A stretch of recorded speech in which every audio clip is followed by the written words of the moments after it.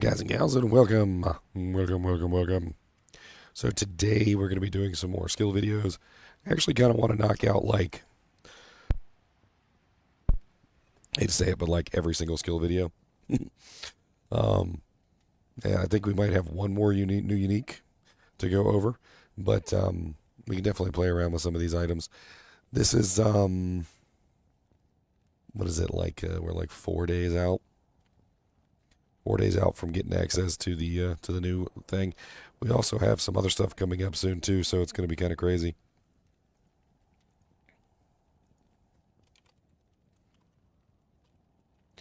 Let's do best melee skill for the Warlock. Today we're going to do Cleave. It's a trick question because the correct answer is all of the above.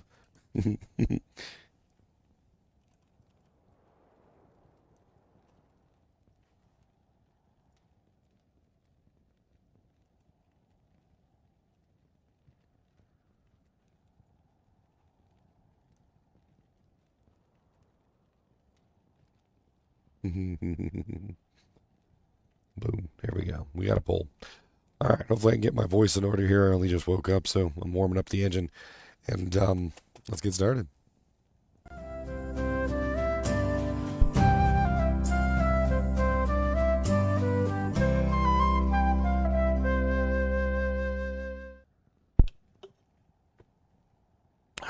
Yum yum yum yum yum yum. Me.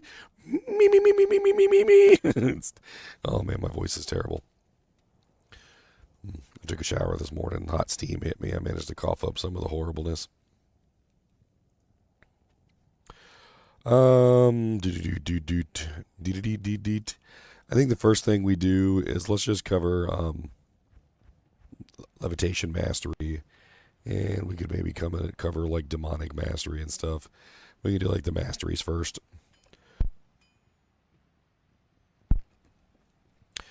I swear there's like phlegm just like sitting on my vocal cords, and like if I can manage to get it off, my voice goes back to normal. It's like, like when you were a kid and you like had like a guitar or something, or like a piano, or like any stringed instrument of any type, and like somebody would press the key and then you would go in there and like mess with the string, and it would start making weird noises.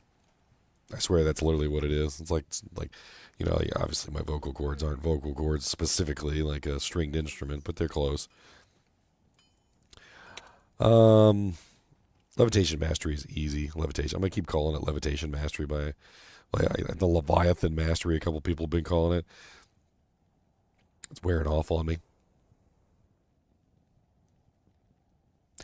Bum bum bum bum. I mean, this is an easy one. This is a gimme. Like, we should probably just burn that one off real quick and just have fun with it. We could probably do the sigils real quick too. That would actually be really neat. Actually, I haven't played around with the sigils as much as I should. Lethargy's really good, but I haven't really played around with Rancor or Death all that much. Those can be easy gimmies as well. Enhanced Entropy is also really easy. We could probably do that one. Let's actually get a little list running, shall we? Let's get a little listy list.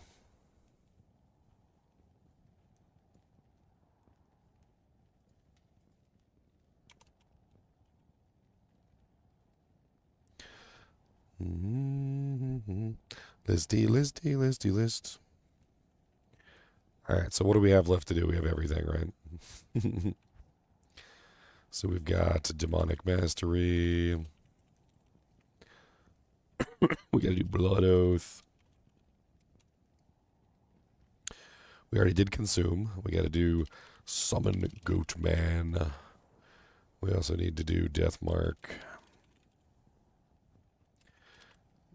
Summon tainted. Blood boil, which is an interesting one. Summon defiler.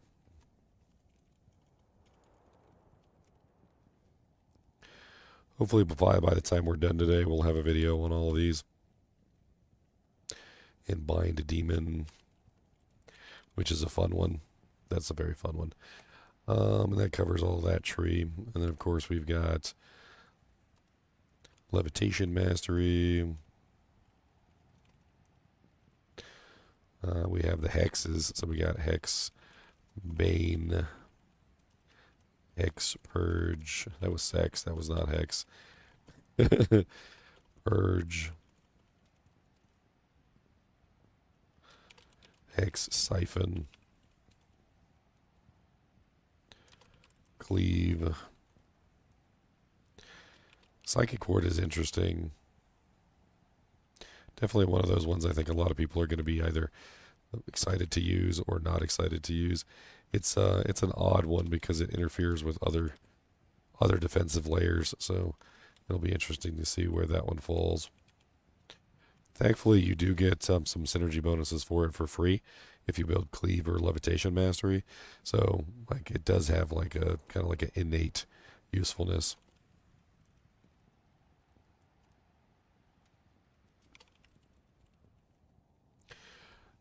That pretty much covers all of this tree. And then, of course, we've got the Chaos tree, which is our beautiful Ring of Fire, which is a really fun one. And then we've also got the Flame Wave. Like, these skills are like straight out of Diablo 2. It's actually really cool. I mean, Diablo 1. I think a lot of people are excited to see Diablo 1 skills make it into the trees. Apocalypse being literally a D1 skill. Then we've got the sigils, which we're going to do videos on. So we've got Sigil Lethargy, which is a really good one, by the way. Actually, very powerful one. Then we have Sigil, what is it, Rancor.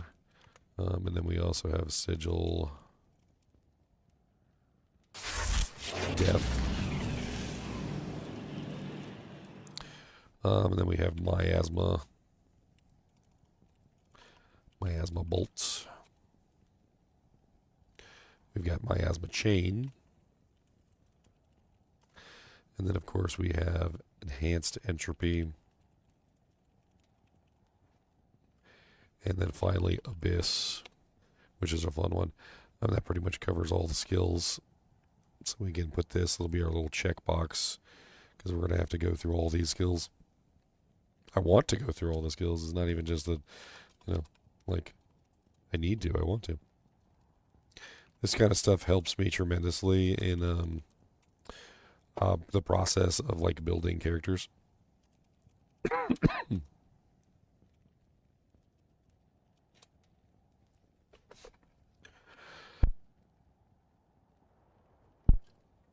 The question is will my throat be able to stay aloft for the entire time? We also have enough to summon a Colossal Ancients online, so we'll be doing that later. Actually, here's a screenshot of it. So we're going to be doing a Colossal Ancients later. We'll do it as a kinship in like 8-man group. We're not going to do like some piddly 1-man Colossal Ancients. We'll do the 8-man group and we'll die over and over again like plebs because we have no clue what we're doing. It'll be fun to like mess around with the various mechanics and see how they function. So this will be great. I've been in and out of your streams. What are your stats like for a melee build in your opinion? I mean, because Levitation Mastery allows you to bring down the requirements of your weapon, your stats should be relatively low. Strength and dex should be like minimal at best, unless you end up using like a Monarch Shield or something, which I'm using right now just because I wanted to try out like a proc version with like the Firestorm chance. But like in general, you actually kind of want to go with low strength equipment because Levitation Mastery makes it very easy for you to use high tier weapons with relatively low requirements. So if you lean into that, you can very easily have large amounts of life, strong vitality, maybe even more points in energy, so you don't have trouble like with your mana pools. It should be in general a lower strength build than others. I guess let's just start easy. So let's just do Levitation Mastery. It's a very basic skill. I don't see any reason why not. If you guys haven't been here for my live recordings, they're really simple. I basically just go through the process of recording the video live right here with you guys. And then once I'm finished recording the video, I'll do the outro, and then we'll move on to the next video. And we just keep doing that until we've got them all finished. Might take us a couple hours to work through all these, but I've been playing around with most of them.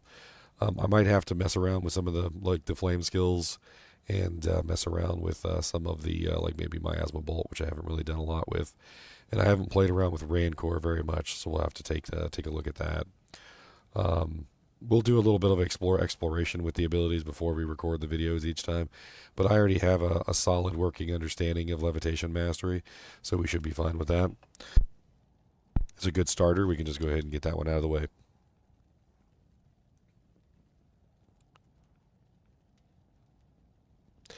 Alright, so let's get started with the first video. Hopefully my voice will start clearing up before then. It doesn't sound too bad, does it? 3, 2, 1, let's jam.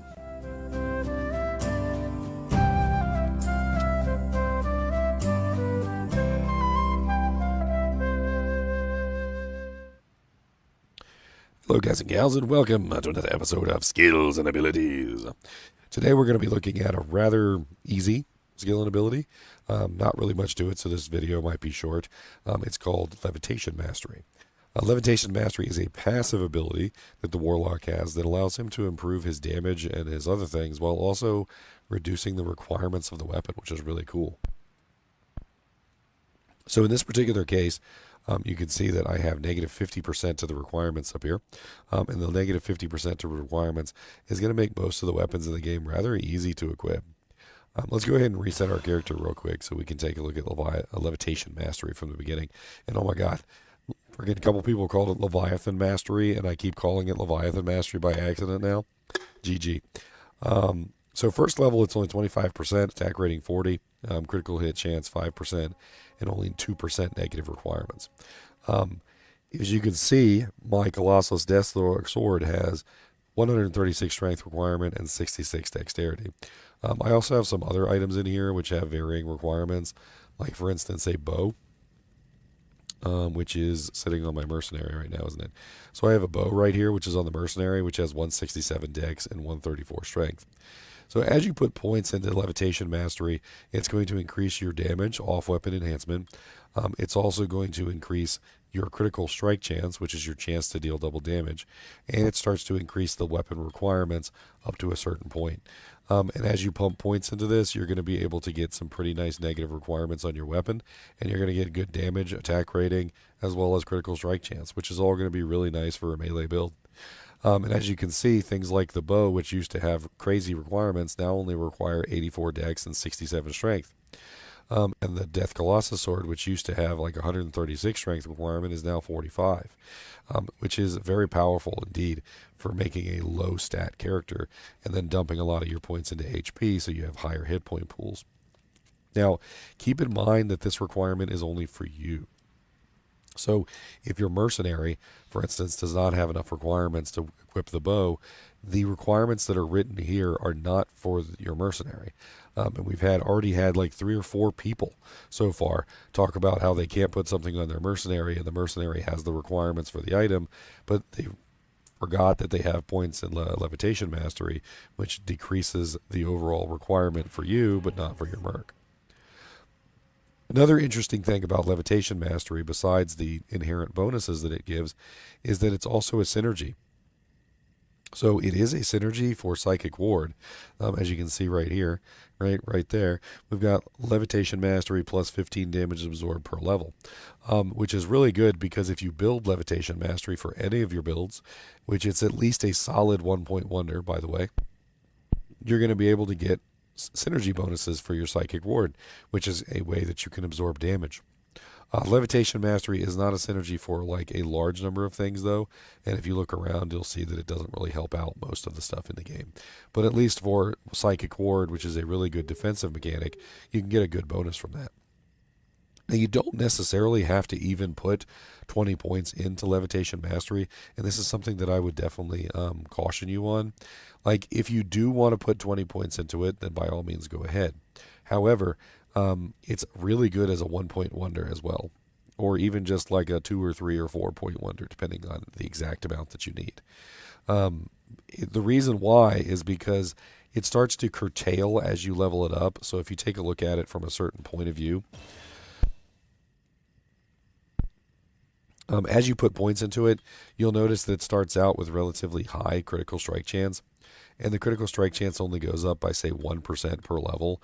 And at a certain point, it only starts to go up by a very small amount per level, up to 30%, at which the point it caps. And honestly, the benefit from adding points into it past a certain point is going to be less and less useful.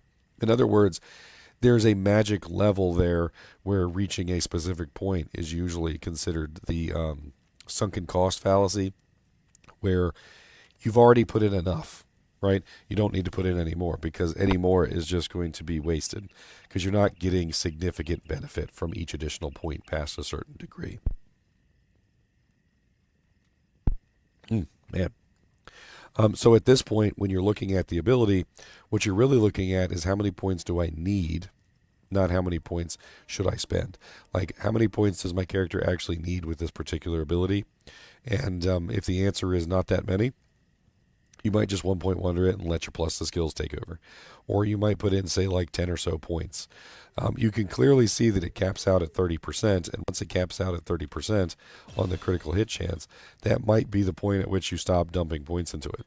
So, like, if I click here right now, you can see that I can only put in 17 base points with my plus the skills. So my current plus the skills 17 base points gets me to 30%, which means that you don't really need to go further than that.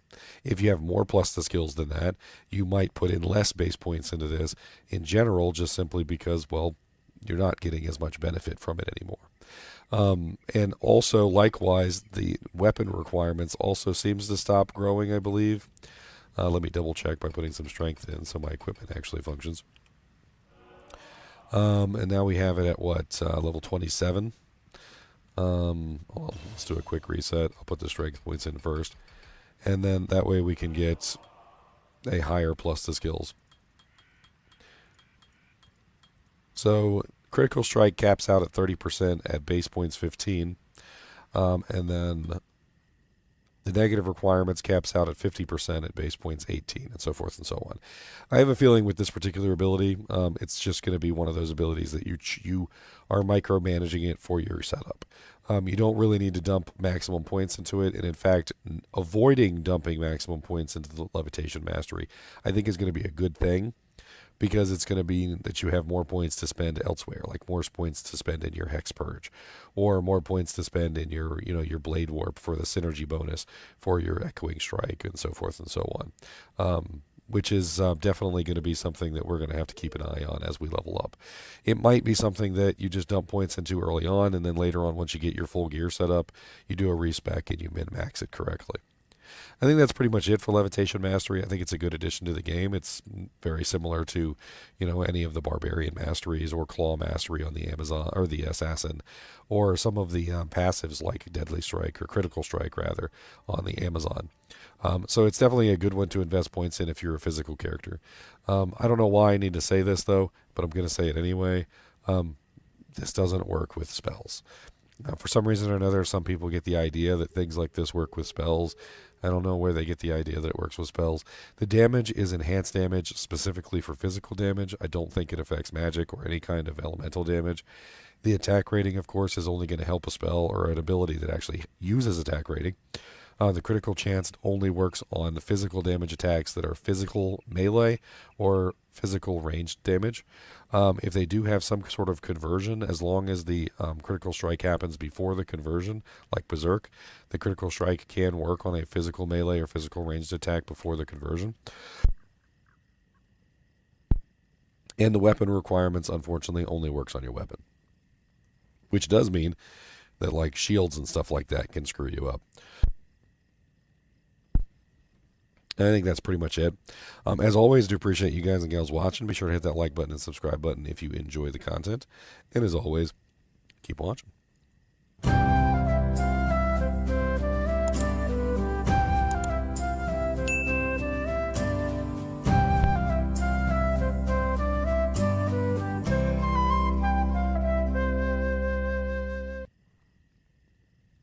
All right, first one down, and I only coughed about 10,000 times. 10,000 coughs and Ginger is dying. I think he's gonna die. I'm not really sure. For instance, a bow. Alright, so we've got this finished. Let's go ahead and upload it. Get it going. Let's get it going.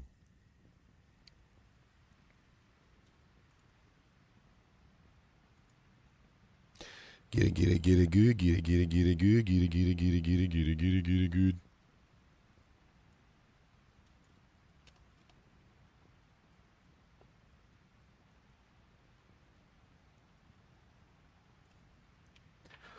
Prestidigitation, levitation, mastery. Play the video games.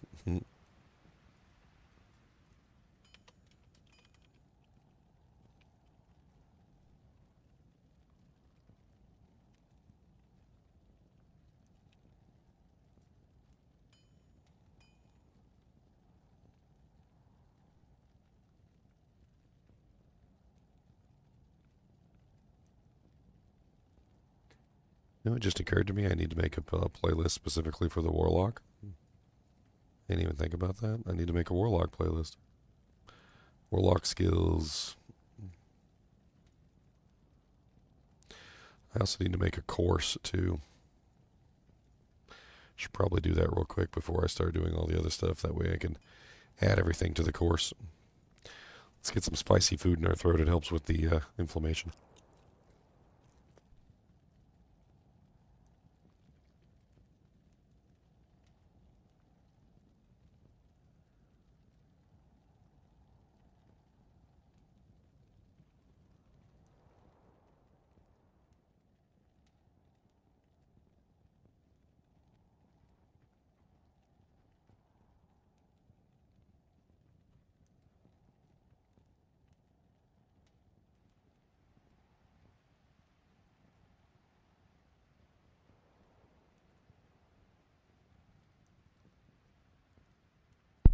Spicy food does. You know that? You gonna learn today. You gonna learn today.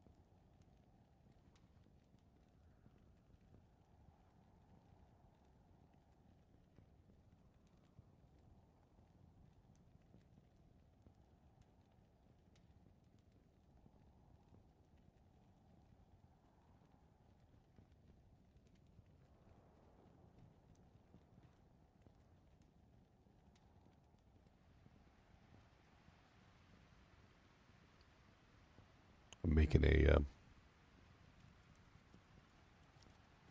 quick tutorial course for the Warlock.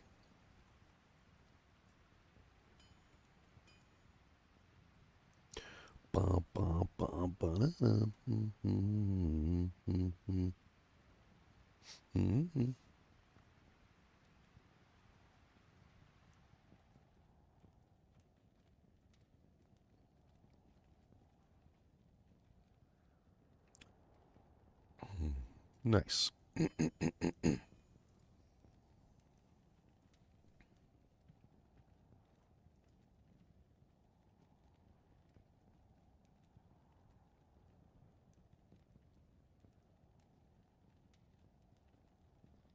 need all the new skill icons. Does anybody have all the new skill icons, like, extracted from the files?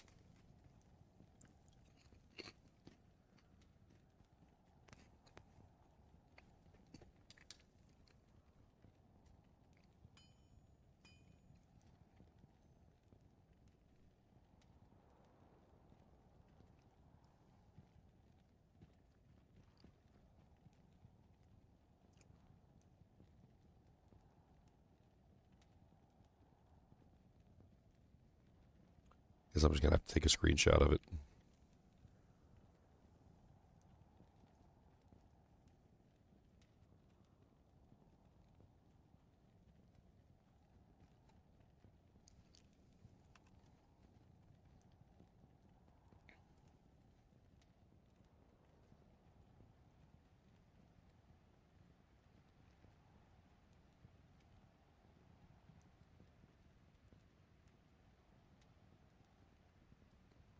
Should probably just do this real quick until I have them all. Just like whatever. I mean, I can probably find better quality ones than what I can screenshot here, but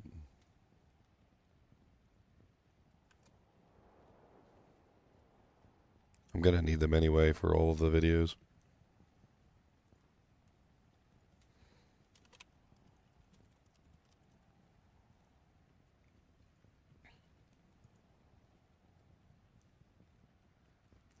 Oh, apparently I need to put points in everything so that it shows up. I want the grayed out version.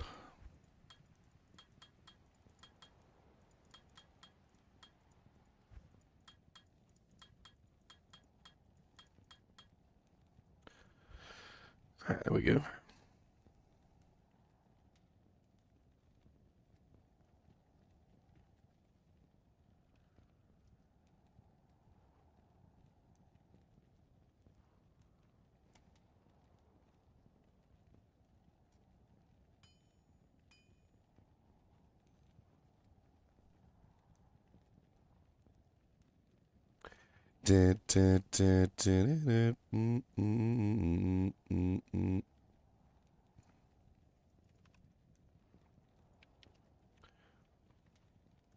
What's up, high tech redneck?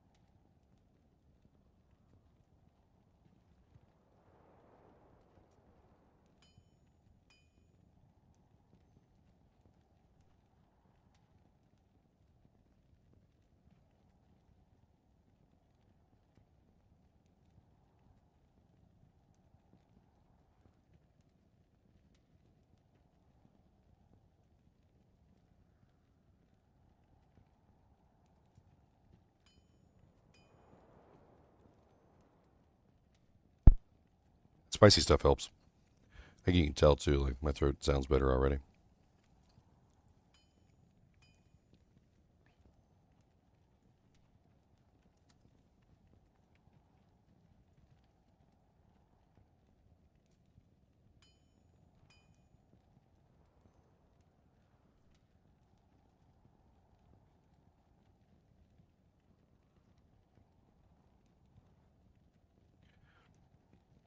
All right, we're gonna be diving.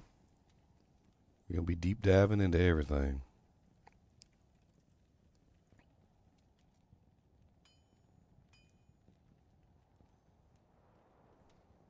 I need all these icons.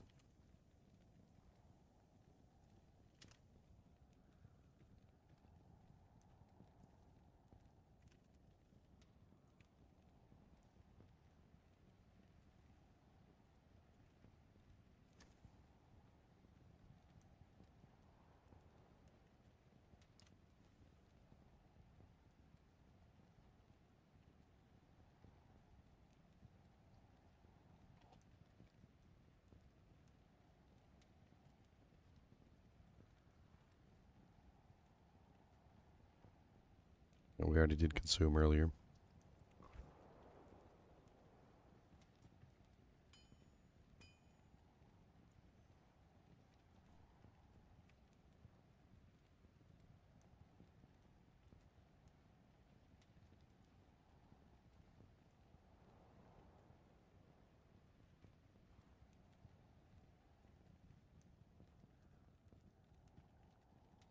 Once we get all these, we'll be ready to make thumbnails for all the videos. And we can start posting them as we go along.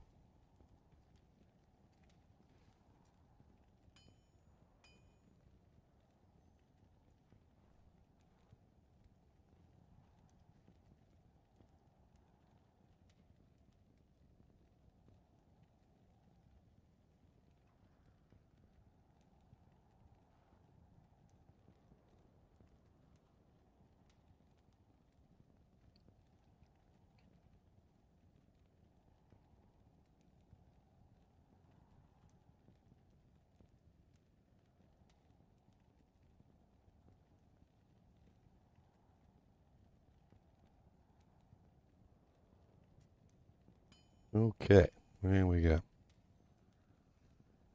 And we have all of them in Discord, so we can copy and paste them as necessary. Let's get one more spicy little doojank in here, so burn our mouth.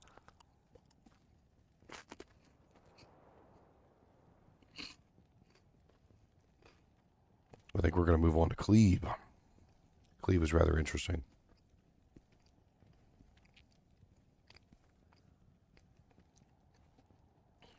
We need to get out some visual aids for Cleave.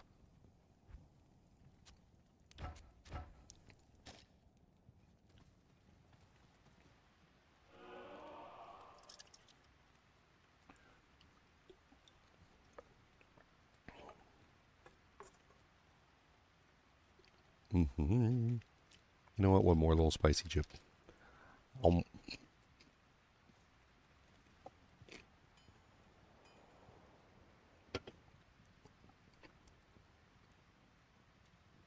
One more. All right, here we go.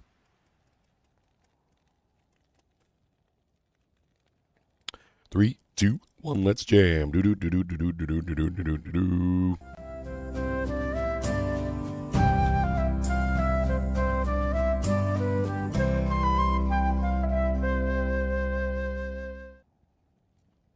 Hello, guys and gals, and welcome to another episode of Skills and Abilities. Today we're going to be looking at the skill known as Cleave. Cleave is a rather interesting one, and I think it's really good, actually. I've been playing around with it and getting to know exactly how Cleave works. I did my own testing. And as I've come up with certain answers to certain questions that I had about the way that the ability works. So, for instance, I tested out all the abilities. In case you're interested, they're all written here. But specifically for Cleave, we found out that Cleave is based on attack speed, which I pretty much guessed. We also wanted to test things like, does it work with Crushing Blow, which is yes. Does it work with on attack proccing effects? Yes. Not only does it work with proccing effects, it also multiplies them by the number of hits. Does it work with striking effects? Yes. It also multiplies them by the number of hits.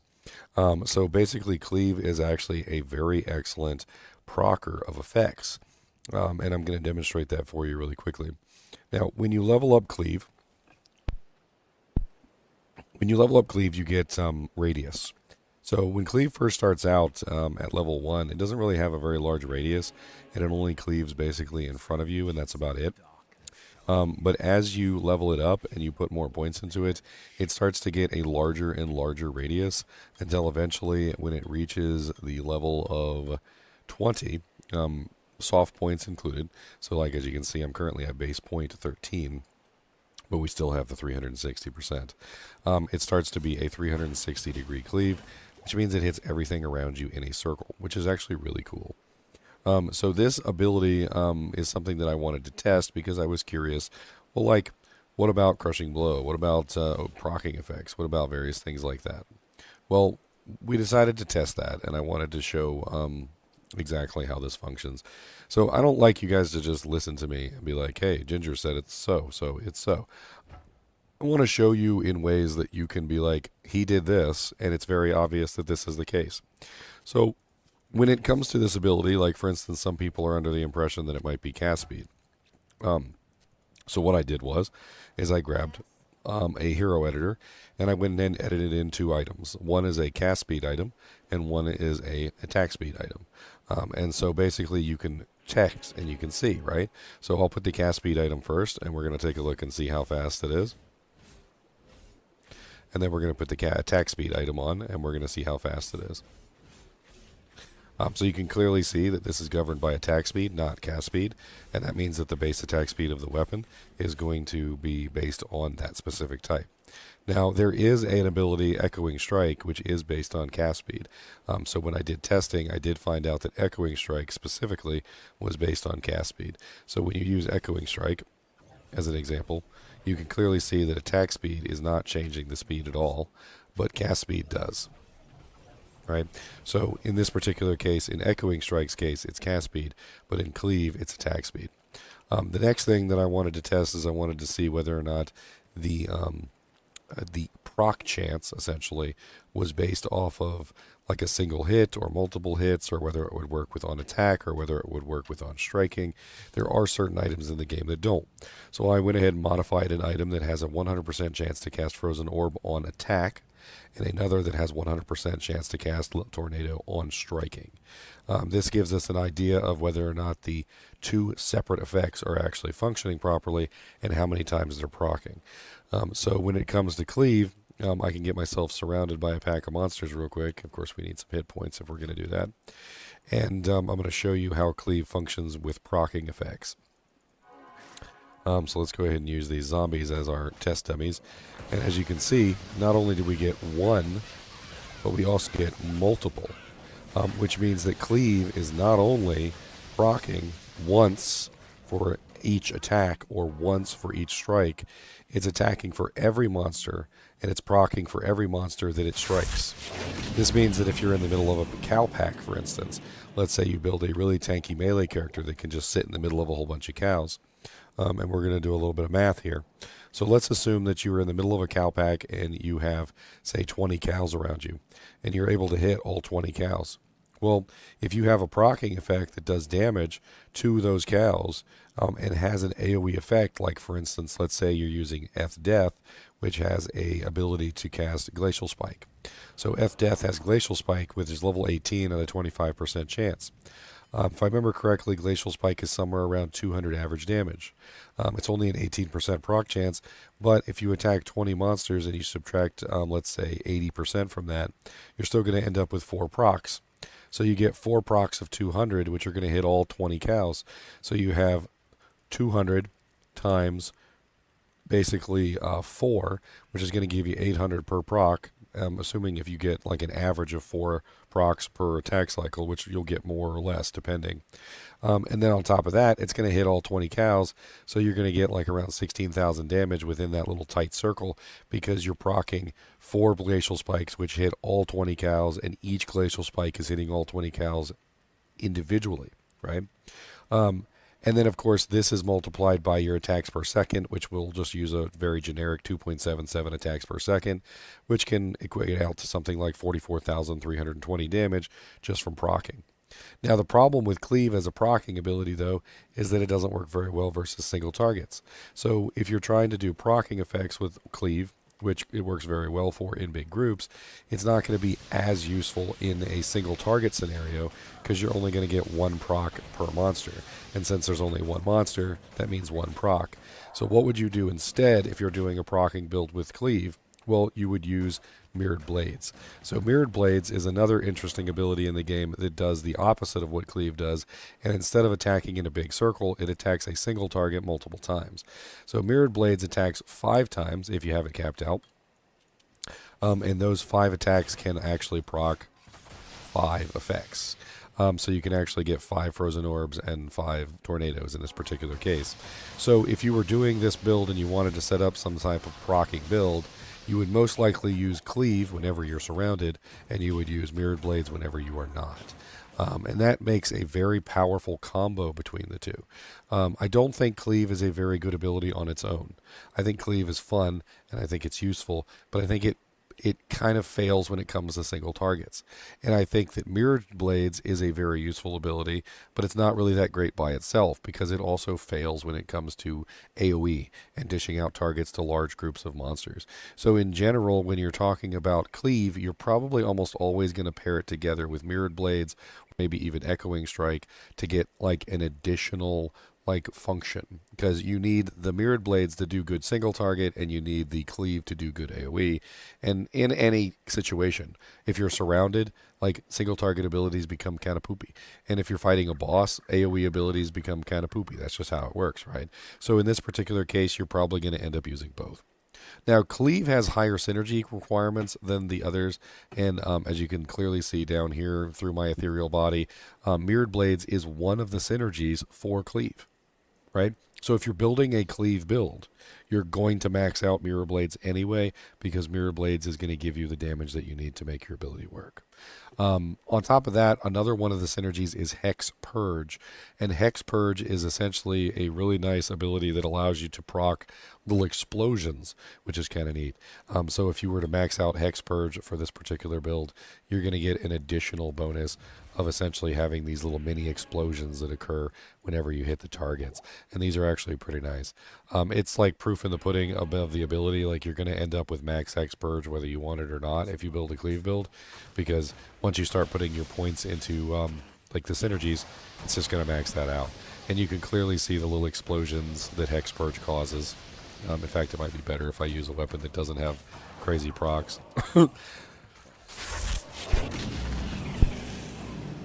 And of course, it works very well with Cleave. Now, the thing about Hex Purge is that it causes the explosion on like basically every target that it hits. Well, if you are in the pack of like a large group of monsters, Cleave is actually an excellent ability to apply this like Hex Purge to the targets, because it hits so many targets at one time.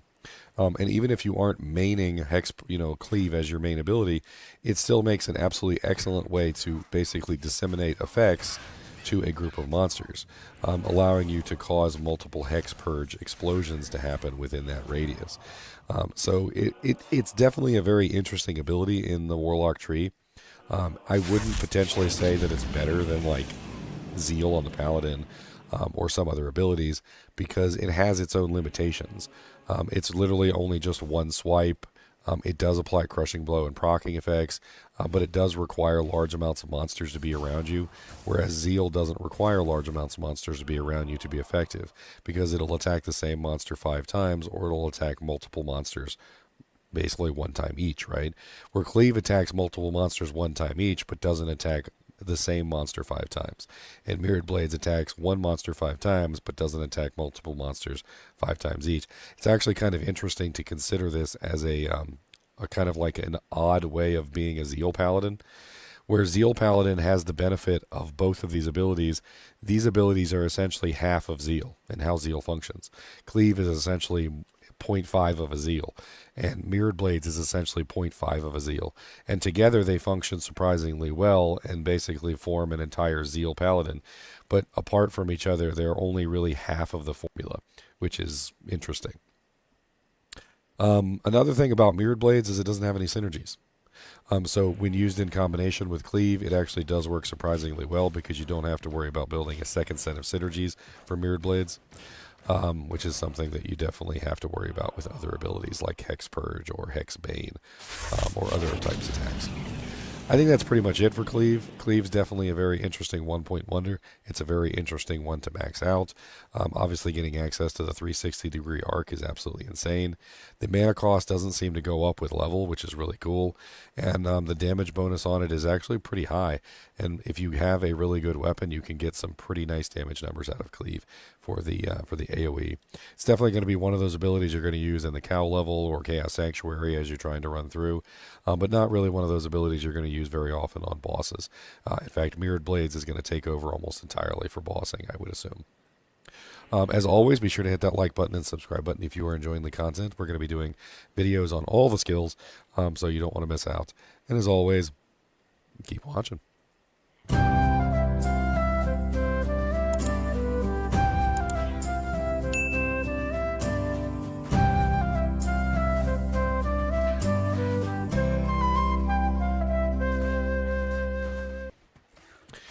Alright, so there we go. We got another video done. Let's go ahead and get that one uploaded real quick.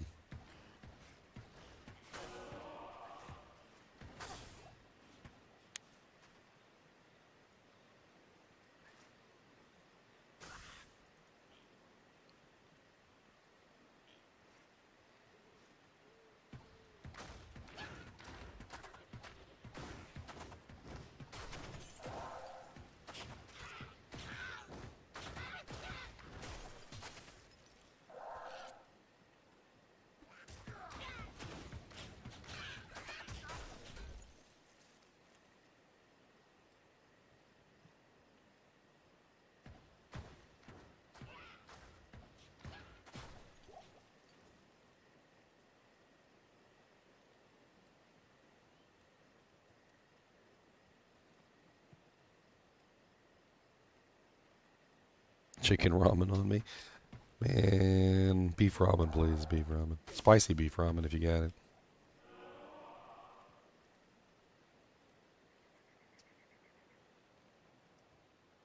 Well, glad you enjoyed it. We're going to be doing even more videos. We're going to talk about tons of stuff. Tons of stuff, my friends. Tons of stuff. Let's go ahead and get the Leviathan Mastery video posted too, because why not?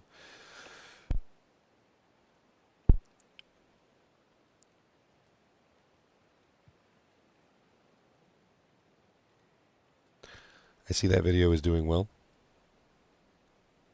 Seems to be doing quite well. A lot of people are excited about the new recipes. It's good. It's good. It's good.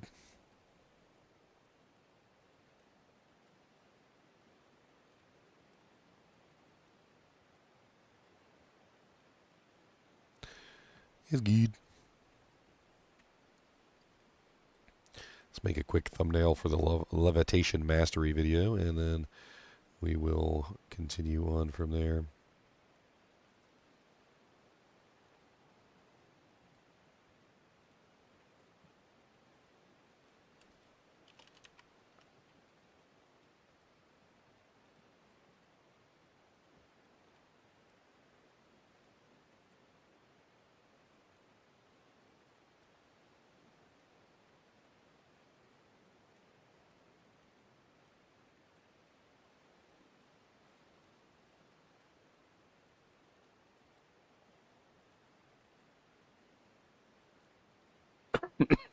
Dying. Dying. Dying.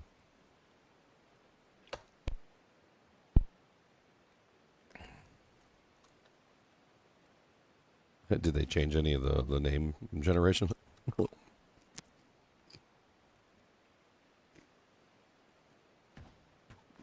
What, you don't like a monster named Black Killer in the game? What?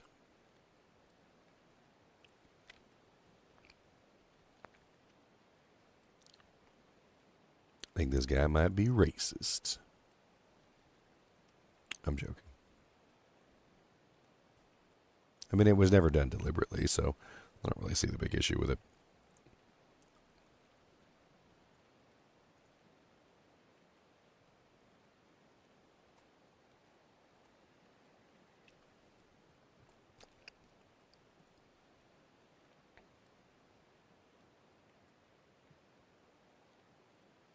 All right. Leviathan Mastery is done. That Leviathan Mastery. I said it. I said it, guys. I did it. I did the thing.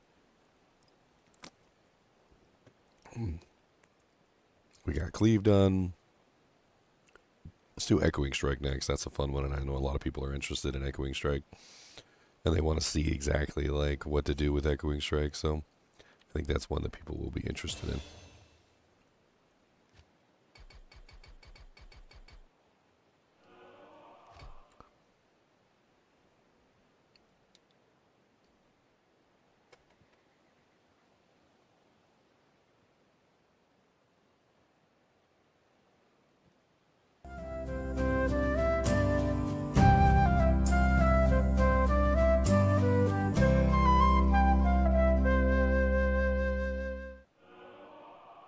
Hello guys and gals, and welcome to another episode of Skills and Abilities. Today we're going to be going over another one of the Eldritch tree skills, which is the Echoing Strike. Now Echoing Strike has been a topic of discussion for quite a bit because of how kind of OP it is. And we're going to be talking about like exactly what is going on with Echoing Strike, how it functions. I'm going to demonstrate it for you, not just tell you answers. I want you guys to see the difference between certain effects so that you know exactly how the ability functions. That way you can get an idea. Now, one of the things that I wanted to test with Echoing Strike when it first came out was I wanted to see like how it functioned in terms of like attack rating, and like crushing blow, procs, and all sorts of other things. So I went through the process of creating several items, specifically for the purposes of testing this stuff. Two of the items that I created were basically just some very simple wands, a faster cast wand, and a increased attack speed wand. Because one of the things that I was interested in is like, is this based on attack speed or is it based on faster cast? Well, when you test it, it's really simple. So this is the faster, or sorry, this is the base attack with no effects. So let's see, echoing strike. So this is the base attack with no effects. And then, of course, we have our faster cast. Our increased attack speed. We'll do that one first. Looks like no change to me. And then I have our 107 faster cast wand that I edited in. And as you can clearly see, there is a huge increase in attack speed with the faster cast, which means that Echoing Strike is a faster cast based skill, not an increased attack space based skill. In fact, I'm fairly certain, and this is actually kind of funny, I'm fairly certain that Echoing Strikes is literally just a modified version of Blade Sentinel. If you ever played the Assassin, if you've ever done the Blade Tree, the Blade Sentinel is an ability that basically just shoots out these little spinning blades that go out and then they come back. I'm pretty sure, like 99.9% sure, that somebody just took Blade Sentinel and edited it, gave it a new animation, because it seems to follow almost all the same rules that Blade Sentinel did, including like the special rules like crushing blow and proccing effects and whatnot not working. So that was another thing that I wanted to test, is I wanted to see whether or not Blade Sentinel, or rather, sorry, Echoing Strike worked with proccing effects. So this is a weapon that has a 100% chance to cast level 1 Frozen Orb on attack, and another effect of 100% chance to cast level 1 Tornado on striking. I edited this in myself. And if I go up and I attack a monster just regularly, just beat him in the head with my mace here, you'll see that the effects do in fact work. And we get a Frozen Orb, and we also get a Tornado. However, if I use Echoing Strike instead of using a regular attack, what you'll notice is that the 100% chance to proc these effects does not work. So Echoing Strike, unfortunately, does not have an ability to proc any effects whatsoever, which does make it kind of an odd man out in the melee or like ranged attacks of the Eldritch tree, because both Cleave and Mirrored Blades can proc effects. I also tested other things like Crushing Blow, and that does not work. In fact, just about everything that Blade Sentinel was restricted to seems to apply also to this ability. In fact, I can pretty much just bring up the Blade Sentinel panel and just show you the Blade Sentinel panel, because I'm pretty sure that it lines up almost exactly with this ability. And I have a screenshot of that in here, in the massive number of screenshots that I've been taking since the launch of this thing. But I know it's in here somewhere. Yep, here it is. So I would pretty much just use this as your Bible for this particular ability until we have a full list of things that work and don't work with the ability, because I'm pretty sure from what I've seen so far and what I've tested, it seems to be lining up almost exactly with Blade Sentinel. So Blade Sentinel, minimum and maximum damage do work. Damage plus percentage works. But I'm not really sure that damage plus percentage works for Echoing Strike because it's magic damage, but it probably still applies to the physical portion that comes from the weapon, which it does have a percentage of the damage that comes from the weapon. Critical Strike and Deadly Strike work, magic damage, fire damage, lightning damage, cold damage, poison damage work, as well as cold and poison length. Attack rating percentage, negative monster defense per hit, extra gold from monsters, better chance of magic items, and fire, lightning, cold, poison skill damage, as well as negative enemy resistance of all types. So as you can see, there's a lot of stuff missing from this list. There's no Crushing Blow, there's no open wounds. There's a lot of various effects that probably are not going to work with Echoing Strike. Now that being said, is Echoing Strike a good ability? Well, it has a lot of damage. It has the same exact kind of damage that the Blade Sentinel has. So one of the things about the Blade Sentinel, Blade Fury, Blade Armor on the Assassin was that when they added the synergies, it would get massive amounts of free damage from the synergy bonuses themselves, and it didn't really seem to matter what weapon you used because you were getting so much free damage from the ability itself. Then, on top of that, when you put a weapon on, it adds even more damage to the ability by giving you even more hits.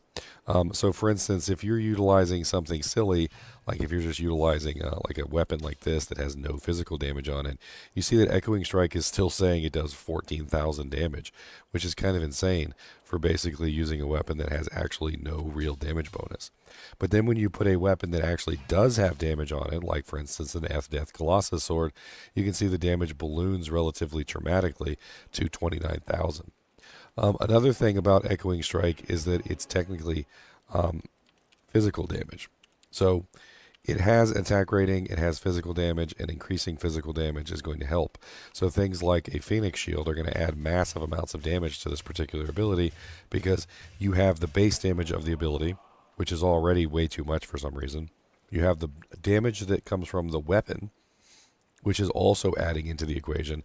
And then, of course, you also have the off-weapon enhancement multipliers, which are going to give you even more damage output. In general, this Echoing Strike ability is actually kind of like dumb, stupid, insane. It does massive amounts of damage. It pretty much just like one-shots or two-shots most monsters. Not only that, but it can be spread out into a fan depending on where you use the ability. Like, for instance, if you're standing very far away from the monster and you use an ability on the monster, it will usually all hit the monster at the same time.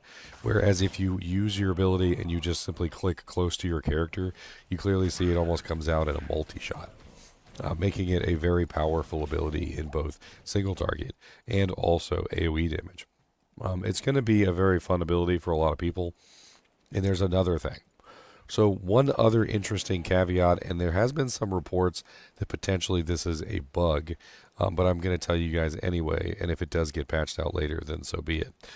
So one of the things is that apparently it doesn't burn durability, which has been tested. So this is a bone hue right here that currently has 33 out of 50 durability, and we're going to go ahead and we're going to use Echoing Strike on some monsters real quick and see if we can burn durability off of this weapon. From my experience so far, the Echoing Strike ability does not burn durability. And unless that they decide to fix it, it is currently a skill that can use ethereal items without having to worry about putting a Zod rune or getting Repairer's durability, which opens up the overall possibilities of essentially getting like massive amounts of damage from some very interesting items in the ethereal status that you might never have normally considered because normally they would have broken. And of course, let's just keep killing a couple monsters here real quick to really hammer it home. But we still have 33 out of 50 durability so far. And let's kill a couple more.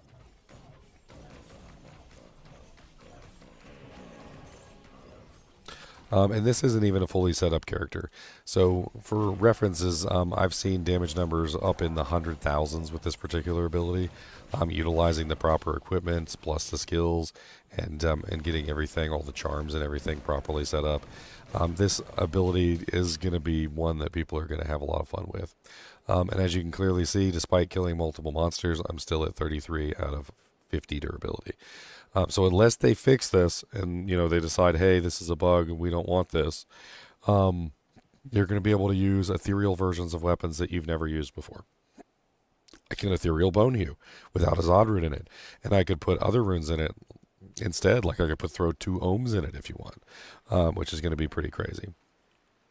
Now the synergy requirements for Echoing Strike are mirrored blades, which is going to give you additional blades.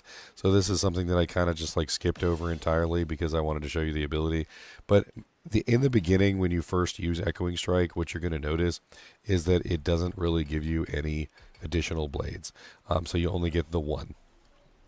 As you level up, your Mirrored Blades ability in tandem with the Echoing Strike, you're going to get more blades, and it basically functions at a rate of 1 blade per, I think it's 5 levels. So once you get to 5 points, 5 hard points, you get a second blade. Once you get to 10 hard points, you get a third blade. Once you get to 15 hard points, you get a fourth blade. And then finally, once you get to the 20, which is the cap on mirrored blades, you have 5 total blades being put out. So mirrored blades is a very powerful and very important synergy to Echoing Strike to really get the most out of it. Now, to increase the damage of Echoing Blades or Echoing Strike as much as possible, you're going to use Blade Warp, which is going to give you a bonus to the damage per level. And then you also are going to max out Levitation Mastery. And by the time you're done maxing out these things, you have a very powerful Echo Strike. As you can see, I'm currently at 14k to 36k with an Eth Bone Hue right now. And of course, there's other potential options that you could use. But as you can clearly see, like, we're in Hell difficulty, and I'm pretty sure we're currently on Players 8. We're currently on Players 8. And I'm just like running around one-shotting everything with the current Echoing Strike. And this isn't even anywhere near close to how much you can max it out. I kind of fully expect this one to get nerfed a little bit before the season launches on February 20th, but we shall see. Overall, just a really powerful ability. It does have some severe limitations. No proccing effects. Like, you're not going to be able to proc Amp Curse. You're not going to be able to proc Decrepify. You're not going to be able to get any Crushing Blow, which is going to make it a little bit more difficult to kill bosses. Although from what I've been looking at so far, the damage is so good that when you basically fire 5 of these attacks at a, like, Uber Diablo, the massive amount of damage that it does kind of like completely usurps the need for Crushing Blow. So even though it doesn't have Crushing Blow, it still does ridiculous amounts of damage and makes it so that Crushing Blow isn't even necessary. We will see what the future holds for Echoing Strike, but as it is right now, it is a very fun ability that you can utilize to your advantage and get some really good effectiveness out of. You can also potentially utilize this with the hexes, of course, adding in more additional damage through like Hex Bane or explosions through Hex Purge, or just getting some additional recovery through Hex Siphon. And all of that equals a very powerful ability. The only downside is it doesn't really have a synergy with any of the hexes, so you have to build into those manually. I think that's pretty much it for Echoing Strike. All in all, it's a very fun ability, and I'd recommend playing around with it. As always, be sure to hit that like button and subscribe button. I'm getting close to 100,000 subscribers, and I appreciate the support. And keep watching.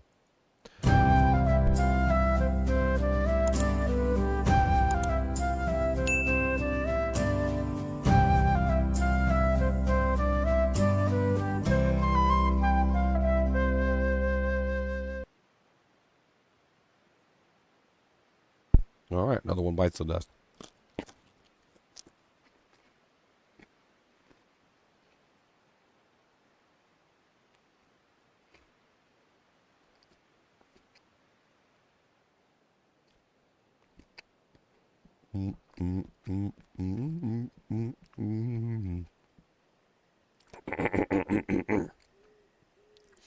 I mean, I'm sick and I've been working a lot, so yeah. Double bubble toil and trouble.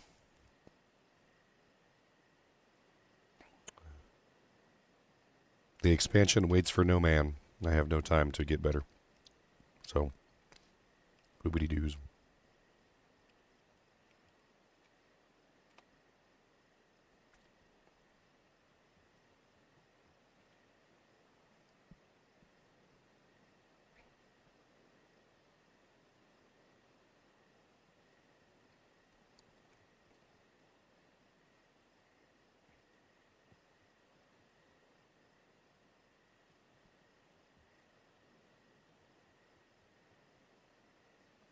Tried any good hybrid variants? I played around with a lot of stuff.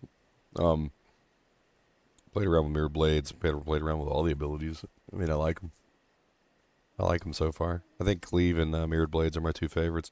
Echoing Strike's good and it's powerful, but I don't think I prefer it over mirrored blades.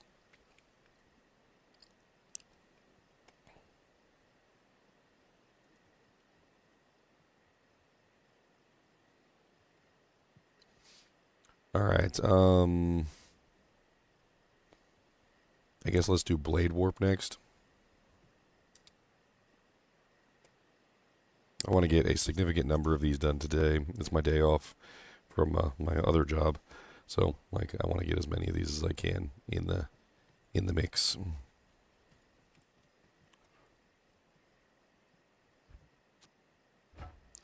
So let's do Blade Warp. Blade Warp. again. Mm-hmm. You're not thrilled with the low drop rate on the new Sunder? I'm super thrilled. I wish it was like that to begin with. I feel like the incredibly common drop rate on the Sunders was a mistake, and it was something that they did by necessity because they had that stupid bug which made the Sunders drop really much, like way too much. I think they should be rare, and they should be something that's hard to come by. I don't think they should be as rare as they currently are now. Like, I'll make a correction. As they currently are now, I think they're too rare. But like like as they were before, they were definitely too common. So like we need somewhere in the middle.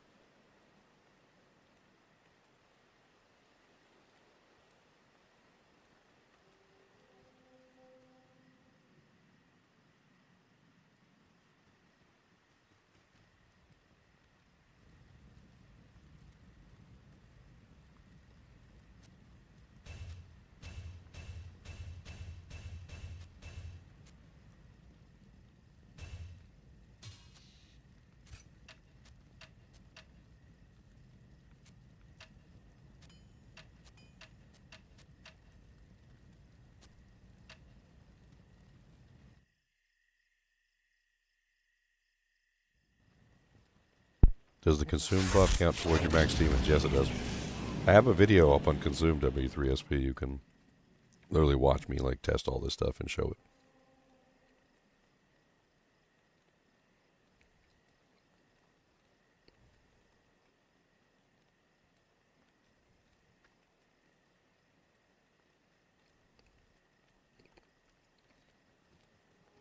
You should go check out my consume video if you're interested in the ability, because I like did a really thorough workup on that skill.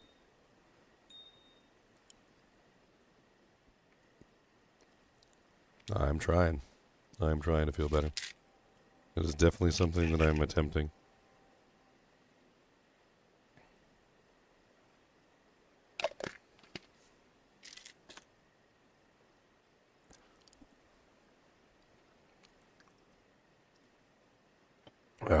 All right, let's move on to the next one. The Blade Warp.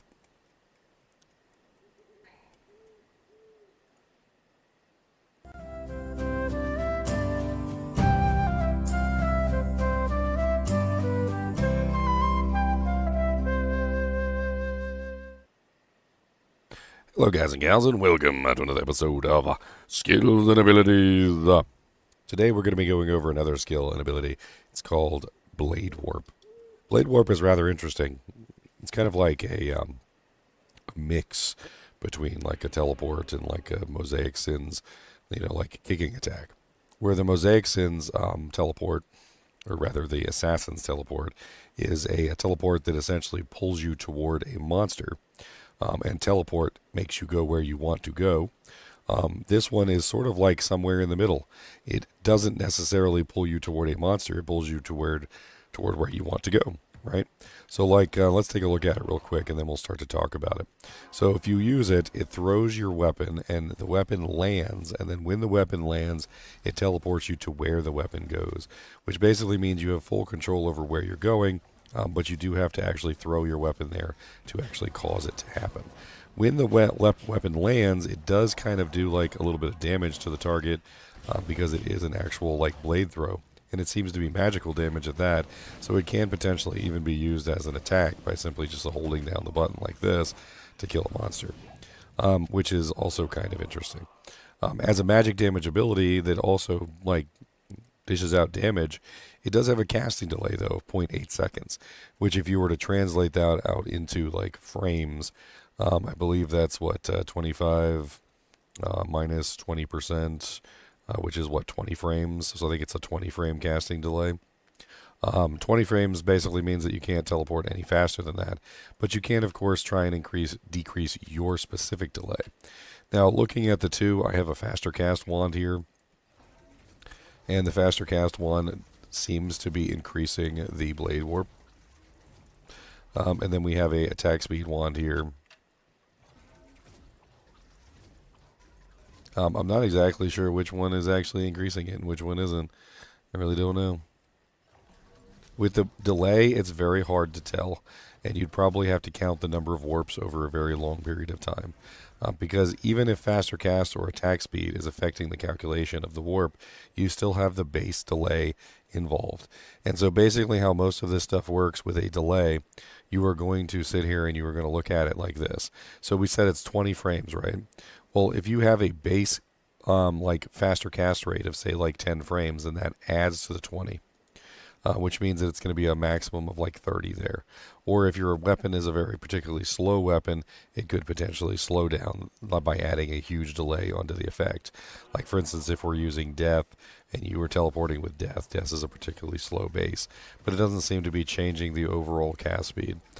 So I'm not exactly sure if cast speed, faster cast, or even having a slow weapon is really going to affect this ability much at all, due to the fact that it already has its own default 20 frames built in, but you can reduce at least the small amount of cast speed that your specific delay causes. Like for instance, if you're a character and you have like a really bad cast speed of say like 14, and you manage to bring that down, like for instance 14 plus 20 is 34, and you manage to bring that down to like a 7 frame cast speed, well then it would be 20 plus 7 equals 27. So you'd be able to bring down the speed by a minor amount and increase the overall cast of your weapon. Now, Blade Warp is actually kind of a nice ability for teleporting around, but it does have issues like obstacles. So for instance, if you hit an obstacle, it does cause that to get in the way and you can't actually go through there. However, you can of course throw it through doorways and you can get out of the rooms that way. If you throw with a monster nearby, like for instance if there's a monster in front of you and you try and throw past the monster, it a lot of the times will just hit the monster that's directly in front of you. It depends on like how you're doing. Actually, I was thinking about miasma chains when I thought about that, and it seems to be working properly. So you can teleport past the monster. Yeah. So you could use it to dynamically entry into a pack. You could use it to exit a pack, but the delay does make for a little bit more. Trying to think of the term. Tactical. You have to be a little bit more tactical about how you're doing it. You can't just hold down the button because you're going to be inside that pack for 0.8 seconds plus the time it takes for the weapon to travel to the target. Now this also means that short teleports are going to be faster than long teleports. In fact, you can clearly see that I'm having to wait on the delay when I do short teleports. Whereas if I'm doing long teleports, I don't have to wait on the delay because the 0.8 seconds is done by the time the weapon manages to land. Which means that somewhere in the middle is like a sweet spot of like the exact distance that 0.8 seconds takes for your weapon to throw, so that the timer is then like ended before your next teleport is over. And if you go with short teleports going back and forth between packs, you're going to have to deal with that delay. All in all, I actually really enjoy this teleport over the regular one. Is it inferior to the regular teleport like that the sorceress has? Yeah, it is inferior.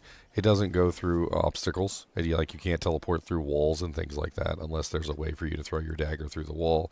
It also has some issues in like Act 2 I've noticed as well.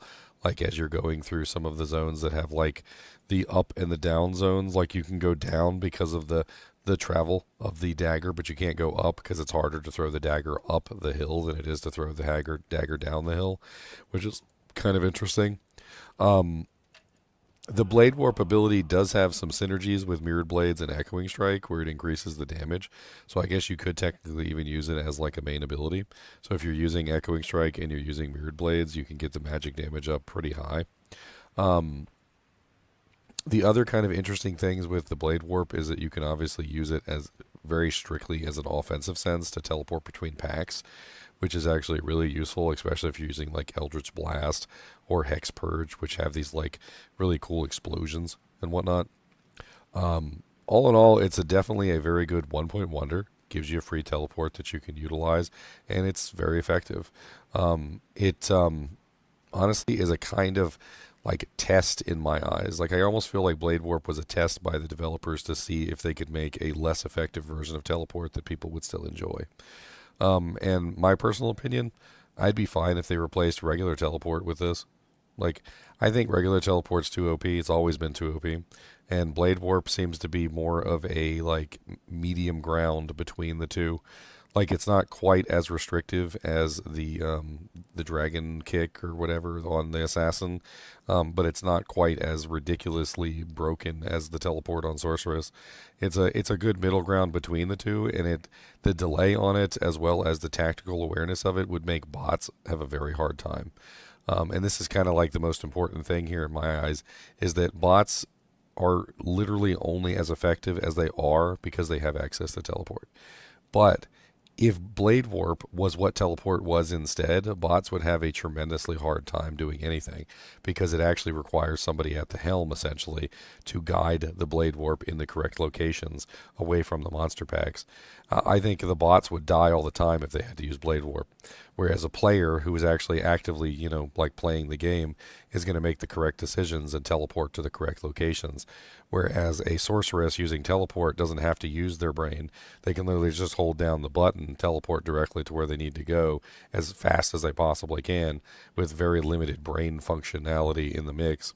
I just think that Blade Warp in general just represents a much better version of teleport that actually requires interaction from the player, as opposed to the current version, which requires basically no interaction whatsoever. I think that's pretty much it for this ability. It does have a kind of a high mana cost of 15. I wonder if the mana cost goes up as it levels. Let's check that real quick. Nope, stays pretty much the same. Base 15. So no matter what. So even as a 1.1, it's a free teleport. Maxed out, it could potentially be a damage ability that you could use to kill monsters. Like, for instance, it does magic damage. So you could use it as your way to kill physical immunes early on in the game if you have the synergies maxed out. As always, I'd appreciate you guys and gals watching. Be sure to let me know what you think about Blade Warp. Do you like it better than Teleport? Do you hate it? Do you think it should replace Teleport? Do you think that the addition of Blade Warp is meaningless because Teleport still exists? Let me know. As always, be sure to hit that like button and subscribe button if you enjoy the content, and keep watching.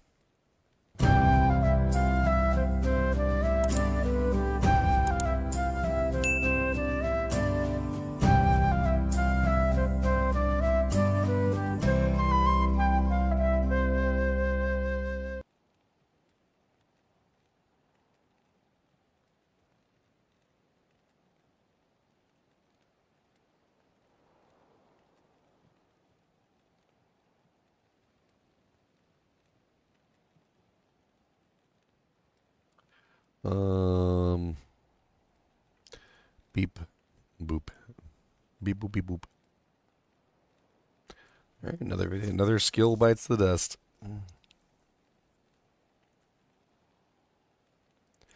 Another skill bites the dust. Another skill bites the dust. Another skill bites the dust. Another skill bites the dust.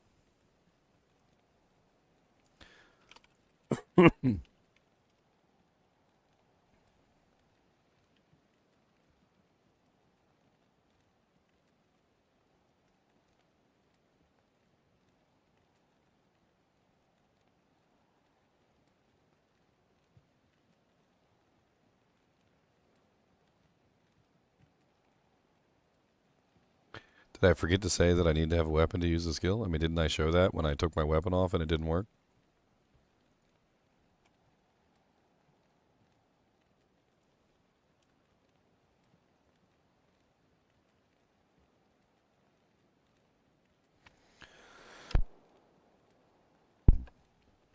Dying.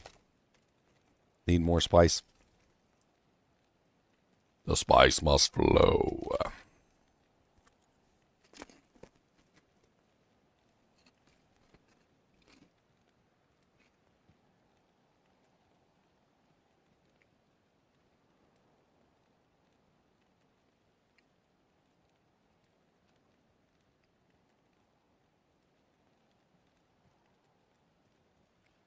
I'm not a Diablo partner. So they wouldn't consult me about anything because I don't have Diablo partner status. I haven't signed the contracts. I haven't dotted the I's and crossed the T's. I don't think they're ever gonna make me a Diablo partner anyway. So so we just move on from that. I don't need them to succeed. Not really worried about it. I succeeded without them for a very long time. And yeah.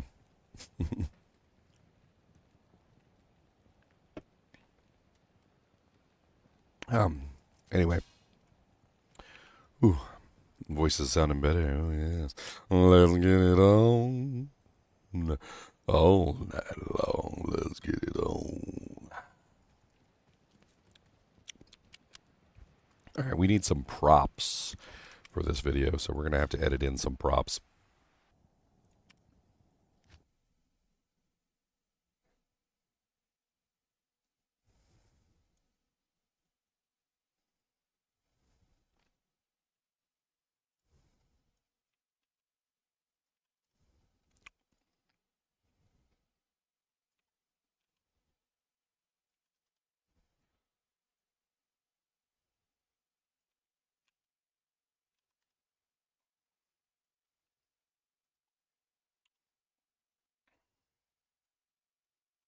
I love how you guys are asking questions I literally just answered.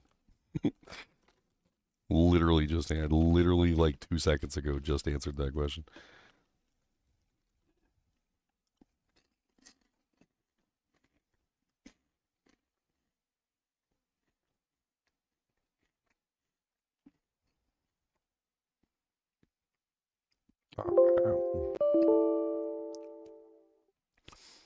We need props. Do do do do do. We need props. Do do do do. We need props. Do do do do do. We need props.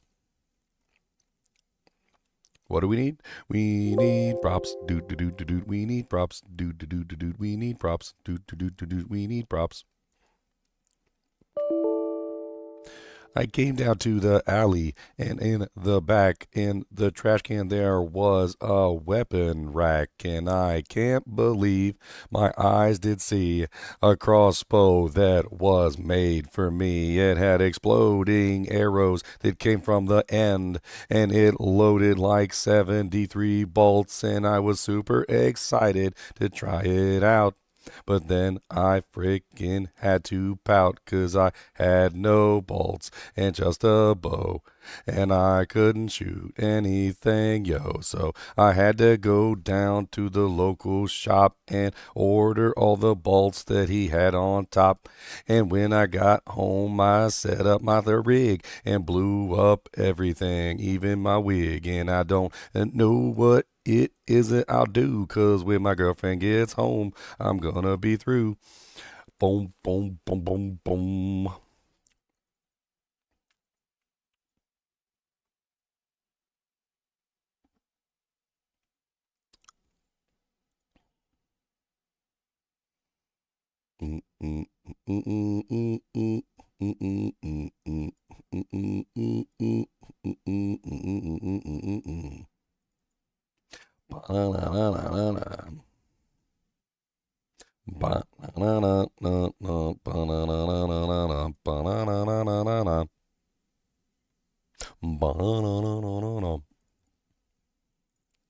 Do do do do do do.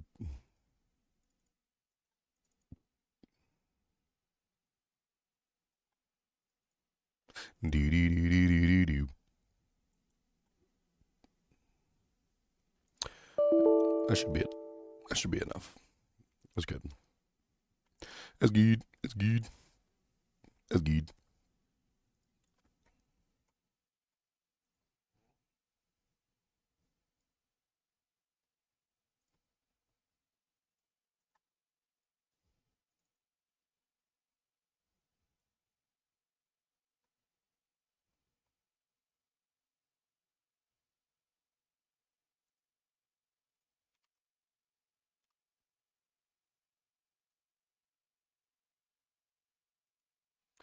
Copy. Paste.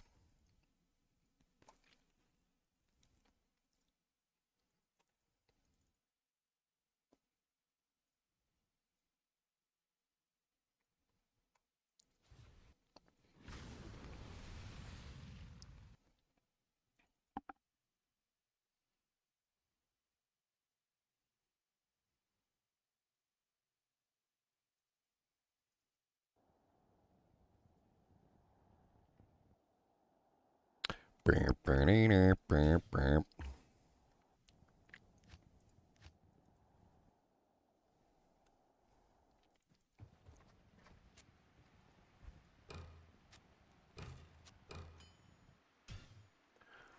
we have the props that we need.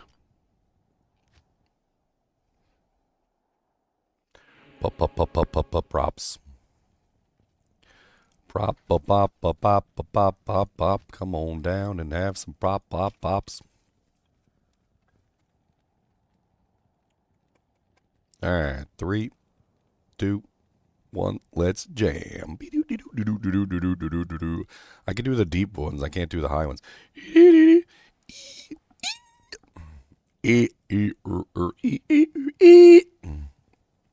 Why can't I do the high ones? I usually do like I can't do it because I can't do the high pitch stuff. It's terrible. They're taking away my powers of voice to digitation.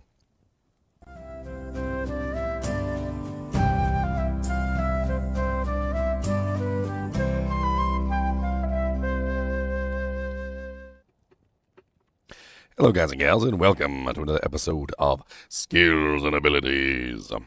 Today we're going to be going over a really interesting skill and ability on the Warlock, and that is known as Mirrored Blades.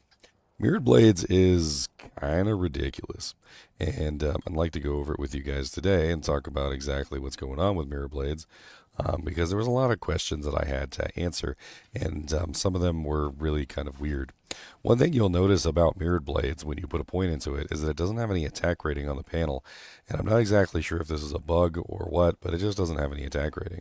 Now, some people assume that because it had no attack rating on the panel, that it was a guaranteed hit ability, but doing some testing, I was actually able to confirm that it is indeed not a direct hit ability because I was able to confirm several misses.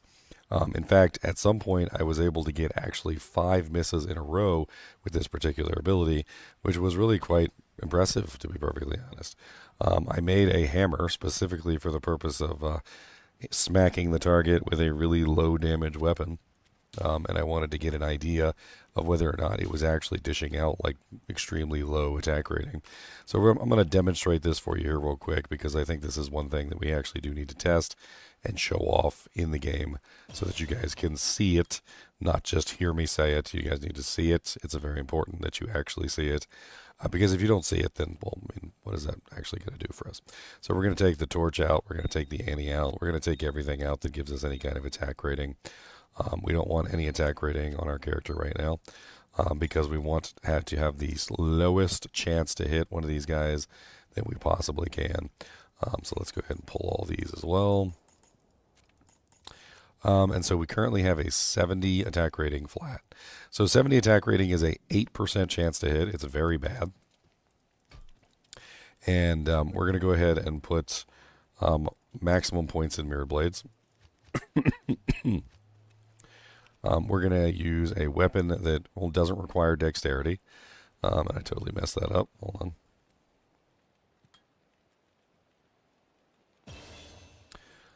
So we need a weapon that doesn't require dexterity here. Go ahead and take the gloves off too because they actually activated. Let's go ahead and put maximum points into Mirrored Blades. And so we only have little baby numbers of attack rating, which is exactly what we want. So if we go out here and we find a monster, which might be difficult because I actually killed them all earlier. Hold on.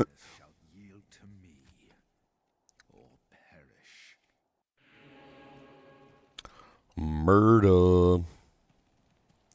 Alright, so we have our baby attack rating of only 10%, and I picked a monster specifically, which is a zombie, and I actually pulled up the stats on this guy. He only has 3% chance to block, if he can block at all, which basically allows us to get the best possible like options here to show off what we're trying to show off.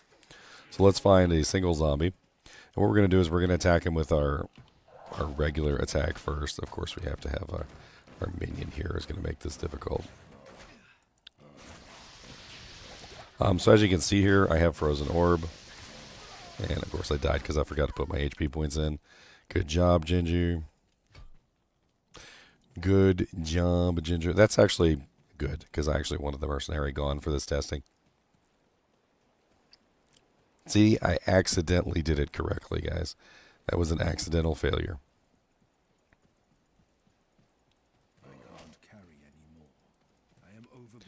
Accidental failure. Alright, so now that we have our little baby attack rating, this has a 100% chance to cast Frozen Orb. Now the reason why we do this is to show that we're hitting or missing. Now when you look at the target, you'll clearly see an X that I'm missing the target, and the Frozen Orb will tell us whether we connect and we actually land a strike. At 9%, it's not very easy to land a strike on the zombie. With Mirrored Blades, we can try and attack the target with Mirrored Blades, and what you'll see is that sometimes all 5 of them will miss. And this is indicative of a skill that requires attack rating. We need some potions so we can actually survive.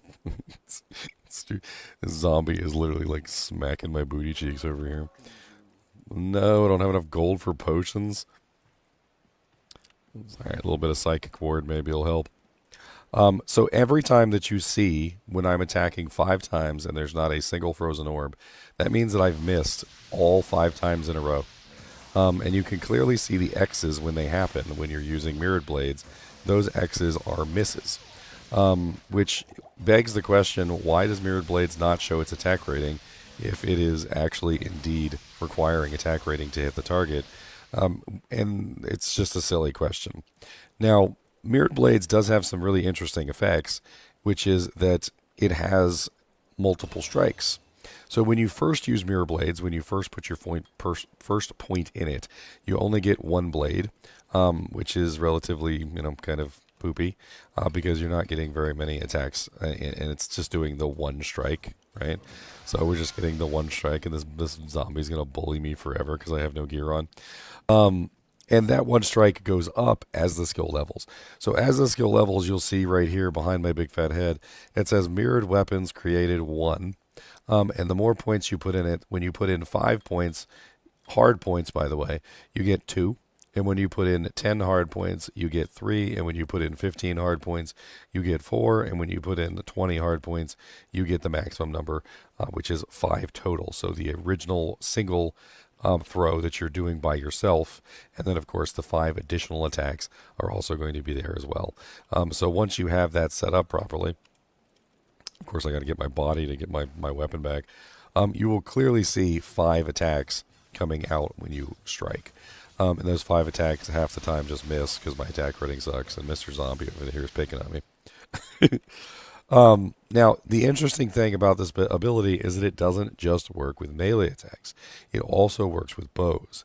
Now, oddly enough, as I've been playing with this, and let's go ahead and we'll beef it up a little bit now with Levitation Mastery, and I'll put in some actual points so that I have some strength and dexterity to actually equip my equipment. Let's start putting everything back on.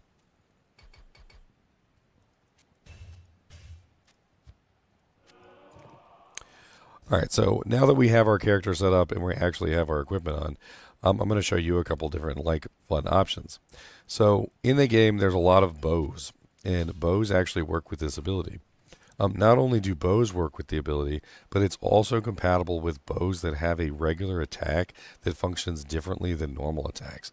Now I'm not sure if this is just a like a mirage. Like sometimes in the game it'll show you that effects are working and they don't actually work. But as it is right now, you can clearly see them working. So if you put on a Witch Wild String, and of course we need some arrows and some bolts to fully test this, but if you put on your Witch Wild String or you put on a Demon Machine, which have other effects. So Witch Wild String gives you a magic arrow, which I believe is level 20. And Demon Machine gives you fires explosive arrows or bolts, which I can't remember the level of that one. But it is a specific skill. So it gives you the ability to use a specific skill by firing your regular attack. Now, if you've never used these bows before, it's very simple. When you fire a regular attack, you get a explosive arrow or you get a magic arrow, and this magic arrow is going to be different than your regular arrows that you would normally fire out of a bow because you are getting the skill itself.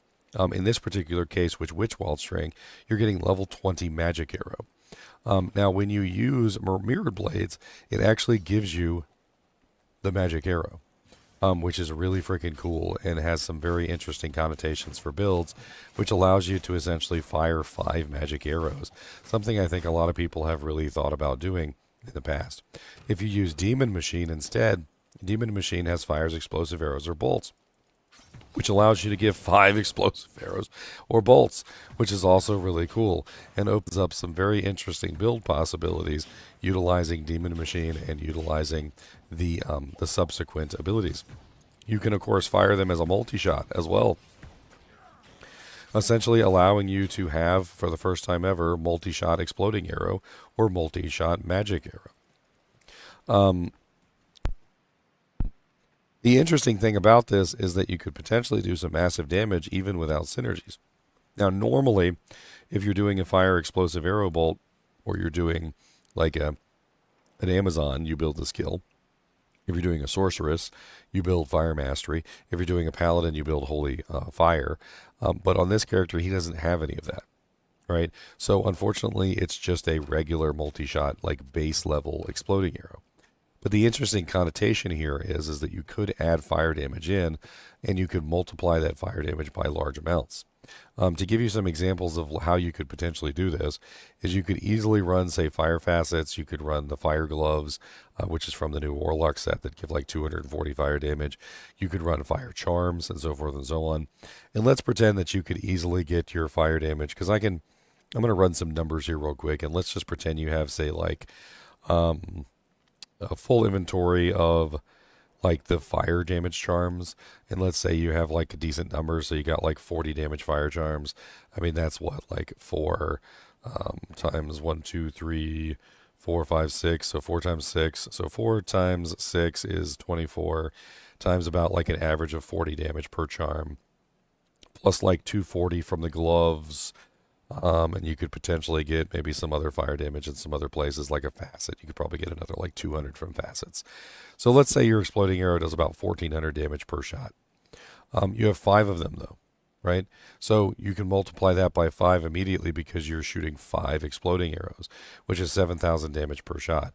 That 7,000 per damage per shot is going to hit like multiple targets. So if you have like a pack of monsters and they're all nicely, neatly, like grouped together, you could potentially hit, say, like 20 monsters with that, and you could do like 140,000 damage with Demon Machine. There's also some interesting bonuses that you could get for fire damage through the ritual Tainted. So if you consume a Tainted, you can get fire skill damage, and you can get negative fire res, which would of course increase your damage as well. You can also build negative fire resistance, and you could potentially make this character relatively strong. On the other side of the equation, we have the magic damage. So level 20 magic arrow converts about 50% of your physical damage to magic damage, and you could build negative magic res. You could build plus magic skill damage, which you could actually get via a consume buff on the summon defiler. You can also, of course, use those sockets for some good things, and you can make some pretty interesting characters. Another interesting option, which doesn't have like special arrows or anything, but does offer you some pretty good damage output, is the Mist Bow. The Mist Bow offers some very interesting things, and let's talk about that as well. So with the Mist Bow, you get the concentration aura, which would increase your physical damage, which is really nice. You also get the 100% piercing, so you wouldn't have to use Razor Tail or Wisdom to get the piercing effect. And on top of that, it has plus the skills, it has some other neat effects, and it basically allows you to make a very interesting, just single target melee damage character. They can do pretty good physical damage. And then on top of that, it also functions very well as a multi-shot ability as well, allowing you to fire multiple arrows in times when you have a large number of monsters. So you can very easily use it as a multi-shot ability. And the 100% pierce, of course, means you're going to be able to hit a large number of monsters with 5 arrows, 5 pierces, and a 6th additional attack. That's 5 times 5 plus an additional 5. So you're talking about like 30 attacks essentially per firing, which is really freaking cool. You probably want to make this in a faster base, though. I would probably make it in like a shadow bow or something like that instead, because you want the extra attack speed. All in all, Mirrored Blades has some very interesting abilities. Not only does it work very well and apply Crushing Blow on every single attack, not only does it allow you to attack 5 times in a single strike, but it also works with bows and crossbows and allows you to get multiple arrows out, making for some very interesting ranged builds. Another interesting thing about Mirrored Blades is that it doesn't have any synergies, which means that you could potentially utilize this with any character. Okay? This means that you could build a summon demon character and you could have Mirrored Blades there to just simply use as your ranged attack as a summoner. You could be a caster and you could have Mirrored Blades. You could be a melee character and have Mirrored Blades. You can essentially utilize this with just about any build on the character because the lack of synergies allows you to just drop 20 points in it and that's it, and then utilize it with other builds. Whereas a lot of other abilities like Cleave and Echoing Strike and like the fire abilities and whatnot usually require 20, 40, 60, sometimes even 80 points to fully max out. So this ability is always going to be a 20-point wonder, which essentially allows you to get a free melee attack that does lots of damage. Now, the lack of attack rating on the ability is kind of a concern. Unfortunately, it doesn't give you any attack rating either. So there's no attack rating on the ability, and there's no attack rating listed on the panel, but you still need attack rating as well, which means that you're probably going to have to pair this together with Levitation Mastery to get the attack rating bonus from that, or bring in attack rating bonus from other sources, which is going to be very important for the way that this ability functions. All in all, Mirrored Blades is like absolutely insane. It's a synergy for other things, like it's a synergy for Cleave, which makes it very interesting as a Cleave character because you're going to have maxed out Mirrored Blades as a Cleave character. So even if you build a full Cleave character, you're still going to have Mirrored Blades to use in your rotation. It's also a synergy for Echoing Strike. So even if you build an Echoing Strike character, you're still going to have access to Mirrored Blades to do well. As a demon character, like if you decide to do a demon summoning character, I would strongly recommend Mirrored Blades just simply so that you have something that you can use from the back line. You could easily put on a bow of any type and you could utilize that as a backline damage mechanic while you're waiting for your minions to do their damage. Unless you want to be melee, and then you could even go in there as a melee character and start swinging with Mirrored Blades. It's an absolutely excellent ability it does really good single target damage. The only thing that it really fails at is the attack rating and the multi-target. It's really bad at multi-target. In fact, if you plan on using Mirrored Blades, I would highly recommend that you combine it together with Cleave in general, because for multi-target it's not the most amazing. I think that pretty much covers everything with Mirrored Blades. It's a really good ability. I highly recommend that you check it out. It has a lot of fun ways that you can potentially build it. And as always, be sure to hit that like button and subscribe button, and support the channel so that I can keep going for a long time and reach 100,000 subscribers and get my plaque. Yes, I must get my plaque. And as always, keep watching.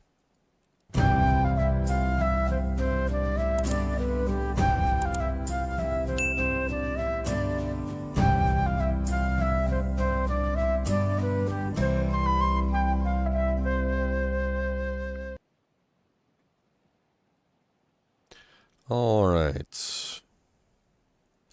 Another video bites the dust. And another one bites the dust. And another one bites the dust.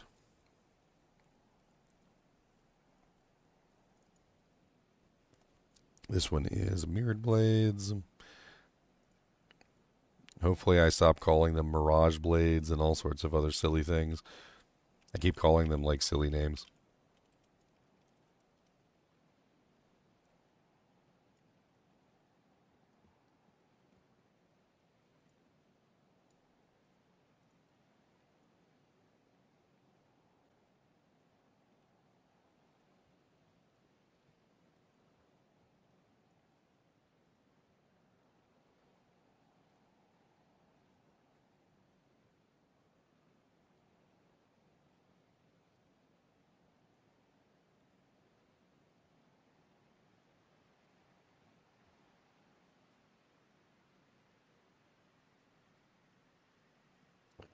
Okay.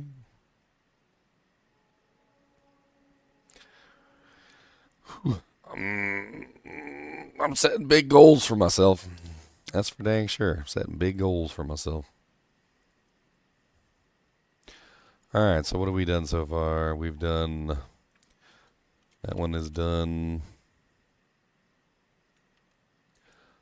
We finished Cleave. We finished Echoing Strike. We finished Blade Warp.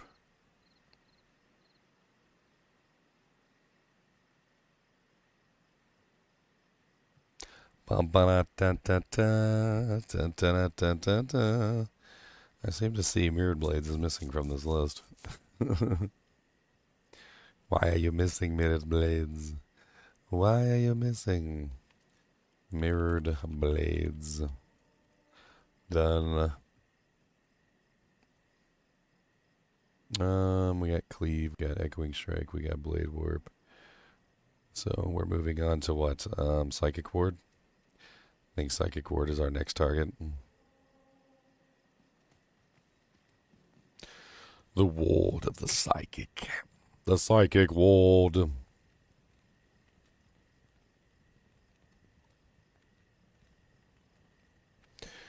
Brum bum bum bum bum bum. Brum bum bum bum bum bum. Let's get a thumbnail made real quick.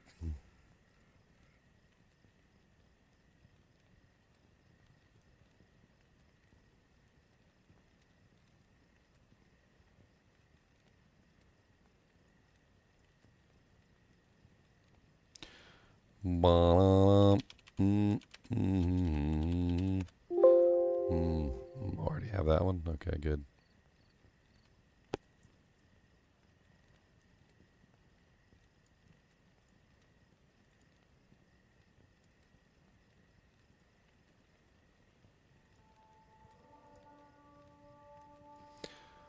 I'm looking for me holding my mouse over the button, and I'm not doing it.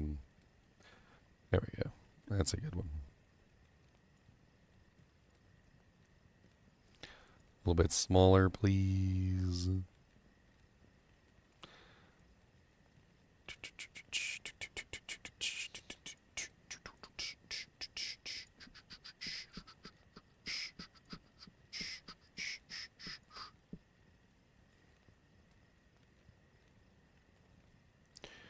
Alright, echoing a strike. Echoing a strike.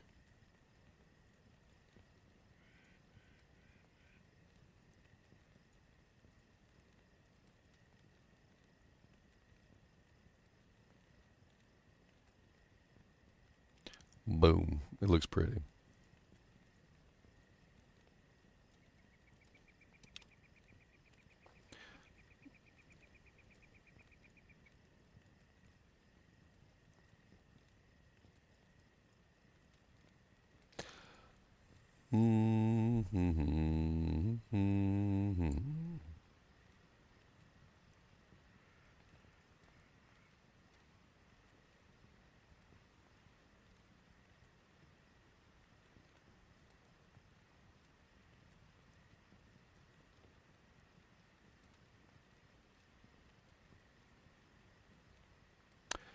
Womp womp womp womp womp. Alright, there we go. Got that one up.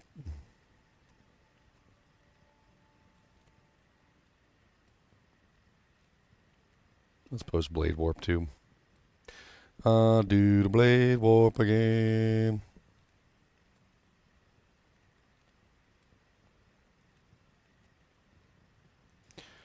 Which one's Blade Warp? That's the one with the lines.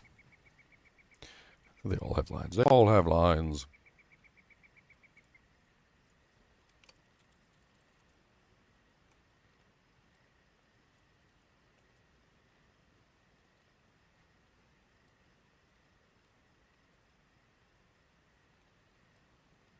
They all have lines.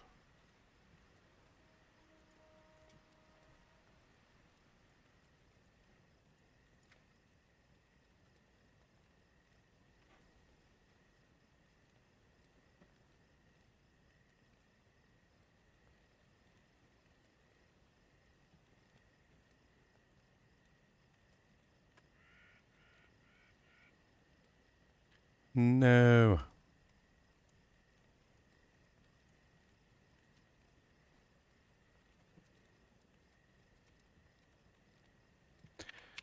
Perfect.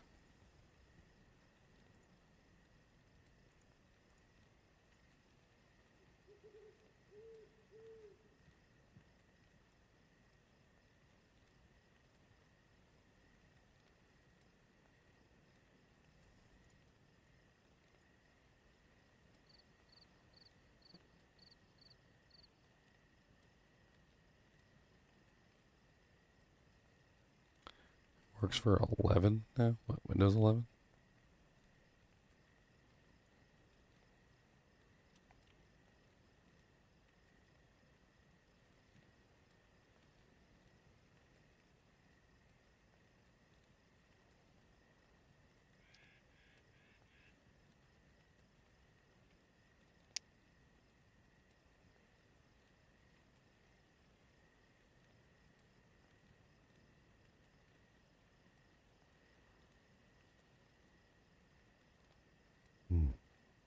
Blade up.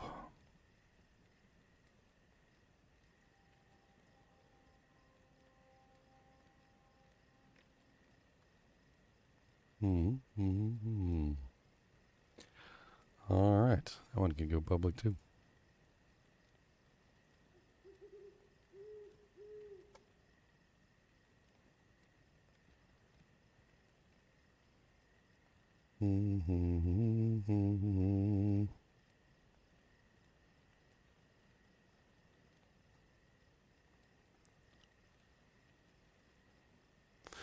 All right. We also have Cleave. Let's do Cleave as well.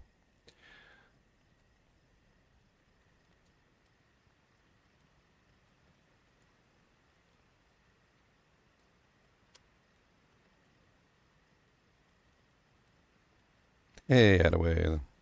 Welcome back to the membership, boy. I like how it keeps your I noticed that when you're a member for a while and then you fall off and then you come back, it still keeps your icon. So you got like the really cool icon.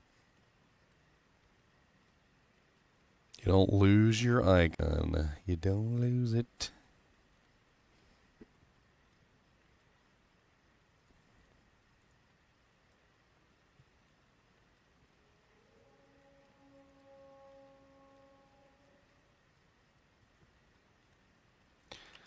Okay. There we go. Perfect. Perfectio.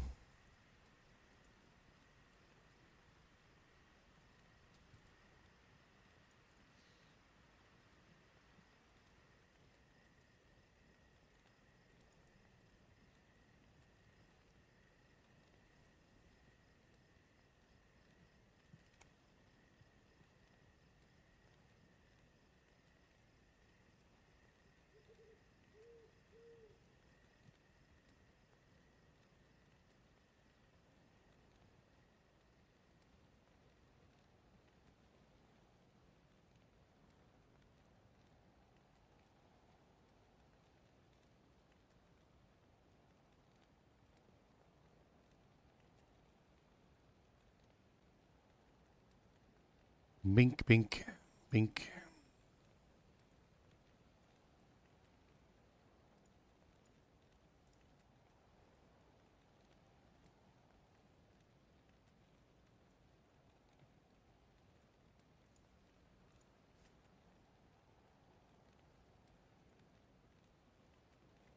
It was off for like a day. For one day.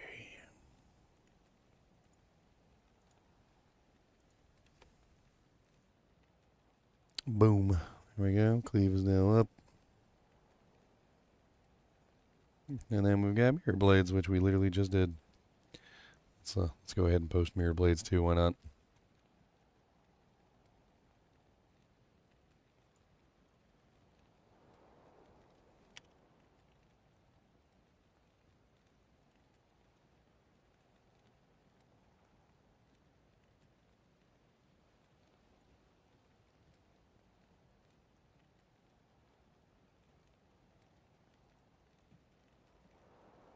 Burp, burp, burp, burp.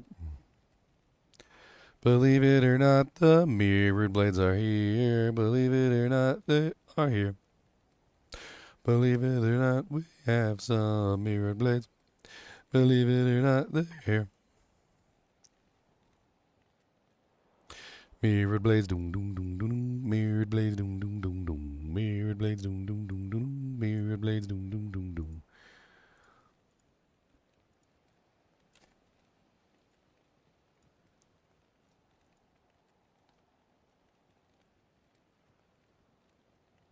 Mirrored blades, doom doom doom doom. Mirrored blades, doom doom doom doom.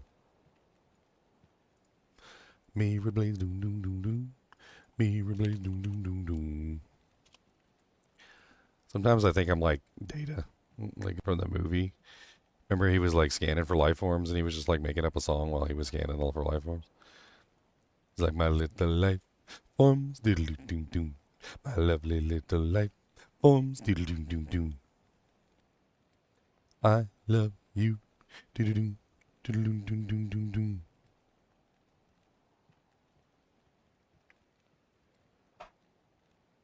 $50. I'm not 50. I'm only 42. Way to make me older than I already am. Cody, I don't know what the hell you're doing over there, but it's gross. Can you sound a little less monstrous, please? Yeah, can you do a little less monster stuff? Cause you sound like a monster and it's really grody. Just letting you know. Yeah. Yeah, that was one of the monster things that you do. Yeah, I'm pretty sure. What'd you do? Just hack up a lung? What'd you do? Eat some cardboard? Is cardboard tasty? Do you like cardboard? Does it have a good flavor? Hmm?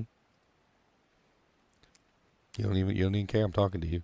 I'm talking to you about your cardboard eating habits, and you're just looking at me like you want snacks. Say moo moo moo moo moo moo moo moo moo moo moo. Say moo moo.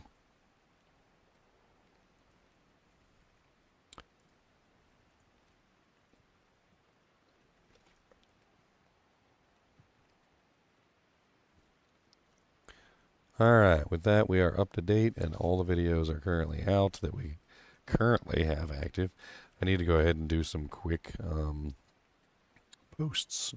Just a post that I have posted them. Take me like a couple seconds here just to get some discovery out for them so people know that they exist. What was the last one I posted? The last one I posted was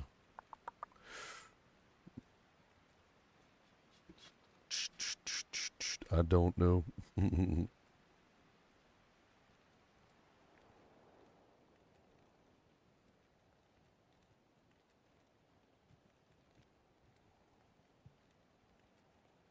Measured Wrath. Was that literally? I haven't done any of them skills at all. I haven't posted not a dang one of them. Not a dang one. Well, that's not acceptable.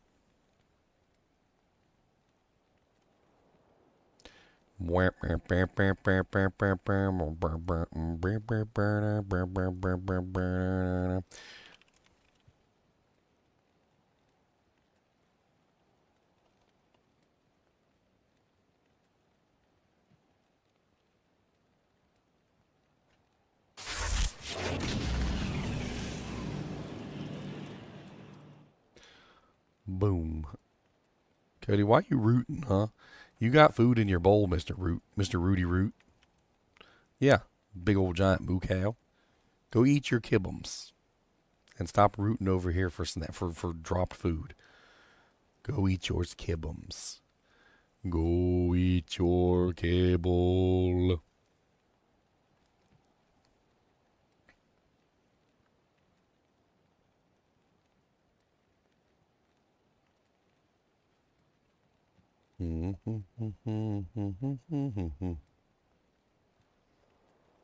All right.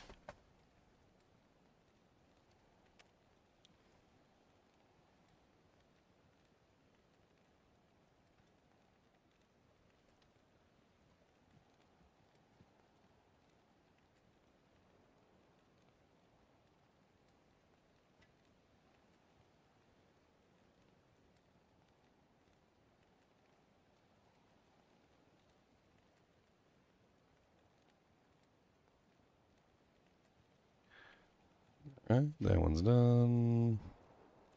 Moving on to the next one. Sorry, I know this is boring stuff. I'm just trying to get the links out there so people actually know the videos exist. How many videos have we done so far? We've done 1, 2, 3, 4, 5. We've done 5 videos. That's pretty nice. And I also did the crafting video earlier as well.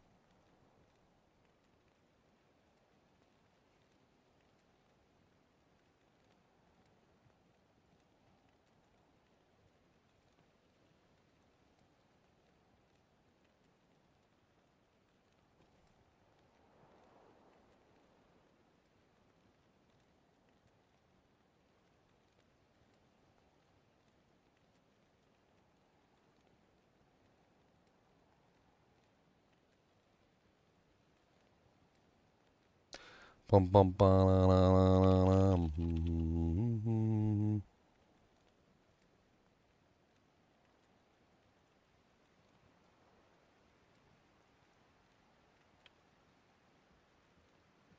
Put food between your toes. Ugh. That's how you get fungus. That sounds like how you get fungus. That's what that sounds like.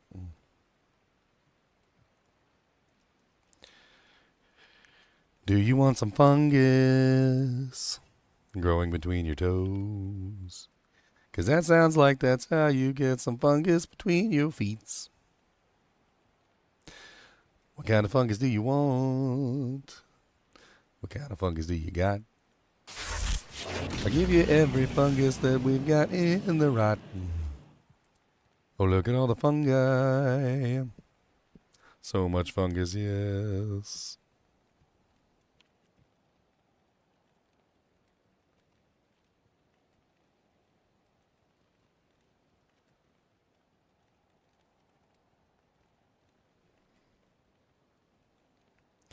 He likes fungus between his toes.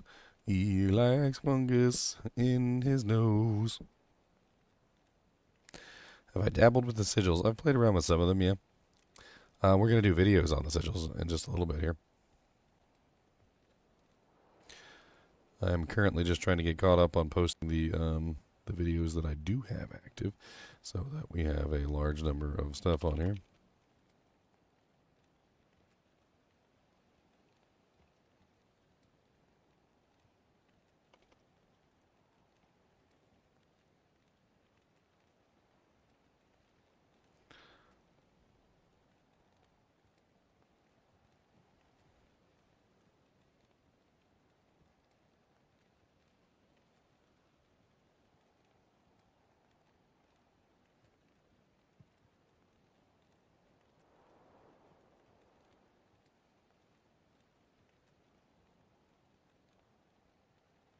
And there we go. All right, so the last one has been posted that we've made recently. So there's 5 videos currently up. Trying to get everything up before the 20th. I don't want to have to do any of these videos when the new season starts. I want to be able to play the season. So like I want to actually be able to have fun playing the season just like you guys. So I'm trying to like push myself and get as much of these videos out there as possible for y'all so that they're up there during, so that you can watch them, but like that way I can play the season too.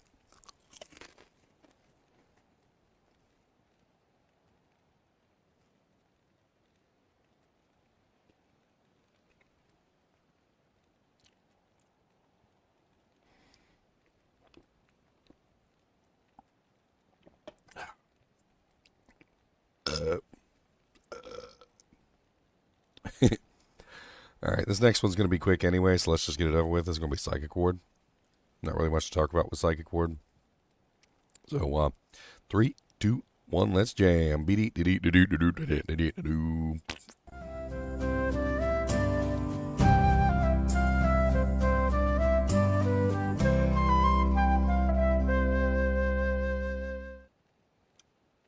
Hello guys and gals, and welcome to another episode of Skills and Abilities. Today we're going to be going over Psychic Ward. Psychic Ward is an odd one. It seems to be some sort of like pseudo ability in between, say, like Cyclone Armor on the Druid and Bone Armor on the Necromancer. Now the interesting thing about Cyclone Armor and Bone Armor is they specifically state that they only work versus certain types of damage. Whereas Psychic Ward, on the other hand, does not specifically say that it doesn't work versus elemental, or doesn't work versus physical, or doesn't work versus, like, like ranged attacks or something. It does, however, say creates a mental shield that can absorb damage from attacks, and that it has a chance to stun melee attackers. So there is only one caveat there, is that the stun only works versus melee. It doesn't work versus ranged, which would make it kind of OP if it worked versus ranged anyway. Now, interestingly enough, the synergy for Psychic Ward is actually Cleave and Levitation Mastery. And Levitation Mastery is something that you're probably going to pick up for most melee characters anyway, even if it's just a few points. Which means that your Psychic Ward is going to get some synergy bonus right away, just having Levitation Mastery. Now, in the beginning, if you max out Levitation Mastery, even with just 1 point, it's already at 350 absorption, and it's definitely something that you're probably going to want to cast.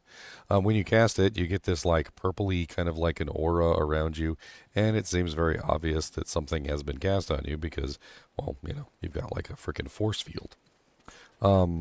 Purple seems to be the color of choice for this particular character. As you can clearly see, it does actually absorb damage, and you can watch me absorb damage from this monster. Once reaching the maximum total, it does, however, dissipate, and there are some certain caveats to this particular ability that are going to make it not as great as you would imagine. Now, Psychic Ward, or rather any absorption ability, generally takes place at the start of the calculation before anything. So it's important to note that when the game is calculating your defenses, it generally calculates them in a specific order, with certain things before other things. Like, for instance, resistances, and, like reductions, like MDR and PDR and things like that, come at various points in the calculation. And this means that they are generally after absorption. Absorption is usually the first step in the formula before everything else. So to give that a kind of like an idea of what that means, like say for instance a monster were to hit you with an attack that does 1000 fire damage. Well, normally you would subtract 75% from that because you have 75% fire resistance. And of course, they're only going to hit you for 250, which is much more manageable. However, when it comes to absorption, absorption is before your resistances. It's before everything. And so that means that the damage that's coming in is going to be a pure damage that is not mitigated by any of your normal mitigations, which essentially means that 350 absorption there is not anywhere near as good as it's stated because it's pre-mitigation numbers. Another downside of Psychic Ward is that Psychic Ward doesn't work with certain abilities. For instance, if you were to use Psychic Ward with Fortitude, Fortitude is an ability that is overwritten by that. And this is actually something that is very clear if you look up something like Bone Armor. Bone Armor is a very similar ability, and on Amazon Basin you can find information on the order structure of abilities like this that provide defensive mechanics. And I will just read straight from Amazon Basin for this. It says, can be active at the same time as both Cyclone Armor and Blade Shield, but cannot be active at the same time as Chilling Armor, Frozen Armor, or Shiver Armor. And the last one cast is the one that is going to be active. This means that Psychic Ward is not compatible with something like Fortitude that can give you Chilling Armor procs, or any other kind of armor procs from the Sorceress, because these abilities essentially supersede each other and prevent you from being able to use them together. It's actually quite interesting indeed to figure out like the interactions like this between the abilities. Now, one of the things that I did is I actually grabbed myself a Fortitude and I tested this for myself. And yes, if Chilling Armor is active, then Psychic Ward is not. And if Psychic Ward is active, then Chilling Armor is not. So similar to Bone Armor and similar to Cyclone Armor, this fits in the same exact place as those abilities and overwrites the same exact things that they overwrite. So in the future, if you're thinking about this particular ability and how the damage functions or how the absorption functions, It's essentially identical to the way that Cyclone Armor and Bone Armor work, except it actually absorbs both elements, not just physical and not just elemental, but it absorbs everything. Now, the stun only works on melee attackers, and that just has to do with the fact that, well, they're not within melee range. So the stun seems to be a separate component that only occurs if you are within melee range of a monster and a monster attacks you within melee range. And we can find a melee monster real quick to show how this works.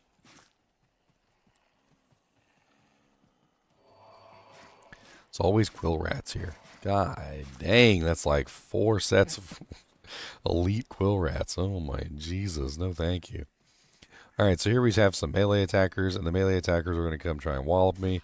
And of course my psychic ward wore off immediately. Oh my god, that was hilarious. That was something else right there. Let's beef up the psychic ward a little bit too, so that it actually has some bonuses. And we'll build the second one, which is Cleave, so that we have a maxed out psychic ward.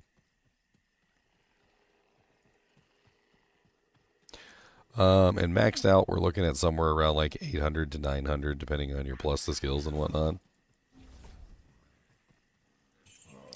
And now we have our stun. So as you can see, we get a stun on melee attackers within close range while using Psychic Ward. You can, of course, recast Psychic Ward at any time, which is interesting. I've also noticed that there seems to be a kind of a like next hit delay on Psychic Ward, where it seems like if there's enough monsters nearby, and they're all attacking you in quick succession, they seem to be able to overwhelm the Psychic Ward and cause an attack to bleed through. So I wouldn't rely on Psychic Ward to protect you entirely. Like, for instance, I'm at 7 HP right now, and I can rely on it with this one monster, because one monster is not going to completely overwrite the Psychic Ward. But it seems like if you have multiple monsters attacking in quick succession, they will eventually breach the Psychic Ward, even if it's still active, and they'll kill you. Also, the stun doesn't really stun them infinitely because, of course, there is a delay, and there's also kind of like a recovery period between stuns. So you don't get to keep stunning the monster forever, but at least will stun them at one time or once or twice, essentially, like per 2 or 3 attacks, which is going to be very useful. Defensively, it's a very strong effect, but it's kind of a pale imitation of the way that defense works. Defense prevents you from getting hit entirely. So if you have enough defense and a monster tries to attack you, they just simply miss. With this ability, they're not missing, they're actually hitting you. And on top of that, the stun, while it does kind of prevent them from attacking you for a little bit, it's not a foolproof method to prevent damage. It's definitely part of a very good layering system of damage reduction, but it's not going to be the only way that you layer damage reduction. You might even want to avoid it. So if you end up using a fortitude and you have chilling armor is probably going to be more effective versus physical damage anyway. Whereas this one could potentially be a little bit more effective versus magical damage or spells coming in, which is kind of important. My personal preference, I'm not exactly sure yet. I need to really get in there and play around with it a bit and see like which one I prefer. I have a feeling it's probably going to be high defense over Psychic Ward. But there's really not a lot of other good ways to get high defense besides chilling armor proc. So I don't know, maybe there's some other methods that you could potentially use, like maybe using a rib cracker, which has like innate defense bonuses on it, or just trying to stack defense in another way, like via shouts, which could also be an option. Overall, Psychic Ward is definitely something that is useful, especially early on. It has its own, like, specific purposes of how it keeps you alive. Even as a caster, it works fairly well, because if a melee monster gets within range of you and tries to hit you, they're stunned, and you can manage to absorb that attack relatively quickly. I'm not exactly sure about investing points into it, though. Investing points merely increases the stun length, and to be honest, the stun length isn't like the most useful thing in the world, because it does require you to get hit before the stun happens. And I also noticed that if the Psychic Ward collapses when they hit you, so like say for instance a monster hits you for 100 damage, you only have 50 Psychic Ward left, and they hit you, the Psychic Ward kills 50 of that damage, and then 50 of it makes it through. They don't get stunned. because the psychic ward collapsed at that particular moment. So if a monster does if the psychic ward does collapse from basically a full hit, then the stun doesn't even happen. Which means that if a very large hit comes in and completely obliterates your psychic ward, it will not stun the target and it will not save you. There are definitely some interesting connotations with this ability and how it functions and how it might work its way into your build. But suffice it to say, it's given to you for free if you build Cleave or Levitation Mastery. And if you build Levitation Mastery and Cleave, you essentially get the full version for free.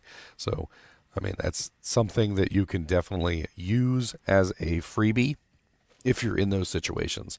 The question then becomes, do you want to use it as a different character? So if you're not building Levitation Mastery and you're not building Cleave, which are the two synergies, is it a good skill in that situation? So let's reset our character real quick and let's take a look at what it looks like if we just maxed it out without any synergies. So without synergies, it's only 235 absorption and stun length of 3. Kinda meh. I mean, technically you get the stun length, but the absorption is so low that you would probably end up losing that on like 1 or 2 hits. So it's not really going to be the most effective thing in the world. I think as an ability, it makes a poor 1-point wonder, unless you are building into the synergies. As a character who is a melee character who is building into the synergies already, it makes an interesting choice. But as a like demon character or a chaos character who may not be building into any of those physical attacks, I'm not exactly sure how useful that's ever going to be for those characters. I think that's pretty much it. It is a synergy for some other abilities as well, which is kind of neat. So it is a synergy for Eldritch Blast if you want to go Eldritch Blast. And it is a synergy for, I think, one other thing. Trying to remember which one. No, maybe that's the only one. So it is a synergy for Eldritch Blast if you're going for an Eldritch Blast build. Thing is, though, it's only seconds per level, which is kind of weird. So as seconds per level, it's you can barely see it, but it's only 2 seconds per level, and you could probably just spam Eldritch Blast to keep it up. I mean, it does have a fairly long duration at 80 seconds, so all you have to do is just make sure you recast Eldritch Blast before the 80 seconds is up. So I don't even really think it's a needed synergy for Eldritch Blast if you're trying to max that out. I think that's pretty much it. It's just a basic defensive ability, and I don't really think I could talk very more about it. As always, be sure to hit that like button and subscribe button if you're enjoying the content, and keep watching.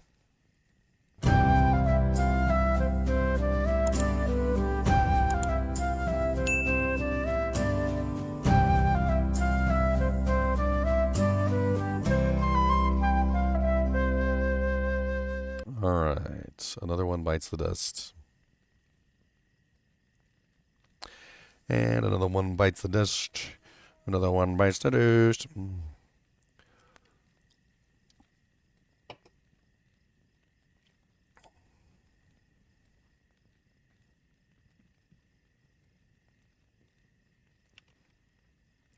Psychic.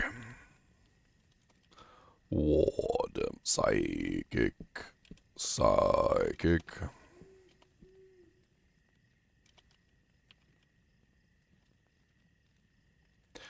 And that's also in the Eldritch tree.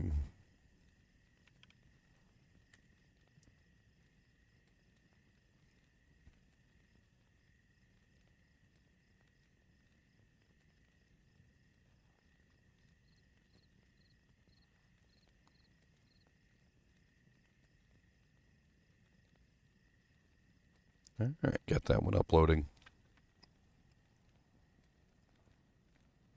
Next is Eldritch Blast. Eldritch Blast is an odd one for sure. Let me get a skills and abilities. You'll get a skills and abilities in just a second. Time. Just wait for time.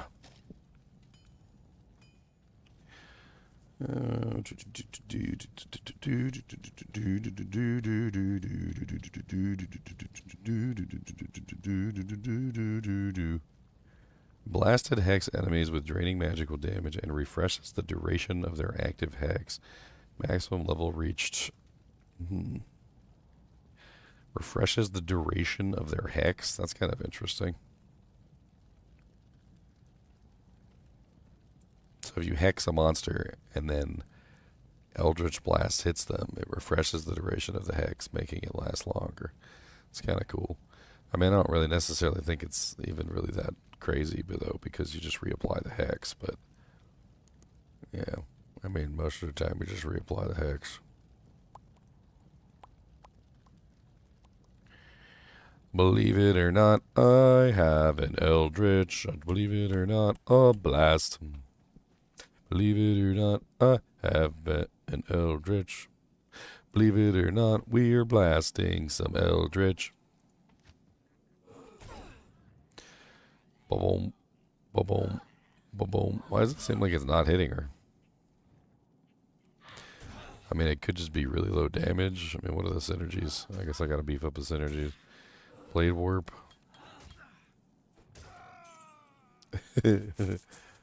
Just standing there dying. Exactly what you want to do. Must blast your Eldritch. We got to blast it, friends. Don't tell me what to blast. Oh, blasting. We're blasting all our friends. Do, do, do, do, do. Beep, beep, beep, beep, beep.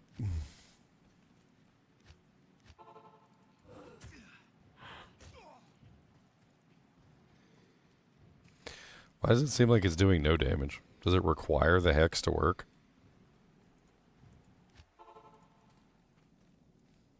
What am I missing? It seemed like it was doing nothing. Like absolutely nothing.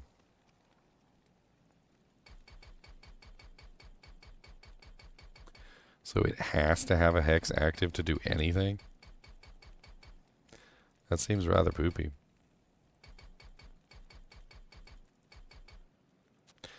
That seems pretty dookie. That seems pretty pooky. That seems pretty dookie. It doing nothing without a hex is really weird. I guess I need a low damage weapon that I can use to apply the hex. Did you just at me? Did you just at me, sir? Can I have a paw? Okay, that's pretty good, Paul. All right. I'm going to play with your little toe dot. Give me this little toe. Give your little toe. Give me that. Give me that toe. Give me that toe. Give me that toe. You better give me that toe. I'm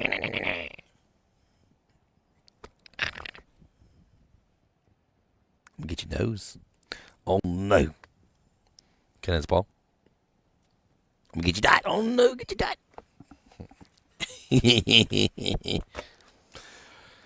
Cody, would you like a shorty? You want one of these? Want one of these Dukes? Them Duke shorties? You want a shorty? You just want one of these? You want a shorty?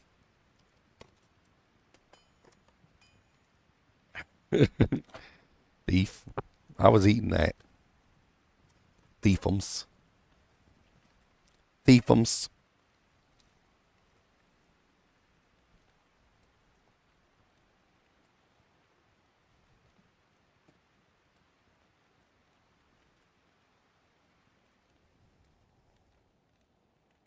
Bump, bump, bump, bump, bump.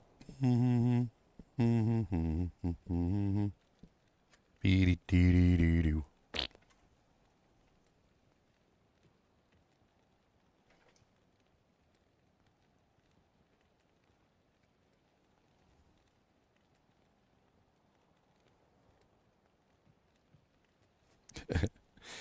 Comments on the crafting video are pretty good. I kind of want to pull them up and look at them.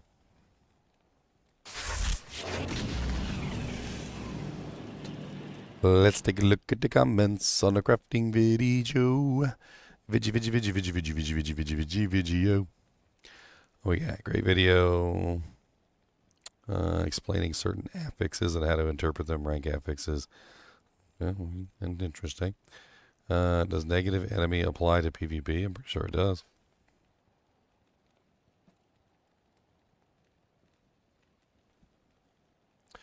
Bum, bum, bum. Tireless coverage on every nook and cranny of the game. The recipes included. Does your item pack have recently released ones, or will you be adding them gradually over time? Um,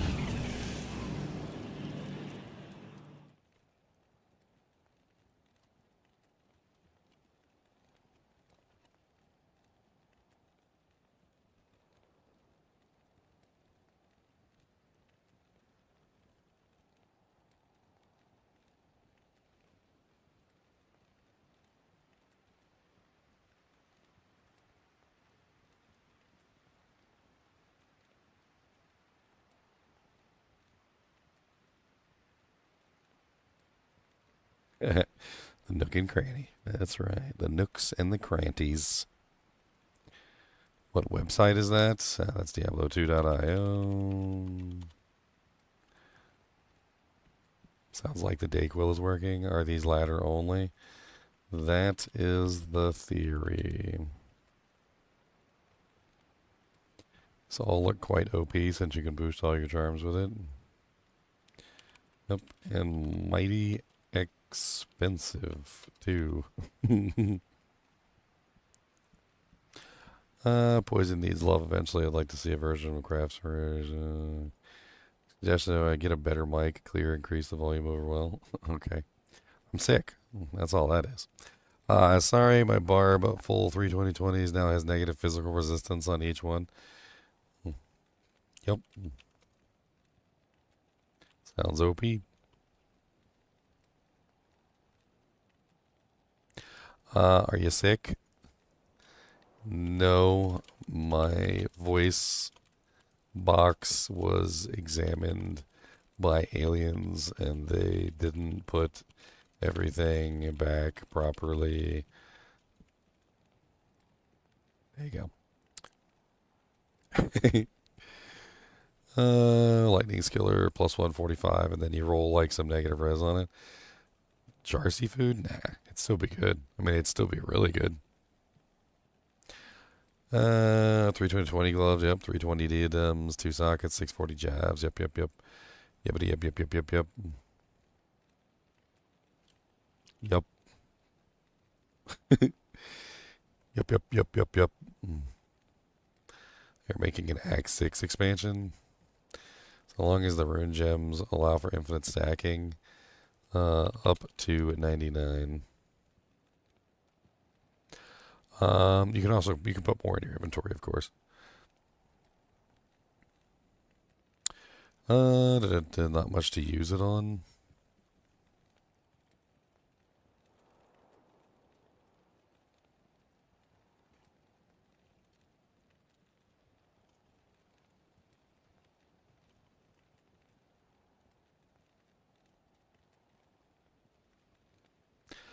Bum, bum, bum, bum, mm, mm, mm, mm, mm.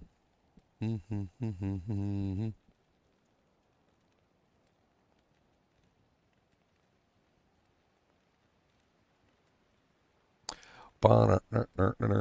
mm.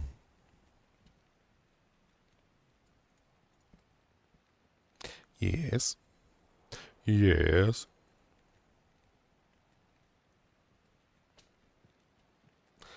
I don't love this because now I'll have to pick up magic items to ID them.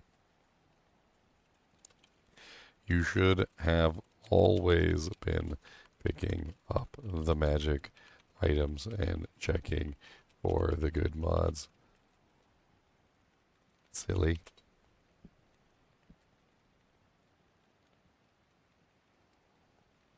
Ba-na-na-na-na-na.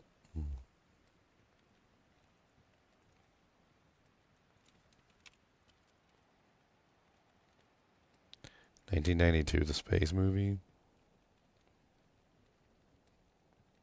No. No.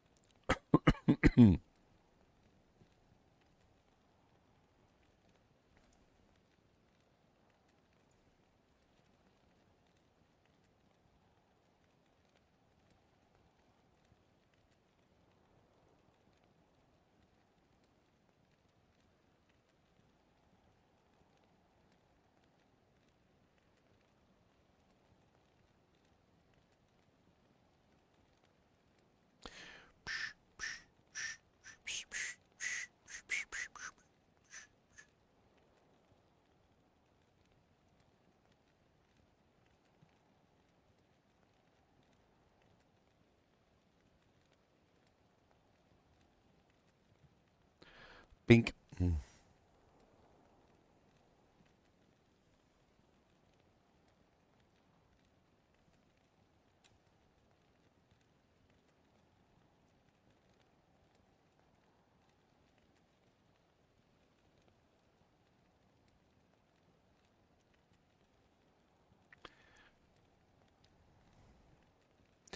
Beep, beep, beep. What the hell is this?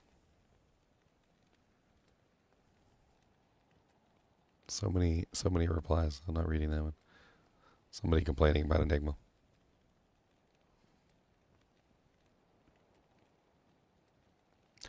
Mm, mm, mm, mm, mm, mm, mm, mm.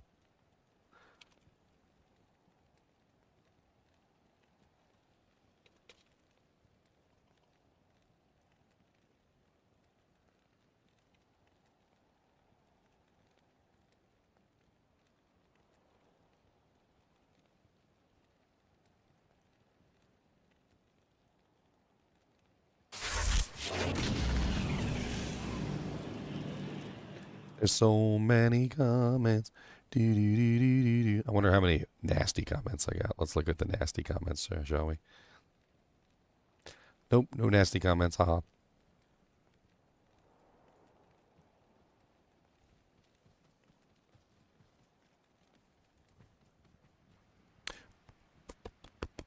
All right, what's next? We got Eldritch Blasts, and we played around with some of it. We had to like get everything working right. So we need a hex. We have to use a hex with it. Interesting.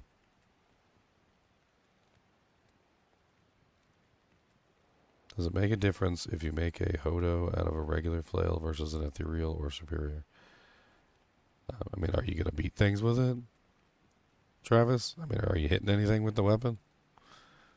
Are you getting into combat, and are you actually beating anything up with it? Are you gonna smack him in the head with your flail? All right. The question that you're asking could be answered with another question. Are you actually going to hit anything with that weapon? Weapons oftentimes are either used as a weapon or they're used as a casting device. If you're not hitting anything with it, then ethereal status or like superior status or what kind of base you make it in doesn't matter because you're not hitting anything with it. You big silly.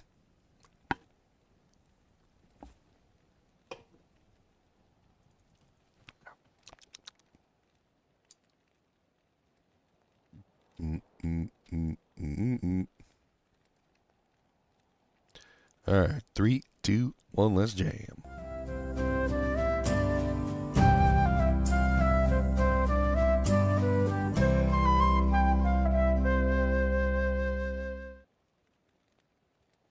Hello, guys and gals, and welcome to another episode of Skills and Abilities. Today we're going to be going over a skill which is kind of weird. It's called Eldritch Blast. And why is Eldritch Blast weird? Well, it doesn't do anything.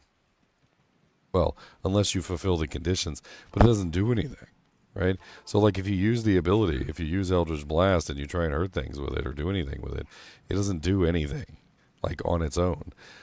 So despite the fact that it makes pretty colors and, like, has a little, a little effect and whatnot, it doesn't actually do anything unless you actually use it with a hex.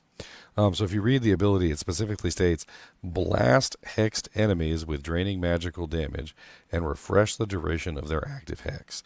This means that for it to work, you have to have a hex on the target at that particular moment for it to do any damage. Which means that this is always going to be used in conjunction with a hex at some point. It also has a relatively small radius of only like what it seems to be like 4 yards, so it doesn't even really go that far, which means it's kind of like designed for a melee character at most. You probably wouldn't want to use this on a range character because you're probably never going to be in range to actually get the Eldritch Blast to damage anything. So what hexes are there to use with Eldritch Blast since you have to use a hex? Well, the first one is Hex Bane, which has some pretty nice negative attack rating and also negative to enemy defense. And it seems to work very well to add magic damage and attack rating to your regular attack. It's a decent one, and it's not a bad option. There's also Hex Purge, which Hex Purge is a chance to basically cause little explosions to happen, which do damage to everything within range. This one in particular is kind of neat because if you use it properly, you can get tons of AoE damage, which is definitely kind of nice. And then finally, we have Hex Siphon. Hex Siphon gives you mana after a kill, life after kill, and gives you a little bit of attack rating, and it also lowers enemy damage by 33%. It seems to be more designed around survival than it is around anything else. And in general, with this particular hex, you're just really trying to survive. You know, you just want to live. I want to live, damn it. I want to live. So let's go ahead and use a hex, and let's use an ability so that we can spread that hex. Let's just get like a really low damage weapon. Something that we can actually like not kill things with, because to see the effects of this particular ability, you kind of have to hex them and then hit them and then not kill them and so forth and so on, which, you know, like if you're one-shotting everything, Eldritch Blast isn't going to do anything then, because at that point the monsters are already dead, they haven't been hexed, and the Eldritch Blast does nothing to monsters that are not hexed. So there's kind of like a weirdness to the way that Eldritch Blast works, because it requires a hex to be on the target. You have to hit the target. A lot of the times the target might be dead in the single hit, which means that the Eldritch Blast does nothing anyway, even if you hex the target upon hitting them, if that makes any sense. So we're going to use a lower level weapon with less damage so that we can get a good idea of how this functions. So first we're going to hex the monsters, and to hex the monsters we have to hit them, which I forgot. I took off my Raven Frost. Hold on. We can't hit the targets if we don't have any attack rating. Put the Raven Frosts. No, not the soldiers. Where's the Raven Frost? Just put 2 Raven Frosts on just so I can have like massive amounts of attack rating.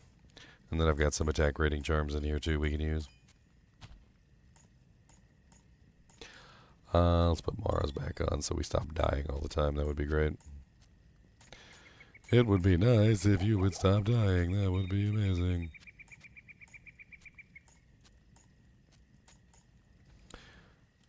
And putting some points into Vitality would be nice so we can actually have some hit points. Hello. Alright, here we go. So first we're going to cleave them, and we're going to apply the hex to them. Now, to do that, you have to cast the hex. So you have to cast the hex on your weapon, which turns your weapon green, at which point you're going to attack them and cause the hex to go over their head. You can see the hex over their head in the little green fashion. Then when we use Eldritch Blast is going to apply to those hexed targets and dish out damage to them, at which point we can actually gain the effectiveness of Eldritch Blast. So the weird thing about this ability is that, number 1, it doesn't do anything unless you have a hex on the target. Number 2, the hex might not necessarily be on the target long enough for you to get the effectiveness of it. But one of the good things about Eldritch Blast is it does refresh the duration of any hex that it hits. So the hexes tend to last for 10 seconds according to what I've seen on the panel. So if you look right here, it says hex duration 10 seconds. Now, that means that you hex the target once within that 10-second period. Once you have hexed the target, then the Eldritch Blast can refresh the hex on the target multiple times, essentially allowing you to get multiple bonuses of the hex. You can clearly see the hex at the top of the panel reacting every time the Eldritch Blast interacts with it, causing the hex to shoot out, like its individual doojanks, which is kind of interesting. Which means that you could potentially set up an entire build around just simply applying hexes and letting Eldritch Blast and the hexes do most of the work. In fact, you could probably just use Cleave or something similar to apply hexes to a large group of monsters and then rely on Eldritch Blast and your hex to do massive amounts of damage, which could be really interesting. The Eldritch Blast ability only has 2 synergies, which isn't too bad. It's Hex Purge and Blade Warp. So if you want to max out Eldritch Blast, you're kind of forced toward Hex Purge because you're going to drop 20 points in that to get Eldritch Blast to its highest damage output. And then from there, you're going to get a massive amount of damage because you can start beefing up the skills. You can get more bonus points to Eldritch Blast, and you can increase it to much higher levels. It also has lifesteal and mana steal. Now, likewise, because the Eldritch Blast doesn't work unless the monster is cursed, Eldritch Blast does not steal life or mana from anything that is not hexed. So if you use it in a group of monsters, since it doesn't actually do any damage, you can clearly see it's not actually applying me any life or mana leech. However, if I hex the monsters, you can clearly see that I'm not taking any damage because the life leech from Eldritch Blast is working to keep my HP and my mana full. So it does work surprisingly well as a mana and life leech utility to help keep your character strong in the middle of fights. Now, if you are using melee abilities anyway, like for instance, you're utilizing Cleave, or you're utilizing Mirrored Blades, or you're utilizing Echoing Strike, and you're applying these hexes, then it's something that you can just add into your build. It's free sustain that's going to give you some damage.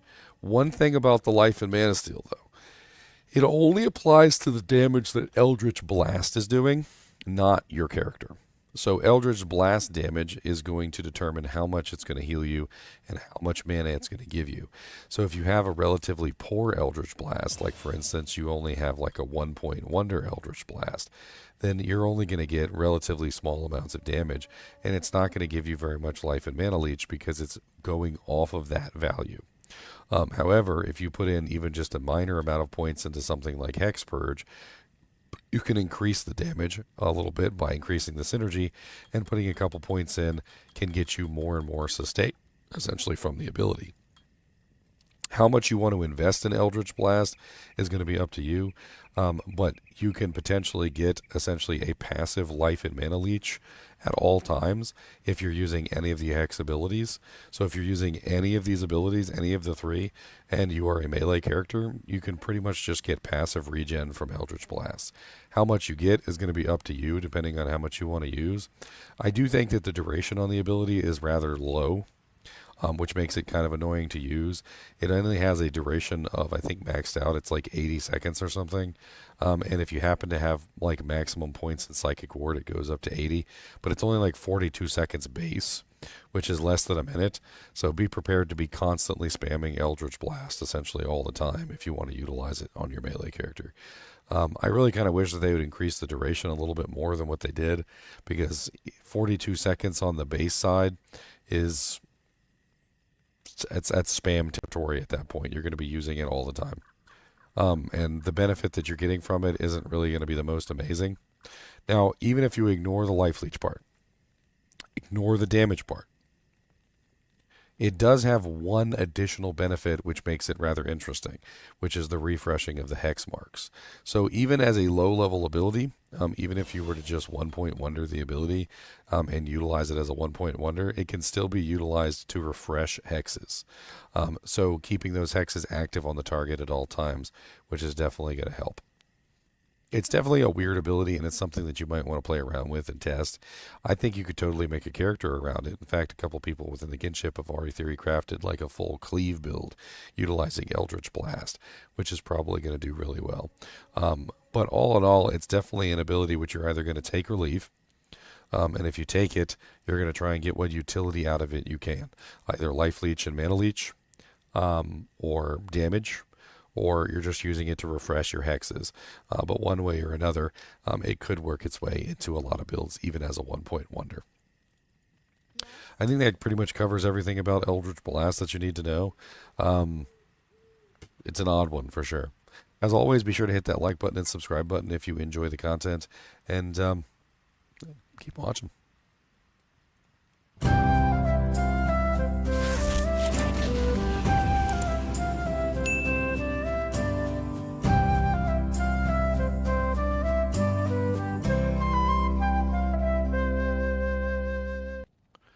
All right, that one is done. I'm going to get it uploaded.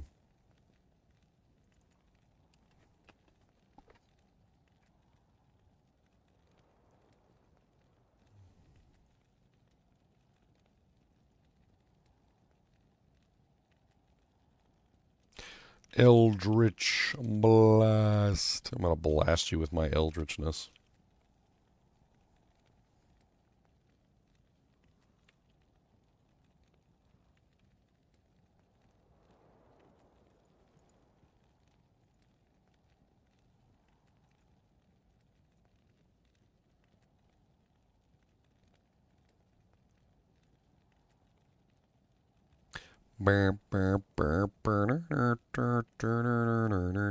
Haven't had this many videos to put out in quite some time.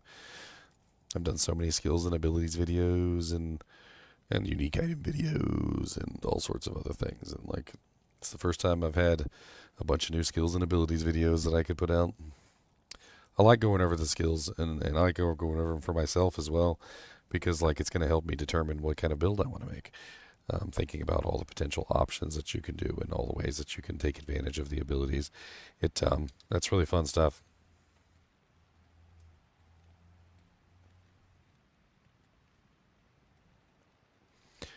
So we got the hexes, and then we could start moving on to some of the other abilities, I guess, from the other trees. I would like to do all of the sigils and all of the hexes probably first, just to get those out of the way.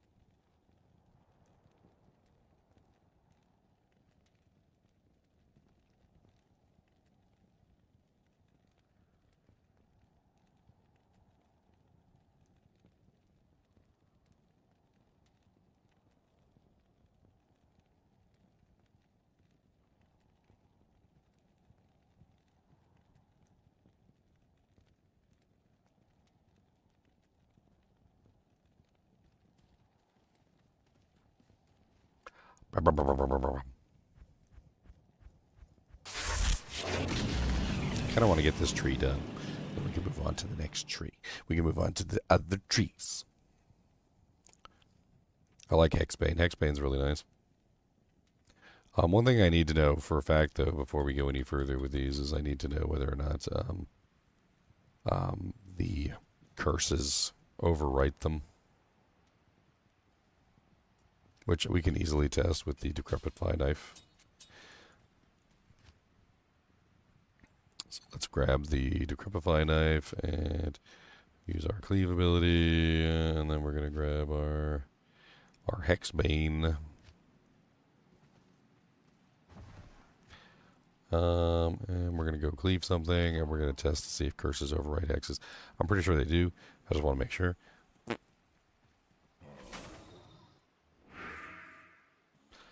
does not look like they do. Looks like to me they have the hex on them and the curse at the same time. Okay. So curses and hexes are actually compatible with each other. That's quite interesting. Exactly the opposite of what I would have thought. That's pretty awesome. That is pretty awesome indeed.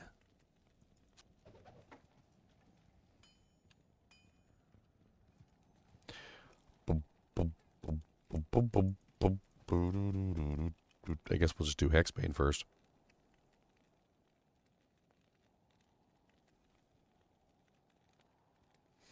Hexbane is an interesting one. It does have a lot of damage to it. Like if you max out Mirrored Blades, And you max out purge. And then you max out consume. It does, what was that, like 3.4k magic damage? It's kind of nutty. 3.4k magic damage is a lot of magic damage. That's kind of nuts.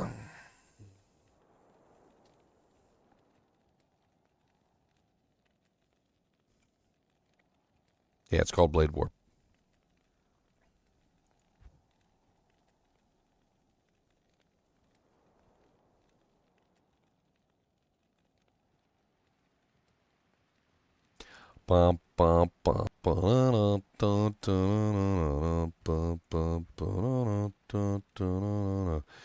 Yellow Pikachu face.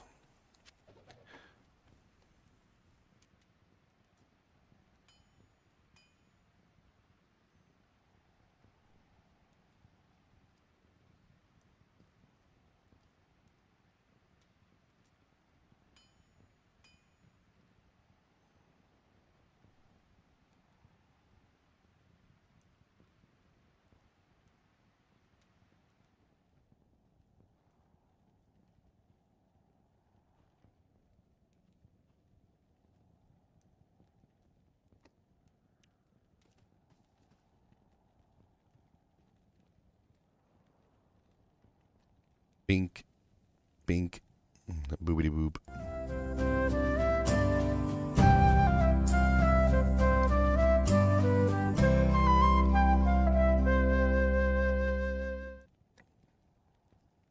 Hello, guys and gals, and welcome to another episode of Skills and Abilities. Today we're going to be going over one of the hexes. The hexes, there are three of them. The hexes 3. The hexes 3 are Bane, Purge, and Siphon, and we're going to be going over Bane. Bane is pretty powerful. Very powerful, actually. And fully synergized, it has some pretty crazy damage. As you can clearly see, it's got 2,771 to 3,492, and I only have it at level 27. I imagine that Bane, Hex Bane, could be insanely high damage if you were to build specifically around this ability. The only problem with Hex Bane, though, is it's just an ability that gives you a buff. It's not an ability that actually does any damage. So it has to be supported with another ability, which is, of course, going to then apply the damage to the monsters. For instance, in this particular case, we could use Echoing Strike as an example. So let's use Echoing Strike, and let's go find some monsters to muterize, and we're going to apply the Hex Bane to them. As you can see, attacking the target causes a effect above the monster's head, which is the hex. And once that monster is hexed, I was actually wondering, can they be cursed? Well, the answer to the question was yes, you can curse and hex them at the same time. I noticed that every time I was able to apply a curse to a target, the hex and the curse were essentially on the target at the same time together, which is really cool. Let me go back here and try not to die. I didn't put any points in HP. That would have been nice. Now, give me my loot. No, you bullies. Can't put anything on because I don't have any strength. I don't have any strength. I just dropped it all in the vitality. It matters not. Let's go to some easier monsters real quick so we can show this off in a controlled environment. So if we hit a monster, we apply a hex to them by essentially having the hex active. You can also apply things like the decrepify to the target at the same time, and it doesn't overwrite each other. You can have the hex and decrepify active at the same time, which is actually really cool, because I was under the impression that Hex was probably another one of those ones that replaces Decrepify, right? Because you can only have one curse active at any time. Even things like Warcry, Barbarian Warcry stuff counts as curses, and so they end up overwriting each other back and forth. Now, because this works with just about any ability that is a melee or ranged attack, that means that you could potentially use it with a regular ability that just like regular basic attack.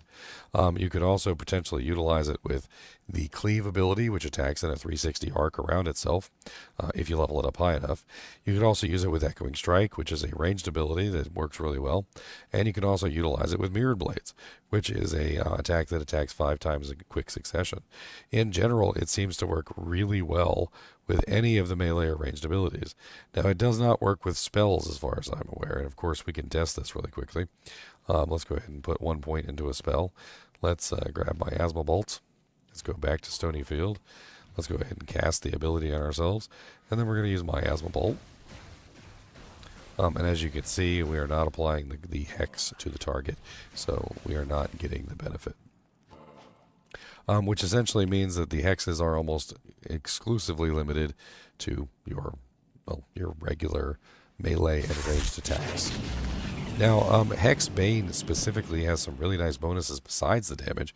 It also has the negative 25% enemy attack rating, which can make it harder for them to hit you by decreasing their overall attack rating and making your defense work better. It can also give you the monsters negative 50% to their enemy defense, which essentially makes it much easier for you to hit the target. So while the monster is hexed, you get better attack rating. You get better attack rating for you against them, and they get worse attack rating for them against you, which is really quite powerful. It also gives you a bonus attack rating to your attack as well, making it easier for you to hit targets. So, for instance, if I was using, say, Echoing Strike, and I cast the ability on myself, the attack rating bonus for it, I believe, is only when you're actually fighting a hexed monster, so it doesn't show up on the panel. But once the monster is hexed, you get the attack rating bonus versus that monster, which is actually really nice. It does have a lot of synergies, and you don't necessarily have to build those synergies if you don't want the magic damage in your character. In fact, it's actually really cool because these abilities are kind of like multifaceted in the way that they give you a benefit, the negative 25% enemy attack rating and negative 50% defense. And they also give you the attack rating bonus, but you don't necessarily have to build into the magic damage portion of it or even dump points into it to get really good effectiveness. In fact, even just 1 point in the ability is still going to give you negative 25% enemy attack rating, negative 30%, 7% enemy defense, and a decent amount of attack rating bonus of 83%. In general, Hexbane is one of the first ones that you're going to get access to, and it's going to be very good for any melee or ranged ability that you're going to be able to use. You can also, theoretically, utilize it with Eldritch Blast, which will actually cause it to refresh. So if you curse a monster with the Hex Blast, for instance, and you are able to attack that monster with Hex Blast afterward, you'll notice that the Hex Blast will pulse. And of course, I'm still extremely weak here because I don't have access to most of my equipment. Give my stuff back. Let's grab Echoing Strike. So we're going to curse them, and we're going to use our Eldritch Blast, and you will clearly see the pulse of the hex as it refreshes, because Eldritch Blast has the ability to refresh the effect on the target, keeping it active almost infinitely as long as you have Eldritch Blast also active, which is really nice. In general, like one of these is going to be something that you're going to take no matter what as a melee or ranged character. I cannot see a single build not taking at least one of these effects. They're too good not to take even as 1-point wonders, and then from there, like, you can of course build them if you need to or not. Hex Purge tends to be one that you're going to build into more often than Hex Bane, and there's a reason. So Hex Purge has synergies across the board. Like, for instance, Hex Purge is a synergy for Cleave, and Hex Purge is a synergy for Eldritch Blast. And this means that a lot of the times you end up putting points into Hex Purge incidentally, which then ends up giving you different things. Hex Bane isn't really a synergy on most of these skills. And so unfortunately, because Hex Bane isn't a synergy on basically anything, it's not really one that you're going to incidentally build. It's going to be one that you deliberately build, if that makes any sense. I think that's pretty much it for this particular hex. It's a good one. It's definitely worth using early on. It might get replaced in your repertoire with purge, and I could totally see an entire build just around hex bane because of how much damage it does. As always, be sure to hit that like button and subscribe button if you're enjoying the content, and keep watching.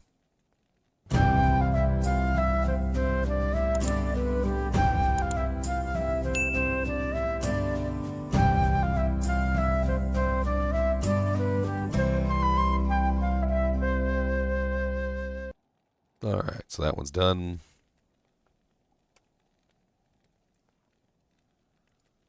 Moving right along. Chugging along. We making all the vidges for the Warlock skills. Gonna make sure we got all them thrills. Putting a little bit of hex bane on you. Gonna make sure that you gotta go poo. But it's not gonna be hard as a rock. It's gonna be squishy like a peanut butter. Crunchy. In a jar.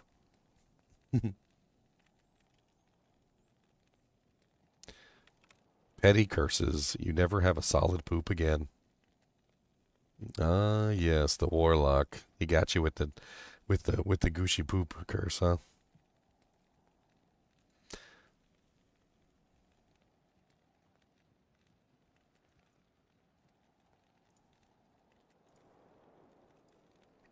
Got you with the ye old gushy poop. Gushy poop, gushy poop. Radioactive gushy poop. I'm gonna get this pinch right here.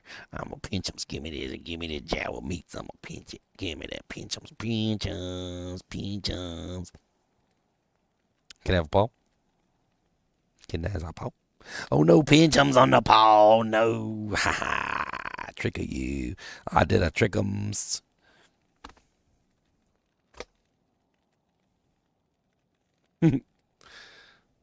He's so silly.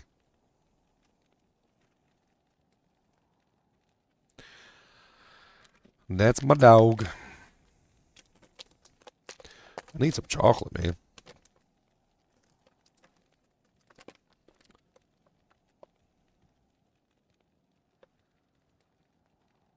I need some chocolate.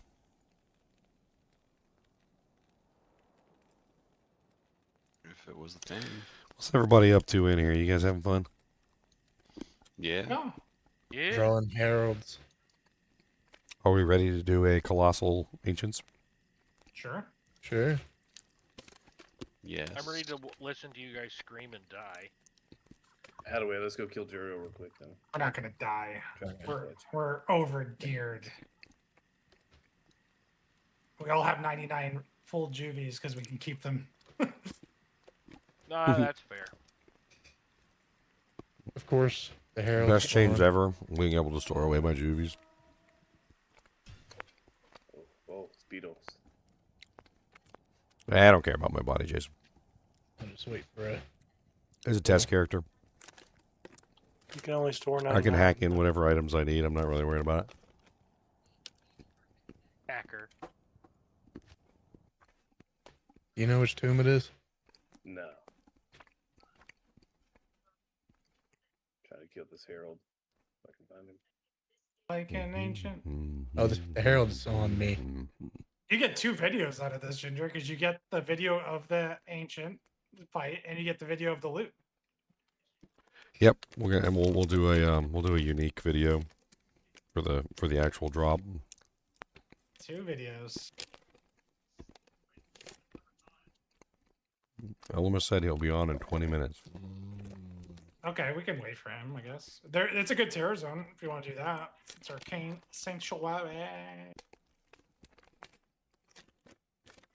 I'm shoving some chocolate in my face. Elmas paid for his spot. Hurry up, Elmas. Chocolate. Nom, nom, nom, nom. Cody, can you move your big head out of the way so I can see? Well, thank you. I appreciate that. He actually did it. I guess we could teleport Arcane real quick and figure out which tomb it is. It's circle. Yeah. Oh, thanks.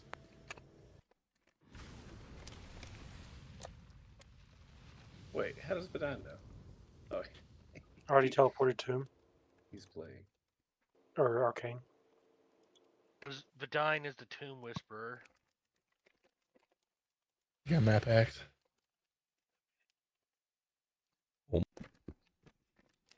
Who's got map packs? Mom's got map packs.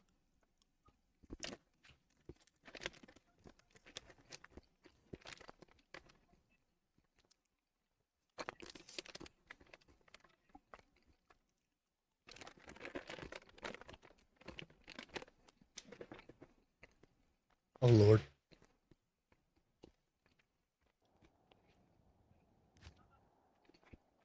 Did we draw the eye of a herald twice? Twice? Yeah, you can draw multiple heralds.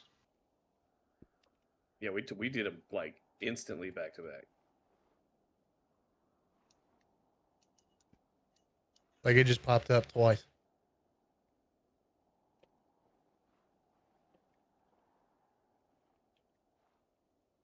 I'm gonna go to another tomb and try to get one.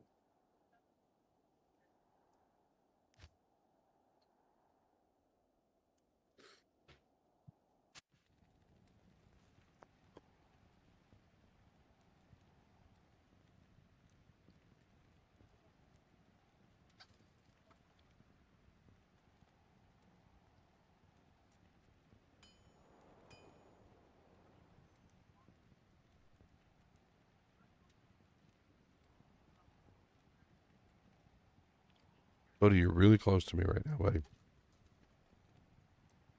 You're like in my face. Can you back it up a little bit, please? Thank you. I appreciate that.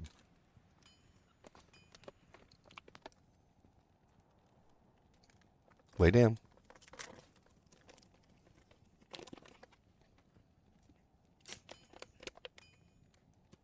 All up in my grill. Like 2 inches from my face. Ready to thieve. I'm gonna bite him on camera.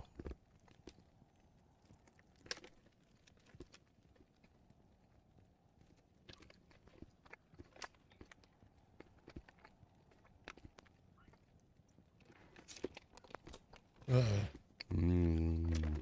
Yeah, he's in mine. Who? This one is.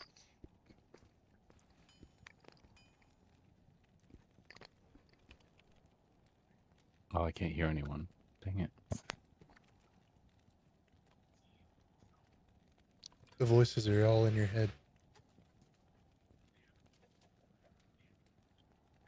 So are you waiting for LMS? Is that what we're doing?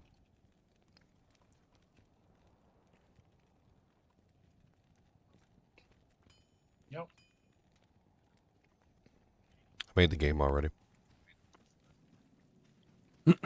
Do we have enough people? I mean, you can probably do it with one person, but like, I want to go in with like a P8 group and just have fun dying.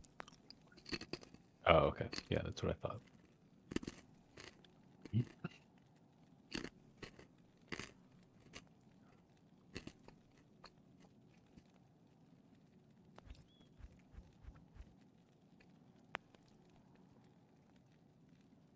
You don't want to have fun dying? I am. Oh, I do. That is the goal. Mm-hmm. And we're all coming in on our necromancers or no? I don't know. Or I was just going to do my Warlock. I mean, if we Yeah, have to, we could always like go get some of our higher level characters that were actually geared properly and get it out for specifically for Ubers and whatnot.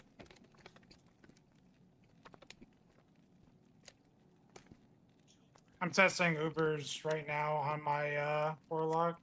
I just killed Lilith. That was actually pretty easy with my setup. So yeah, just gear. I have the gear for it.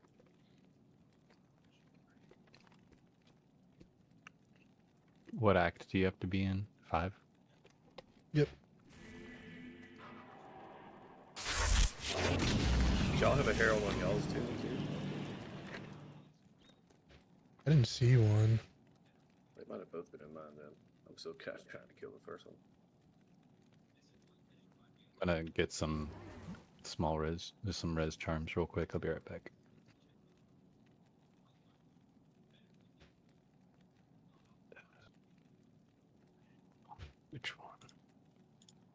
There's this one. Not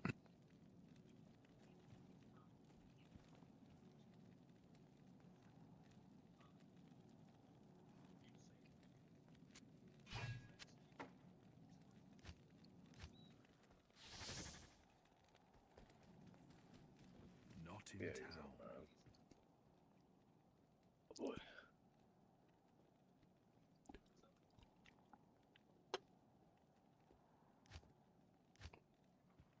Attack rating's terrible. I'm gonna miss the target like 1,000 times.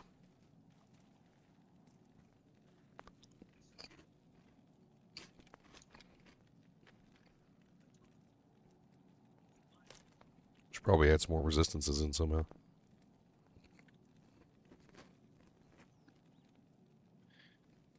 Come on.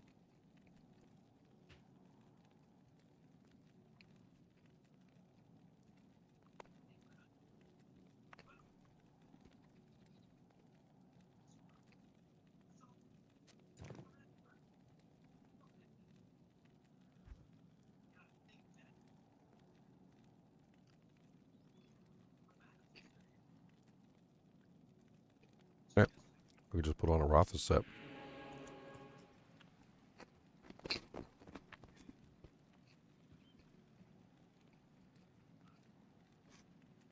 It's actually not a bad idea. Huh.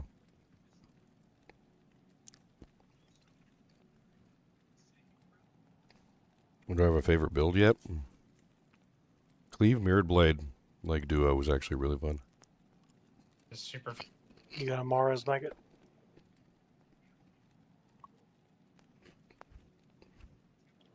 Maggot. Yeah, I got a Mars. Yeah, well, Okay, that was a 2 Warlock skills, 30 lightning res. gotcha.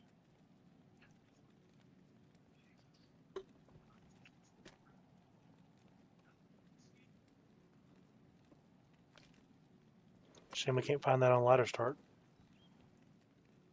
The solo in the Ubers, huh, Leon?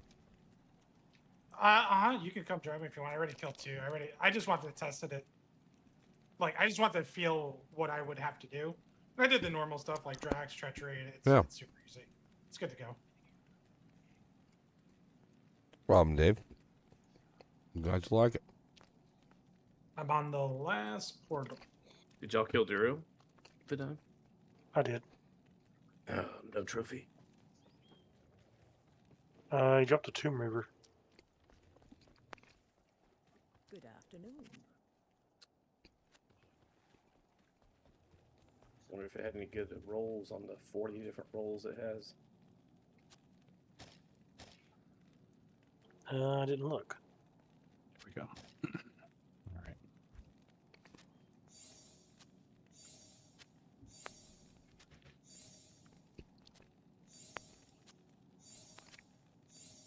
I didn't even realize that that's like the exact number of spots in the cube for all 5 of the statues.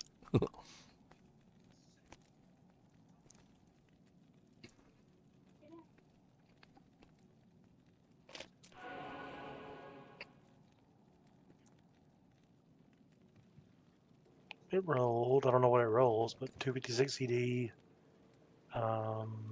Aura's 48. 12 life leech. I can't. So about 53 How many Tomb sockets? Reaver. 2 sockets. Not in town. the Reaver's going to be a fun one for the two-handed stuff. It's a stash if you want it. Oh, no, I'm good. I'm over here munching. I'm hungry. Been streaming for like hours, recording videos.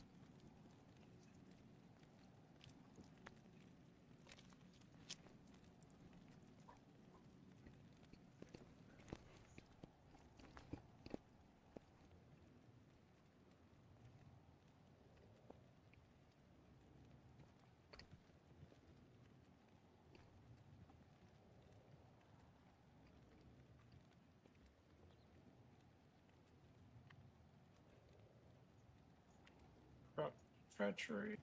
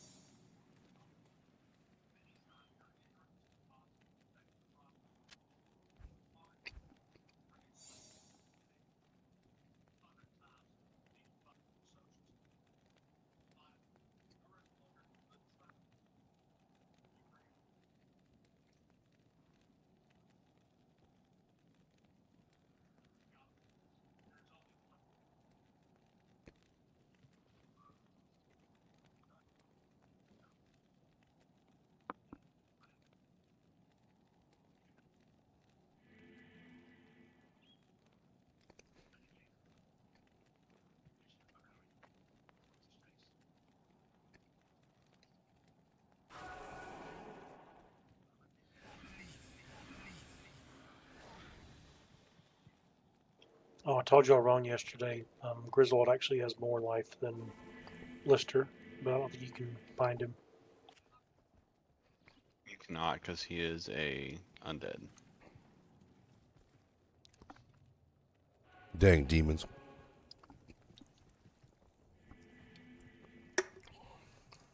Dang dirty All right. demons.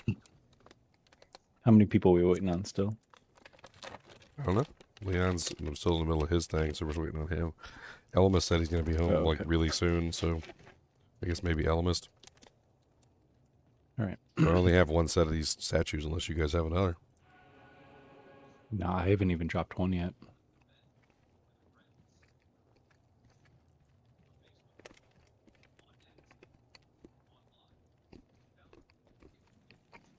What's the I'm here. I mean, past the 5 that I have, that's what I'm looking at right now for like another run. So I would need the first, the second, and the last statue.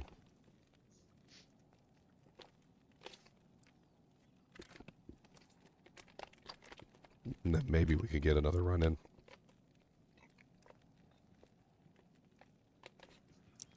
But they have to drop from TZ bosses, right?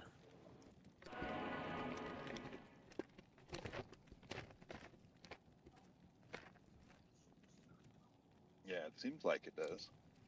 But we proved that Mephisto can drop 5-2-1, so that's cool. What's the location that you have to be to make this portal? Is it town, or do we have to be at the Ancient's pedestal? Okay, Amazon. I'm gonna say the Ancient's pedestal? I don't know. Okay, is the game in Discord somewhere? Non-ladder chat, maybe? I'm gonna go find the ancients then real quick. Oh, got it. Okay.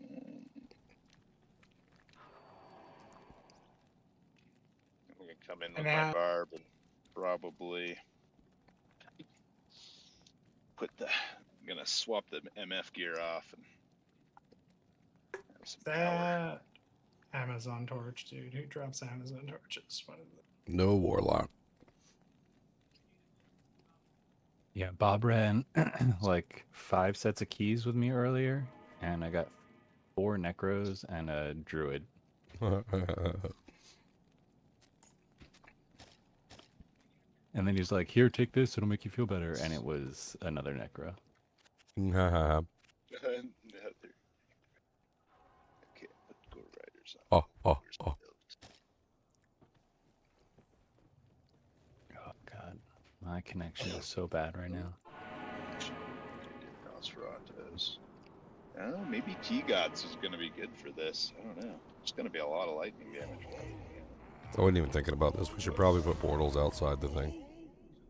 Just in case. I wonder if Yeah. we can even like re-enter.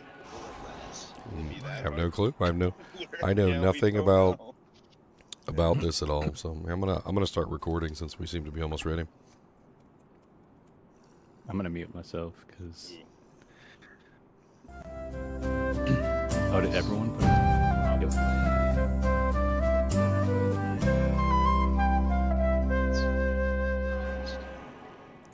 All right, guys and gals, we finally managed to collect enough of the statues, and we have a full set of the Colossal Ancient or the Uber Ancient statues, whatever you want to call them. And we're going to be trying out the Uber Ancients. You need to get all 5 of the statues, which is kind of crazy. You need the Talix Anguish, the Bolcathos Nightmare, Corlix Pain, Maddark's Ire, and the Warusks. And I honestly have no clue what to expect. I haven't really cheated and looked at any other videos. So we're probably going to die a lot. This is going to be interesting. So buckle up and be prepared for death. How do we actually do this? That's the question. There you go. Warm up with some regular ancients. Oh yeah, cube them.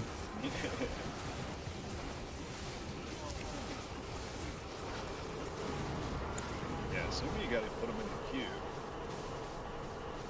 I mean, I have them in the cube right now. Oh, okay. It's also location based, you know, like the Ubers, you have to be in town. Let me look up the recipe real quick on Diablo II.io. It's actually there. We got a nice BO person in here. Yes, thank you for the BO. That is This Who's highly got- spirited mind. Who has it? Oh crap! You know what? I'm gonna put Oh one yeah, that's TP. nice. Give my leg.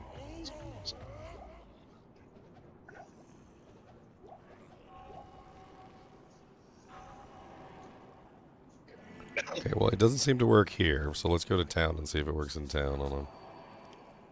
Oh, you tried to cube it here. Yeah, I already tried hitting the button. It didn't seem to work.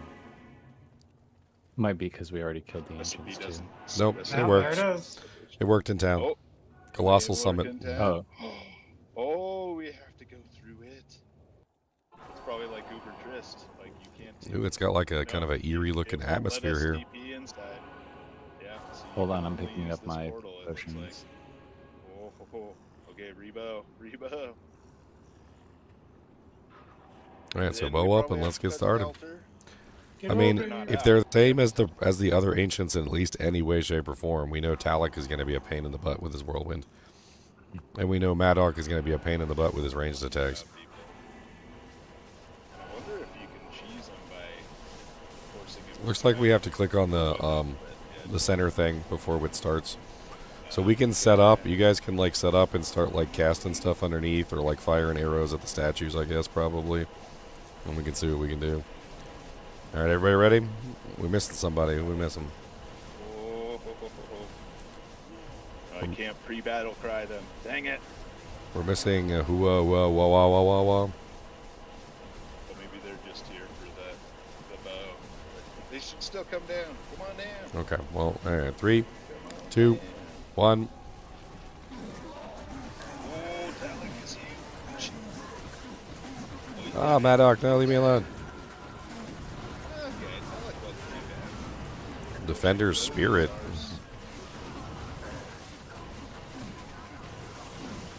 What's up, Corlick? And so we get the jewel. Someone looted it. That was surprisingly easy for a P8 run. I think they need to make those guys a little tougher. Yeah. And we got the Protector's Stone Let me go into Jewel. the World Stone. 1% chance to cast level Okay. 15 Fade when struck. 50% enhanced damage. Adds 10 to 30 damage. Negative 8% physical damage resistance. 3% experience gained. 41% extra gold for monsters. And 35% better chance of magic items. That's crazy. It's Pretty beautiful. nice. That's the first time I've ever seen negative enemy physical resistance on an item. I don't think it's existed until right now.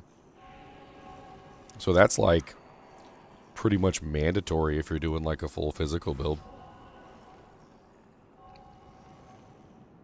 Are there any other new items that come with it?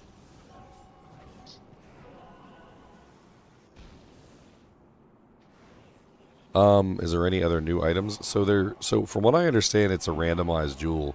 So you end up getting one of like, I think it's 5 or 6 jewels.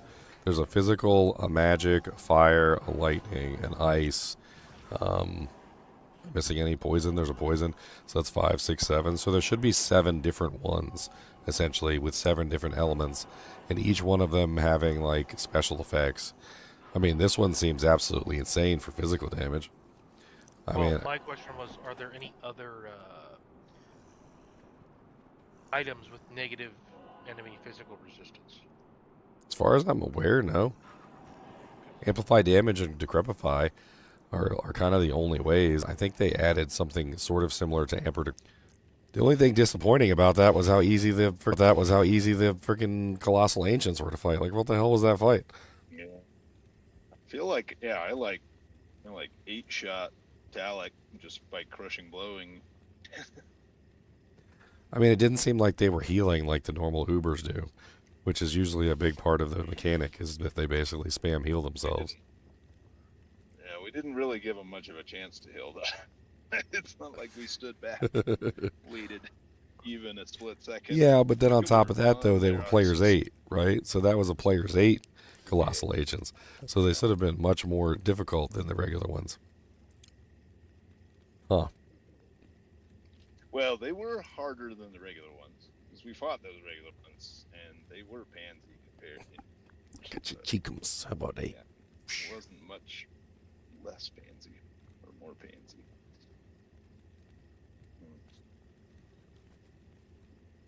Interesting. Well, alright, time to get more statues, I guess. Well, I mean, that part of it is definitely difficult, collecting the statues. Yeah. I think across the entire kinship, we only managed to pull together one set. Yeah, in 4 days. Well, I guess it was really, it took like 2 days. Because once everybody was pretty powerful and we could do higher-ish player count stuff, we could knock out the bosses pretty fast. Let's take a look Me at... and Bedine on P3, we got 9 Mephisto kills and 3 of those statues. That wasn't too bad. And that was all in a half hour. It's not too bad. Protector's Stone. So apparently there's 2 different versions of the Protector's Stone. One of them is Protector's Frost, and then there's the Protector's Stone. The Frost one is cold damage and has level 25 frozen armor when struck. The Protector's Stone is Fade, and it's physical damage. Let's see how many other, like, stones there are. They're jewels, right? So I could probably sort by jewels. Jewels. Alright, so here's a list of all the different ones. We've got Defender's Bile, which is 1% chance to cast level 25 bone armor when struck. It's poison skill damage and enemy poison resistance. Adds poison damage to your attacks, and they all seem to have Magic Find and Gold Find. Protector's Frost, we just talked about that one. Guardian's Thunder is 1% chance to cast level 25 Cyclone Armor and Lightning skill damage and negative lightning resistance. Guardian's Light is magic skill damage and enemy magic resistance, and it has 1% chance to cast level 25 Psychic Ward when struck. Defender's Ire is fire, and it has 1% chance to cast level 25 Blaze when struck. And that one's also fire and fire to skill damage. And then the poison one is 100% chance. No, that's just the regular Rainbow Facet. Is there no poison one on the... I don't see a poison one on here. I see fire, magic, lightning, physical, cold. No, wait, no, that's the poison one over here. Okay. So yeah, there's one for each element. And it looks like they roll pretty dramatically. So between 5 to 10 on the poison skill damage, 5 to 10 on the enemy poison resistance, 3 to 5 on the experience gained, 15 to 35 on the magic percentage, and 25 to 50% on the extra gold for monsters. That's these are going to be something that we're probably going to farm in like vast quantities, and people are always going to be trying to get like the better one. I love the fact that they add a pretty significant amount of that damage type as well. I mean, like 1 to 75 lightning, 10 to 30 cold. How does that compare to the originals? So if we compare the cold to the cold, 10 to 30 versus 24 to 38. So they're actually slightly worse than the originals. But then again, they also have more skill damage on them. So they go up to 10% skill damage. So I guess technically that would probably be more in the long run. Because if we take 30 and we add 10%, oops, 30 plus 10% is 33.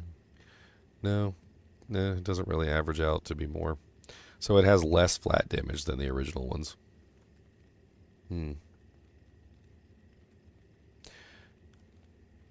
Well, interesting. The items are interesting additions to the game. I have to say I'm a bit disappointed in the sturdiness of the actual Colossal Ancients. I feel like they could do something to make those guys a little bit tougher. I mean, the Ancients are tougher than that. I don't know exactly what it is that makes them so weak. Maybe they just don't have enough hit points. Maybe they just don't have the regeneration. Maybe we were canceling out the regeneration because we all have open wounds or something. I don't know. It didn't seem like they had any auras or buffs or anything either. Maybe that's Right. part of it as well. Maybe it's randomized. Maybe like what buffs they have is randomized similar to the original Ancients, and so depending on what rolls we get, it's going to make it more or less difficult. Yeah, we just got a super easy roll. I mean, it Try. happens. Like as happens, yeah. easily as we killed the I mean, Ancients, yeah, like the regular people Ancients reload the earlier. Ancients just to find Yeah, the there really were easy there were ancients to kill. times where I did the regular ancients, and if you got the regular ancients with the right modifiers, like they were like next to impossible to kill. And if it does randomly roll between different modifiers, there may be times where these guys are like ridiculously hard to kill, and we'll have to like pull out like the full meat of the kinship to kill them. But it definitely seems like that pack that we fought was probably the easiest ancients I've ever seen.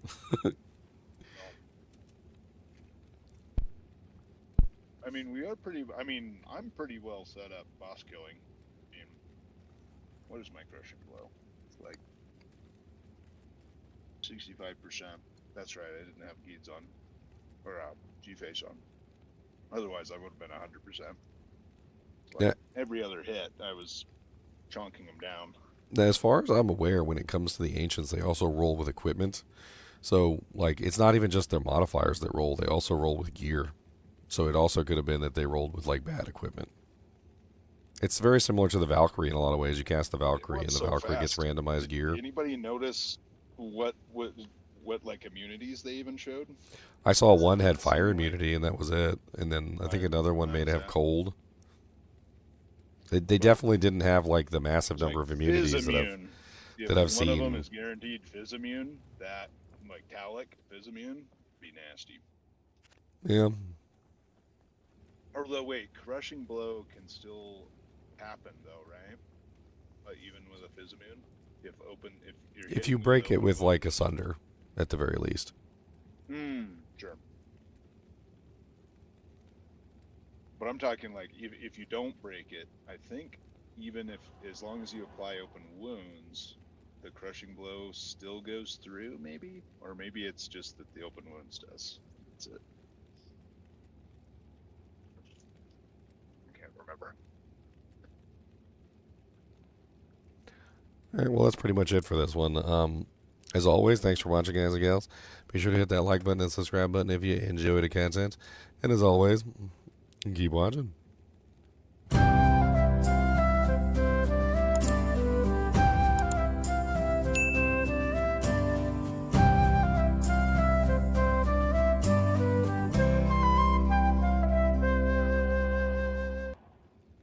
I'm happy to keep using his MF gear, but he wants it back.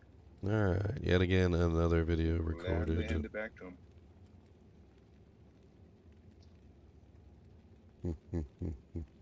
Elemis, Yes. you're the one that handed me that Legend Sword Plague, right? The Oh yeah. You want That's it? right, you Can you take it? Can you take it back? Oh yeah. I can take that. Let's see. I'm trying to start offloading all the stuff people let me borrow, so I don't have all the storage. No.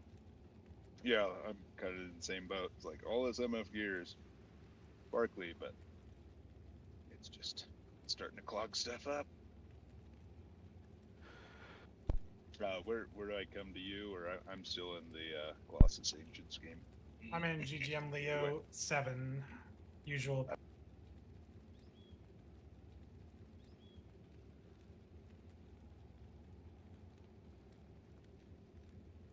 This plague. No, that would have been. Yeah, I made this plague actually for my merc. It's living out the fantasy of two-handed mercs, or two-handed barbs against the world. Well, now you can just run the amp sword on him. Yep. Although I don't have. Oh it. yeah. I have the mania like ghost spear that I put on a merc. I never made a mania sword that was. I don't think I found a good 3-socket sword at the time to put mania on him. Oh no! I found that. Okay, a legend sword. I did make a mania and a legend sword, non-ethereal though. I think that was mostly because I had that on swap for myself, just to cast burst of speed when I was still trying to work through and get towards more equipment that would let me hit my fastest breakpoint.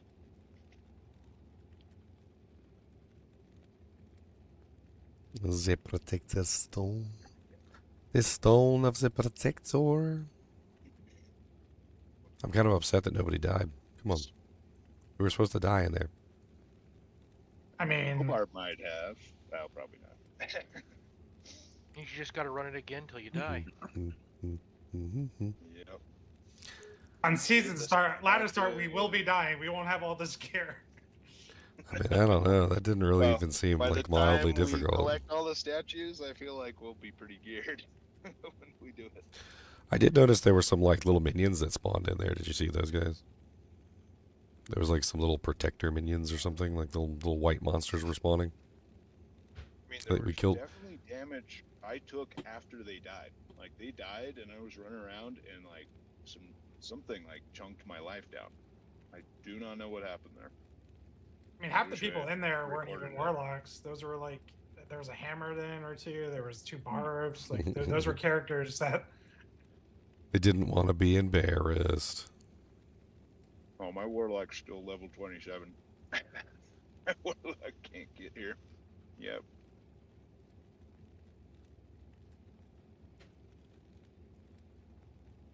Let's see. Dude.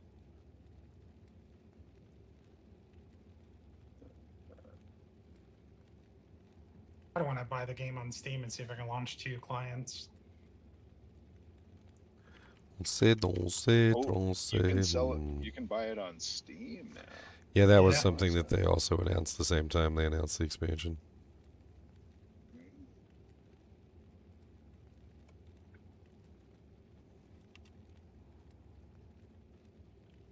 Interesting. So you can launch it through Steam. So, I forget the limitation on launching multiple clients. I remember looking it up like 2 years ago, and it was some weird. You had to change like a lot of files, do a lot of weird stuff. But I wonder if I. Go You have ahead. to close the process that tells it to look for a second client. is that the secret?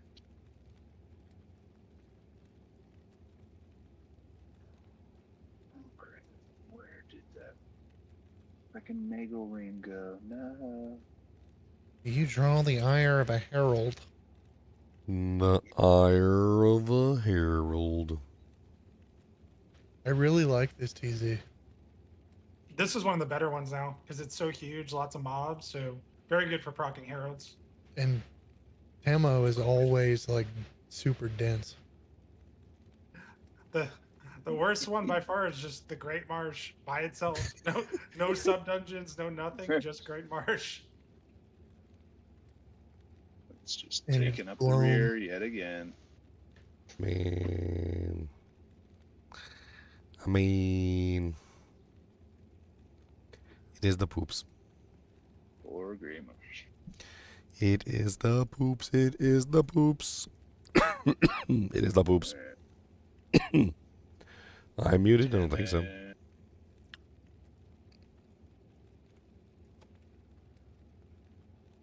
That's it. Hey, figure I'll just follow you and Hork. Yeah, if you want. See if we can find Or we can some level your things. character. We could boost your character if you want to play Warlock. I don't mind doing that. Ooh, that could be fun. I could throw on Maybe let's max wait till- FCR and just teleport. Let's see, what is the next TZ anyway? Wait for like a just before a chaos one.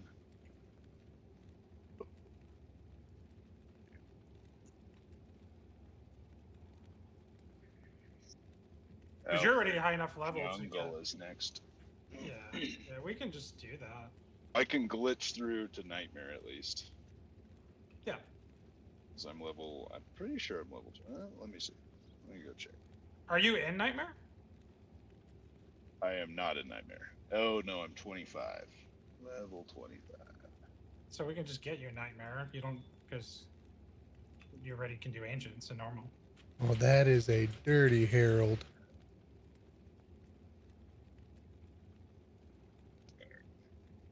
GGM LE1. That's the game? Yep.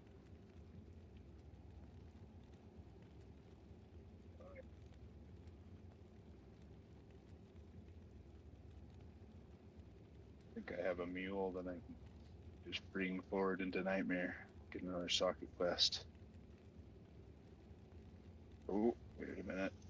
Can she go to Nightmare already? No, she cannot.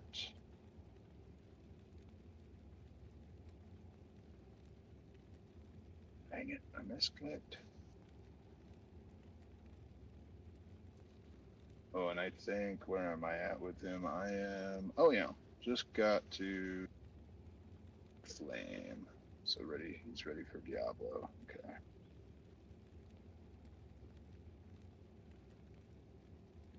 Eldritch Blast, Eldritch Blast. Radioactive Eldritch Blast.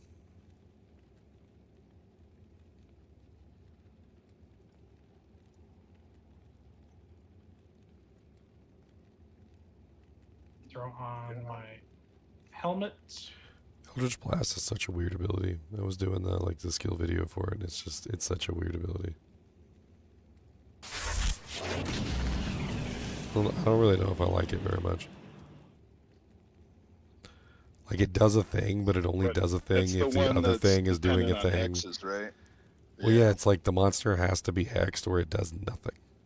Like, it literally just does nothing. I'm just gonna teleport. Yep. All good. Seems to me like they Shouting should have out. they should have Anybody given that the wants to ability get rushed like into Nightmare. Certainty of death.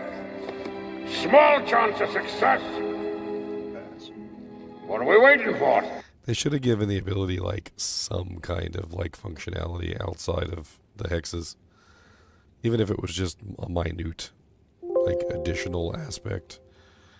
Like, I feel like it being completely useless outside of outside of the hexes is kind of strange.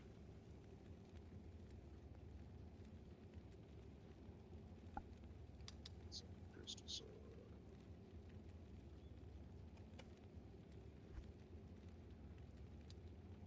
Oops, I messed up the thumbnail. Interesting. I'm getting like no experience. I mean, don't worry. We can do Hell Oh, okay. Chaos. Now maybe it's, so. now it's moving. Yeah.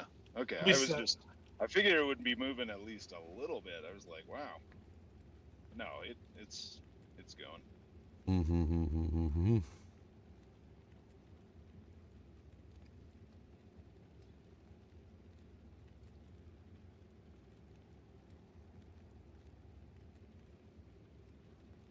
Look out, man. Oh, look at that drop.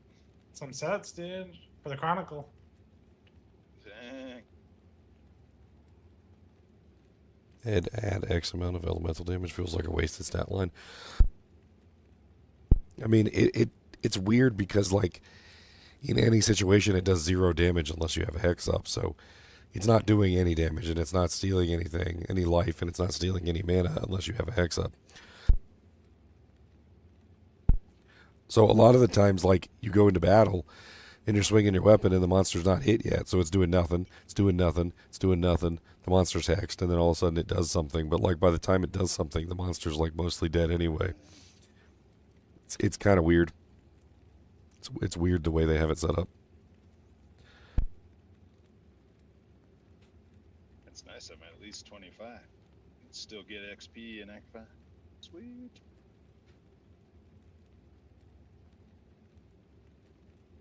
Jonya. A demonic slave monster herding demonic slaves.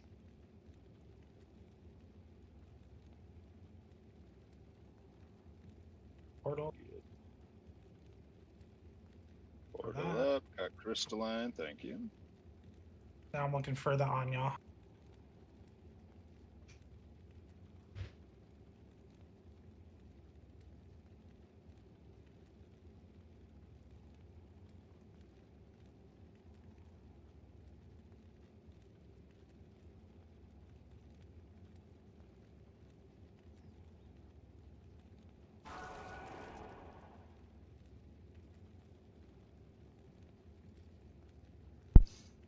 The icon for my psychic blast is the wrong freaking icon. Portal's up for Anya. Perfect. Wow, look at this item for Frozen River normal. Thing's insane. Ranger. Oh, 120 druid with big MF. Oh, nice.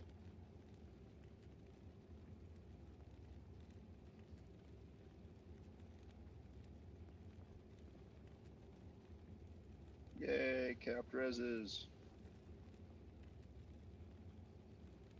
Sorry, why do I have this book on me again? I could just load it with some P diamonds. Why not?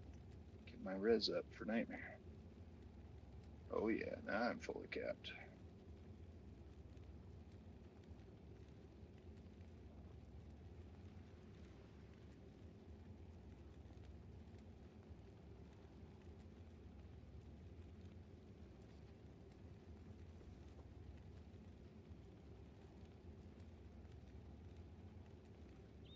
Oh, do you not have Ancient's Way waypoint? I don't, but I'll be there in a second. Oh, okay. I was about to say, it's like, oh, what's he? He's like teleporting through glacial trail. Interesting. Oh, Yeah, now he's in frozen tundra. Okay, that's an Ancient's Way. I'll be there in a second. I'll go get the waypoint. Good man. Just here for the ride. Max FCR is kind of insane feeling. It's almost too much. Like, I felt like I was telling just fine on Barb at 63 breakpoint. Okay, waypoint's up, and then I'm gonna go find the actual ancients.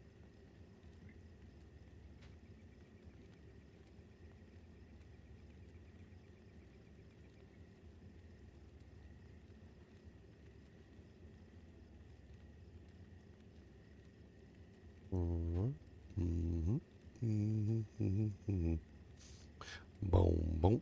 Making thumbnails is a lot of work. Why's it gotta be so much freaking work? Making thumbnails all day long with the nails. Thummy thumbnails. Coming at me, bros. Get him. Thumbnails, Nice, new level. thumbnails.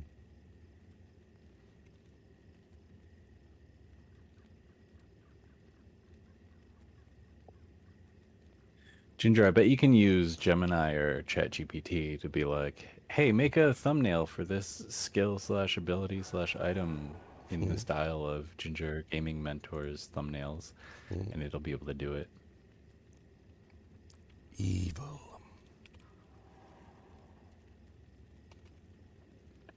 But all the starting artists that message Ginger every day will cancel him. They'll say no more Ginger Mentor. He uses AI. They always want to charge me so much too for like what basically equates to like no work. I'm like, you made a thumbnail. Like you're not painting a Mona Lisa here.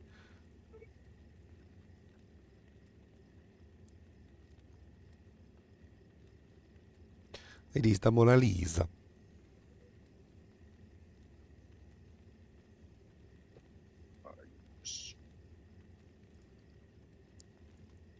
Ooh, flawless amethyst. We're ready.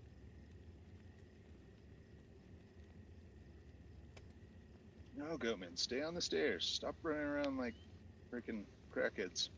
Am I grinding for drops? I am currently making videos today. I've made a large number of videos today already.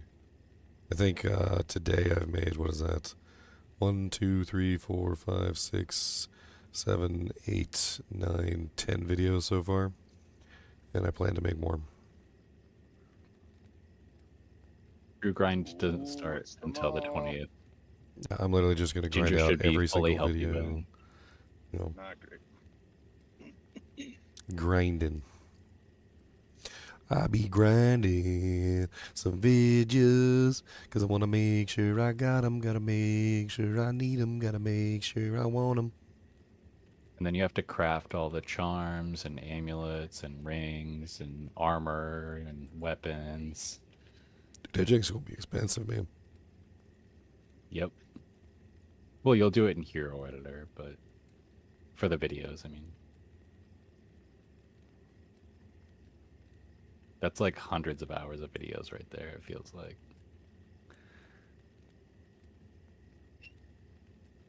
In terms of work, I don't know about the actual length of each video, but Well, it's Ginger Gaming Mentor videos, so they're like an hour each. Easy. Come on. Embrace the rambling. Embrace it. I mean, what else are you gonna do while you're at work? Spectral bane. It's not like you actually work while you're at work. Come on. What does that mean? What are you implying? I think I was pretty clear about what I was implying, sir. So number 2, you gotta make it. Oh yes, sir. Is that the Oh dick? no! It won't let me make it. I gotta go back to the lobby or back to Character. There we go. Nightmare. Nightmare. And the mule should be able to go there too. I learned today that I don't know how to spell colossal. Apparently, colossal does not have 2 L's. It only has 1. No, it's they're called the Colossus Blade Ancients, Ginger. Come on now. The Colossus Beyblades. Oh, that's how you get your best Beyblades. whirlwind, huh? Beyblades. Yes.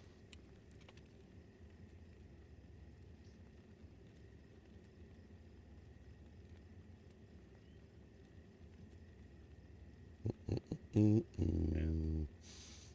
up there with the Leviathan mastery. I'm watching GGM at work. This is the way. That's right. See? What else are you going to do at work? Increases productivity by 500%. Do work. Oh my God. Somebody fire this guy. Fired. Superior EW. Enhanced work.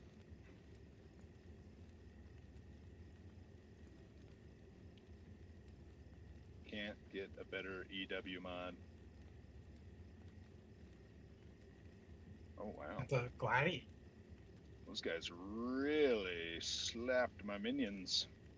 Bloodletter.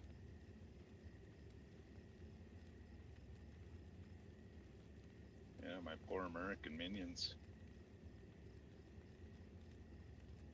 Got slapped. I'll talk to your buddy. Yes. Let's go east, bro.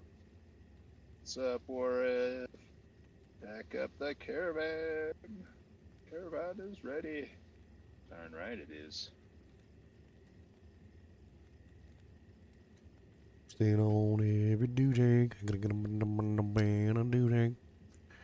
Get a band of do-tank. I have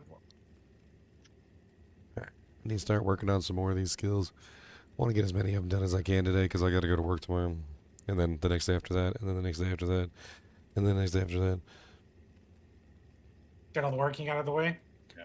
Did you schedule time off? Like how many days in a row do you I have couldn't. off? I couldn't schedule any time off. We didn't find out until it was too late. It was beyond the cutoff period.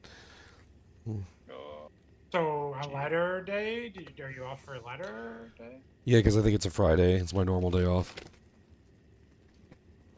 That's good at least. But what about the Saturday after? I have to go in for 6 hours. Shouldn't be too bad. I guess I'll just have to not sleep. And then I'm off on Sunday as well. Basis. So, like, I just gotta work one little 6-hour shift, and then I'm off for, like, basically 2 days. It shouldn't be too terrible. I should have at least the first 3 days, like, to be able to just, like, go nonstop, and then I'll have to slow it down toward the other days, whatever, blah, blah. We'll figure it out. I'll figure it out. And what I mean by that is I'll probably just not sleep, and then my girlfriend will yell at me because I'll be grumpy.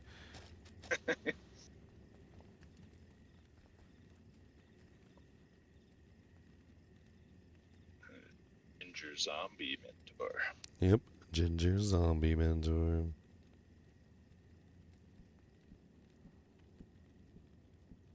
You know, I'm wondering if they include those crafting recipes, how it's going to affect the Vengeance Paladin, but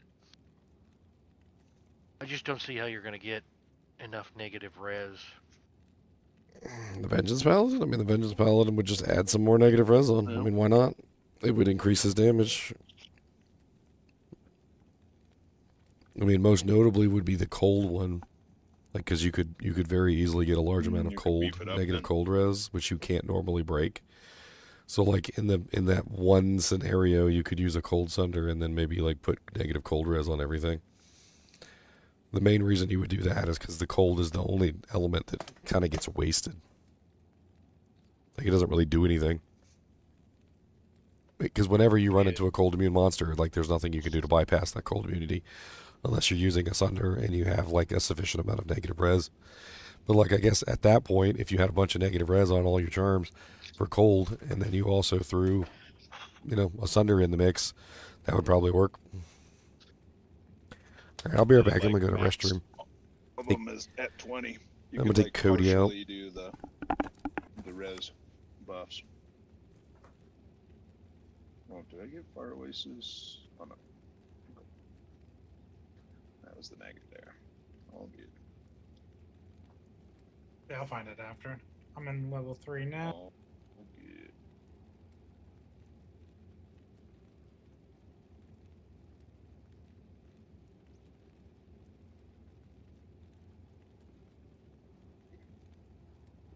Small charm is lightning damage, 1 to 6.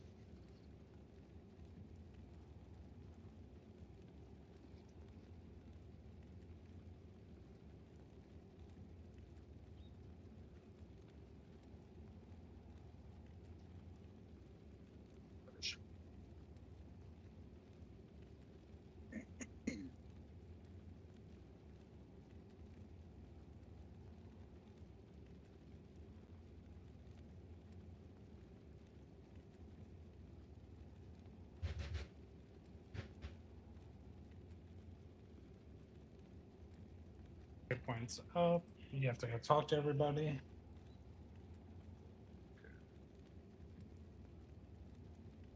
Wait, waypoints up?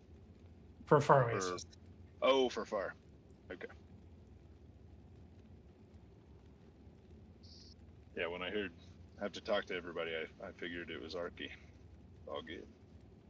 Yeah, no, I'm waiting for you to talk before I move on. So just like do like okay. lucky stuff. Yep. Do you have, let's see. Yep. Good. Be able to go to Arcane. Yep. Yep, look up for Arcane.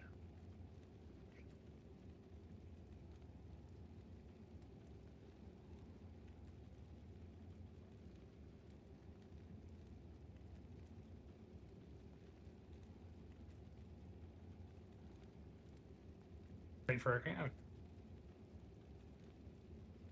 Ready for Arcane. Sweet. Yep, went through without a hitch. What? All bed. Be top left. top one. I failed already, so first try, not first try. Oh, so not top left?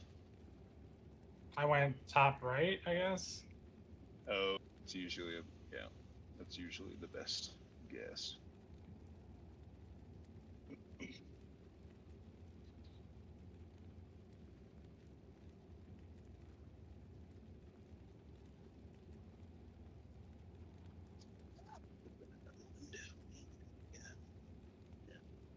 Top of the mountain pass right now. It's beautiful. I found. Chase some snow up here. Already. Coming to kill that son of a beach.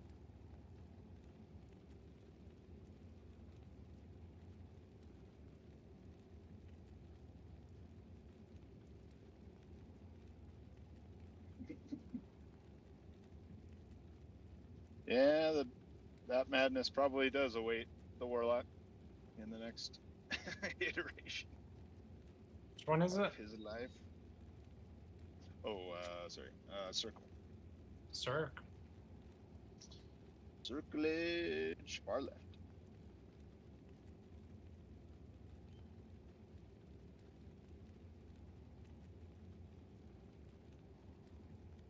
Made the staff.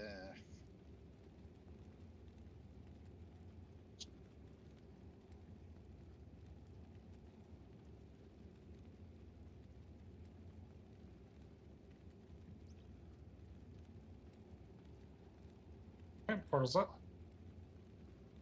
Okay, coming in. Staff in orifice time. Giggity.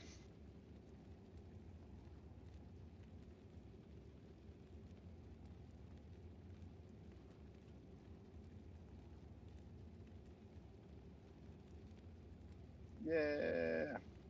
YOLO in. Oh. One shot.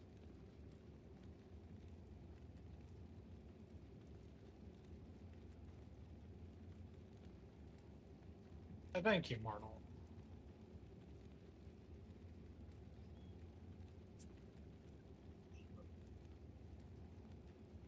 Oh boy. Swampy pit. Running. Don't be a jerk, Jaren. Don't you do it. Nice.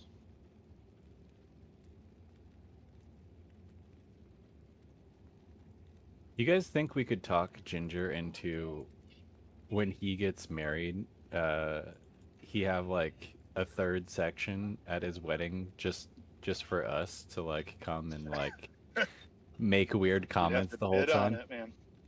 Oh, you'd have to bid on that. I don't think that Oh. that won't be free. No, we would definitely pay, right? To like we would basically fund the wedding somehow, I'm sure. Humiliate him. Yeah, yeah.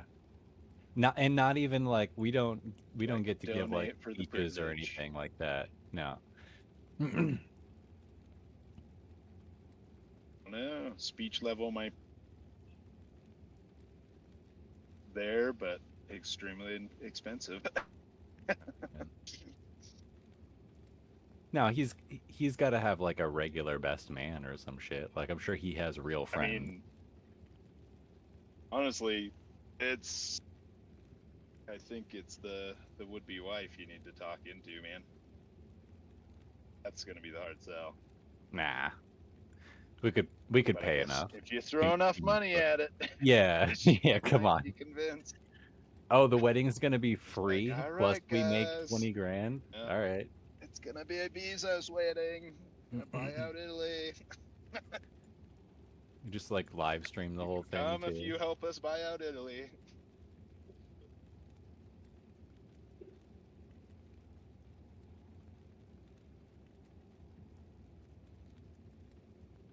Western World Shard, let's go. That's This also makes infinity less necessary. It makes it more powerful, but it makes it less necessary. yeah. I think that was part of their whole thing was making it so we can use all the stuff without feeling like we're missing out.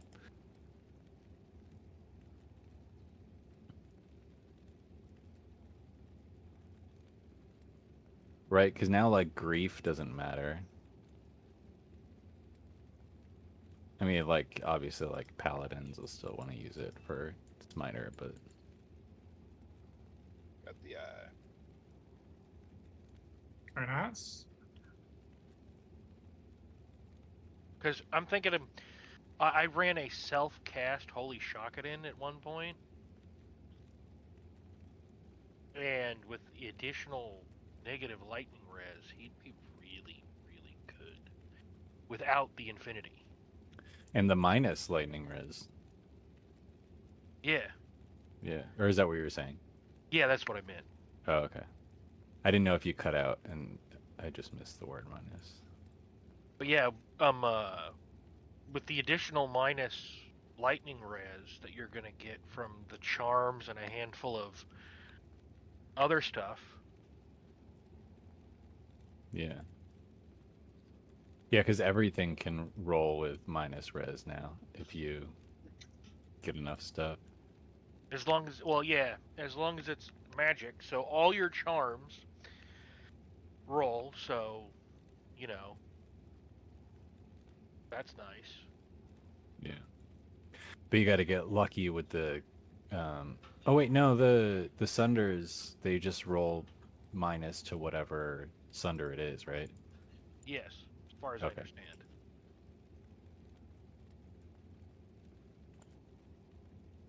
be really funny to get if that wasn't the case and you had like a physical sunder with minus poison res. Like, nah. Right? But yeah, I think they roll exclusively their own element. Yeah, hopefully. It looked like that, but you never know with And Uh-oh. these people. but yeah, I Body think you part- can oh, that's without an infinity, you can easily hit like negative 100 on the self-cast Shakaden. I mean, yeah, your like holy freeze, holy fire, holy shock is going to be crazy now with the negative res that you can get. Ginger, did you propose to your girlfriend yet? Yeah, she told me no. Oh, I'm sorry, man. We were trying to come up with a way to fund your wedding. On a less dour subject, what do you think the best way to set up a holy fire den would be then? Theoretically, is it still just dragon, or we have better options now? I mean, Dragon and Dreams were already like kind of like not really the best options before. I don't know. The additional negative res could potentially push it over into pretty much Dragon and Dreams being useless. I don't know. Yeah. The problem with Dragons and Dreams is you can't increase the level any more than you normally can, right? And the thing is that like you're stuck at like level 30 with Dreams, or you're stuck at whatever the level is for the Dragons and the whatever setup. With the way that the negative res is working now and getting that huge amount of negative res from your charms and potentially other pieces of equipment, you could potentially have like easy 50%, if not higher negative res from just your gear, and then still have massive number of plus to skills, which means that you could be looking at like level 50 or 60 holy shock with an adequate amount of negative res, like 50 or 70 negative res. You might not even have to use Crescent Moon, which Crescent Moon might just go out the window as the best option, because instead it might be something that has a large number of plus to skills. Yeah. I mean, if I were to theory craft that character right now, I would probably theory craft it with like some sort of very fast attacking weapon, maybe something that just has large amounts of lightning damage on it, I don't know. Or maybe just large amounts of plus to skills. I'm not sure what options you have available to you at that point. Most plus to skill weapons are not really good melee weapons, so it would have to be maybe like Plague. Plague could be a very interesting option there. Oh, Ginger, do we TZ cows when we use that crazy Worldstone shard? So we did it tested once. that. I think So we did you it need once. To summon the cow portal is my theory first. Yeah, so we did it once and we didn't summon the cow portal, and it did not make the cow level terrorized. The theory, the going theory, we have not tested it yet, is that you might have to open the cow portal first before you use it, but we haven't tested that yet. But the answer to the question as of right now is no, it does not terrorize the cow level. Okay. I mean, if you want to use one, go open the cow level beforehand just to make sure, and then use it and see if it like terrorizes the cow level. I mean, if it doesn't, even with it already being opened before you hit the button, then my guess would be no. That would be poopy. It might be an oversight on their part. Maybe the cow level doesn't exist in the same realm as the as Act 1, 2, 3, 4, 5. Maybe it's technically not part of Act 1. It's in its own little area. Yeah. I mean, you do have to portal to it, so.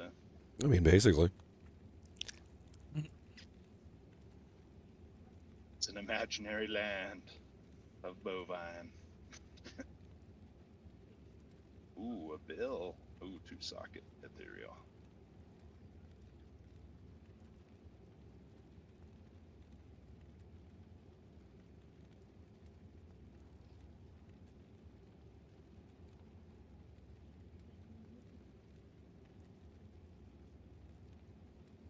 Now we're back to where we were.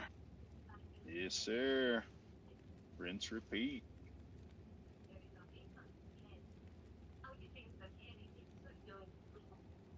Back. Back to the pentagram.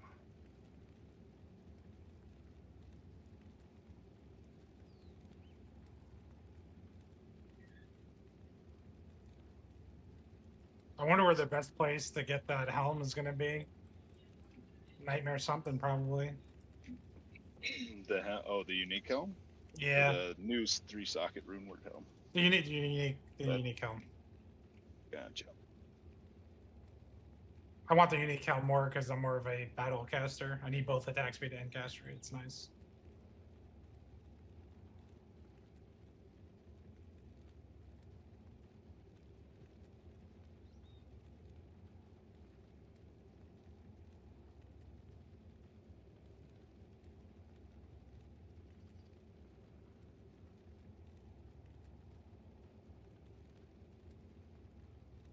Right. Get him. Get Okay. him. There's just one left. I was chunking him down. Kind of.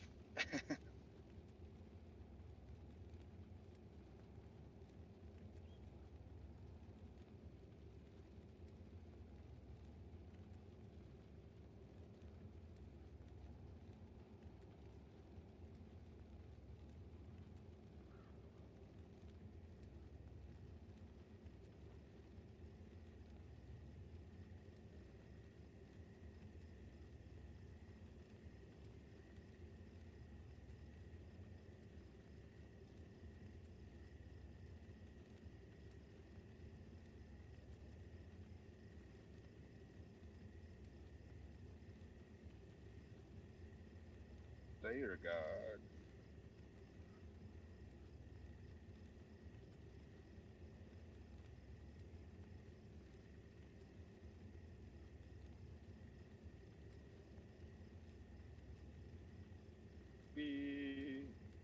Oh shoot. Didn't bring my mule along. Oh well, it's fine. Can always rush her later.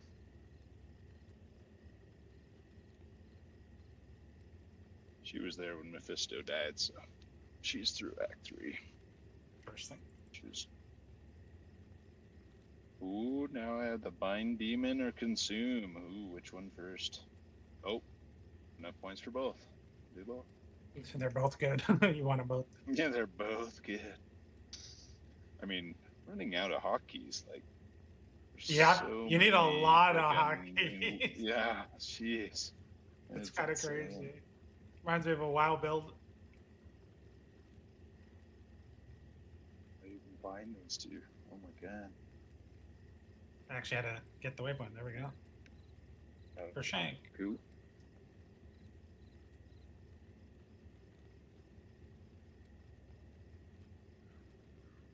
What the hell? Oh, archers. Yeah, that's why I was trying to Spicy. kill. Spicy.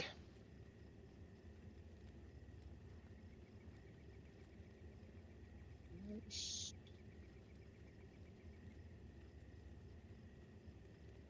Okay.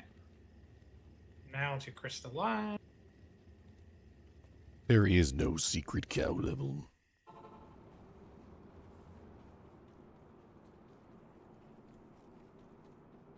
Is there anything cool up here? Oh, there's a doorway in the back.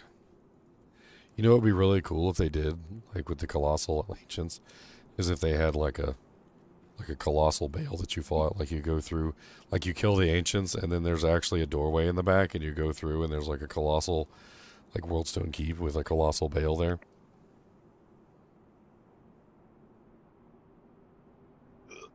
Where's my water? I was talking about the Act 1 key terrorizing the cow level. That's what I was talking about.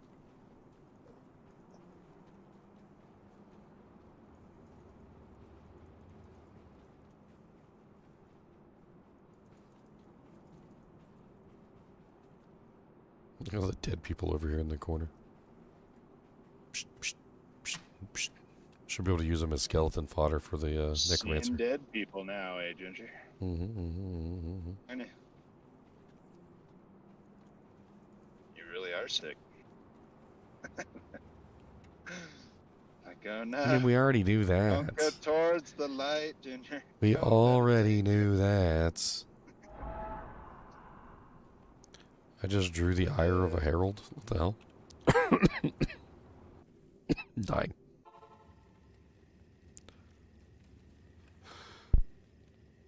That's the best way to level you up. Probably Hell Chaos. You can't go to hell. You have no bumper. You need to be 40. 10 levels. I can finish all your cows. Today. I guess we can. The herald is hunting you in the Coliseum area at Summit. Yeah, it's kind of odd that there would be a hunt in the Summit. Like, that's kind of weird. It actually says that? Oh, because you're still in that Colossal game? Mm-hmm. Colossal Agent game? It'd be funny if Go they there if it and spawned wait. in here. Meet them in the ring. Yes. Meet them in the ring, then get like slapped down. Slapped down. Just slap me down. Slap me down to the paradise city where the grass is green and the girls are pretty. Oh, I mean, won't you Nightmare please take me Vale home? is probably better at lower player count. We just did them, John, so you missed them. I put a video up of us doing them, though, if you want to go check it out. I just posted it.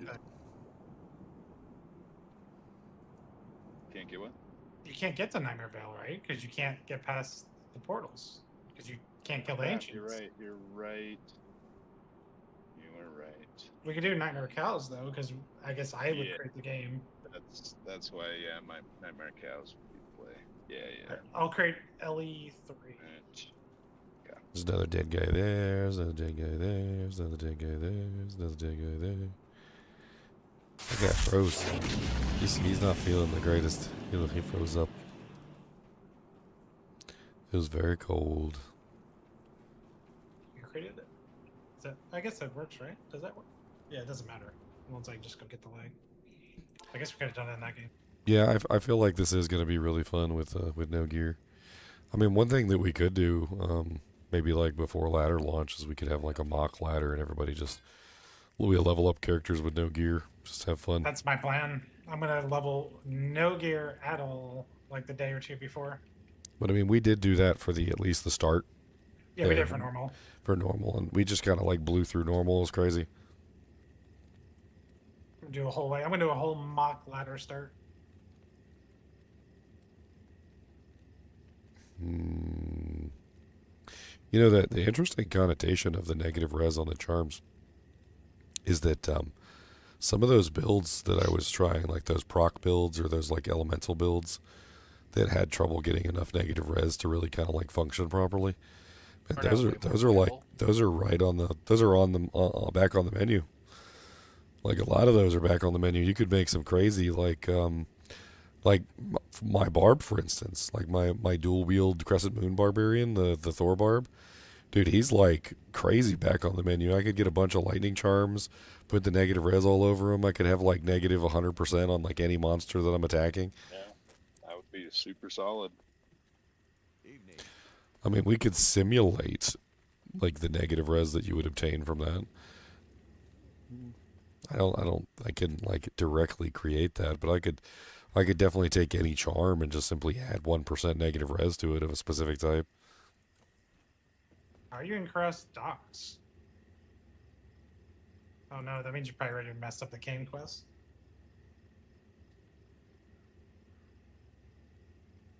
Oh, we didn't do Kane. Well, I was gonna create the game, and then you created the game. So then I was like, oh, then we have to do Yeah, Kane that's for right. you. But then you messed up the Kane quest, I think, with your ult. Yeah, because they didn't even drop the bug.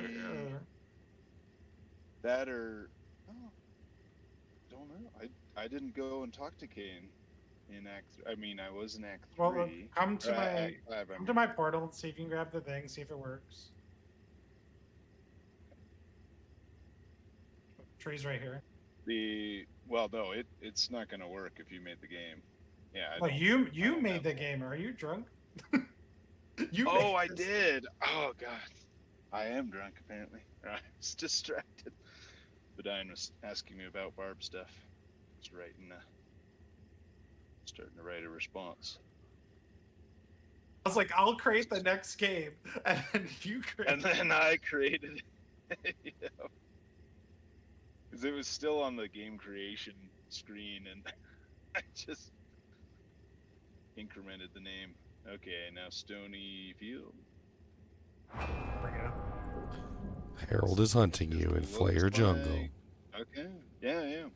Okay. Yeah, so this all should work. So that means you can technically have what? 3, 4, 5. You can have 5 red portals in town. So you can have the 3 portals for the Ubers. Then you can have the Uber Tristram portal. And then you can also have the Colossal Summit portal, all of them in Act 5. It's pretty funny. And you just stack them all on top of each other, so you have no freaking idea which one you'll go into. How many people do you think are gonna they're gonna do that? They're gonna end up doing that. Like, oh no. I mean, we don't know if we just happen to get like the worst spawn of the ancients, John. Like, I don't know. We Pretty lackluster though. It was pretty lackluster, but I mean they are randomized, so they randomize with different modifiers. They can be immune to like more than one element. I've actually seen a regular ancient be immune to like 5 elements, so I would assume that these new ones could be immune to the same number.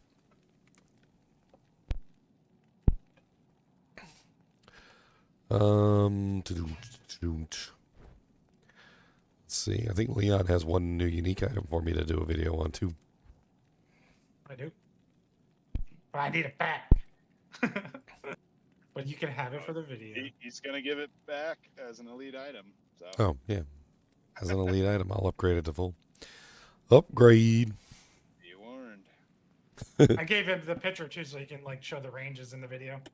The chronicle. The chronicle's. Can you look at the chronicle before you have the item, or do you only get that after you find the item? Oh, it's only when once you find the item. I think. Because that's really neat to see like the ranges and everything in there. Yeah, the ranges are really neat. It's nice. I mean, basically, as soon as you find the item, you can pull up the item in the panel and look at the ranges. You getting decent XP in here, Ellie? Yeah. Each pack, it's jumping up like a bar. Get all these items here that I got without fear. Boom, boom, boom, boom, boom, boom, boom, boom, boom, boom, boom, boom. Yeah, boom, boom, boom, boom, boom, boom. Yeah, I bet if this was a P8 game, it'd be like level 42 and jump from level 30 to 42 in like a game. We just got to get you to 40, Ridiculous. and then we can actually level you in chaos. Hell. Yes. Yeah, only need to be 40.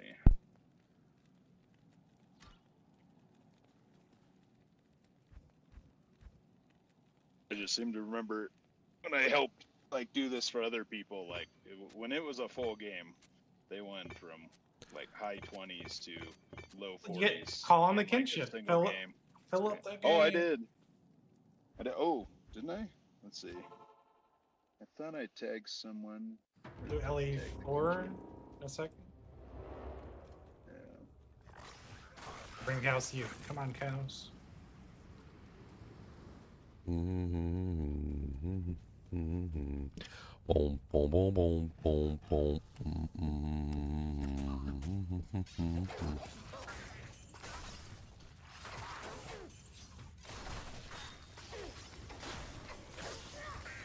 Nice. But I already got 2 levels from this game, so. We'll have to just do a couple of pretty these. good. Yeah. Do I have chain boots yet? No, I do not. It lasted 17 seconds.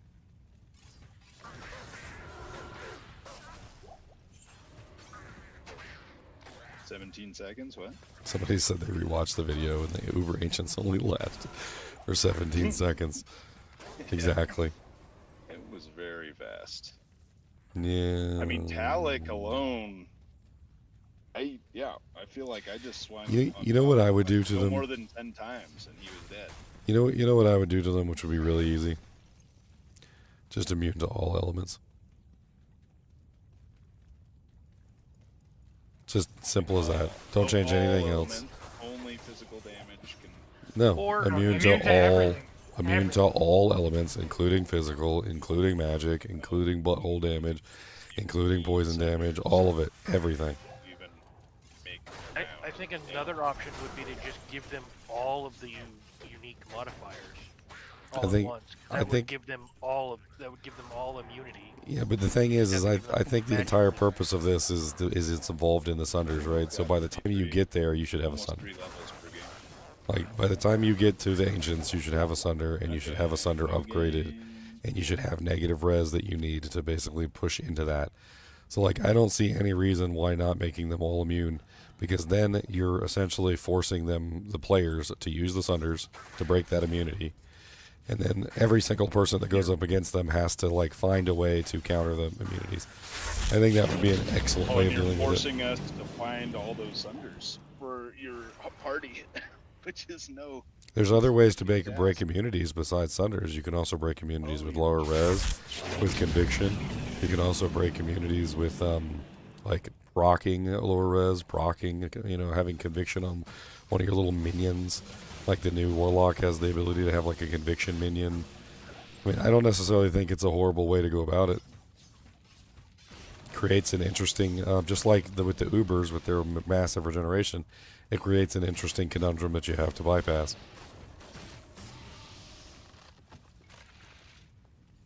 Also makes them super tanky too, since the amount of damage you do is going to get stunted.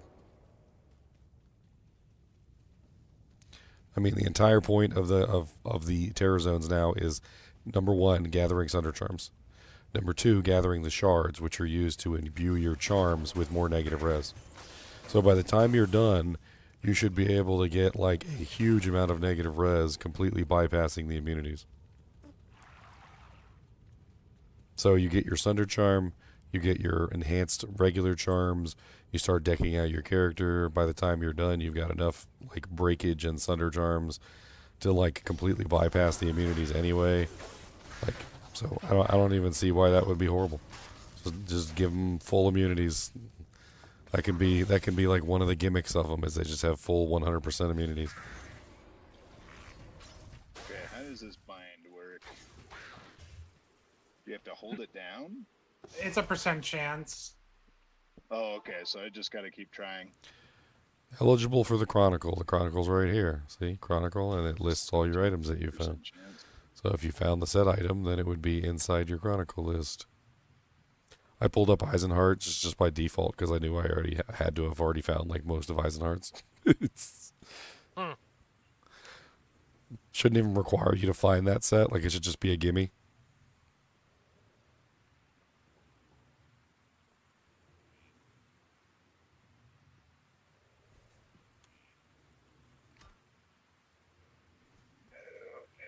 Bind it. Dang it. When Yeah, you 17% identify chance, the that's item, not it'll much. make like a special little effect indicating that it goes into the Chronicle. Like it'll kind of sheen. It'll do just like little golden sheen. Well, sometimes I feel like the message that pops up on the screen for it is a little buggy. Sometimes I see it, sometimes I don't. It says so and so was. for How such and deep such of an was immunity added would to I the give him? Chronicle. Just base 100.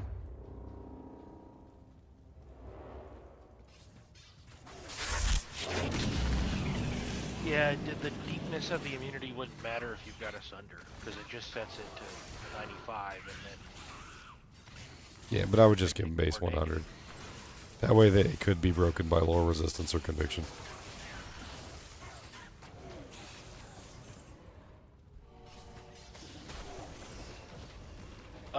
what? Well, gee. Lower res still gets the 1/5 penalty, right? Yeah, lower res and conviction both. So what's the highest resistance they could have to still be broken by lower res? I don't know. It's like, I think if you have like maxed out lower res, it's like 17.5 or something. But most people never max it out, so I don't know. So Probably like 15 or 14 or something. Okay. Then I would give them like 110.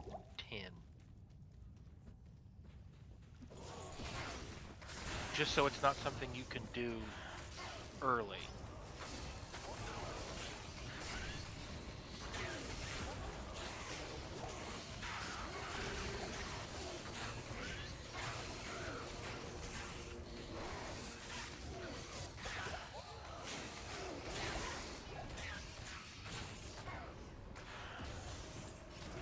farming nightmare cows for skillers, maybe?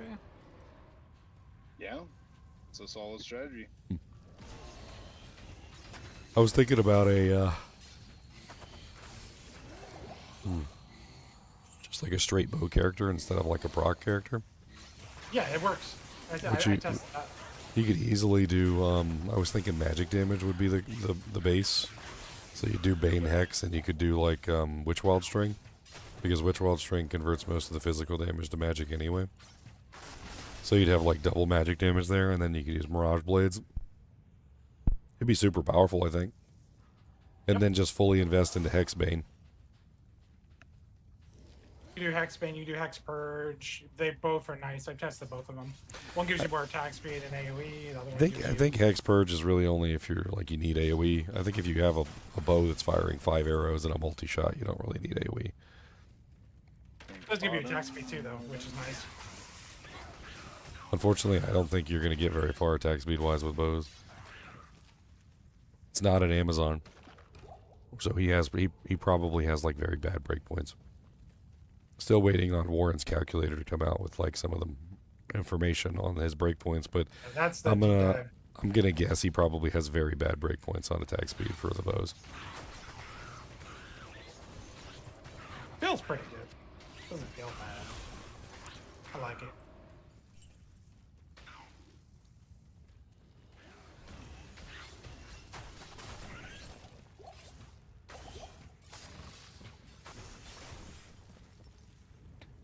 Purge is basically a form of splash damage.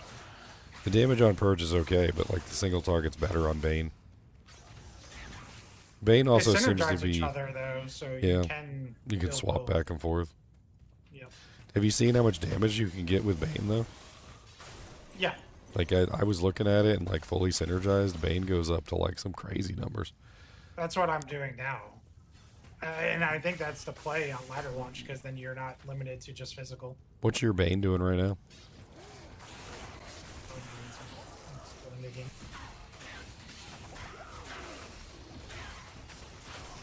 How much damage is your Bane doing right now? Like 3k? It can go higher, but it's like 3k right now. Yeah, I fully synergized into it and I saw 3.5k. And that was only at level 27. Yeah. It can do much more. I'm probably gonna go that direction, because before you have a Sunder or Hampered, I think it's just better to have like half Fizz, half Magic. The crazy thing is if you're using a bow that has 100% Pierce, right, and you use Mirage Blades, you're basically at that point you have what is effectively a Bone Spear, because the Hex Bane is essentially just magic damage, right? It's pure magic damage. So you have essentially a multi-shot Bone Spear is what you're running. A five multi-shot Bone Spear that does almost just as much damage as Bone Spear does. I'd have to look up like max damage on Bone Spear, but I think it actually competes with Bone Spear for damage output. And then you also get the physical aspect of it. It can still leech. It's kind of dirty. Hexbane is interesting too because it synergizes with Consume. Yep. So you would end up with a really nice Consume synergy.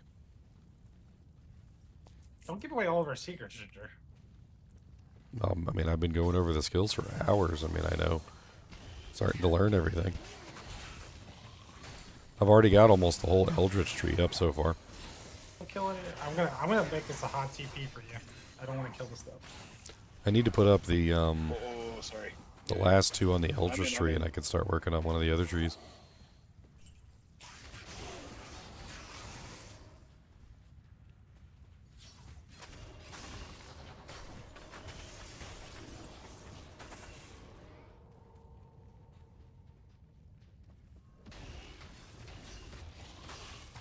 It's kind of disappointing because I think Bane is probably the superior option in a lot of situations, but it doesn't have hardly any synergies on the tree.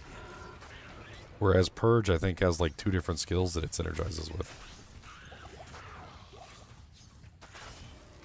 Purge synergizes with Eldritch Blast, and I think Purge also synergizes with Bane. Cleave. It also synergizes with Cleave, and it synergizes with Bane.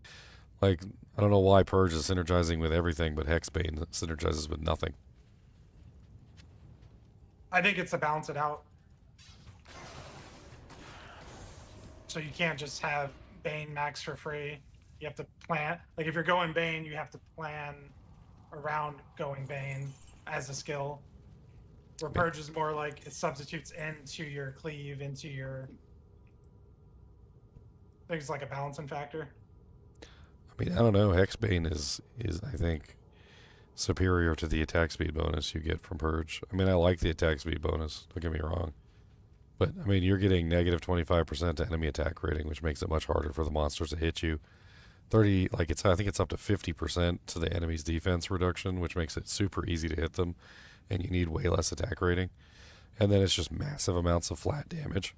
Like, as long as you're hitting the target, you're just getting massive amounts of flat damage added to your hits. But if you want to beef it up with synergies, you have to go out of your way. Like, that's not part of the build. So that's I mean, it is the build, I think. I think that's the thing about Yes, Hexbane. it's I its think own it build. is its own build. Yeah. But even then, like, even 1 point is really good on Hexbane. Yep. Cleave is not mediocre. It's second best to Echoing Strike. I mean, I don't think Echoing Strike or Mirage Blades or Mirrored Blades are really the most amazing thing by themselves. I think they work better in combination with each other.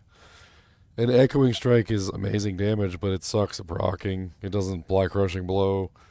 Like, it's okay. Once you get it all maxed out, it does massive amounts of damage. Yeah, that's about the only thing it does. Before any like changes, if they do any changes, I think the Cleave Mirror Blades is stronger. After playing both for a couple days now. Yeah, I think the I Cleave like it Mirrored more. Blades combo is really, really strong.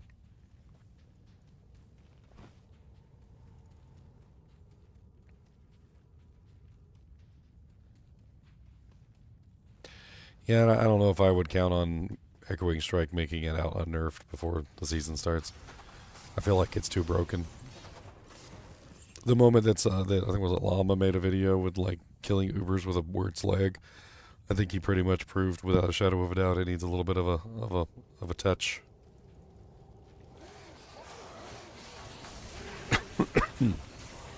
Which is weird, because like if he was one of the ones to test the game for them, wouldn't you have spotted that like months ago or whenever they did the testing? I don't know. He wasn't able to see the final version, maybe. Maybe he was involved and then he couldn't touch it for like a month, and now he's learning it. I mean, the moral of the story is that a lot of the times the developers don't know how to play their own games, and they suck at them. So there's every possibility that they thought that it was balanced, and then once it gets in the hands of a player who actually knows what they're doing, oh, like it ends up being like look OP. at that drop. Whirling crystal. Oculus. Here you go, Chronicle. Chew on that.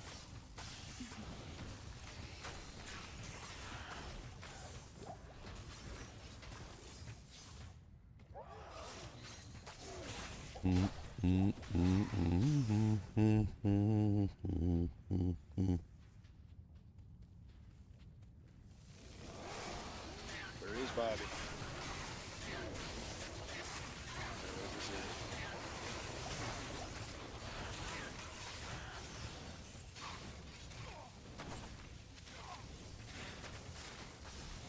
Have you tried out the Authority armor with the miasma proc in combination with the like Cleave?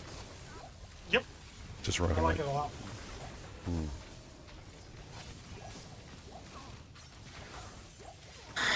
You get pulled in a lot of directions with your points, though. And that's the most interesting thing about the class, is the optimal ways. There's so many different ways to spread your points in these builds.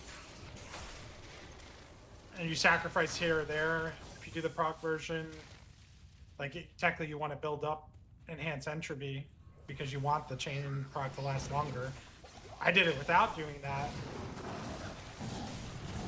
I feel like the enhanced entropy is honestly just like required. Yeah. problem. Otherwise, it only lasts like 2 seconds, and the proc that you get, that you fought so hard to get, you know, you're sitting there swinging not your weapon. useful. It doesn't stay up long enough to be like useful in actually dishing damage to the monsters. But then you sacrifice a lot of damage on your synergies and your hexes. And it's like it's a push and pull, which is fine. I like Cleave. Well, Cleave specifically doesn't need full points, and I don't even know. I don't even know if you really need to do full synergies on Cleave either. Like, I feel like you could get away with, what is it, 20 levels for the 360 synergy amount, because you need 20 points. Is it soft points though, right? Like, you can have soft points to get the bonus.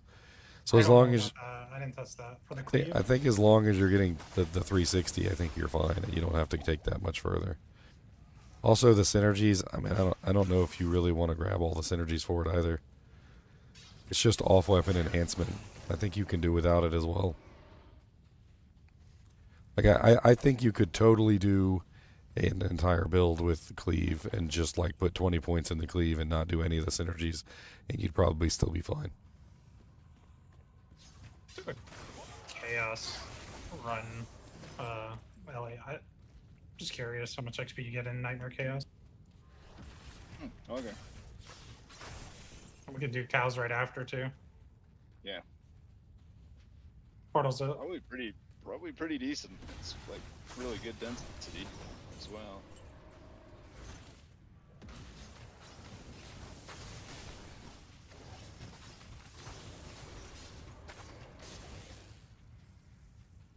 I need to get as many of these videos up. I need every single one.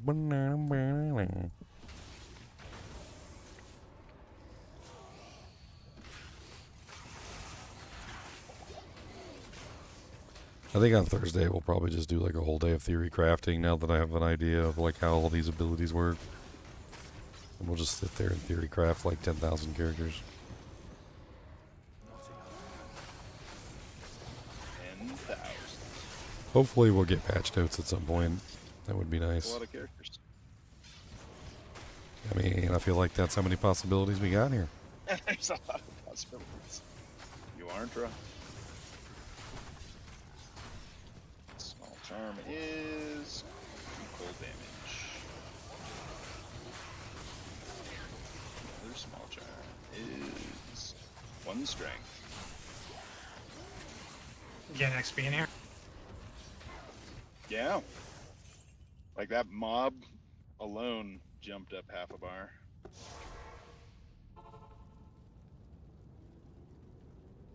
Yep, another half a bar. So yeah, I think it's about comparable to cows. And it's easier to get to. So that's nice. Well, not to mention you get some sweet big D drops. E3D big D drops.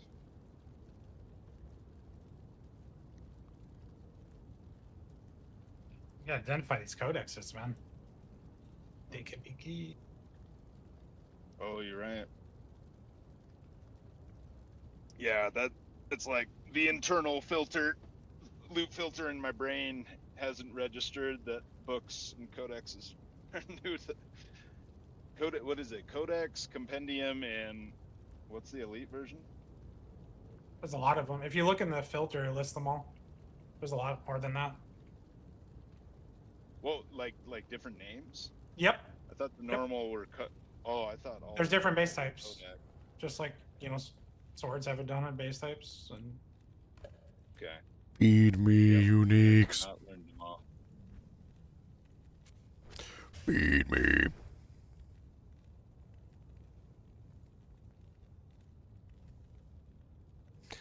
By the way, I'm gonna put another call out there to the community. I need 1 piece of equipment for the set. If you guys have it, that'd be really nice. Ooh. We were gonna do cat. I think we just stick with Still chaos. need the. it's fine. I need the Horizon's Legacy, which I believe is the boots. This one right here. I need this one so I can do the class set. Does anybody have the Horizon's Legacy boots so I can do the set? I can give it back to you after we're done. And have the book, not the boots. I need the Off buttes. by a letter. Off by a letter. I need the A buttes. is way better than T anyway. Come. Oh, I'm coming down. Right, 2 here more I am. levels. 2 more levels, and we're out of this prison. Yeah. Oh, one more level. I just checked. I was nearly. And we can get you to hell, and then actually level you to So like. this should be it. Like by the time we hit kill Diablo, if I'm not 40, I will be very surprised.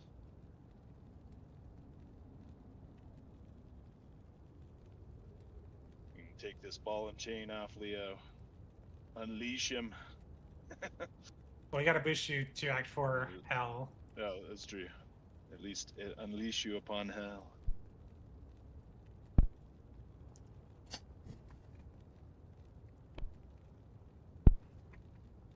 Yeah. Yuck. All right. Way.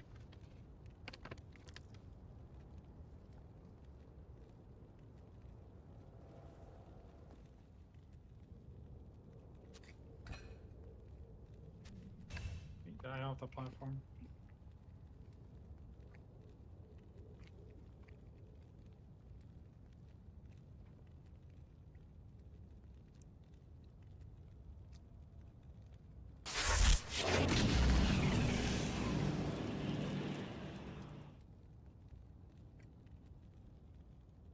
Ooh, 5 MF small charm. I'm 40. I say we just go. You think? All right, You want to kill go to Diablo Ancient. or just Let's just go to do Ancients. Ancient? Yeah. I mean, I'll keep leveling through all that. And, yeah. I mean, how good can Nightmare Diablo drops really be? Oh, freaking I mean, they can be pretty good. I think you can Yeah, drop lots of good stuff. probably right. Probably right. All right. Be good. Portals up for Ancient. I'm in. Good, good, good. Gonna poke it. There goes the altar.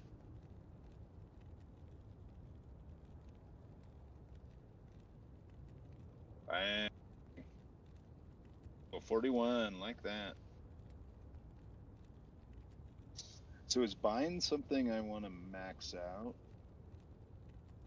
It So depends. pretty diminishing.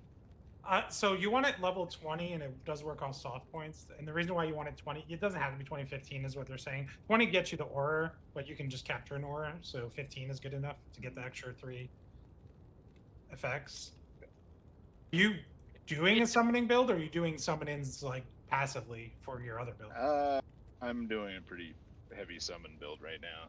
Well, then I was gonna work fire in, so looks like bind is the play.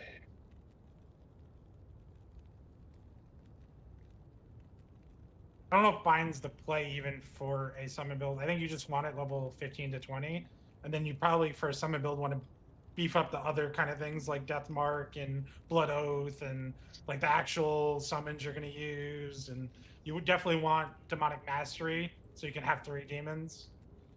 Yes. Yeah, I still need to get demonic mastery up to the 3 demons. I haven't Still thought about it to- fully, but I actually think it's not bind. You just get bind high enough to where it needs to be. Okay. Yeah, I'm at bind level 13. I'm just gonna keep it around there for now. Other stuff. I think other stuff is way more important. Yep.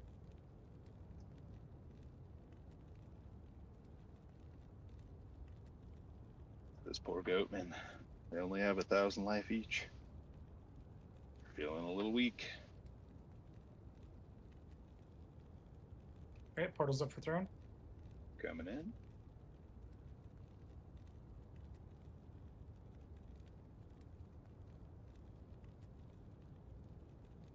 Dang, 128 comments on the new crafting recipes video that I posted today.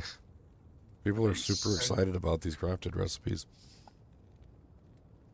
As they should be. That we don't even know are going to be in the game yet. We don't even We don't even know if they're going to be in the game. No. love the speculation. Like the stock market. Some people just can't get enough.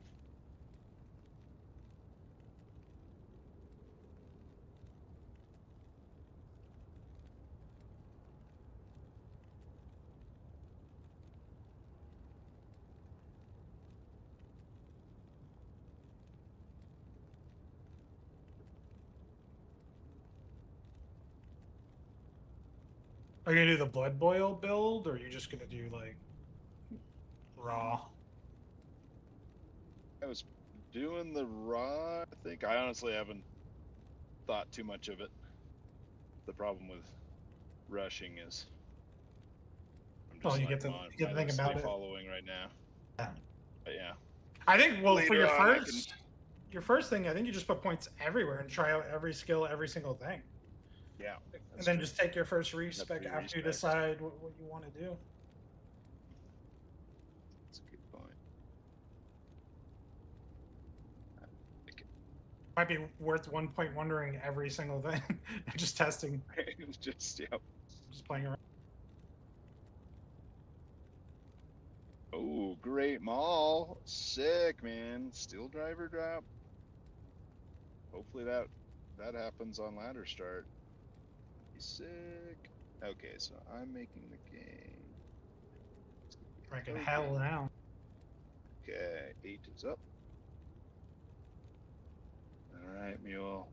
Bye-bye, mule. You can't follow us. What y'all doing? What's I up, am Bruiser? Doing a hell rush. Do you need a hell rush, Bruiser? I do, man. That would be so perfect. Like where are you at? What rush I am from in what? an We Act just got to 1 hell. hell. Sure, Act 1 hell. GGM. Perfect, man. Come on in. It's 8 GGM 8. LEA. The $30. ELI. I mean, it's $25. Be right there. Some guy in Australia was like, "It's $40. I can't afford $40." I'm like, dang, Australian dollaroos are them dang Australian dollaroos. Can you use a VPN and pretend you're in like a very, very poor country and buy it there? Because I think Microsoft lowers the prices of games for some of those some countries. I'm not sure which ones, but Oh, I was thinking about that when Ginger brought Meow his.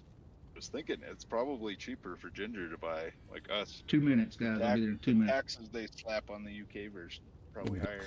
D2R plus Reign of the Warlock is only $40 plus tax. That is such a steal. It's like the best game you'll ever purchase for $40. Yeah. is the UK like China yet, where you can only play for a couple hours at a time every day? They're working on it. We're working on it. Oh goodness. They're working on it.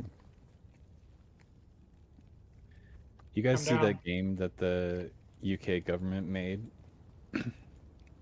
The meme, yes. It's not even a meme. It's a real thing. Yeah, I know, but it's a living meme. It is a living meme. The Yes. thing, man.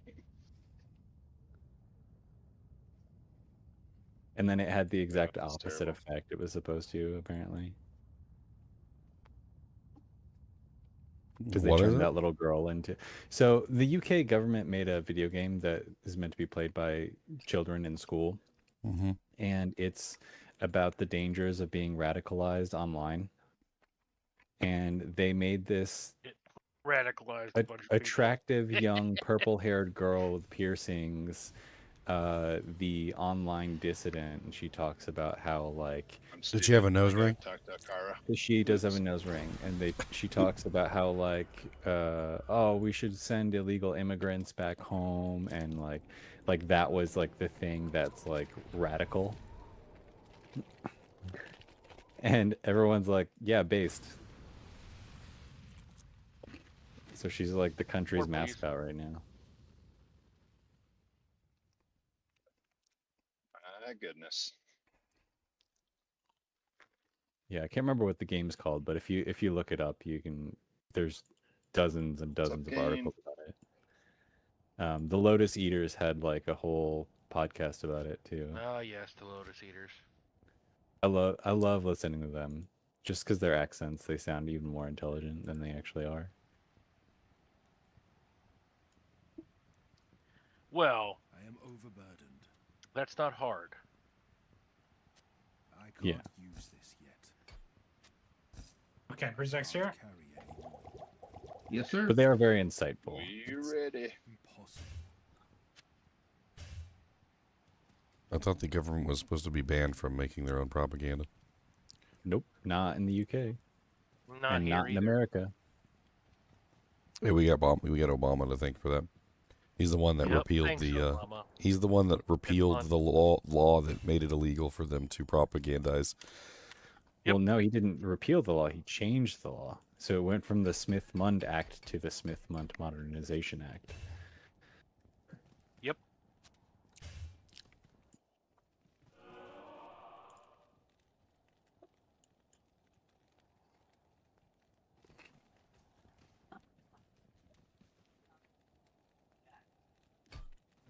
League start the warlock that throws the weapons out and then comes right back to you. It looks kind of like a hammerden, like as close as I can get to be a hammerden without being a hammerden.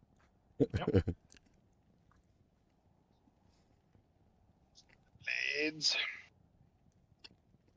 There's echoing strike. No. Portal's up. Mirrored blades. That's probably what you're talking about, right? Oh, he's talking about the wacko trick. I think Mirror Blades is better. I agree. But he's I'm talking waiting. about I know the what? difference.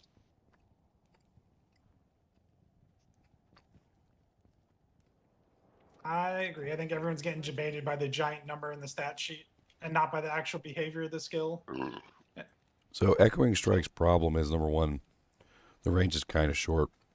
Number two, it doesn't Crushing Blow. Number three, it doesn't proc any effects. Like, it seems okay, but like at the end of the day, you could put a bow on and you could just use Mirrored Blades and probably get better damage anyway, and then not lose your procs, not lose your Crushing Blow, not lose your like Is on it physical striking. damage or is it magic damage?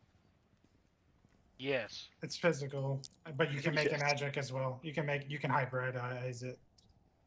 Gotcha. I thought it was just pure magic. I thought it was just like hammers, but No, purple. no. Honestly, if you want a hammered in like build, it would probably be bow, Mirrored Blades with full synergy and Hexbane. Ginger, you need some antibiotics. I need God to come down and boot me on the face and like bless me because I'm apparently so just dying sorry, forever. It's the funniest thing is all of his Warlock videos is just him sick. It's gonna be forever in history. We've yeah. talked about For this. in this- You just need cocaine. That'll do it. It'll always clear up makes your me feel better. sinuses. Yeah. Always. Just because you feel better doesn't mean you are. Better living through chemistry. Subjectivity is only goes That's so modern medicine, man. You got the boots? I need the boots. I do need the boots. Give me the boots. Modern medicine is just based at making you feel better, not actually fixing the problem. so that Yeah, I tell you people that all the time when it comes to my gout. So like when you have gout is horribly painful, right? You can take medicine and you can make the pain go away. But gout is needles, essentially. Basically, it's a uric acid which forms into crystals. You know, like freaking quartz crystals that are form under like high heat and stuff. Like they're basically crystals, and the crystal shape that they take is needles. So when the uric acid forms into a crystal, it's literally needles. The pain is not like a neurological pain where like it's just, you know, like some sort of problem where like your body is sending a pain signal and there's nothing wrong. No, the needles are actively ripping your flesh apart every time you move your joints.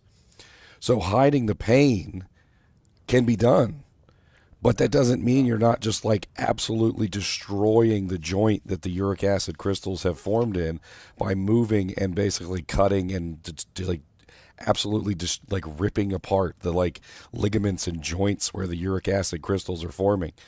Like, so going through the process of actually like killing the pain and then just doing an activity anyway later on, you got to deal You with the can cause permanent repercussions of it. damage. There's not anything you could take that would dissolve the crystals other than like also dissolving like tissue. It's flesh. heat. It's heat. So what I You found can out take is even the prescription body medicine, knows. but it destroys your liver. So even the body knows. So what happens is when you get uric acid crystals is the body heats up that particular area. I always wondered why whenever I had like a gout attack, like my foot or like whatever had the gout attack was like really hot.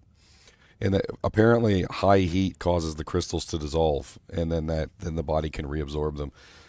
So like a lot of the times I'll go take like a really hot shower and I'll sit in there for a long time, or I'll take like a hot bath or something, and it helps dissolve the crystals. The problem is though is during the nighttime, my grandfather called it the silent killer in the night. And the reason why he called it that was because you would be fine when you went to bed and then you would go to sleep. And sometimes when you're asleep, what happens is your body temperature drops slightly. And when your body temperature drops slightly, it's the perfect time for the crystals to form.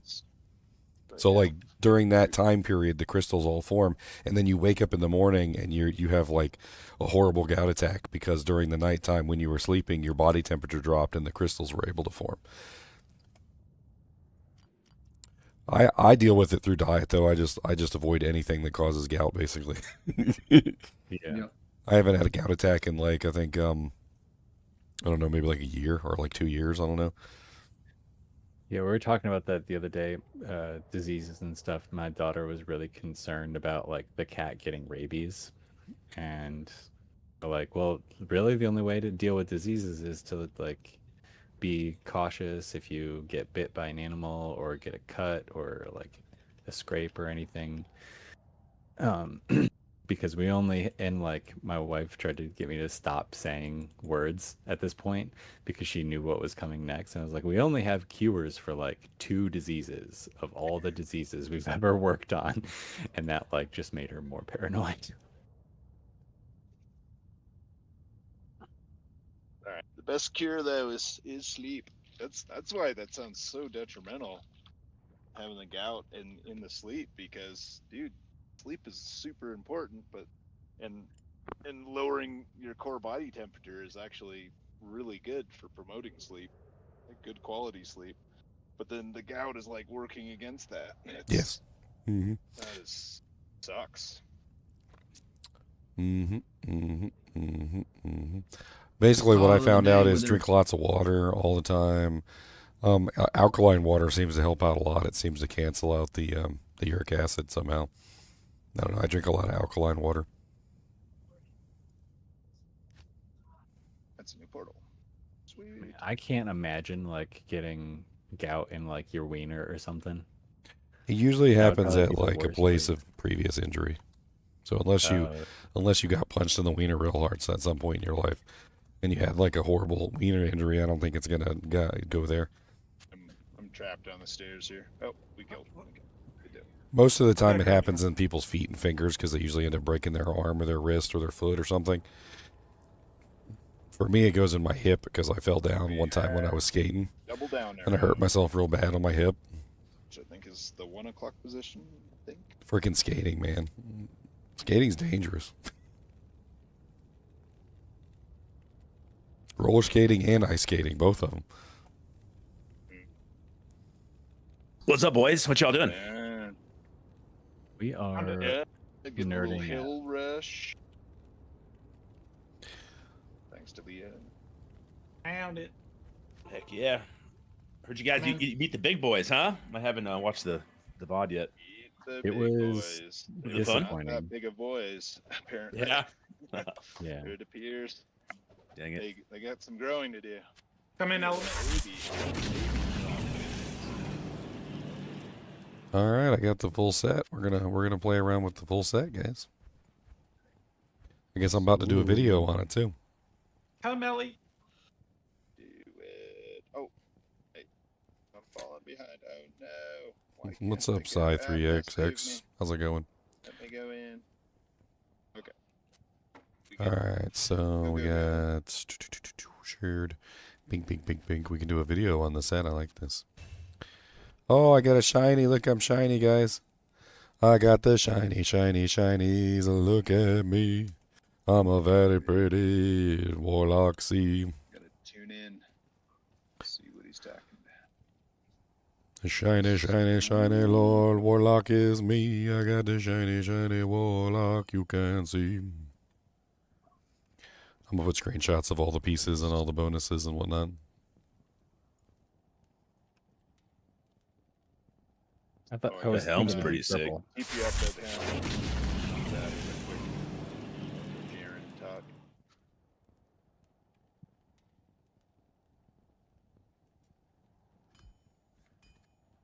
Alright, there we go. We have the full set, and now we can do a video on it. I mean, I'm looking at it right now, and like those gloves are freaking sick. Spider caves up. Dude, dual leech, 30% IAS, 10% CB, 130 attack rating, life, dexterity, and a crazy amount of fire damage. Like those gloves alone right there are probably going to be like a top item in the next season. They're amazing. They're absolutely dirty. And you only need to wear one other piece. Just one. Try to enchant. Look at the boots. The boots have cannot be frozen on them, which means that basically you could pair the boots and the gloves together. You get let's do just the boots and the gloves for a second. So just the boots and the gloves is 40% faster on walk, 20 dexterity, 30% increased attack speed, 10% CB. So like you don't get the dual leech unfortunately for just two pieces. But that's still solid gloves and boots for two pieces. And you get magic resistance. It cannot be frozen. That's kind of nutty right there. It cannot be frozen. Magic res, 40% run walk, 30% increased attack 24 speed. magic Ooh. So if we add one other piece, like say we add the book, that gives us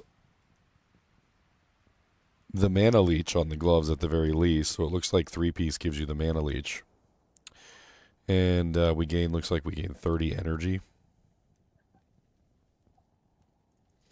The book also has negative 25% to enemy fire resistance, which is also kind of crazy. Did I put the book? I didn't put the book up there, did I? No, I did not. Here, let me put all the pieces back on and then screenshot the book.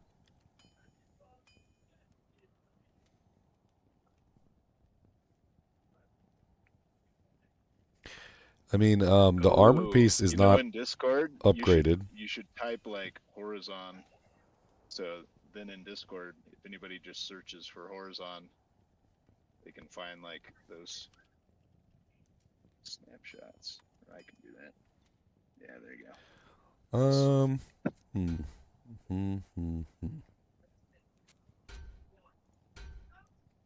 It's pretty good. It's a pretty crazy set. I'm trying to take it in.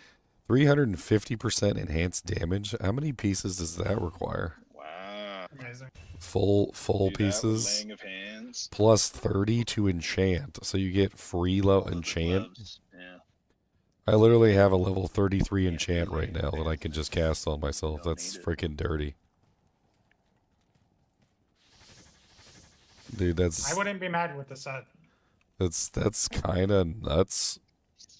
I mean, this set is raising the bar such that the other class sets are kind of poopy. I mean, I'm trying to look at the set and see if it's really a bad set to wear. And it doesn't really seem like it's a bad set to wear in any way, shape, or form. I mean, the gloves hit every single mark for like gloves. Like normally with gloves, you want increased attack speed. These have 30. Which technically, because there's no belt in the Horizon set, that means that this is the only 40% increased attack speed pair of gloves in the game. So the highest increased attack speed that you can get on a single pair of gloves is 20. And the Saigons with like another piece is 30. And then there's also the death set, which the belt, which is 30%. But because the belt also has a 10% increased attack speed that it can have, then that always means that you're still stuck at 20, right? So like if I were to use a 20% pair of gloves and then also use, say, like Nosferatu's coil, I'm also at 30% increased attack speed.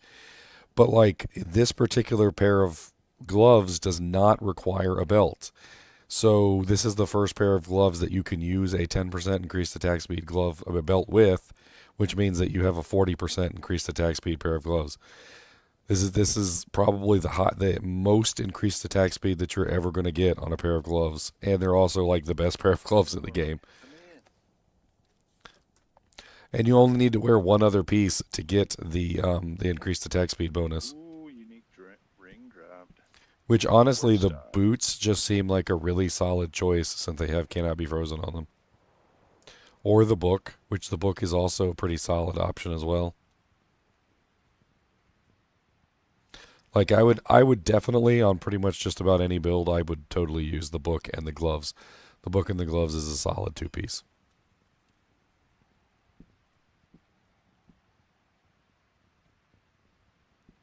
Do I think that the new class and the new changes is worth the cost? Yeah, definitely, 100%. I would have paid him $60. Some people are complaining it's too much. I'm like, dude, I would have paid 60.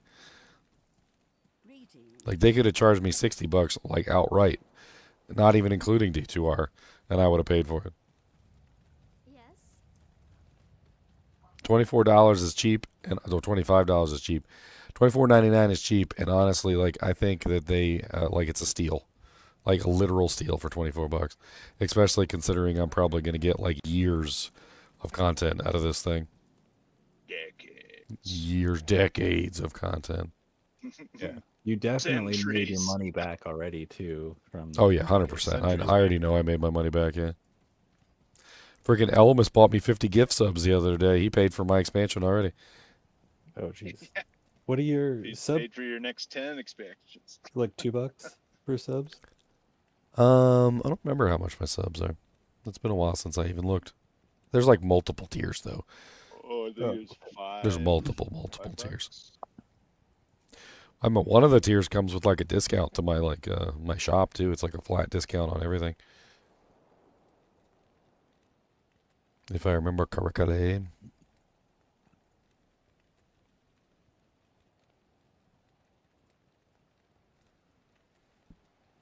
You guys can get actually leveled up in here. Oh yes. On the memberships, there's just like this spike where the 50 memberships popped in. Just kabang.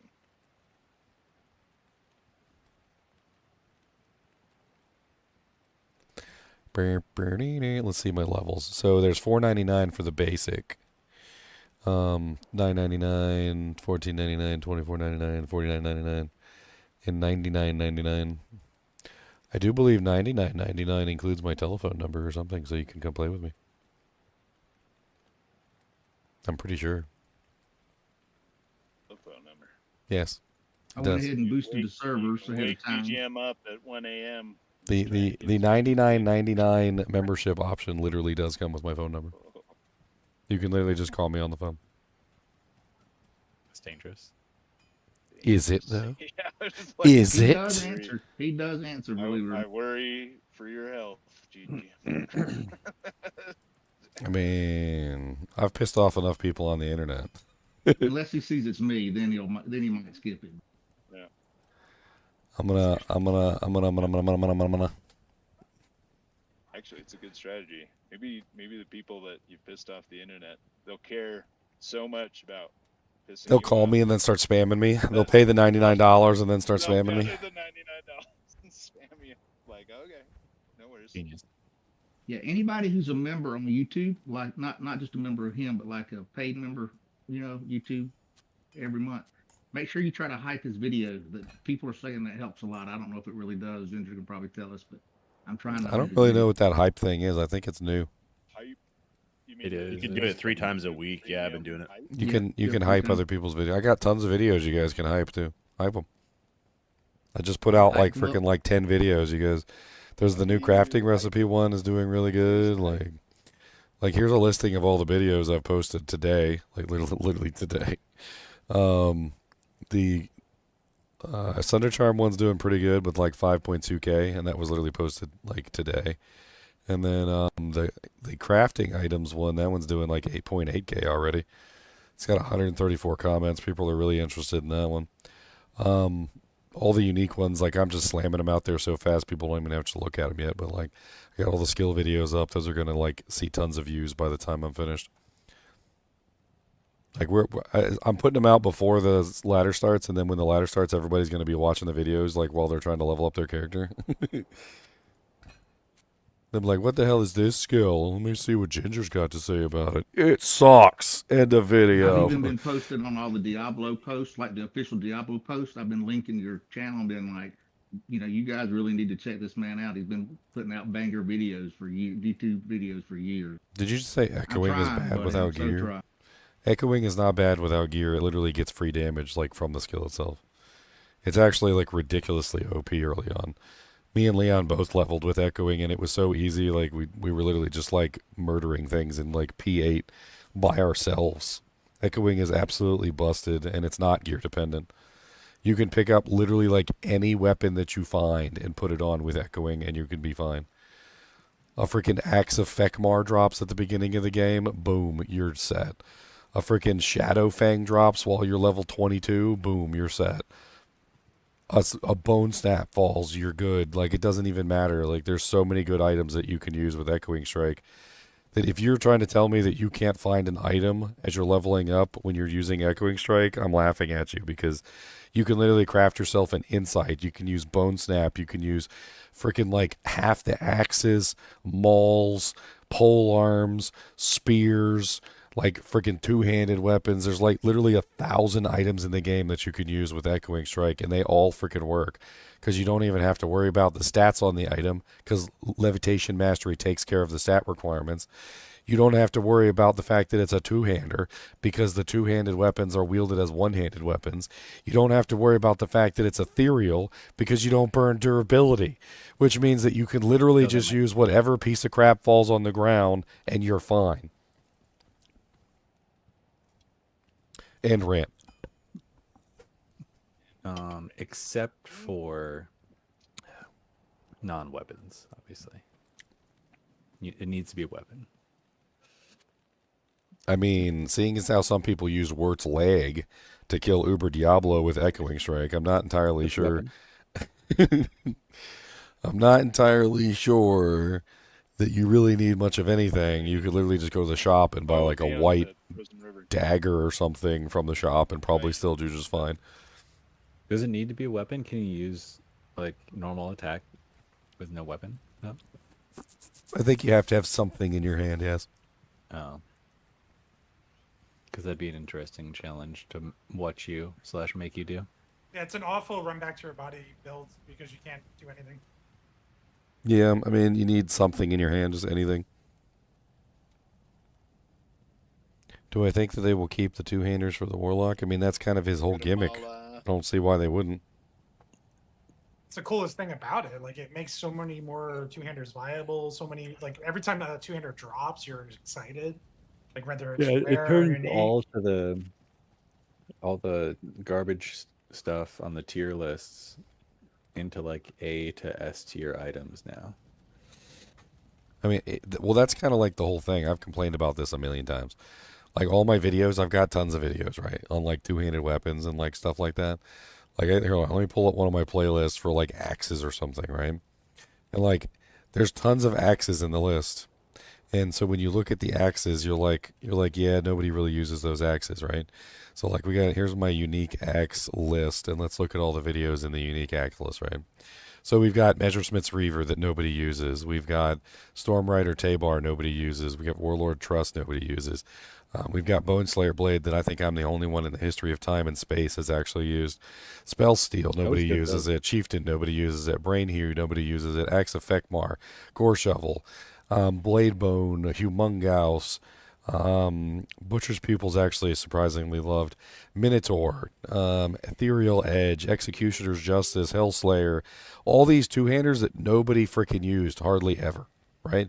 Now suddenly become super valuable in the hands of this two-handed wielding like monster that can use a two-hander and a freaking book at the same time. If I find one of these items leveling up, I'm going to use it. And even at the end game, some of these are actually still viable. Like Measuresmith's Reaver could make a really fun build because I think it procs Fireball or whatever, which is actually kind of fun. Chieftain actually has resistances on it. Could be really good for early game. There's quite a few, like the Minotaur. The Minotaur like only was good in the hands of like a druid, like, and only if you were a shapeshifter druid. And now you can actually use it on something other than the druid. Congratulations! Now we actually have like a character that can use two-handed weapons. It is not a bad thing that this character can use two-handed weapons in one thing. It is a exceedingly and egregiously good thing, because these weapons have been red-headed stepchildren, and I know all about that, for a very long time, because they are literally the items that nobody touched. Biased. Right? And now they're suddenly getting used, and people are crying foul, like, oh my God, they can use two-handed weapons in one hand. No, just let it go, okay? Just let these items that have not been loved, these little lost puppies that are like in the rain outside at the shelter and nobody wants them, let these little lost puppies actually get some use for the first time in their lives. Thank you. Trade value to them too. Yes, and it adds trades value to all the two-handed weapons that nobody used. So now all the two-handed weapons that nobody used are actually going to have a purpose in the game. Just leave it alone. We're on like the third wave elements.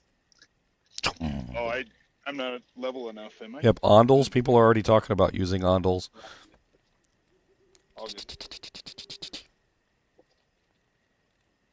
I need a paw. I need a paw stat. I need one paw. Thank you. That's my paw. Thank you, that's mine. I'm going to take it to my paw. I was going to steal it. His eyes went real wide. I started yanking him across the bed. He said, dang it. He said, that's an ambush. What's in here? Fangums? Give me one of them fangums. I need this. I'm going to take this for me, and I'm going to make a necklace.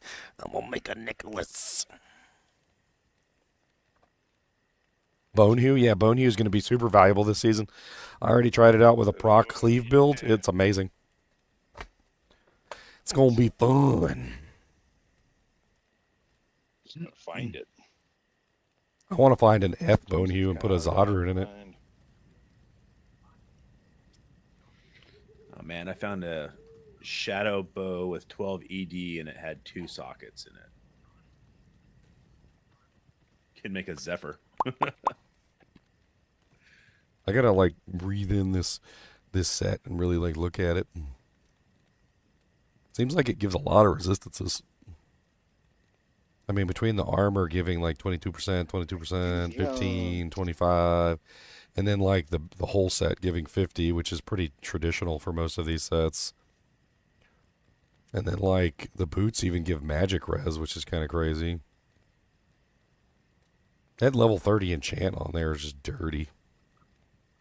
Beautiful.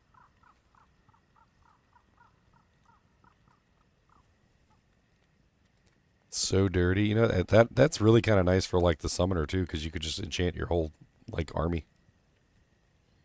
You just sit there, do some enchants on your little demons, your Hephaestos, your Lister the Tormentors. Well, my main problem with a lot of sets too is you usually collect like more endgame gear before you even get a full set. But this full set, it's okay because this is worth putting on it. Like, so even if you have endgame gear, you might even trade it for the set if you want to rock the set. I mean, it even has Visionary mod, which is really nice. Visionary mod's amazing. I mean, think about the boots just for like Barbarian and stuff, right? Because now they don't need a Raven Frost. They don't have to do the cold damage to the mobs, shatter their porks. And have I done the This skills? last herald is I'm in the middle. I'm in the middle of doing the skills. I've got quite a few of them up on my YouTube channel. You should go check them out. I don't have the voice power to repeat myself 10,000 times. I wish I did. I'm running on E. I'm already on E. Okay, I'm already on E. I'm already on E. I'm riding on fumes at this point.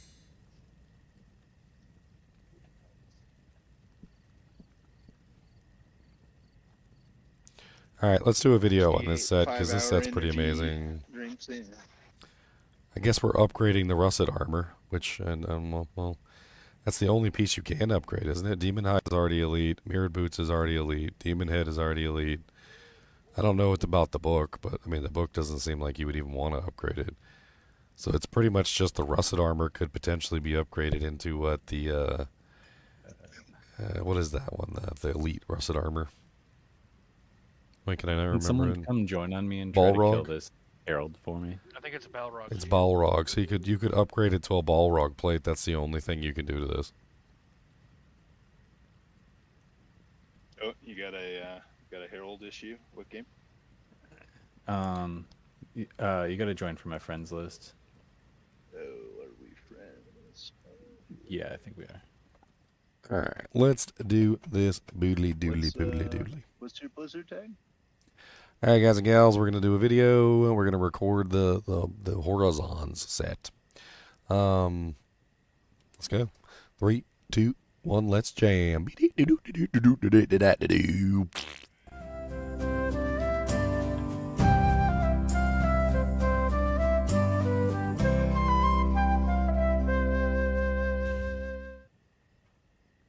Hello, guys and gals, and welcome to another episode of Upgraded Sets. I haven't made one of these in a while.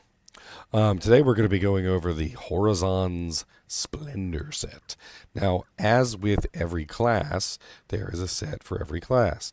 Barbarian has the IK set.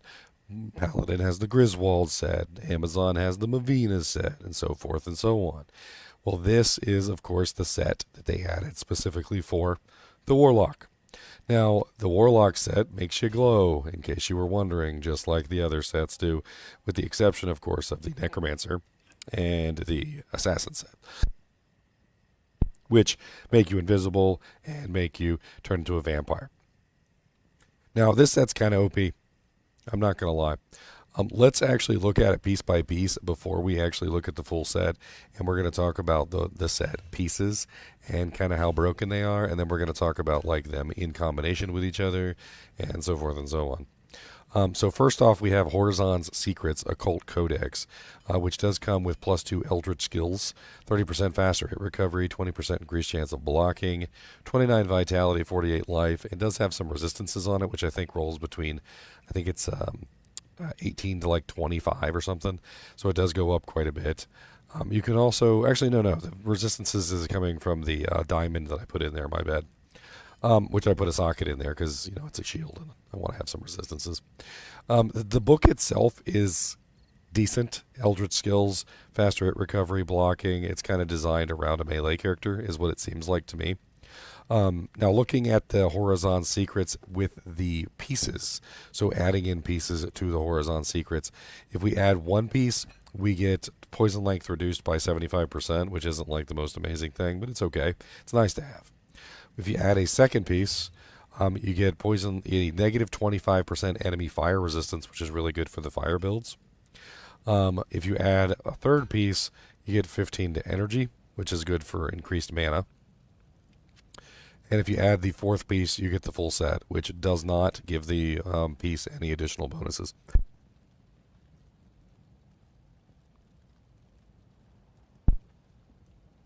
Moving on to the other pieces, we've got the armor.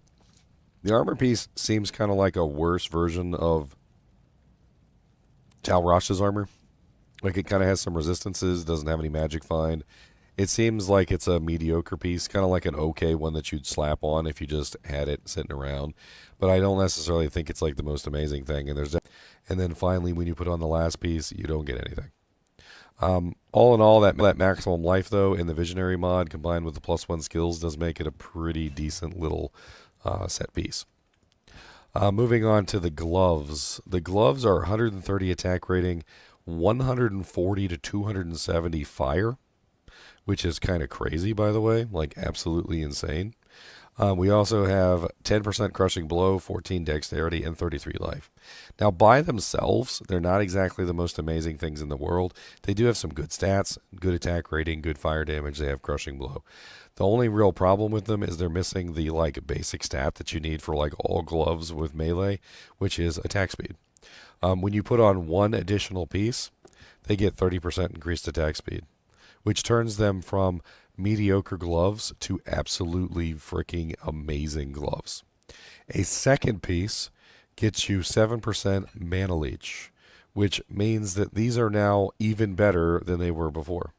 And a third piece of equipment makes them dual leech 30% increased attack speed, 10% crushing blow, 130 AR, 270 fire damage, 14 dexterity, which is also attack rating, times 5, which gives you even more attack rating, and you get life.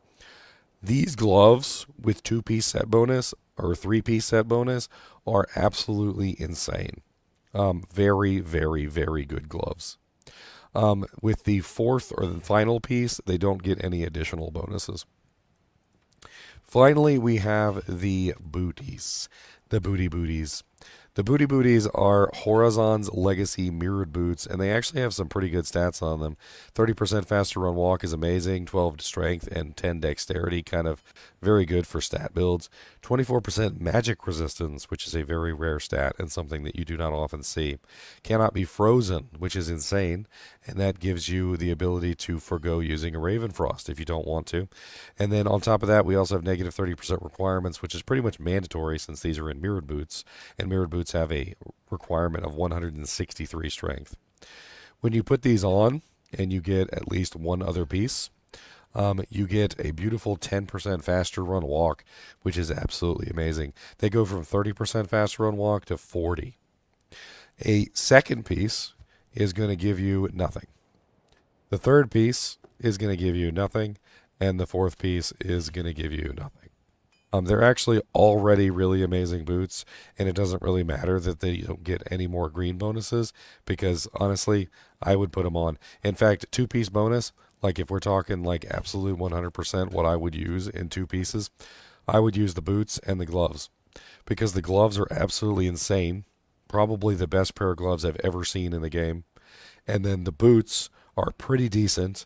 They may not technically be the best boots I've ever seen in the game or anything, but they're good enough that using them together with the gloves to get the best gloves in the game is perfectly acceptable. Now, as for the full bonus is plus 3 Warlock skills, which in total, if you add up all the bonuses that the armor gives you, you get the plus 3 from the set, you get the plus 1 from the helmet, which is 4. You also get plus 2 to all tab skills. So you get plus 2 Demon here, you get plus 2 Eldritch here, and then I'm pretty sure you get the other one. Do you not get the other one? So you don't get the, what is it, the Chaos Tree, so you don't get the Chaos Tree technically, because I don't see the Chaos bonus on here anywhere. Which basically means you're getting 3, 4, 5, 6, 7 to the Demon skills and to the Eldritch skills, and plus 5 to the Chaos Tree. You also get 350% enhanced damage. Look at my damage on Mirrored Blades, 8,507, and when I put this on, look at it go to 12k. Absolutely ridiculous, 350% off weapon damage. It has 30 to enchant.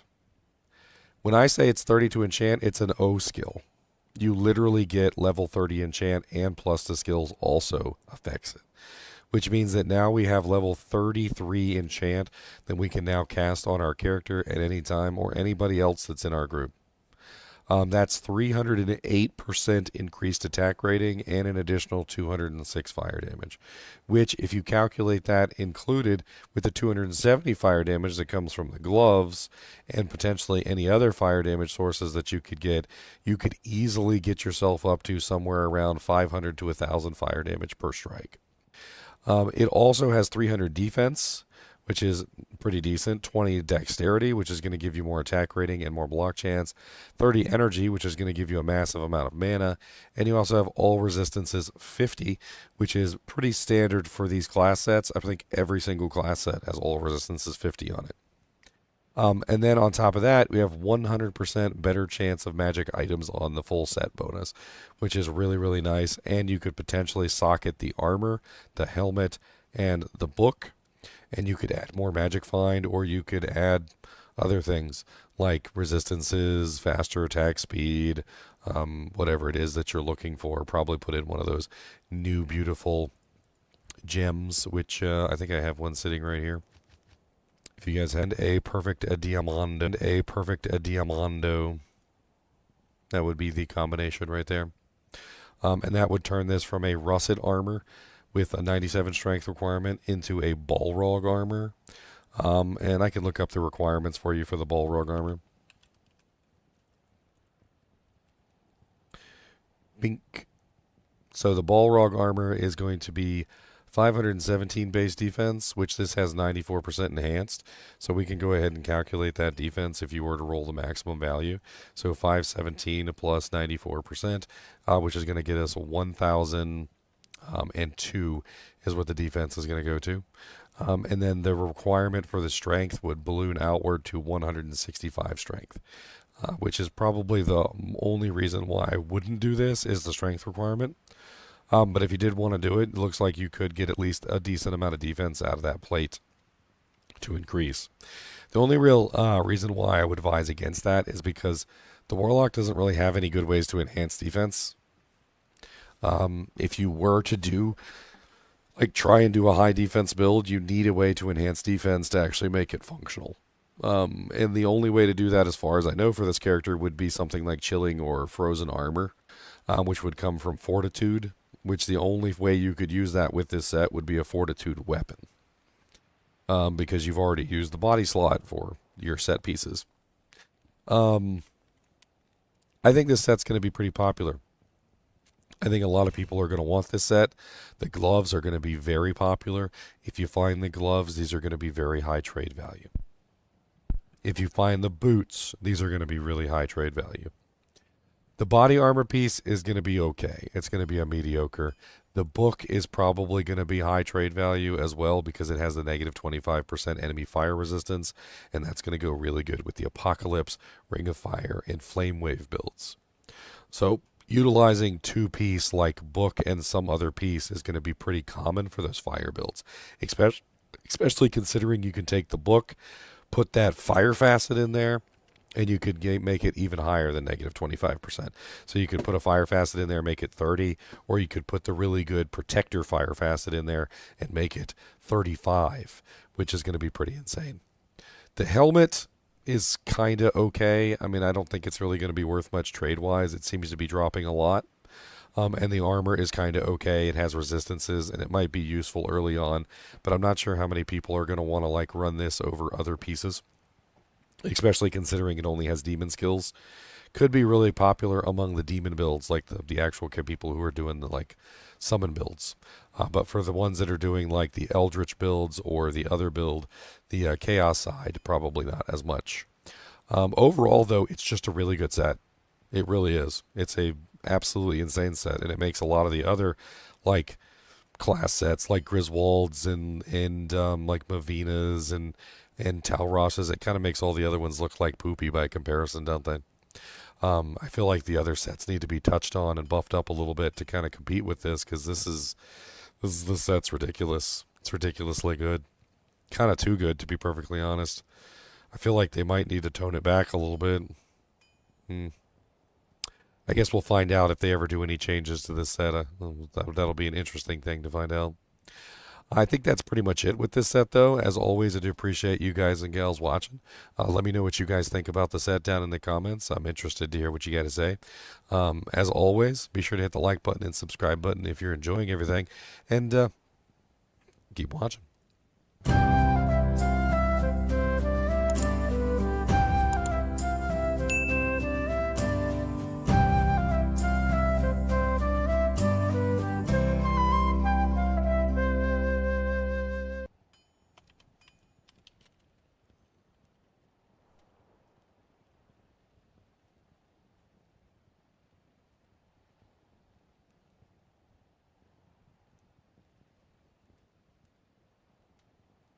All right, let's get this one uploaded. Beep boop beep. Beep boop beep boop beep boop beep. Beep boop beep. So many videos in one day. I've actually had people unsubscribe from my channel for putting out too many videos.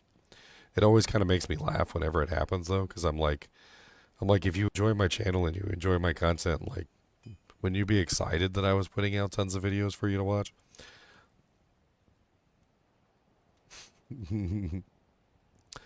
Horizons. Splendor.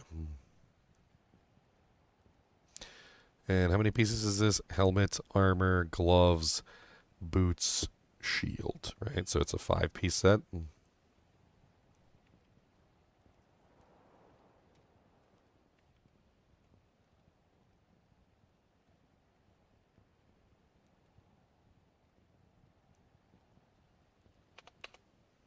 I can't believe it gets O skill enchant. That seems kind of dirty broken. It really does seem kind of dirty broken. Dirty bo birdie banana fan of fo birdie.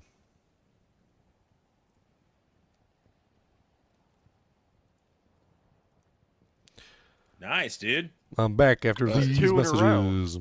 That's awesome, dude. Hey, Third, you there? Yeah. Could you pop down real quick? Right? Where? Down to group 2. Come on down to the paradise group where the green is grass and the grass are grassy. Oh, take me back to the shed. Oh, babe, I'm taking you to the shed, all right. I'm taking you to the shed, sinners. Now, is it a shed or an outhouse? Ooh, gotta hire Harold. Because I will have to poop. Who's that iron? Completely forgot this. The Sork is like, just like pseudo enchantress. That's all she's got going on for her.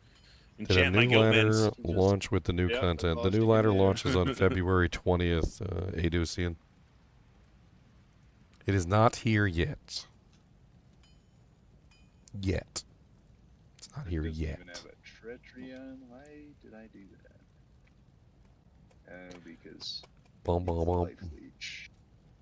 Okay. So you guys excited about the new Darkhaven Moonbeast demo tomorrow? Oh wow, tomorrow. A busy week. It's too much excitement, man. It's too much.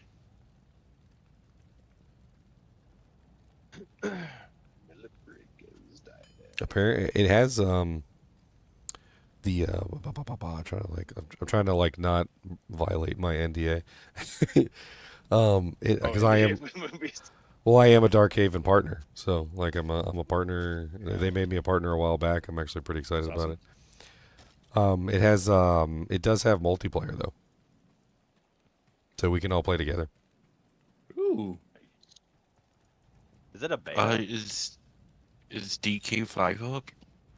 4. or We're no? about to get ready to kill Bale if you want to come in. Okay, I'll just wait until 5. Okay. Get him, Rick. Get him. Starting brand new. Do I just start doing a campaign on Beans his normal? ass. Have you ever played Diablo II, Jimmy FSU?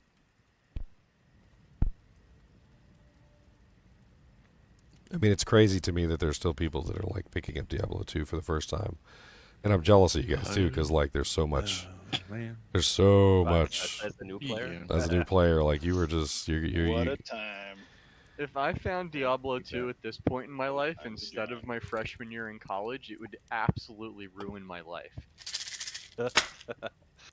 That's what I like to hear. Yeah, in the best way. All right, Cody, can I curl up next to you and take a nap in your bed, 5 or is are up. you just gonna get mad at me? Thank you. Can you go share your bed with me? What's the game name, my friends, for Terrazone? I'm gonna steal these feet. GMGK. Oh no, I got your toesies. Oh no, I got your toesies. And I'm gonna rub them together like this. And I'm gonna do the shame with the toes. Oh no. She might keep this Arcanus to level up my character. He always gives me the bombastic side eye. Bombastic. Semi-bombastic, Mr. Fantastic. Yep. Dog kite. Delta Kilo. Delta Kilo Kilo Delta. Digital. 5. Kangaroo. Numeral 5. Ooh, Kraken Shell. If I never Ooh, played holy D2, crap, I'd dude. be a D3 streamer. No, I wouldn't. at that. Because I didn't like D3. I only played D3 because of D2. They hoodwinked me into it. That's nasty, dude. 14 ED, 4 open socket, Kraken shield. And that looks so freaking On F. cool on the character screen. Him like Yeah. freaking levitating the Buriza. That looks so amazing. That is a GG base. Like, I'm mesmerized. Okay, what is this map? It's a loop around map, probably. Yeah, I had one of those last time. There it is. Come on, taxi. You're not being a very good taxi. Like, I was thinking honestly that Anyway. mirrored blades plus the like fully synergized hex bane is probably gonna be like the strongest Single target DPS. single target or AoE. Oh yeah, because you're doing the magic explosion. Yeah, yeah. Freaking blood mana curse. No, not the Stop it. magic explosions. The bane actually just adds damage directly. Okay, thrones up. Oh, Bane. I was looking at Purge. Sorry, dude. Yeah, yeah. Well, use I was Bane on I my was echoes. messing with it and trying to see like how high it goes, and Yeah, even just it at level goes very high. 27, even at 27 fully synergized, it was like 3.5k magic damage per shot. Nasty. Times 5. And then of Well, course you yeah, also they get the all hit. damage from the bow itself. Yeah. Oh, you're talking about with the bow. Yeah, yeah, yeah. With the bow, dude. Oh my that's God. insane. This is a hot throne, It's Yeah, like- dude. because then you're talking about 5 arrows all doing the same thing. Yeah. Yeah, you're doing witch world. I was thinking Witch Wild String because it Yeah, because it converts does most of the magic physical to magic anyway, and then Yeah, you can build yeah. into the magic. Yeah, yeah, yeah. Oh no, a fully synergized Hex Bane is like you're at 5k, 6k, and you have like all GCs and everything. And then that's not that's even per including, of arrow. course, the base damage of the weapon and the other stuff. I mean, I think it would be absolutely insane damage-wise. Yep. Then you can start building into negative res and whatnot. Yep. Well, what's nice too is you have that new helmet, right? That like gives you minus res 1 to skills and gives you attack speed. It also gives you cast speed, but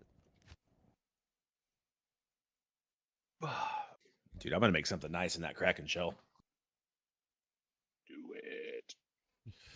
What was the sockets on it? Or it was not 4. socketed? 4 open sockets. 4. Nice. I mean, like 1 ED off of perfect.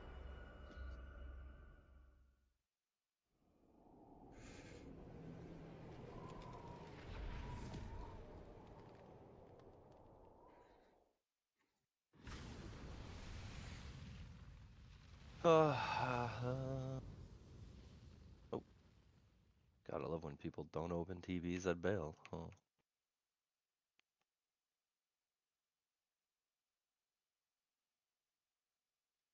Alright, it's almost time to re-roll. Making a thumbnail full of doojanks. Mm-hmm.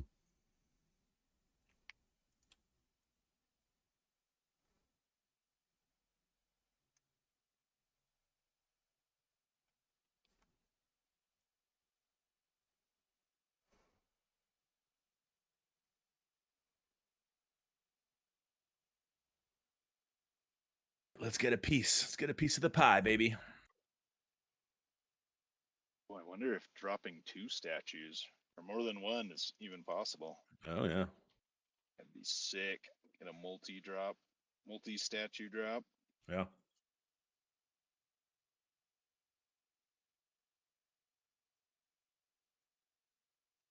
Horizons a splendor. What kind of splendor? A splendid splendor. I need to find a dagger. Not finding any daggers, like even on the ground, like just white. Chris. I mean, You know what's really Nice. interesting about the Hexbane build, Sinners? Oh, dude, that's a new The one. what? Yeah. What's really interesting about the Hexbane build is one of the I synergies don't is know if I have consume. that in my chronicle yet. Yeah, it is. So you end up with the You ability to should've got- eat them you for should've got all the credit for it. like crazy modifiers. Yep. No, I I mean, it kind of just like sets you up specifically it's for not the horizons. It's the other one. for It's the doing a veins. like Yeah, this is consume the low setup. level one. Banes, thank you. It's the Yeah. main one. Yeah, the low level. Okay, I did have that. Nice. Oh.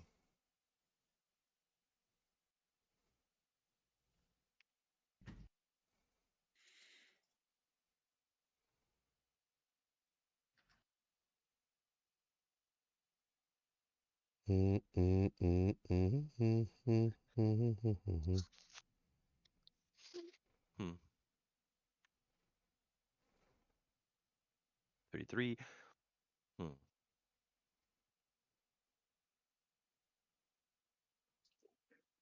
Slacking in my telly duties. Yeah, if you like telly, and then like some of us can actually clear, we might be able to get enough threat to get a herald. A herald of evil. 5 minutes left. Yeah, it's true. Oh, dolls. Oh, dolls and souls and death lords. This is the room. Oh man. The fear. This is a terrible room. I'm sorry, foe. That's the When room did to you death die? if your build is Was- tanky. Well, yeah, I'm kind of an immortal Sork, but don't do anything else but survive. Oh God, that's He will survive. Eh. Hey, hey, do do Luring him away do from do do immortal do is do do do. safe-ish. I'm kind of an immortal Sork. I'm floor tanking right now. So, Oh, found the world serum shard. hey, Hell yeah. Sorry, I couldn't pass up this Herald. room of. Can't die as long as that there's- buttons in my screen. Oh God, I'm coming. There was a chant pack of like It 20 is- ghosts that I couldn't pass it up. is so gnarly in here. There's so many dolls. Are there any better weapons than Ribcracker? There's like 1,000 weapons in the game that let me know that when could be TV used on is a safe. two-handed the Warlock. All right. Oh yeah, there's like so many. It's like they just came out and shot two-handed at us for the longest Get 'em, time Rick. Get in 'em. preparation for this. Like nobody's gonna use these, but in 6 years they will. Well, it's one of the reasons why I really liked this Under Charms as a fix for the problem of like the immunities. People were like, "Well, why don't you just remove the immunities?" And I'm like, "But like, the way that they did it was they made negative res useful, and all the items that had negative res became more useful because they made negative res useful, right?" And so the way they did it was just better. They made it in like an integral part of the game and used what was in the game as a solution. And like it's kind of the same thing going on here, is that all these two-handers kind of just sit there and nobody uses them. And now they made a new character that literally takes advantage of those two-handers. So now we have an actual character that's taking advantage of the thing Mortal that was safe. just sitting there. Drinking It's game. a great solution. Every time Ginger gets on the two-handed soapbox. That's right, the two-handed soapbox. The two-handed Yeah, Summer. soapbox. Deep within the two-handed soapbox, one Ginger will make a difference. Because Ginger, 2 minutes. because Ginger is gonna go tell it Oh, from the mountain, over the hills and everywhere. So And with Thunder Charms being so difficult to get, that's going to really amplify the time you spend not being able to farm everywhere in the game. I don't know what you mean. Well, if you're let's say a lightning trap assassin, you can't farm any place that isn't that it has Lightning- natural lightning immunes. Well, I mean, yeah, you can, just because they have corpse explosion on Death Sentry. Okay, that's a bad example, but anybody. I get what you're saying in spirit. Fire Yeah, sword.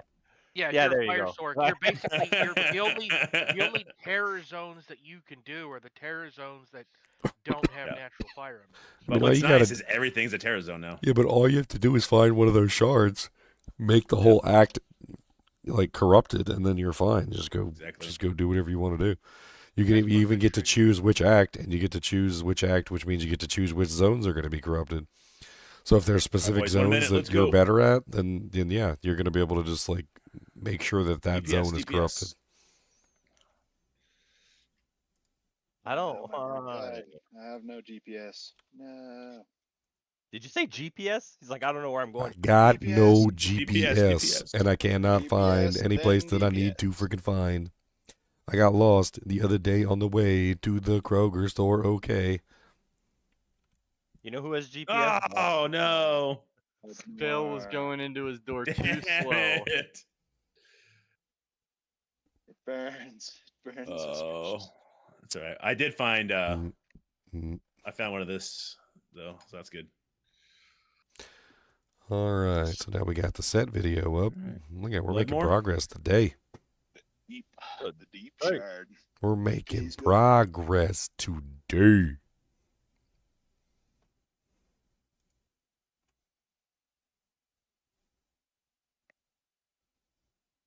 Elusive. Nice. Double statue. Oh, hunting. There we go. All right. Doesn't burn so bad now. I love the. Oh gosh, I don't think my mark can take the herald, but we're gonna try. We're gonna try.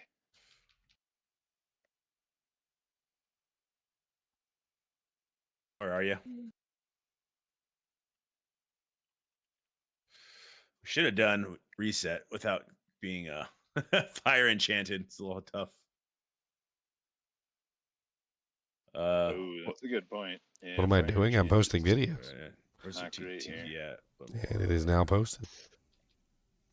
Now we're going to be making some more videos. There we go. Just gonna come back with Barb. Don't need much. Literally, my goal for the entire day has been to make videos. That's my goal. And every time I make a video, I post it. So far, making good progress. Making good progress so far. So far, I've got, like, just today, starts right here at the D2 crafting recipes. So we've done 1, 2, 3, 4, 5, 6, 7, 8, 9, 10, 11. We've done 11 videos so far today. 11 the videos, and we're about to do some more. We're going to do some more videos. Why is this one not listed? This one should be public. Go.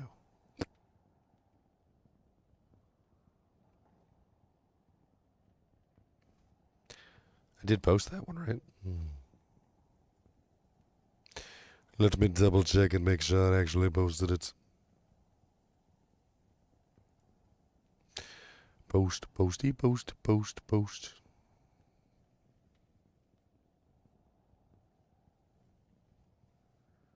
don't believe I did. Don't believe I did post it.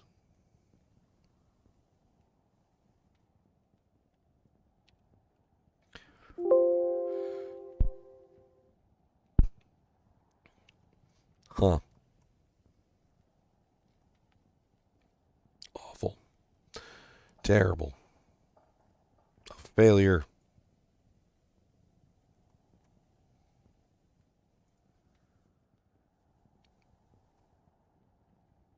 Nope, I have not posted Hexbane. Okay, let's post it real quick. Big whoop. Bink, bink.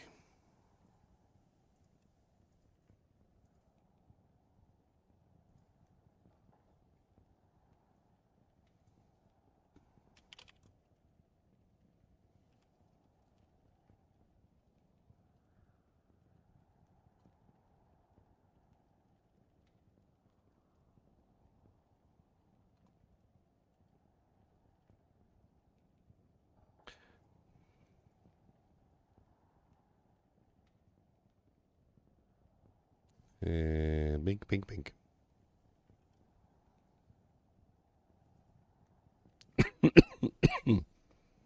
Dying.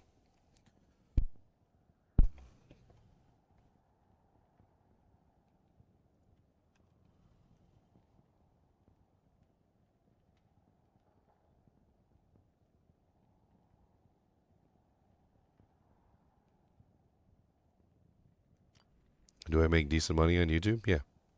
That's my primary form of income. Primary form of income. What's up, ADRICVLZ? Are you related to the VLC media player? Alright, so we're going to do Hex Purge next. I'm pretty sure that's the one I'm interested in. Hex is removed after 3 explosions. Such an odd one. Like, it seems like it's really powerful, but it's also, and I don't know if it's like how powerful it really gets. The AoE damage on it seems kind of nutty. I need to see what it's like fully synergized. Like, we need to hit like full synergies in it, and see what it goes to. So we got to max out Hexbane. We got to max out Eldritch Blast, and we also have to max out. Well, Sigil of Death is just chance to erupt per level. It already has an 82% chance to erupt at level 27, which isn't like the craziest. I mean, Sigil of Death is what the one that makes things explode. How much percentage would that be, like, bonus? A chance to erupt 102%.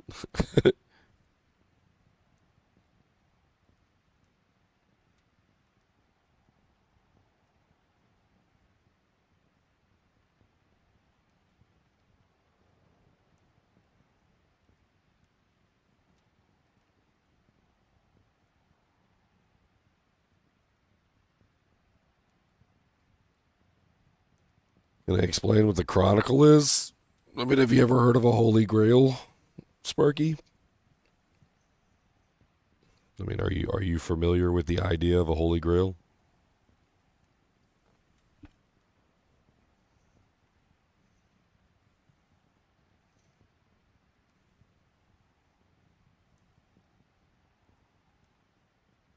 So that's basically what it is then. It's just a Holy Grail. The Chronicle's right here. It literally chronicles everything that you find. So, like, as you're going around and you find a specific unique item or a specific set item or whatever, or you make a specific rune word, it chronicles what you've made and what you have, right? So, like, not only that, but it tells you what the modifiers are and what they can potentially roll. So you have access to essentially everything that you found in the game. It chronicles it. I mean, literally, like somebody following you around, chronicling all your stuff. There are some rewards if you manage to complete it too. So like they actually added in some legitimate rewards for completing the specific parts of the Chronicle. So if you get all the unique items, you get like a glowiness, and if you get the all the set items, you get like some glowy footprints as you walk, which is kind of cool. And then if you manage to complete the entire rune word section, you get a brand new portal. It's actually really cool. That portal's kind of neat.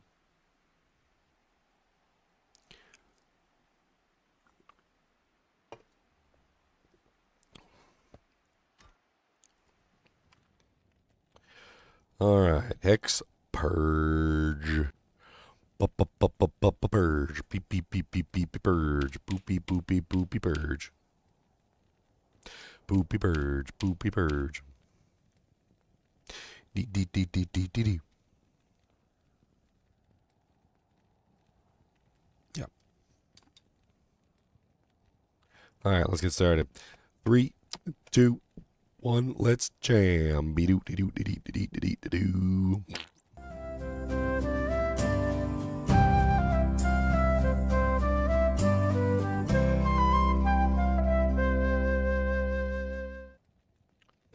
Hello guys and gals, and welcome to another episode of Skills and Abilities. Today we're going to be taking a look at Hex Purge. Hex Purge is one of the new hexes, one of the 3 new hexes, the tri-hexes, that comes with the Warlock. Hex Purge is kind of interesting. It seems to be kind of designed around the idea of like, exploding arrow or freezing arrow. So how does it work? Well, basically what happens is you use this ability, and when you use Hex Purge, it imbues your weapon sort of like enchant in a way. And you actually see that imbuement, like your weapon turns green, as you can clearly see once you Hex Purge. Now, when you hit a target with the Hex Purge activated, which lasts for a pretty decent amount of time, as you can see, 456 seconds, which is a pretty long duration. When you hit a target, they become hexed. The hex appears above their head and is very obvious. Now, one of the things that I wanted to test when I first started checking out the hexes was I was curious whether or not, like, curses overwrote the hexes. Like, do you get to use curses and hexes at the same time? Well, the answer is yes. You can use curses and hexes at the same time. So here I have a couple of monsters that are cursed and hexed at the same time, so you can clearly see that they have both the curse and the hex on them simultaneously. So you don't have to worry about the hexes overwriting your curses. Now, every time you hex them, they have a chance to explode with this particular curse, and they dish out magic damage to everything nearby in a radius. And the interesting thing about that is that, well, the radius is going to hit everything within that circle. And you can potentially hit all the monsters within that radius, and you can do pretty much a massive amount of damage by causing some chain reaction explosions. Similar to Freezing Arrow and Exploding Arrow, though, the way that it works is probably not going to be very effective versus bosses. Mainly because this type of effect seems to rely on clustering monsters and having the explosions deal a massive amount of damage across the board. Even fully synergized, which I'm kind of blocking it. Let me look over here and we can look at this one. Even fully synergized, we only have 1,603 damage on this particular ability, which is kind of low in comparison to other abilities that are similar to this. If I was running a Freezing Arrow Amazon, or if I was running an Exploding Arrow Amazon, I would probably be closer to like 4,000 or 5,000 damage explosion per shot, and then I would be getting multiple shots from piercing. With this particular ability, the damage isn't quite as high, but it is in addition to whatever other damage you're already doing. So it's kind of like adding Freezing Arrow onto another ability. Like if you could add Freezing Arrow onto multi-shot, for example. That would be pretty cool, right? Well, technically you can kind of do that with this character. You could actually have a character that has a like Exploding Arrow with Demon Machine, utilizing the damage from it, and then using Hex Purge, and then getting like multiple explosions per shot, which is pretty darn cool. Hex Purge is also synergistic with other abilities too, which basically means that you can use it as a synergy for things like Cleave. It's a synergy for Cleave, and it's also a synergy for Eldritch Blast. So it has like I think it's 3 synergies, because it's also a synergy for Hexbane. So it does make a really interesting one just simply to use on a lot of builds, because it's going to be a synergy for, at the very least, Cleave, Eldritch Blast, and Hexbane. So a lot of characters are probably going to have it for use on their characters. Now, the way that this ability works is that it explodes, and once it explodes, it will take the ability off the character. So once you have the explosion happen, it loses their hex, and then you have to re-hex them. Increasing the level of the ability increases the number of explosions before the hex is removed. At level like 1, it's basically 1 explosion and then it's gone. At level I can't remember the exact structure of when it starts to get more explosions, but as you can see at level 27 right now, it currently has 3 explosions. So it'll explode 3 times before it leaves the targets.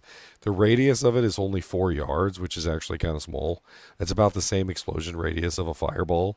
It's the same explosion radius of a freezing arrow, the same exploding radius of an exploding arrow shot. So it's very similar in a lot of ways to Exploding Arrow or Freezing Arrow. And it can be utilized across multiple characters, like for instance, or multiple monsters. You can use something like Cleave, for instance, which has a pretty nice radius, and you can basically hex multiple monsters at the same time with this ability, causing multiple explosions to happen. Like for instance, if I were to go into this fight and let the monsters surround me, and then use this, I can cause multiple of these hexes to appear on the targets, dealing multiple explosions to multiple monsters nearby, which is really, really quite powerful. On top of that, it also has some additional benefits. It gives you 254% bonus attack rating, which is really nice for just about any melee build. Most of the hexes give attack rating, though. Pretty much all of them do. So it's not something that's unique. What is unique to Hex Purge, however, is the 30% increased attack speed right here, which is very nice if you're trying to do an attack speed build. So if you're trying to hit some sort of break point and you just really need a large amount of attack speed, Hex Purge can come in handy for this particular purpose. All in all, Hex Purge is one of those odd type abilities, which I'm not exactly sure you would ever build completely around Hex Purge. But you can definitely get some very good like AoE damage from Hex Purge, causing the explosions and getting like a feedback loop through like a big pack of monsters. In fact, having the monsters surround you tends to be a really good way. Also, Hex Purge could work very well on a character that is using a bow. If you happen to be using Mirage Strike down here, Mirrored Blades also works with bows, and it would work surprisingly well with Hex Purge as well. Although I think Hex Bane would be a better choice for bows. They both technically work, and you have to build both of them anyway. So let me kind of demonstrate that here really quickly with a bow that we have on hand. I got a couple bows. Let's use Witch Wild String just for the awe factor of it, because it's kind of neat.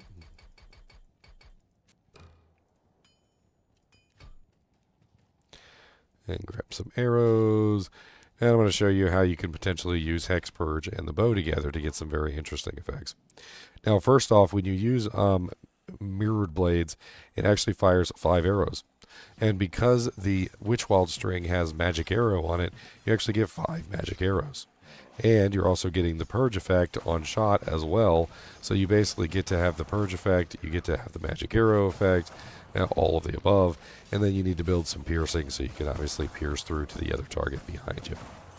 But as you can see, it's quite an effective little combo with the hexes.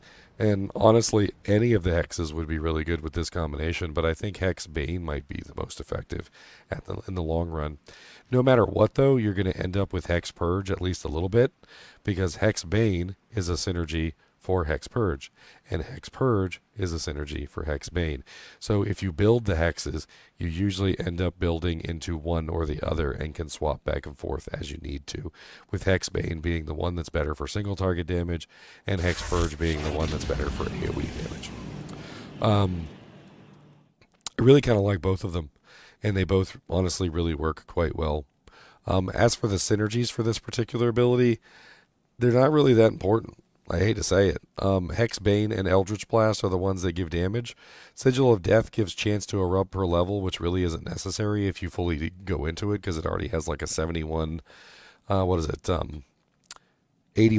chance to erupt maxed out. And the Eldritch Blast duration per level isn't really needed either, because technically with this particular purge, it removes itself as soon as it gets 3 explosions. So you don't even really need the duration either. You just want the damage. So all you really need to do is Eldritch Blast, which also happens to give the duration, and Hex Bane, which gives more damage as well, and you can ignore the Sigil Death if you don't want it. Trying to think like anything else that you could potentially do with this, but like there's tons of fun builds. You could use Echoing Strike with it, you could use Cleave with it, you could use Mirrored Blades with it. Mirrored Blades is actually a really good one for basically any character, because it's only a 20-point investment, even if you are a summoner, or like, you know, like a particularly not a melee or range character.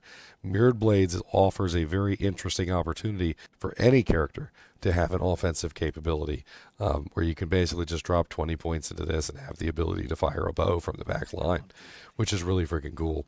And it also works with like Demon Machine too. Like you could potentially use Demon Machine and you could get the multiple exploding arrows as well. Combining that together with the Purge, of course, and getting all of the nice explosions.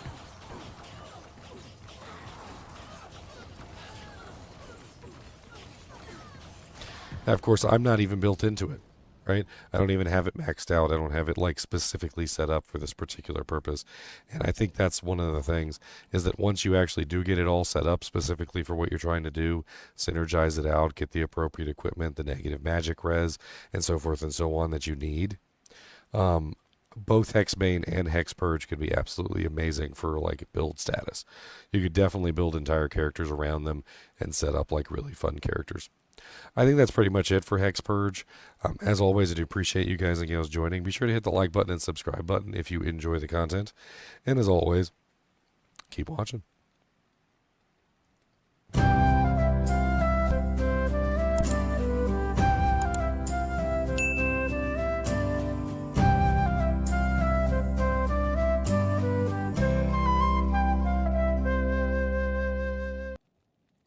All right, another video bites the dust.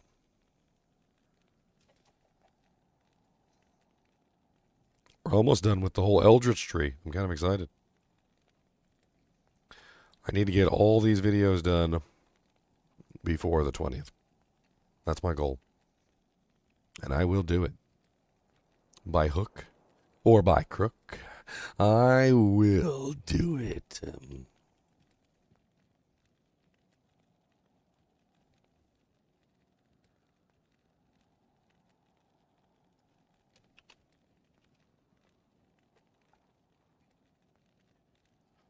Purge.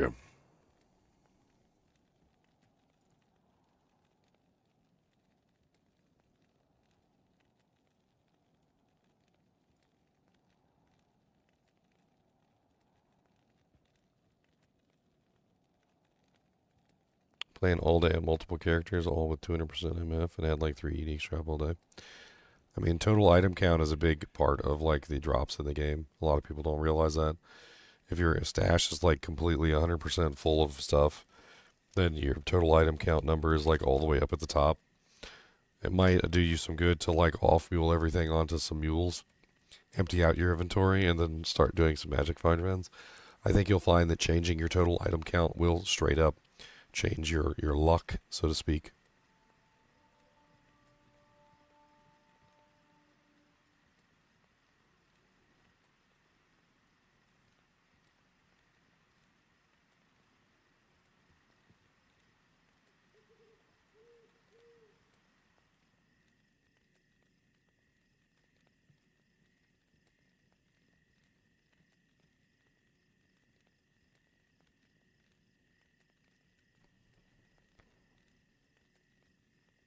Alright, so that's uploading. We move on to the next one. The next one might not be a very long one because this is Siphon. I don't really know what to think about Siphon, to be perfectly honest. So that in my character's personal storage or character itself. Everything. Character, shared stash, mercenary, minions, Valkyrie, all of it. Even the runes in the equipment. So like if you have a Breath of the Dying on, it counts 1 for the base, 6 for the runes.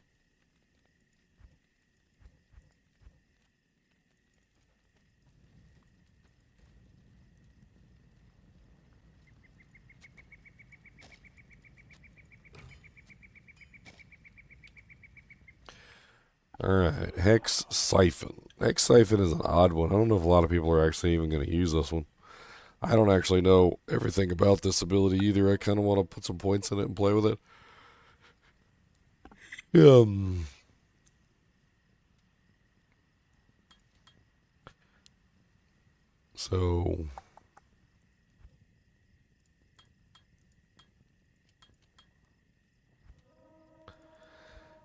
maxed out, it does 49 mana after each kill and 49 life after each kill, and gives you attack rating.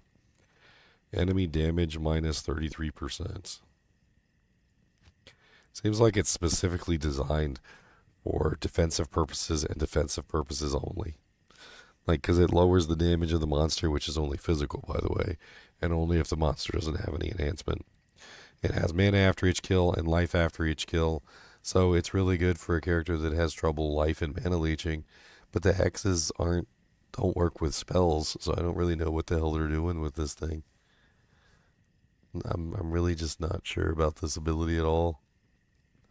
I feel like the other two hexes like completely overshadow this thing.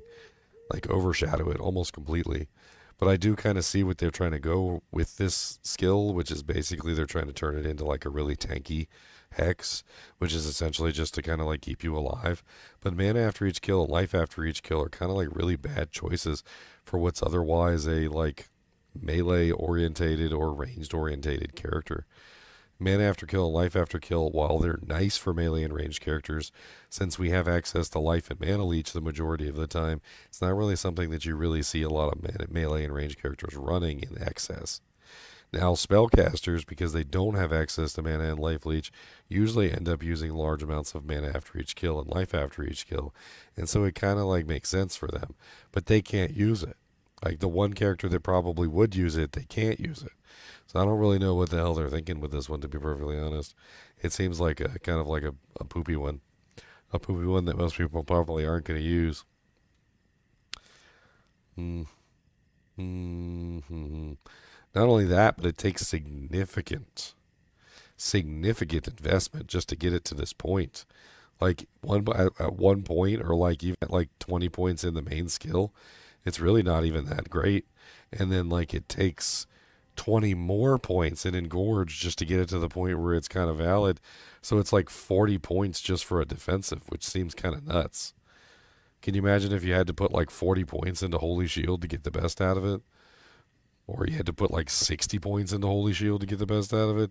Like it just doesn't really seem like it's a great cost to benefit ratio.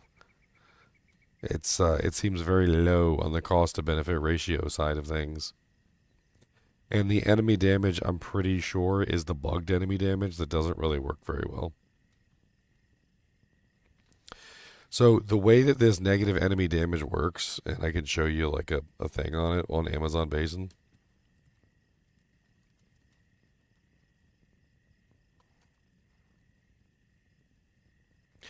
And we're going to scroll down to the line that states, will reduce physical attack damage by 33%.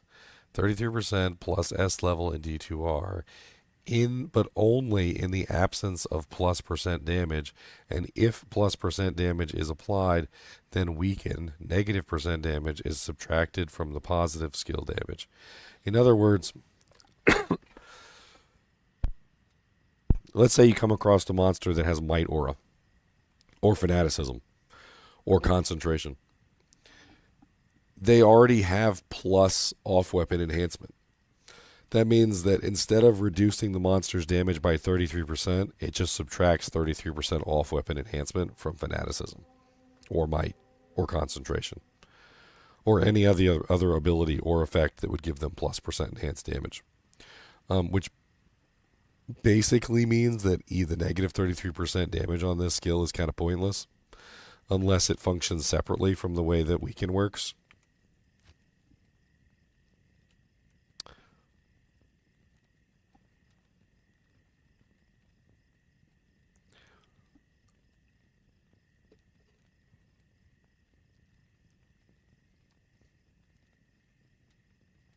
Yeah, I'm going to go ahead and say this one's pretty poopy. All right, let's make a video on it. Let's go.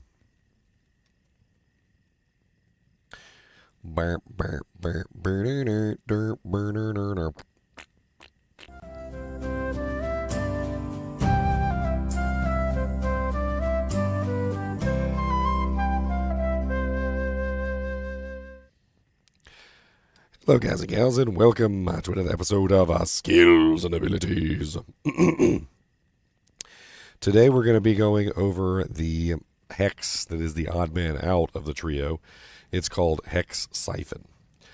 Hex Siphon seems like a very strange one, and I'm not sure that anybody's really ever going to use this skill. It might be something that they need to revisit at some point because it doesn't really make a lot of sense. It seems to be poorly designed. I'm going to kind of like go over why it's poorly designed. Let's talk about the skill itself first, though, and then I'll smack talk it afterwards. So Hex Siphon is an ability that allows you to imbue your weapon with a hex. And once imbued with a hex, you can clearly see that the ability is hexed because it makes your weapon glow kind of like a bluish green.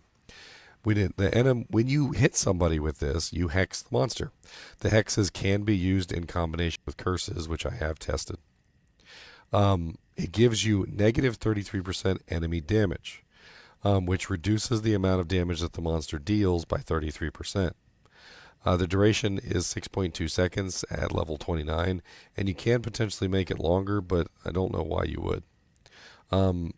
Attack rating bonus is 272, which seems to be on par with the other two hexes, Hex Purge and Hex Bane. Both give about the same amount of attack rating min maxed out, so there's really not much difference there. Mana after each kill of 49, but only if you spend 40 skill points to get it.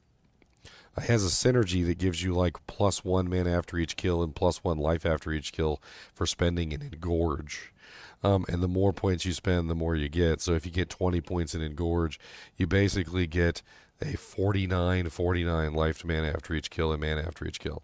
Now, mana after each kill and life after each kill are actually pretty decent effects, but they're not something that you usually build in excess on characters that can life and mana leech. So if you are a melee character or a ranged character, you can basically just like mana and life leech most of what you're getting anyway. And so, for the most part, when you deal with this particular hex, it seems kind of poorly designed.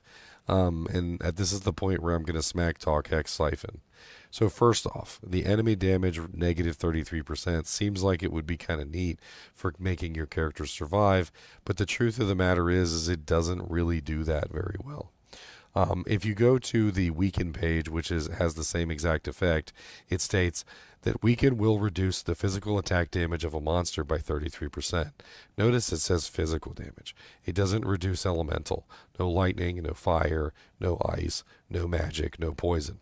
On top of this, also in the absence of +% damage only, which means that if a monster has might aura, fanaticism, concentration, extra strong, or anything else that counts as +% damage, like champion modifiers, and so forth and so on, that it basically, instead of reducing the monster's damage by 33%, it just simply reduces their plus percentage by 33%, which is relatively nothing at all. In other words, that 33% negative damage bonus that's on Hex Siphon does relatively nothing. Then let's get to the meat and potatoes of the mana after each kill and the life after each kill. I'm not going to lie to you and say that mana after each kill and life after each kill are bad stats, but they're generally something that you build more on a sorceress, a caster type, someone that doesn't have melee attacks, because they work very well on those characters.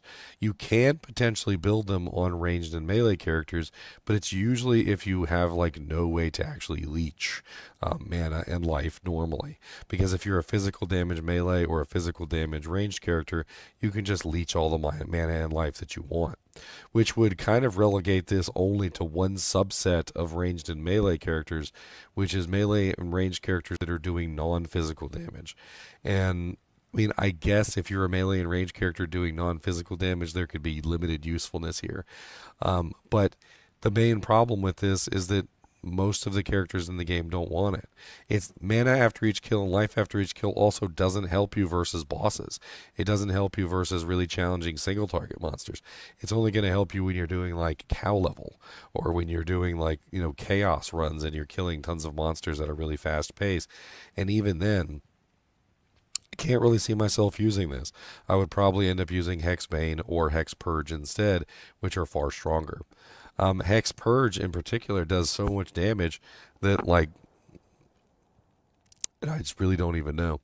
All in all, I think Hex Siphon is a miss. I haven't seen very misses on this character. I haven't seen very many things that are just like completely and utterly like, hey, this sucks balls, like don't use it. But Hex Siphon seems to be one of those things that kind of needs to be retouched. And it really just comes down to, I see what they're trying to do.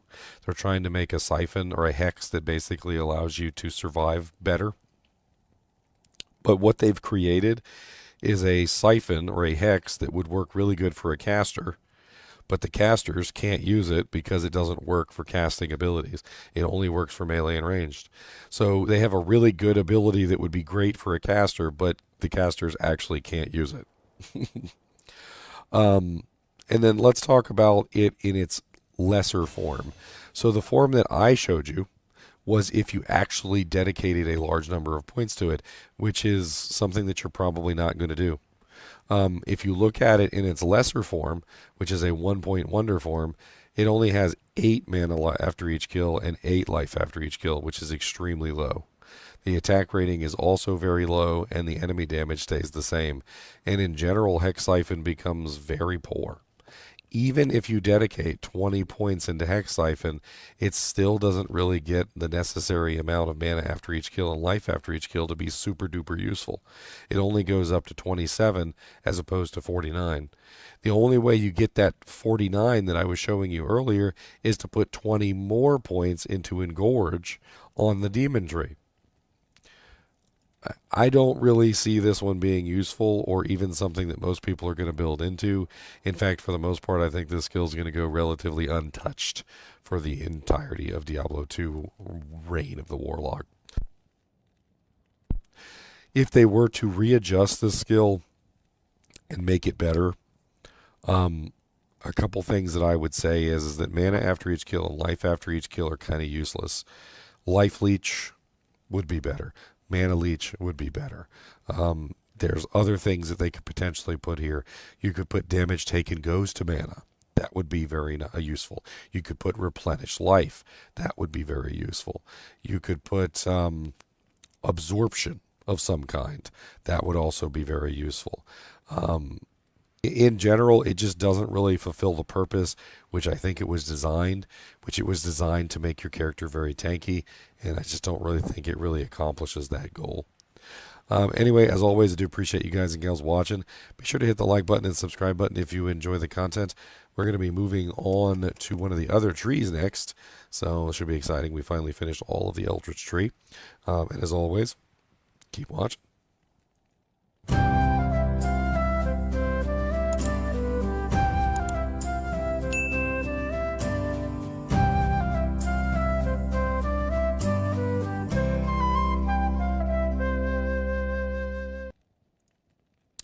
All right, we did the poopy. This one's probably not going to get any views either. Nobody even probably is even going to be interested in using this ability, let alone it's going to be like the one video on the list that has like no views. But hey, I made it. It's done. We can move on.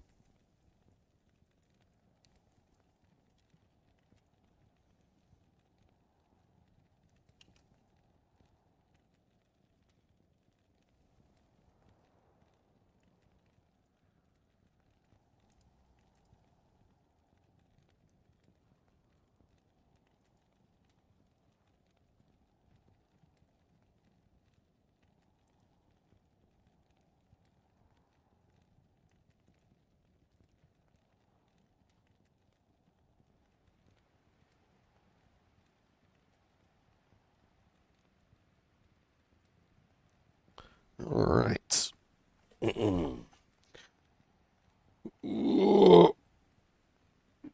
Putting in so much work today. Too much work, one would say. I mean, we managed to get an entire tree finished, but I'm not satisfied. We need more.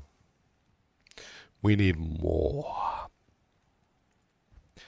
Which tree do we go to next, guys? What do you want? Do you guys want to see more chaos stuff? Or do you guys want to see more demon stuff?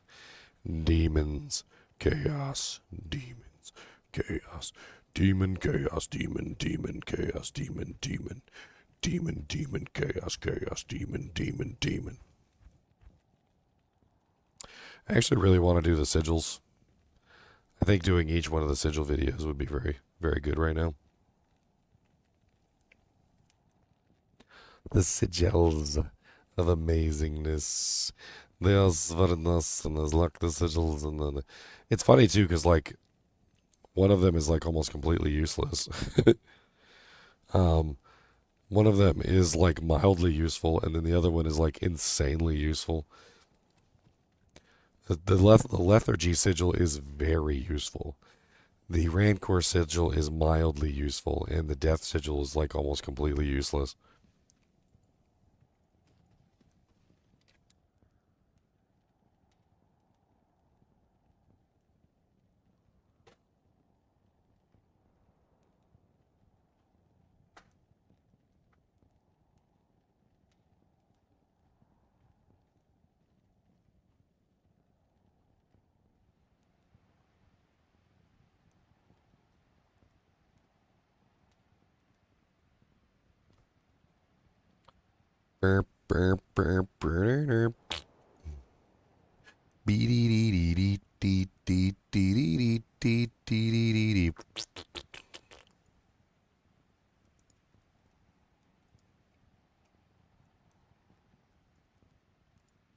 I wonder if I'm showing up on Google search at all right now. Let's do D2R Warlock consume. Boom, right at the top. Let's do it, boys. I gotta show that on camera. Number 1, number me. I'm the number 3. Look at that. Warlock consume, number 1 on Google, boys. Numbers 1. Number ha ha ha ha ha ha. What else can we search for? Let's search for what's one I only recently did? Like very recently I did what, Cleave? Let's do Cleave. So I only just posted Cleave today, so it's probably not on the list yet. Wait, there we go. It's down here. Okay. Alright. It's gonna take a little while, I guess. Mirrored blades. Hey, number 2 for mirrored blades. Not bad. Not bad. How about Horizons, Splendor.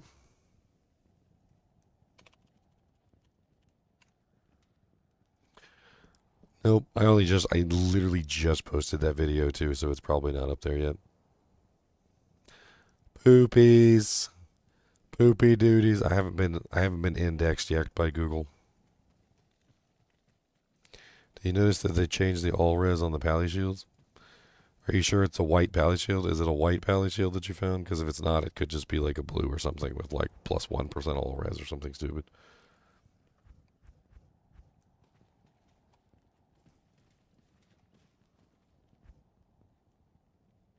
I mean, they haven't really posted like a full patch notes of all the changes that they made. So I really just, we really don't have anything yet to like know exactly everything that they changed. It's going to be something that I guess we'll find out eventually. Alright, so Chaos, we're going to start with Sigil Lethargy. That's going to be the Sigil. That's going to be the one. That's going to be the Sigil. That's going to be the one.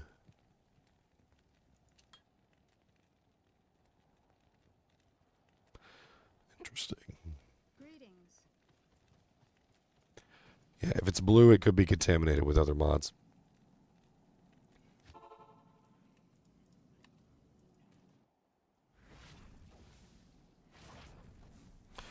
Shoom, shoom, shoom, shoom, shoom, shoom, shoom, shoom. The graphic for the sigils is just mint. It is just mint. It's so good. Like, am I wrong in thinking that this looks better than like anything I've seen on like Diablo 4 or other games? Like the graphics of just this ability trumps pretty much every stupid like newer game I've ever seen. Like that graphic for just that sigil alone looks better than like half the stuff I've seen on Path of Exile 2, Diablo 4, and other other ARPGs. Like it just looks so much better. I don't know if it's the art style. I don't know if it's just the fact that it's in Diablo 2 and like Diablo 2 just looks better. Like it just looks really cool. It does in fact look really cool.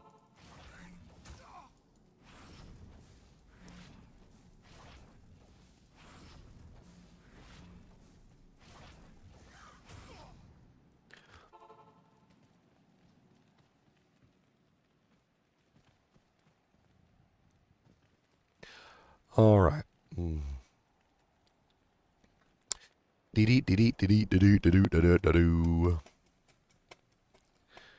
I needs it. I needs it.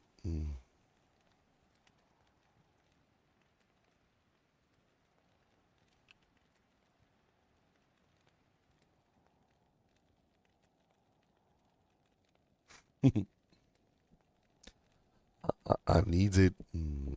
I wants it. Hadaway found a Hell Warden's Will, one of the new Death Mask uniques. Alright, 3, 2, 1, let's jam. Be-doo-de-da-do-doo.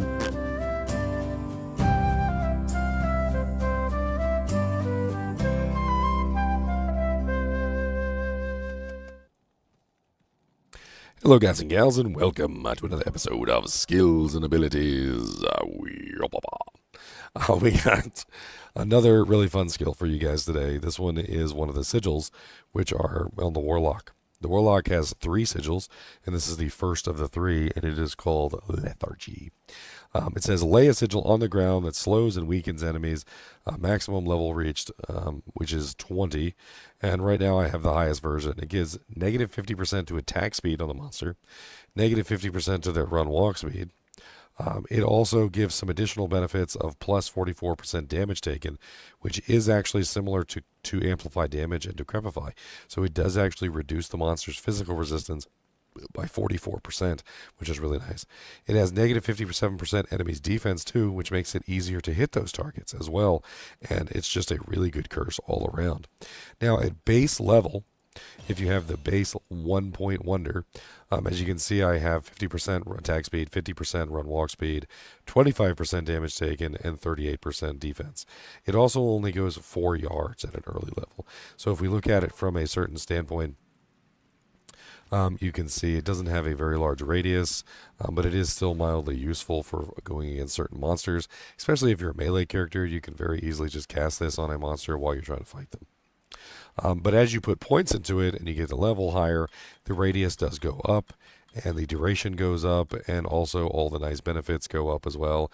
And it gets to the point where it lasts for an amazing 29 seconds, and it also has a much larger radius, allowing you to keep that negative debuff on the monsters for much longer.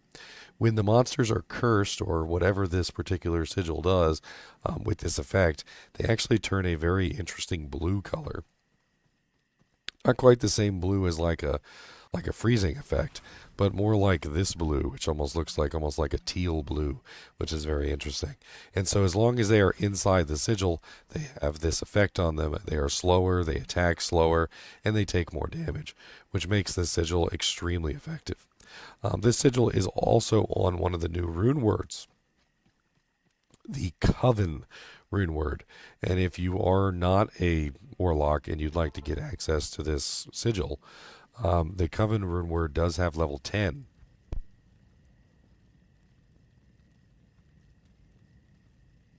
Level 10 Lethargy when struck, which is really nice. So a 5% chance to cast this around you. I actually think that this helmet's going to be really popular this season for melees, because it essentially gives you a basically kind of like an inherent way to apply this to targets. And the helmet's not that bad either. Leveling up, I used this as a 1 point wonder, and I was very impressed.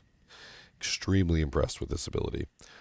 It's sort of like a combination between like Decrepify and maybe some other abilities that reduce some like resistances. It doesn't quite have the same impact for the negative physical resistance as Decrepify, or Amplify damage for that matter. But it does do a really good job slowing down the monsters and making them much more vulnerable. I mean, lowering their attack speed, lowering their run walk speed, lowering their defense so they're easier to hit, all of which is very, very nice.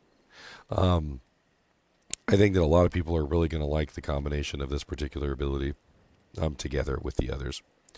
Let's check and see if it can be used in combination with curses. That's a good like check, right?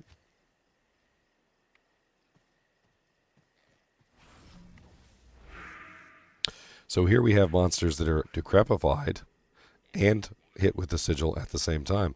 So it looks like you can potentially curse a monster and use the sigil on them at the same time, which is pretty crazy. Dying. Don't mind me.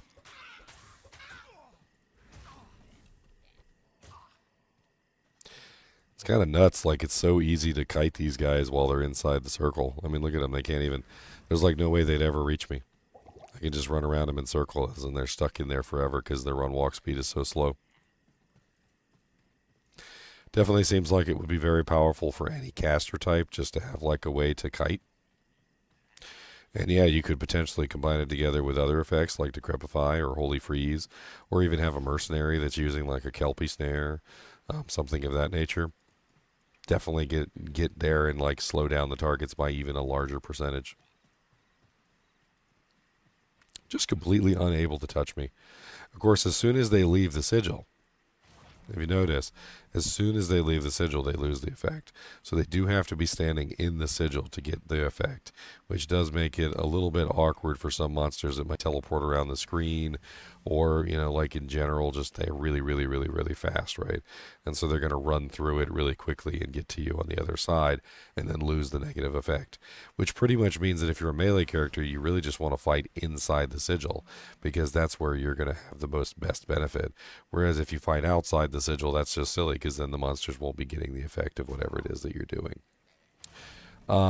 As far as the sigils go, I think this is most likely the strongest of the three, in my personal opinion, and it's definitely one that you can 1-point wonder, if not sink a couple points into for dramatic effect. And I really do like the Lethargy sigil. There's really not much more to say about it. It can work into just about any single build. It's amazing. It's essentially like the Warlock's version of Decrepify. It's kind of better in some ways too because it lowers the monster's defense and their attack speed, and their run walk speed. It's kind of crazy, to be perfectly honest. I'm kind of curious like how high it goes, like if you keep pumping points into it and you keep having like plus the skills. Like if you're a chaos character, as an example, and let's say you're running Miasma Bolt or you're running like the Ring of Fire setup and you have a lot of points in the chaos, you're running chaos skillers and you're running like all the plus the skills that you can get, like how high does this really go?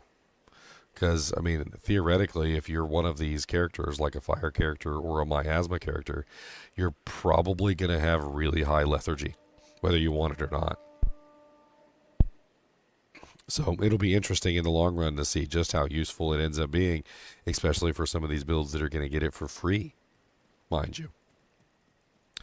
As always, I'd appreciate you guys and gals watching. Be sure to hit that like button and subscribe button if you enjoy the content. And one last thing before I forget, it does break physical immunities. I did test it. I had some monsters that were physically immune, and I used the Lethargy sigil on them, and it did break the physical immunity. And as always, keep watching.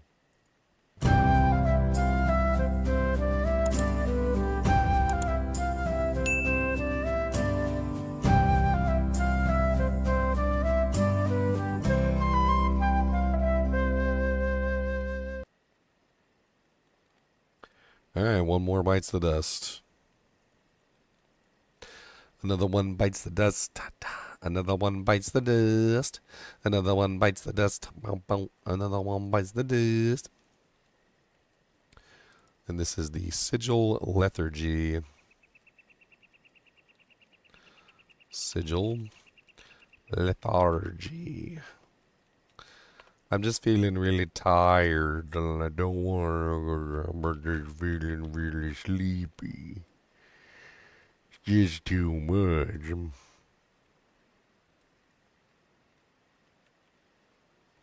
That was a Ace Ventura reference for you uncultured swine.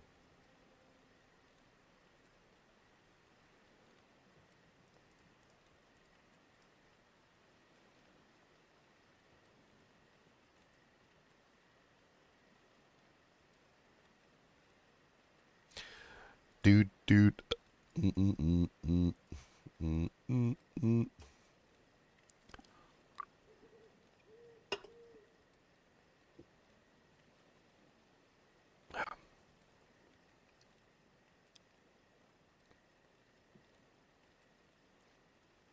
Well, look at that. We've already got 3 more videos. We've got Hex Purge, we've got Hex Siphon, and we've got Sigil Lethargy. So let's move on to the next one, which is Sigil Rancor, I believe. Now, I haven't actually done any like kind of like research into Sigil Rancor. I really don't know exactly how this thing functions. I'm told that it works on you and it also works on the on the monsters. So like it's basically like a double-edged sword. It can enrage you and it can also enrage the monsters at the same time. Ow.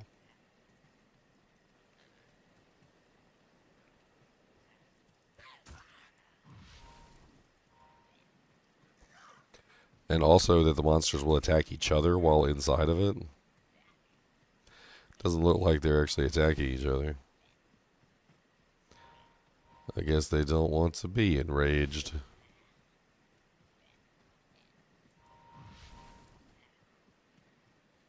I'm kind of confused at this ability and how it functions. Like I don't really understand it very well. Can I get the effect of the 180% damage and 31% attack speed too? It says 75% chance to enrage, so I guess that means I need to hit the targets to actually get the enrage effect pumping.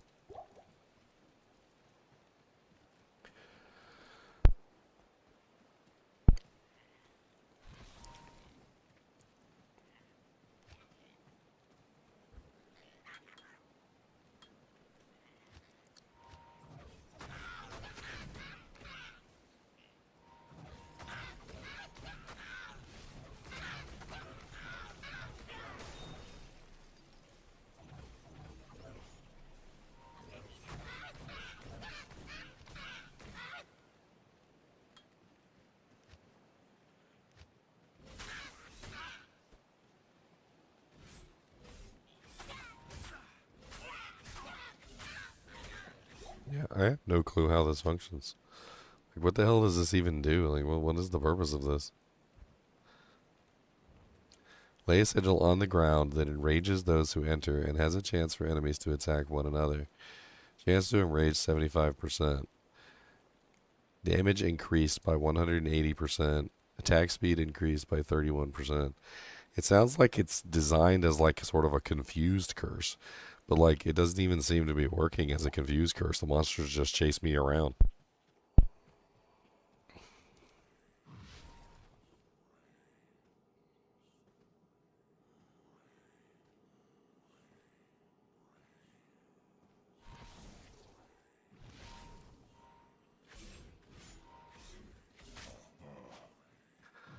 I'm so confused. Like it doesn't seem to be actually enraging anything and causing it to like run around and attack their brethren, and even when they do, they only attack like once.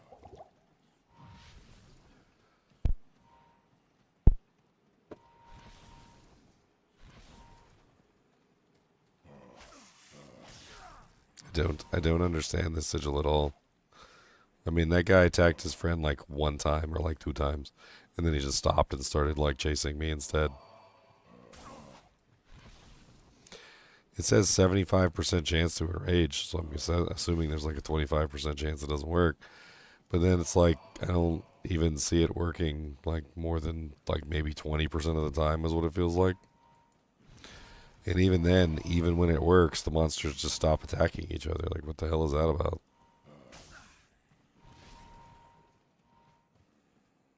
I mean, am I getting the damage bonus too for standing in it? Because like, I don't even see the damage bonus on my panel. Like, I'm looking at my panel and I've got 641 damage right now because I'm just testing stuff. But, like, I don't even see any increase in damage on my panel either, or I don't feel any increase in attack speed when I'm standing in it, so I don't think it's working on me, which means it's just beefing up the monsters, giving the monsters more damage and giving the monsters more attack speed. It kind of seems like maybe this would be something that you would utilize with, like, a Thorns build. Like deliberately giving the monsters more damage and deliberately giving them more attack speed so they go in there and like dish out Thorns damage to your character or something.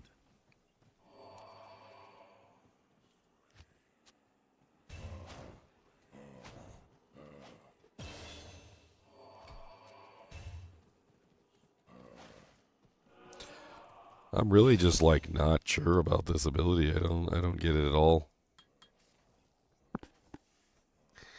Chance to enrage 75%. The chance to enrage doesn't go up with more points.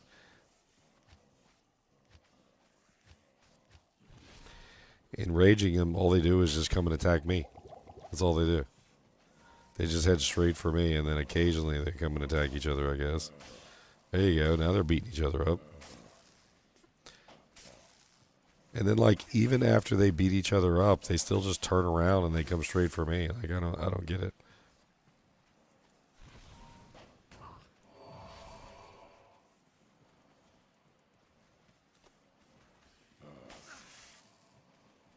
I don't know. Kind of seems rather poorly designed. Maybe I'm just completely missing the point of his ability.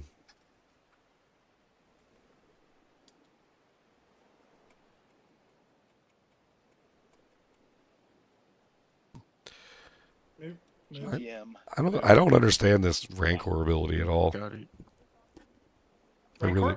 I really don't. Well, that For my limited testing, it that buffs Rancor is me. whatever like NPCs go into it, whether it's your summons or the enemies. I think it buffs both. They turn red. So it buffs your They just summons as got- well. So that's Yes. the key. If you summon a goat man summons and, will and also let him take go in more it, damage. he'll turn red, Ginger. You'll see he gets enraged. The goat man, for example. Well, I That's mean, how it seems to me like this is designed around a Thorns build. That's what it seems like. It seems to me like you get Thorns on like a mercenary or something. You run your minions, you throw them in there. The monsters then do more damage, so they run up and smack your monsters that have Thorns on them, and then they take massive amounts of damage. Like that's what it kind of seems like. Ginger, they just got 2 more Act 2 statues. I'll just We got a double statue dropped in here from Duriel. Nice. Aren't they gaining damage, Ginger? I thought it's giving them attack speed and damage, like whatever goes in there, the enemy or the summon. I thought that's giving them. It doesn't plus give me damage. any. It doesn't give me any attack speed or damage. No, you don't turn red. If you notice, there's a graphic effect. Yeah. To the enrage, they actually churn red. Yeah. And I think that gives them like your summon will give it damage and attack speed. And the enemies as well. Don't worry, I got you guys. I'm teleporting around, just staticking the whole map. Nice. They heal? Char that beef. Hmm. Pre-cook it.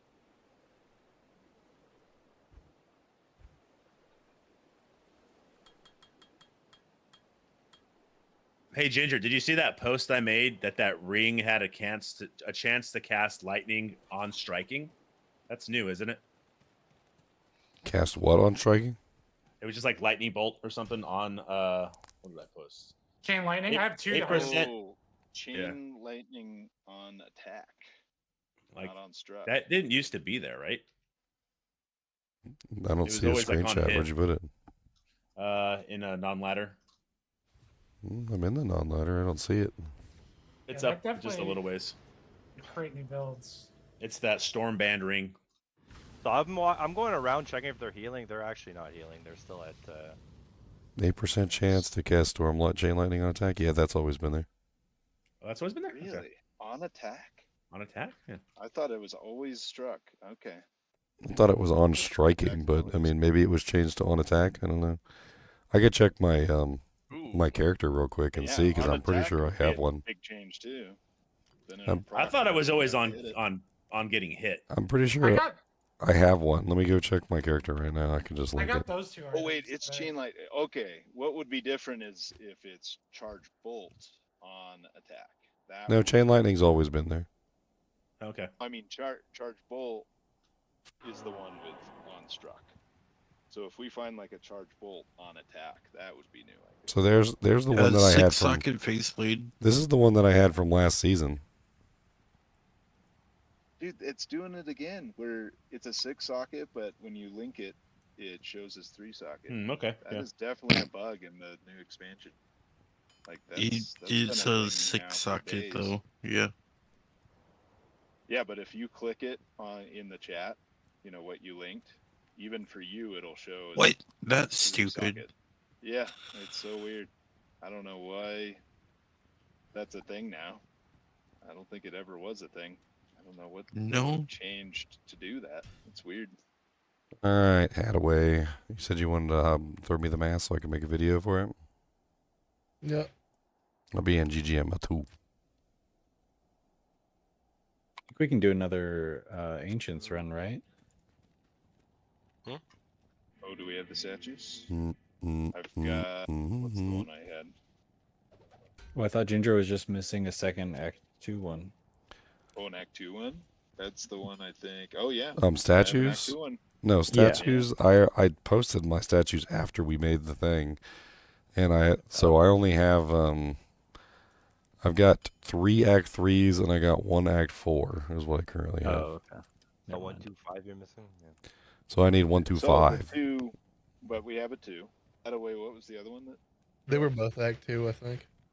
Oh, they both Act 2. Okay. Yeah, so we have 2 Act 2s, Junior. You can add 2 to Act 2s, so we need Act 1 and Act 5. 1 and 5. Okay. And then we can go burn Hey, another, go raffle stomp another You guys want ancients. to do regular Ubers real quick to see if I can get a Warlock torch? Yeah, I've got a couple as well. No warlock torches for you. Help with No. that. Do you want me to give you buff for it? Grab my No. smiter too. No. Do we want to sacrifice the cow level to do All that? right, I'm gonna go make this Yeah, video. let's do that After after the cow. cow level. All right, 3, 2, 1, let's jam. Be doot da da boot da bot da bat boot da beat da boop.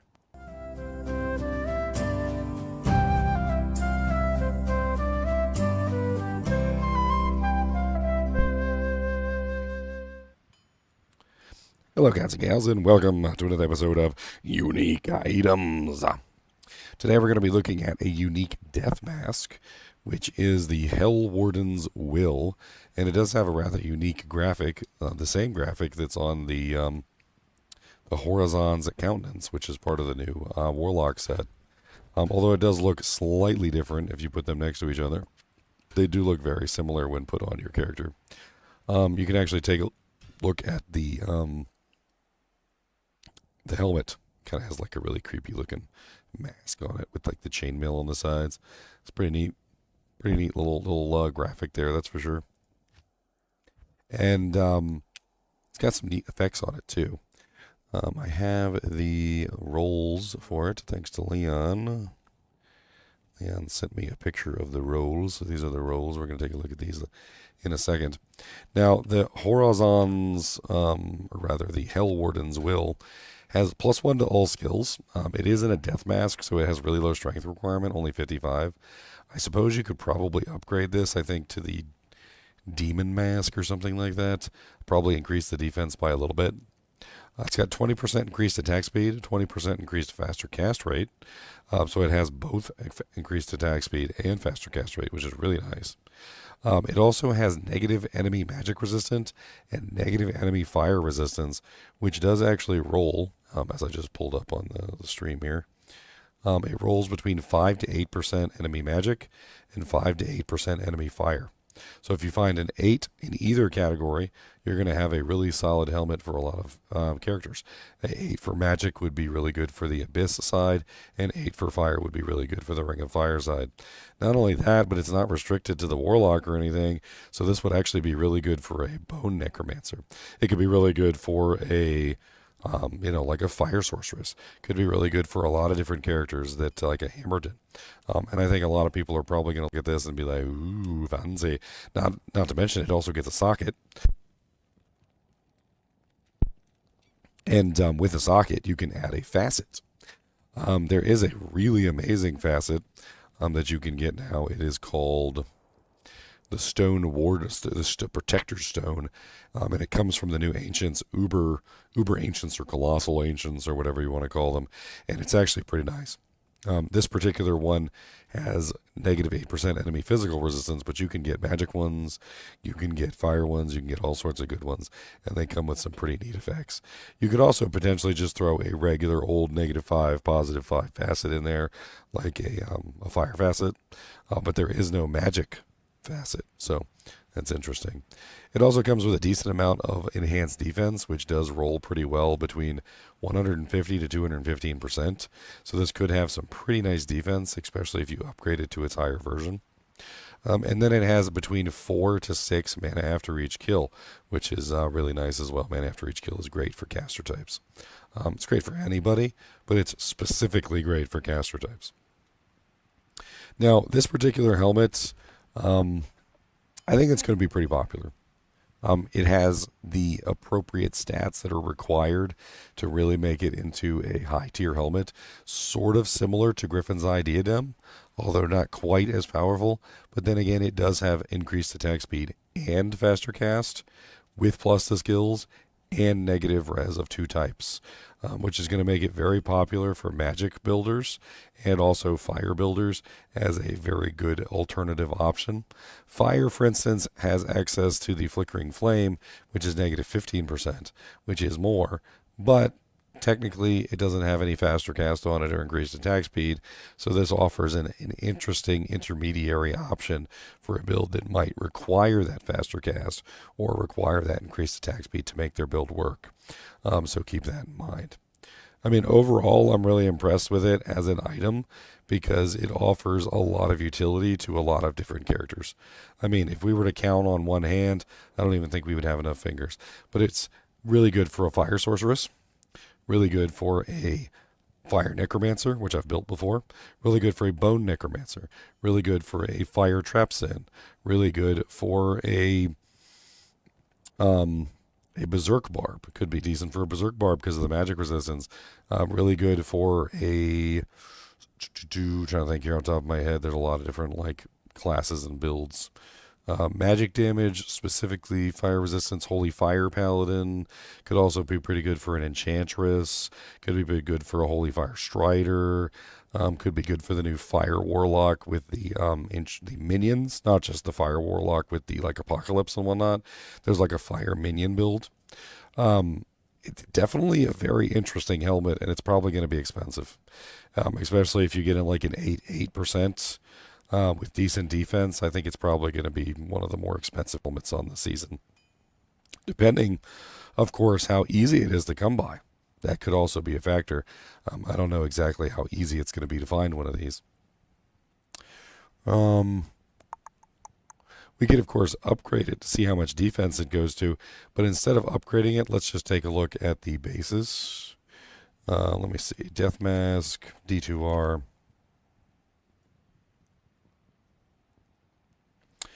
We've got upgrades to the Demon Head. So the Demon Head has a maximum defense of 154.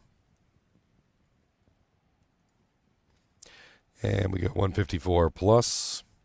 And we have the maximum defense here, which is 215% enhanced. So assuming you had a perfect 215, upgraded, that would be 485. So the highest defense that's going to go to is 485, and that's pretty darn good, to be perfectly honest. It might actually be worth the upgrade. It's only a strength requirement of 102, which is well below most other items in the game, so I can't really see that being a big issue. So I can definitely see this as an item that's probably going to end up getting upgraded for the extra defense, especially if you're running things like Fortitude Chilling Armor and whatnot. It's definitely going to be a good one for sure. I like it.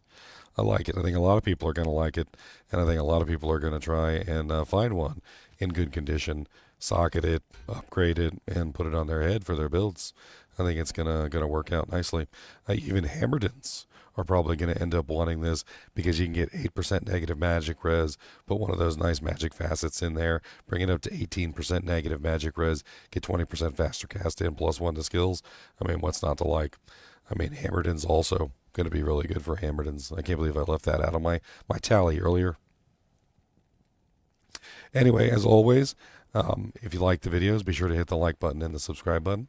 And as always, keep watching.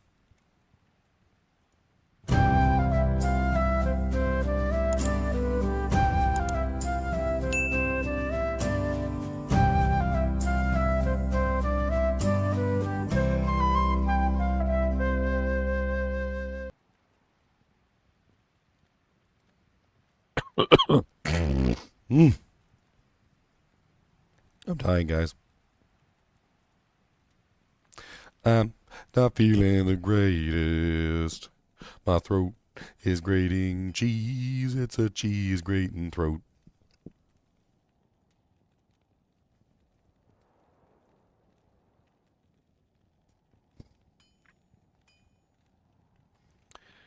Death Mask. And it's called Hell Warden's Will.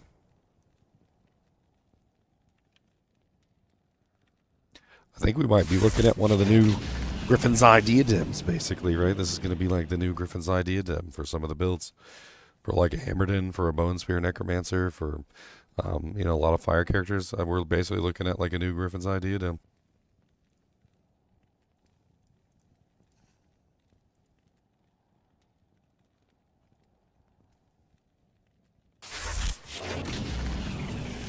My voice is wolf. Yeah, it's getting pretty ragged. I've been recording a lot of videos and I've been talking a lot. Might be time for me to throw in the towel tonight and just get some sleep. I would like to get more videos done though. A lot more. I got so many more videos to do.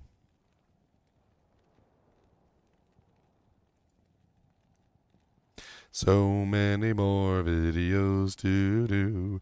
I got so many more videos for you. So many videos, so many more. Doodly doodly doodly doodly. See, that's what we should do. The next Colossal Ancients is like you have to be wearing a full set of like normal sets. Saigons, Millibregas, Saigon set, Ancients run. Okay, let's do it. That'd be awesome, dude. I've got a Saigon set. Extra strong All cows Saigons. shot my merc. That's wild. The new meta is going to be all magic stuff with negative res. For certain gear pieces, yeah, like the Ami, the gloves. But the charms is where you're gonna make your money for that.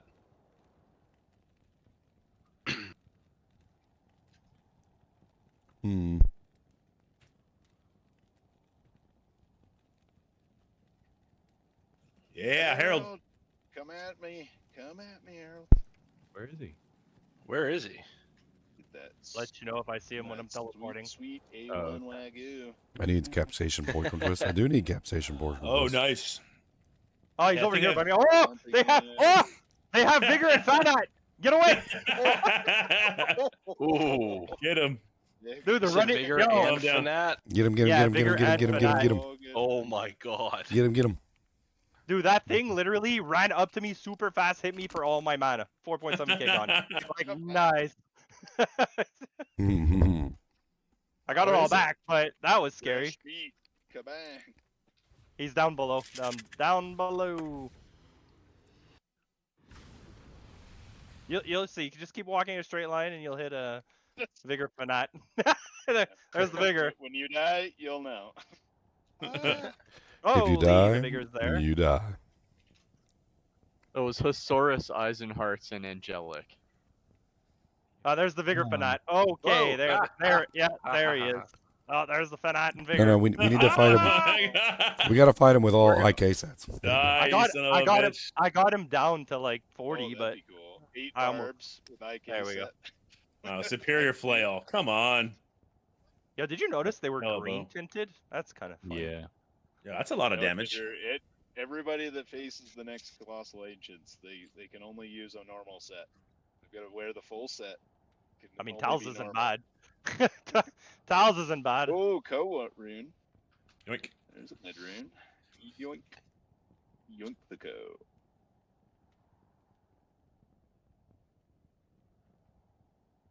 Just have everybody in Irothas and Saigons. Ooh. Trying to fight against the Colossus Ancients. It probably would still be. If you're on a easy. Warlock. they yeah, like friggin' Warlocks. If they don't change them, then yeah, but Like, oh, okay, it took us 2 minutes instead of 17 seconds this time. Okay, that was hard. Flint mail. Ooh, a bunch of people need that in the Chronicle. There you go. what is it? Ice blink. Ooh. Good old ice blink. It didn't pop for me, I don't think. No, it didn't. Sometimes it does, but it doesn't say it did. I already have Yeah, it. So. sometimes the text doesn't tell you, but if you look it up in the Chronicle, it should be there. It's like Yeah, if I you bet guys see like, it's related to like a chat bug or something. Yeah. It Are you doesn't guys- always announce. are you guys picking up all the daggers and looking at them? Some of No. them. I remember. If I remember. Oh, okay. Well, you really should because they're worth like 10 plus jaw, depending on the stats. But yeah. Yeah, it could be. Well, that and all the codex and compendiums. Well, I mean, right now I'm not really Well, concerned about making. Yeah, I know. any Right weapons. now. Still Yeah, adjusting. right now we don't care, but it's like muscle memory. You start picking up now, and you'll do it in ladder all the that's time. a good point. Yeah, that's a very good point. PSA, like, we're pretty used safe to advice. leaving The daggers issue is on the like ground. my muscle memory. You gotta is not train. on it yet. You gotta train. What are you gonna Just say? got like the Rocky music playing in the background, picking up daggers and codexes. I'm not there for daggers yet, but I'm already there for books because I just think of them as shrunken heads, and I just pick them up. I mean, they are, and they're going to be really good early on too. We're going to be. Yes. Honestly, we need to pick up like every book and every cracked book and re-roll them too. Yep. We got to be re-rolling them, Jenks. Well, yeah, I 'cause gotta, the other option is the grimoires, the uniques, but like, let's be real. I haven't even seen one drop in like hundreds of runs so far. I have 2 cracked Caduceus that I need to repair. Ooh, a rare phase blade. All right. Ooh, with +2 Eldritch skills on the phase blade. That's good. No ED on it though. Yeah, you can roll. Nuevo Gamo? Maybe. Who?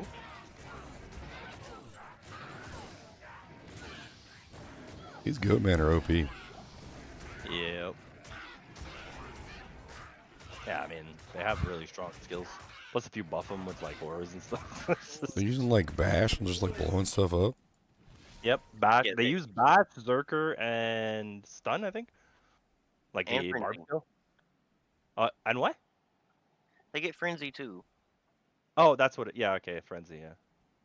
No, they use all of those and frenzy. They use bash, stun. No, I know. berserk, and frenzy. Different. History. Nice. Yeah. 9 minutes. Burp, burp. Could you imagine if they use battle orders? Got it. Oh. Yeah, I'm looking at Rancor and I'm like, it's interesting if you're utilizing like some sort of thorns in your little build. Bramble.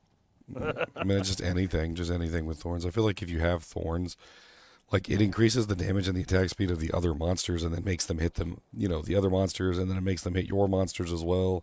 And then it gives you more damage, your monsters more damage, so they're hitting harder.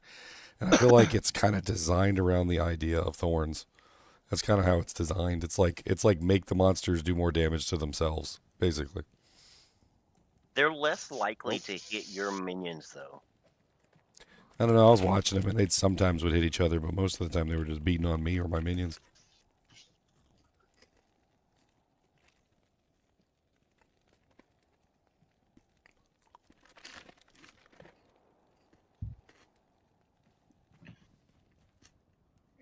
Some stone skin cows.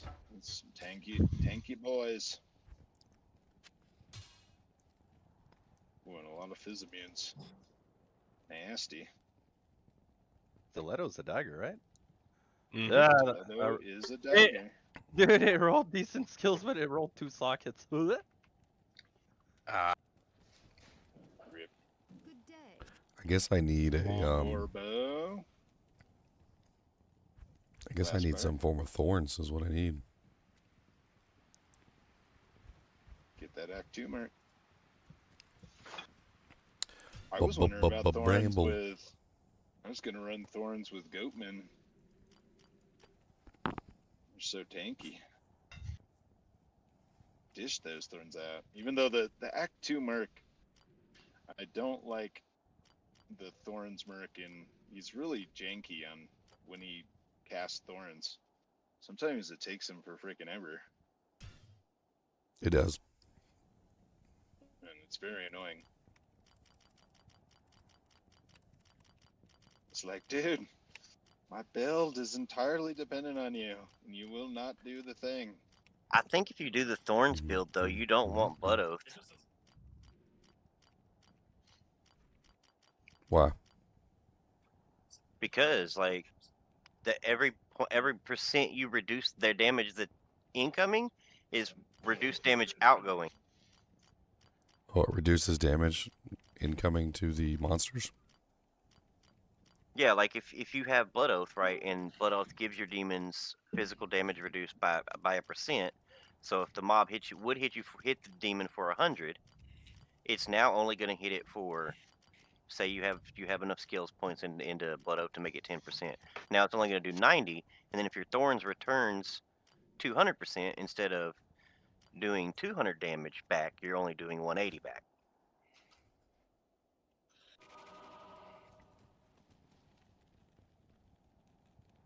All right, guys. I gotta go to the grocery store. I'm gonna make dinner, and then I'll be back on after that. Nice, man.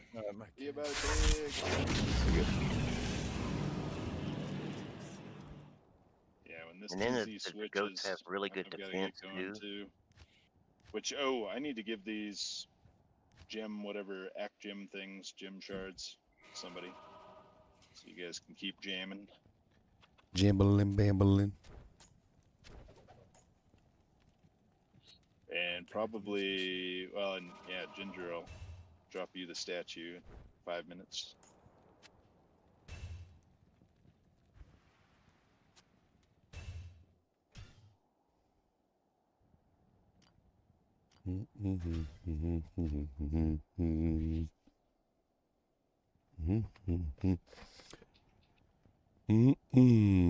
What I don't understand about the Rancor skill is it says chance to enrage 75%, but like I've never seen something in the thing that wasn't red.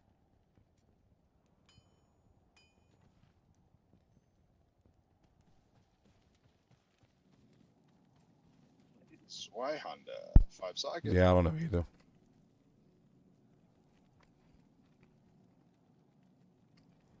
Like I use it a lot.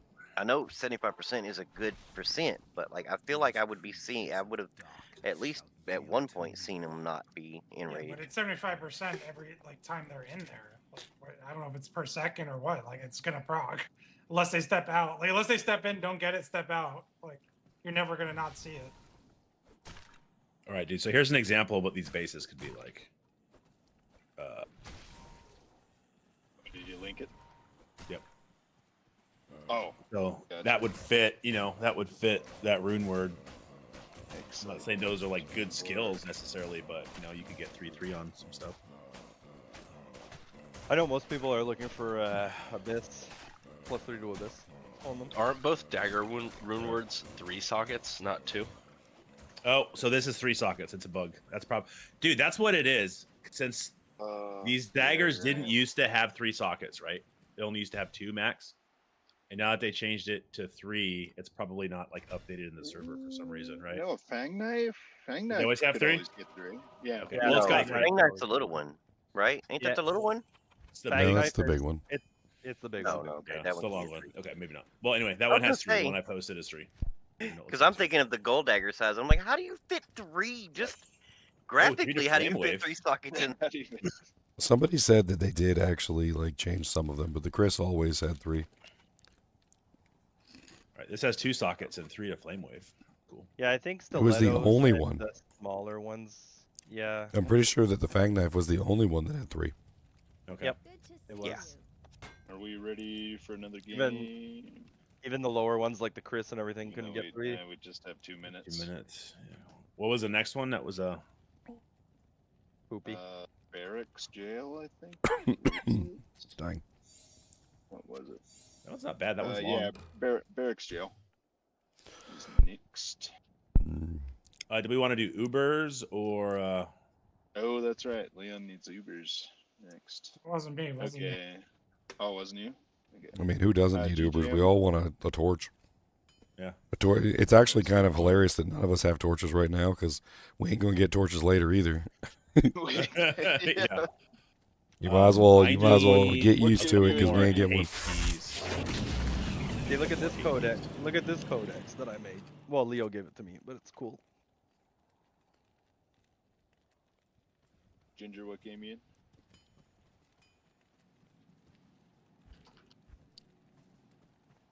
Hello.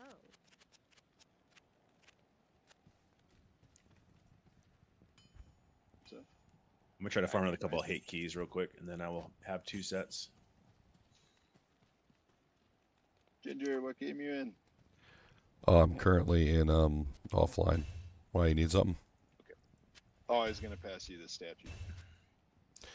I mean, you can just give him to Leon or something. Oh, that's a good.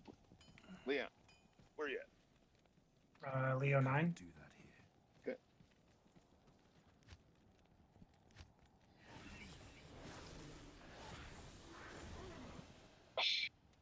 See. Go to the dinner. Obedience is an underloved rune word. What? Obedience not underloved. Obedience is like one of the best freaking merc rune words out there. And it's also really good for a lot of fire builds like fire claws and whatnot. Underloved rune word. You're silly. You big silly Willy. Anything else? Nope. Okay. Coolio. Alright. Not sure. Maybe I'll be on lately. Next thing you know, he's going to tell us that treachery is an underloved rune word.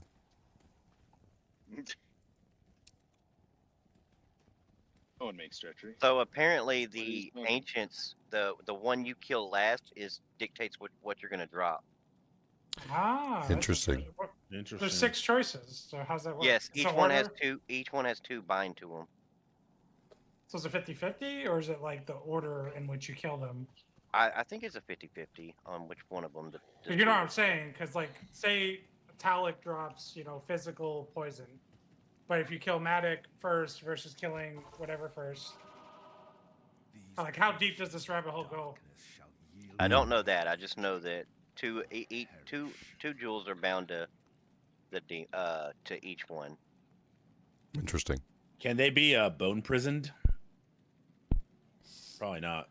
They'll probably break it pretty quick. Like, they Sounds do a like lot that. of damage. Sounds like that adds a lot of difficulty to it. So instead of just going in there and slamming them and hoping to get or whatever random drop, now you got to go in there and make sure not to kill one before the others. Well, yeah, and they have the enrage phases. So, like, if you did want to say you wanted to single Corlic out, you got to be careful because he's going to be super strong once you've singled him to just him. He's going to be casting the Blizzard and the Fissure. Oh, 1 to combat pally skills and 1 to 22 lightning damage charm. All right, let's record this Rancor video. Let's go. While my voice is still behaving. Hell yeah.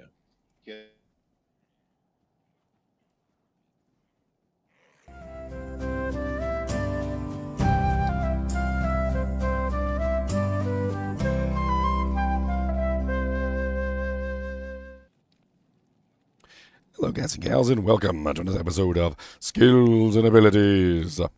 Today we're going to be going over the skill known as Sigil Rancor. It's kind of an odd one. It actually is quite odd, and I'm not exactly sure, wasn't exactly sure how to even talk about it to begin with. But I kind of figured it out.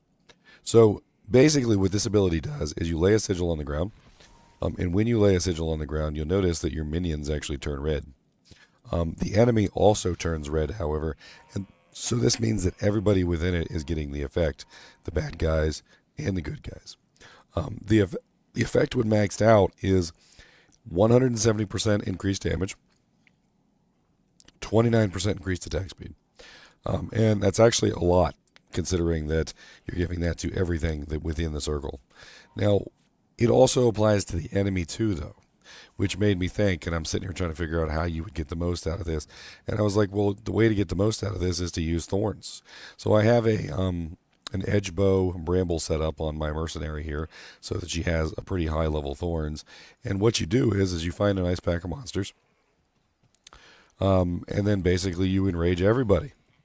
And by enraging everybody, the monsters hit your minions and kill themselves on your minions because they're doing more damage, they're attacking faster, and the enragement is essentially allowing your your thorns to work at a much stronger capacity. It's kind of similar to that silliness that went on for a little while when Sunder Charms were released, and they had the bone breaks, and people were stacking bone breaks on their character to reduce the damage that they were taking, or increase the damage they were taking, so that they could potentially get more thorns. This is extremely similar to that. It essentially increases the damage of the monsters that are attacking your minions, and increases the damage of your minions, while also allowing them to attack faster, which in turn allows you to get more thorns damage off, and also your minions to get more damage off in general. It's actually a really cool curse if you're running a minion build, and running thorns. Because it's going to give you kind of like the benefit that you need to make your thorns extremely effective. It also has an added benefit of causing the monsters inside of it, to kind of like spaz out and start attacking each other as well.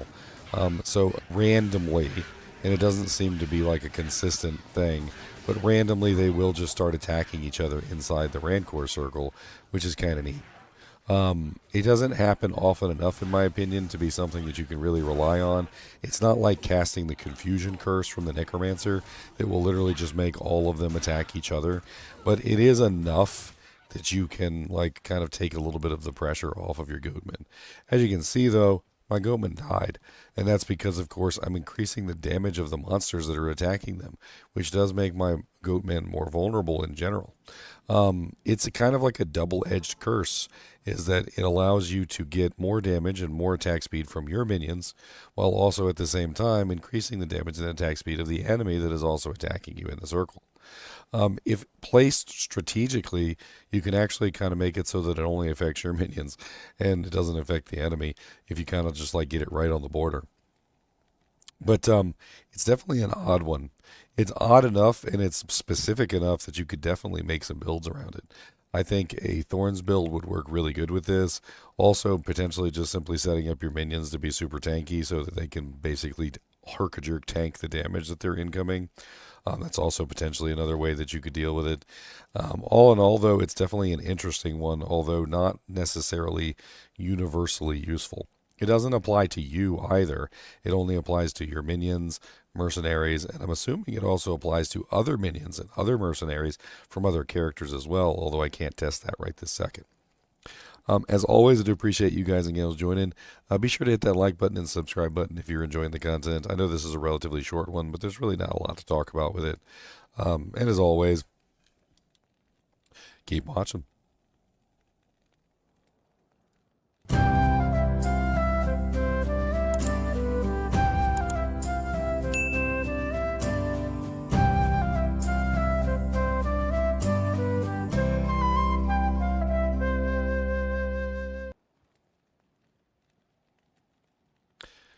All right, another one is finished.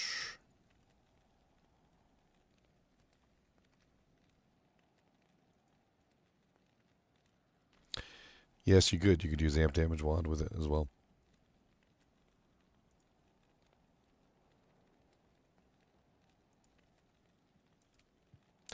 Amplify damage coming at you hot. Amplify damage, I'll punch you in the butt.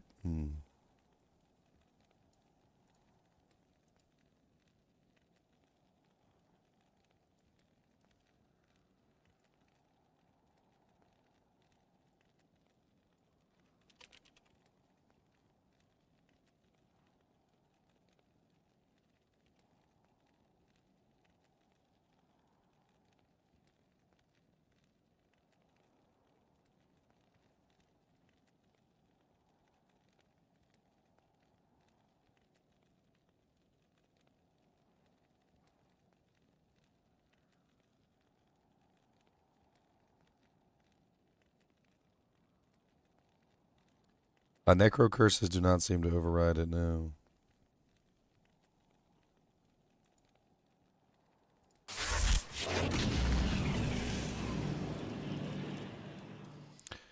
Have I ever pumped out so many videos in a single day? Yes. Yes, I have. I didn't usually used to post them, though. So there's actually a 3-video limit, and this is something that maybe you guys can help me with. So YouTube will not send out a notification more than 3 times in a single 24-hour period, which means that once I pass 3 videos and went to the 4th video, they just won't send out any notifications. And some of the videos just kind of get lost in the shuffle. So watching all the videos that I put out would definitely help that and bring them to the attention.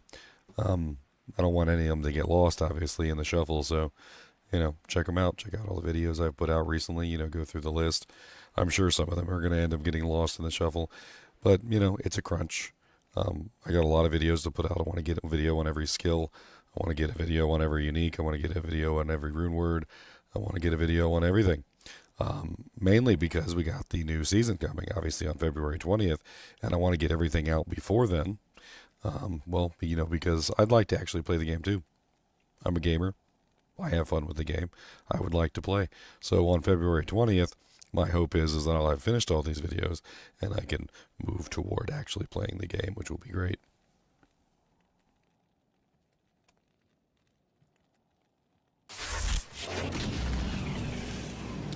Right now I have 1, 2, 3, 4, 5 videos that are currently uploaded and need to be posted. So I think I'm going to work on some thumbnails here real quick. That's what we're going to do.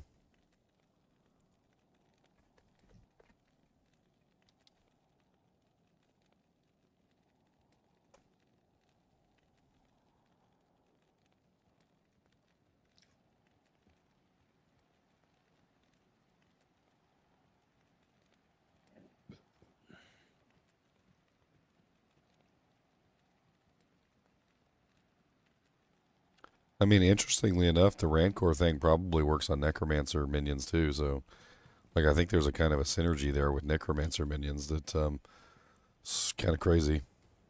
Because it just seems It's to... probably, with the Thorns situation, it's probably really good on Necromancer just for the simple fact that Necromancer skellies don't have a ton of defense.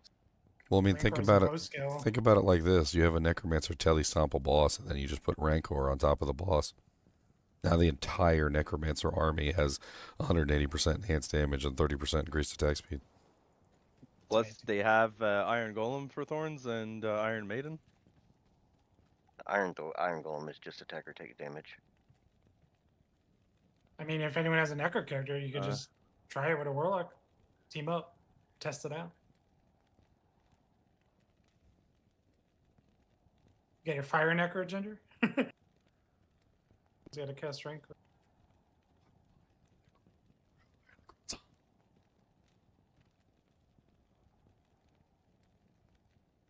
What do I put in my 4 open socket superior Eth Colossus sword?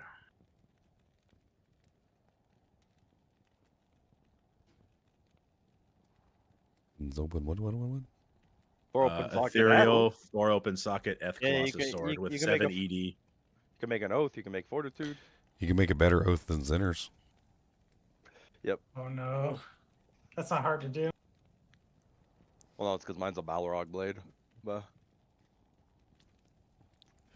No, yours is So the Warlock. Yours is a legendary mallet. no, The Warlock. the Oath. Yeah, yeah. He totally forgot Bro, about his own legendary mallet. It's still there. I still have it. It's still an Oath. He forgot about it. The word on it. He forgot about it. He made it his profile picture and he already forgot. Nah, no shot. So the Warlock can get weapons down to like next to nothing with the steel, Yeah. and like you put like Hellrins in there. I mean, it's not entirely really the greatest thing in the world because technically, you still need enough strength for your equipment. So, but I mean, a couple points for sure is super no brainer. Because you could go with low strength equipment, like lower than 100, and as long as your weapon has less than 100 requirements, then you can easily make most Warlock builds into low strength builds. Yo, have you thought about? Nope. Would Kingslayer work with your mirrored blade? I guess it's a skill, huh? So you couldn't sacrifice. I'm trying to think if you could use the sacrifice that comes on Kingslayer. No, it doesn't. It doesn't work that way. The only reason the bows work is because they that's an innate effect that just simply happens with the attack. Yeah. How y'all doing? What's up?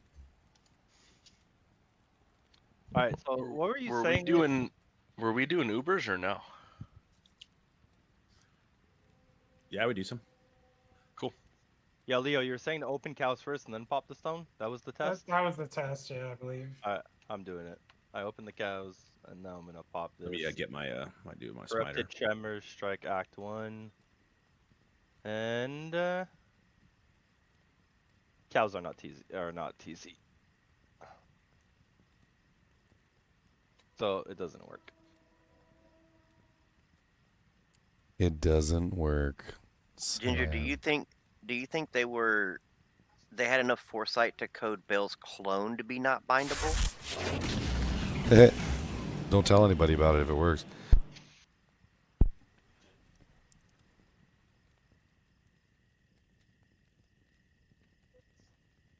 He would be an amazing demon because just the ice wave.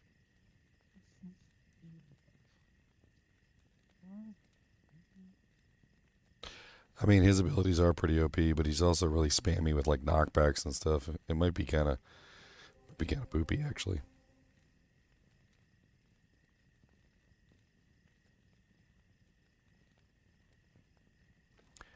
The one thing I really didn't do was I really didn't go through the process of checking like all the normal base type monsters to see if there was any that gave like attack speed or like crushing blow or something. Has anybody tried to like consume like an Urdar or something? My Urdar gives me enhanced damage. How much?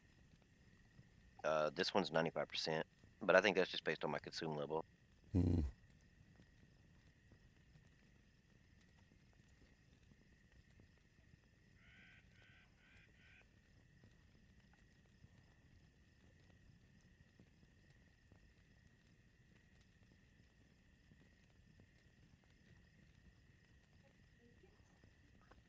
Oop. Mm.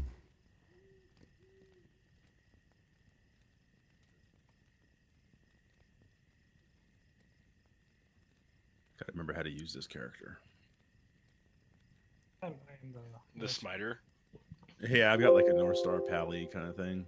Yeah, I just respec from a Foden to a makeshift smiter from the gear I could find. I think we'll be okay. Oh yeah, I'll be fine. Do you think Psychic Ward is going to be like Chilling Armor, where it's just worth the 2 points on any build? I don't know. I'm not impressed. It doesn't seem to block damage part of the time. Like it seems to have like moments of like incongruence where it just doesn't block damage. I don't know if it has like a limit to the total number of times it's allowed to block in sequence or something. Also, like without synergy, it's really pathetic. The stun effect only works on melee monsters. It doesn't work on ranged monsters. I mean, it's certainly not like a horrible ability if you have points in it. Like incidentally, like you're not putting them in there deliberately, but you just happen to have points in like one of the synergies or something. But like, I don't think I would ever actually put points into the ability deliberately. So it's probably going to be kind of like Bone Armor. You don't just you don't just run a 1 point wonder Bone Armor. Yeah, I mean, isn't Bone Armor a synergy for? The damage absorption is really kind of too low as a 1 point wonder. But like, Well, thankfully, skills. Thankfully, it does have a synergy with Levitation Mastery. So if you build Levitation Mastery, it gets the synergy bonus. If you build, I think it's Cleave also is a synergy to it. So like, if you happen to be building one of the synergies, it's okay.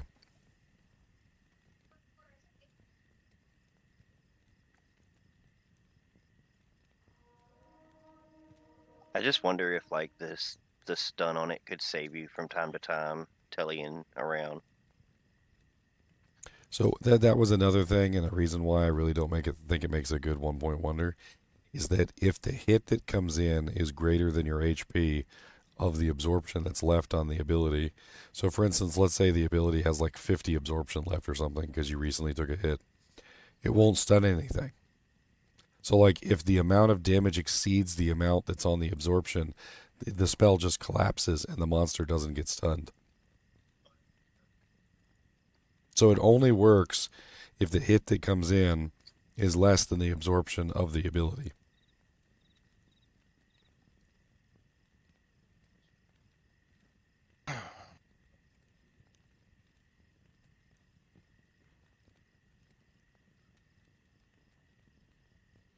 be ready in just a second. I'm just playing around with gear for 1 minute. And... No worries. I'm using the time to farm some extra keys. The other thing I don't like about it is it overwrites chilling armor if you're using fortitude. I don't like that. I'd rather have the fortitude chilling armor. The other armors don't do that, do they?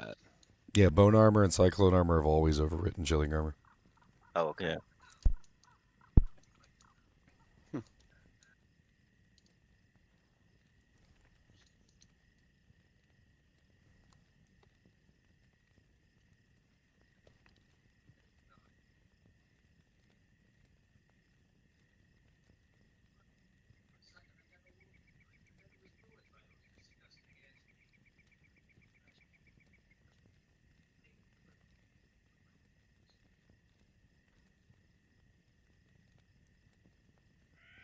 Teleportation.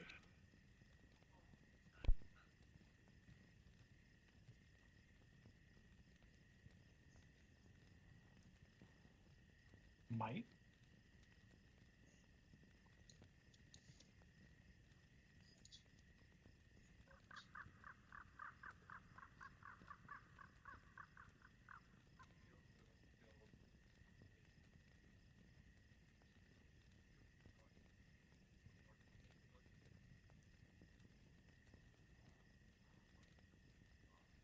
This engorge buff gets really long. Oh, okay. You know. Gets really thick. You know. Whole sentence. How thick or how long your engorging is, is really a personal thing. I was just saying, at one point in it, and I got 41 seconds of duration. Wow, 41 seconds? Man, That's pretty massive. long. That's massive. That's massive Wow. duration there. He's hitting 41 seconds, guys.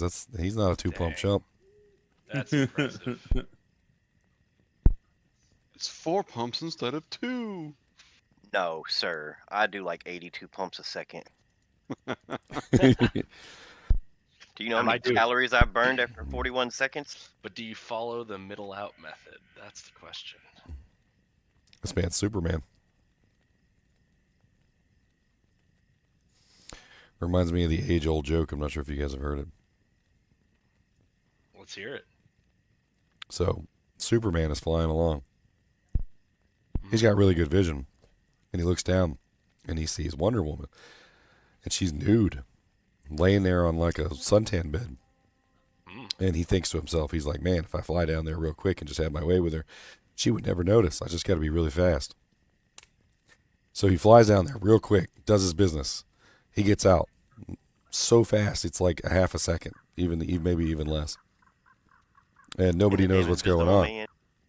Later on, he's at the the meeting of all the superheroes, and Invisible Man is there, and he's looking pretty pathetic. He's like leaning over the table, and his clothes are draping. And Superman says, "What's going on? Are you all right?" And he's like, "Yeah, man." He goes, "But like something happened, and my butthole is just burning today." Oh no. Oh no. How did he confuse Wonder Woman and the Invisible Man? Wonder Woman. I don't know what's worse, though, for the Invisible Man. That happened to him? Or Wonder Woman's just laying there, no signs of anything? True. Not feeling it. Not feeling. Oh, he felt something.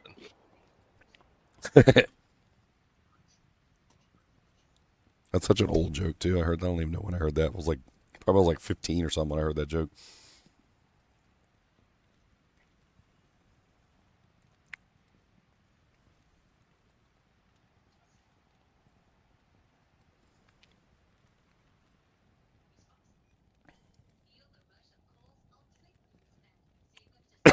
Dying. I'm probably gonna have to hop off after this. I think I pushed it to the limit. Yes. Pushed it to the limit. When the day is gone and you think you're wearing a thong, push it to the limit.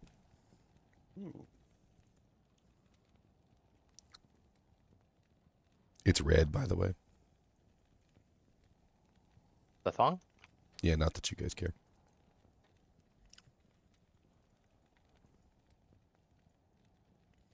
I mean, the question is, was it originally white? Because then we have a problem. Boom. Well, you know, I do sit in this chair an awful lot, so.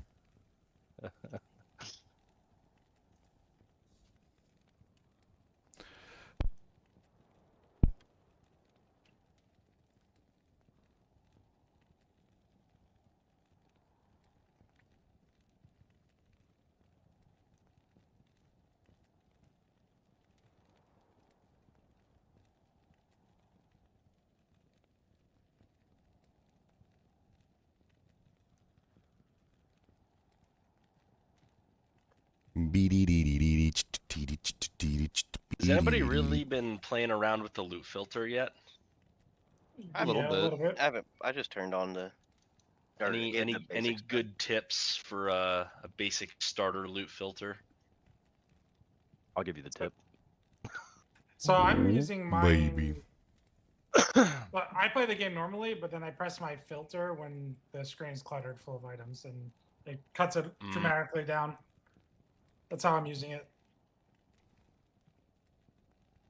He's using it as a highlighter, which is kind of a cool idea.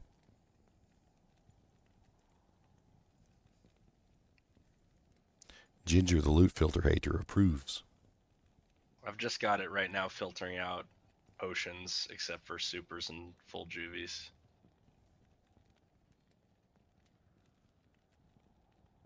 Definitely decreases the clutter, but could probably do more.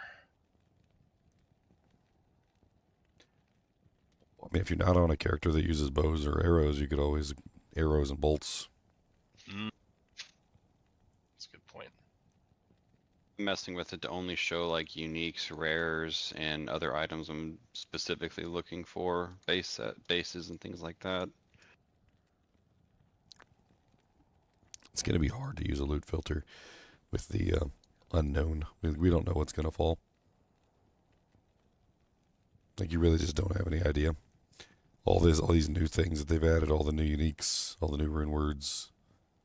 Who knows what's coming in the ladder patch? I feel like we're going to see a big ladder patch. That's what I feel like. Mm-hmm.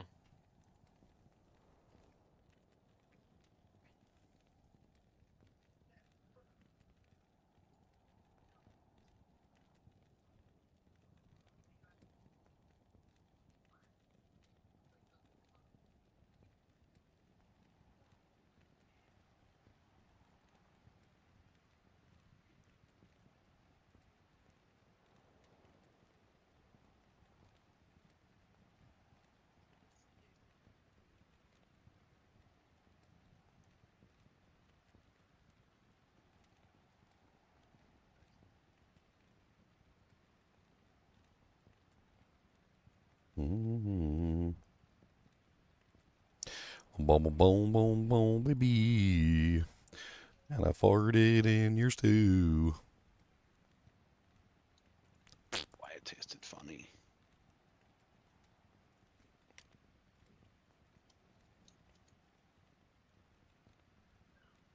Well, I mean, that's not why it tasted funny, but we'll go with that. Let's just go with that, shall we?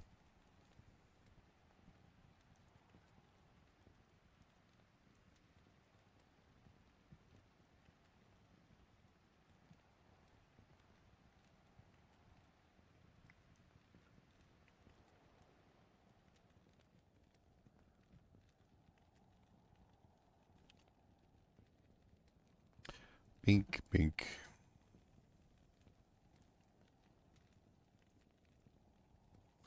Boop. Bibbly beep. Bondo.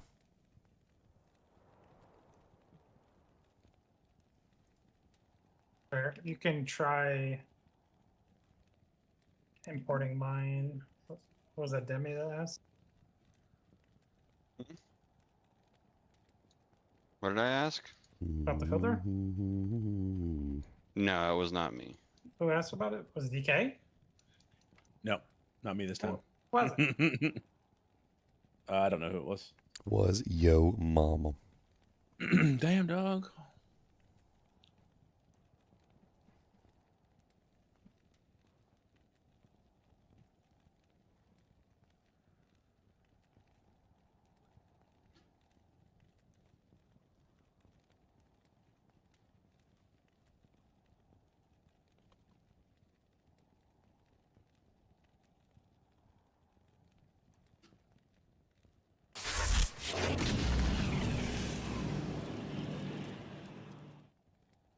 I wish there was a way to tell what characters had socket quests open.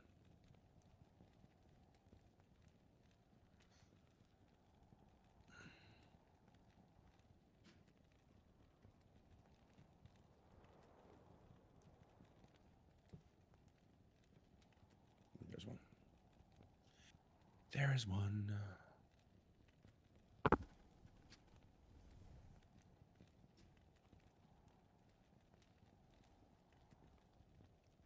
Plains and cave.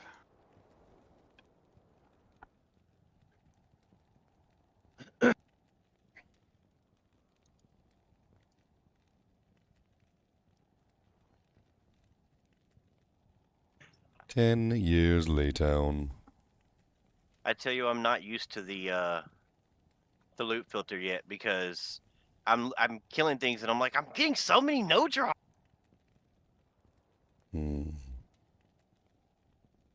Nope, you're getting the drops. They just won't show for you. Is there a way to keybind to toggle, turn it on and off? Yeah, that's how I play. So I play without the filter, and then I toggle it when I want to toggle it. You need to change two settings. You go to gameplay in your options. You go to show items unfiltered to toggle. Oh. And then you go to controls and you bind whatever you want to bind the key to toggle. Basically can toggle between regular game and filter at your whim, which is how I built my filter. My filter is essentially, I press it when I want to hide a bunch of stuff.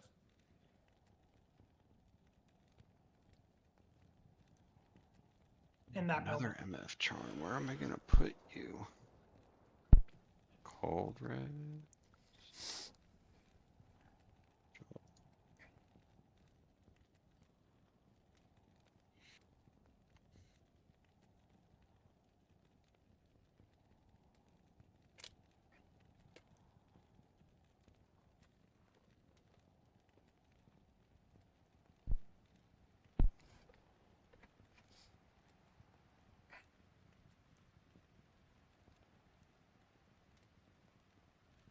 How many sets of keys do we have? I'm 2 hate keys short of 2 sets. Oh, I have 2 hate keys. I have That's I all I have have. one. I have a bunch of keys I can give you guys if you want them. Yeah, we'll do some Ubers, try to get some Warlock torches. Okay, I'm almost ready. Just gotta put for one jewel real quick. Yeah, no worries. Just farming more keys in the meantime.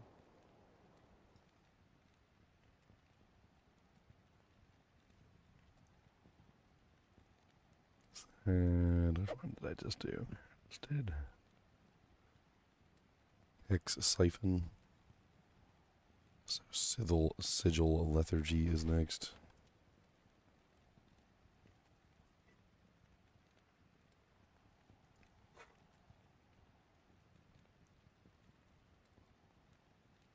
Are you doing all the skill videos? Yeah. I've been recording them all day. I've been watching them all day. Hopefully you guys have got some good insight on like how you want to use them. I know I have. It's fun going over the abilities because you learn more about them as you kind of like dive deeply into them to figure out how they work and like what actually you would use them for.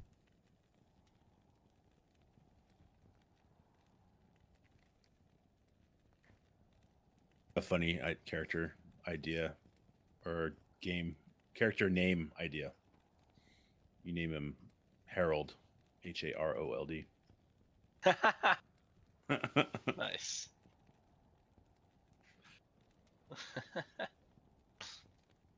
And then you go into a game, flag up, kill people. You were slain by Harold.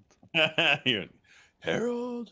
I saw somebody already made the Baldur's Gate 3 reference to Will the Warlock. I was Yeah, thinking of that's doing that. That's my name. That's the first one. Oh I thought yeah, of. okay. And like Yeah, the that 4 was- seconds when I bought the thing, Yep. like two minutes into the video releasing it, I was like, Will. Yep. Yep. Because Whatever. when I went to make GGM Will, it was already taken. I was like, That's Ready to go, butt cheek? Ready to go poop bird? Look at you. You ready, aren't you? He said, I'm ready to go. Are you ready to go? I was gonna do like Blade of Frontiers or like something, and I'm thinking about making a procking character that procs a bunch of effects, and I'm just gonna name him Proc-a-Lock. how about speaking of that, I found Gold Strike Arch. I hadn't found that in a while, and that's got a level 7 Fist of the Heaven. It's kind of a too low percentage, though. Yeah. Unfortunately.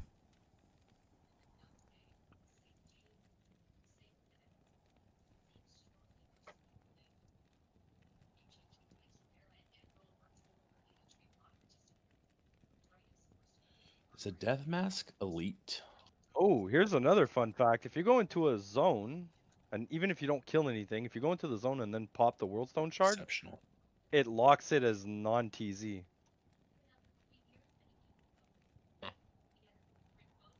Because I went to grab the leg to see if I can open the cows first and then pop it. And now I made it back to Stony and everything is not TZ'd. Good to know. So that means, yeah, even Tristram not TZ'd.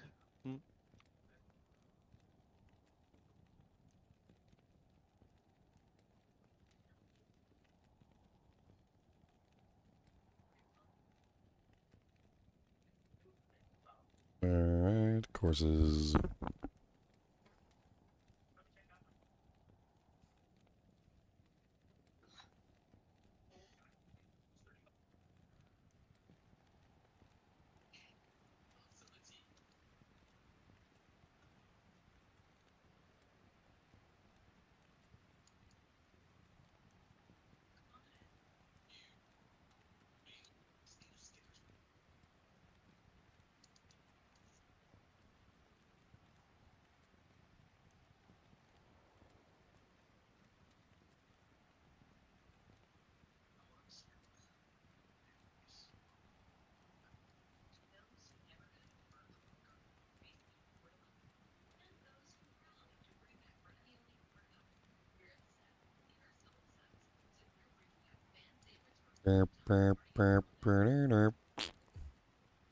Hey Gingy, will a jewel that has plus to maximum damage affect smite damage?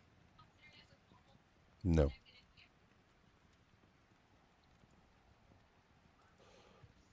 Trying to think of a good IAS jewel to put my G face to hit my fastest smite breakpoint with just how I had stuff set up. Max damage does not work on smite. It's a pretty good jewel though. I got a 15 IAS, 14 max damage. Yeah, that's a really nice jewel.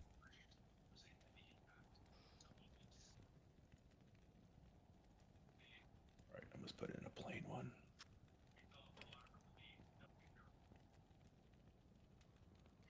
Are you lacking on reses? Because you could put a 15-15. Yeah, I could. Holy cow, I've got a 15 IAS, 12 all res jewel. That's pretty good. There you go. A good one to throw in there. Yeah. Who knows how long ago I found that thing? Never used it. Yeah, when I was going through my mules, I found a whole bunch of stuff. I apparently one ladder I found a 39-15. I was like, huh? Wow. Like I don't remember You didn't having sell that. it? Oh my No. goodness. No, put it on a mule and forgot about it. Wow.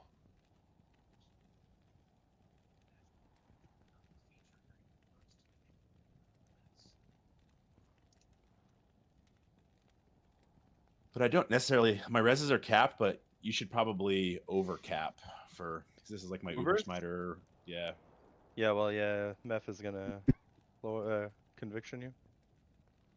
Right. For now, I'm just gonna. Yeah, but we'll have multiple pallies in there. One can do Fanat, one can do Salvation, one can do Conviction. Yeah, I'm just min maxing for no really good reason right now. Let me just put in a normal. Yeah, why not? A normal thing here. All right, guys, I'm That's gonna why go we- get some sleep. that's- Try to That's why survive. All right, man. Have a good night. All right, guys and gals, it's been fun. It's been like 8 hours. Pretty good haul. We made quite a large number of videos, and hopefully I can get some more out tomorrow. As always, be sure to hit that like button and subscribe button if you enjoy the content, and keep watching.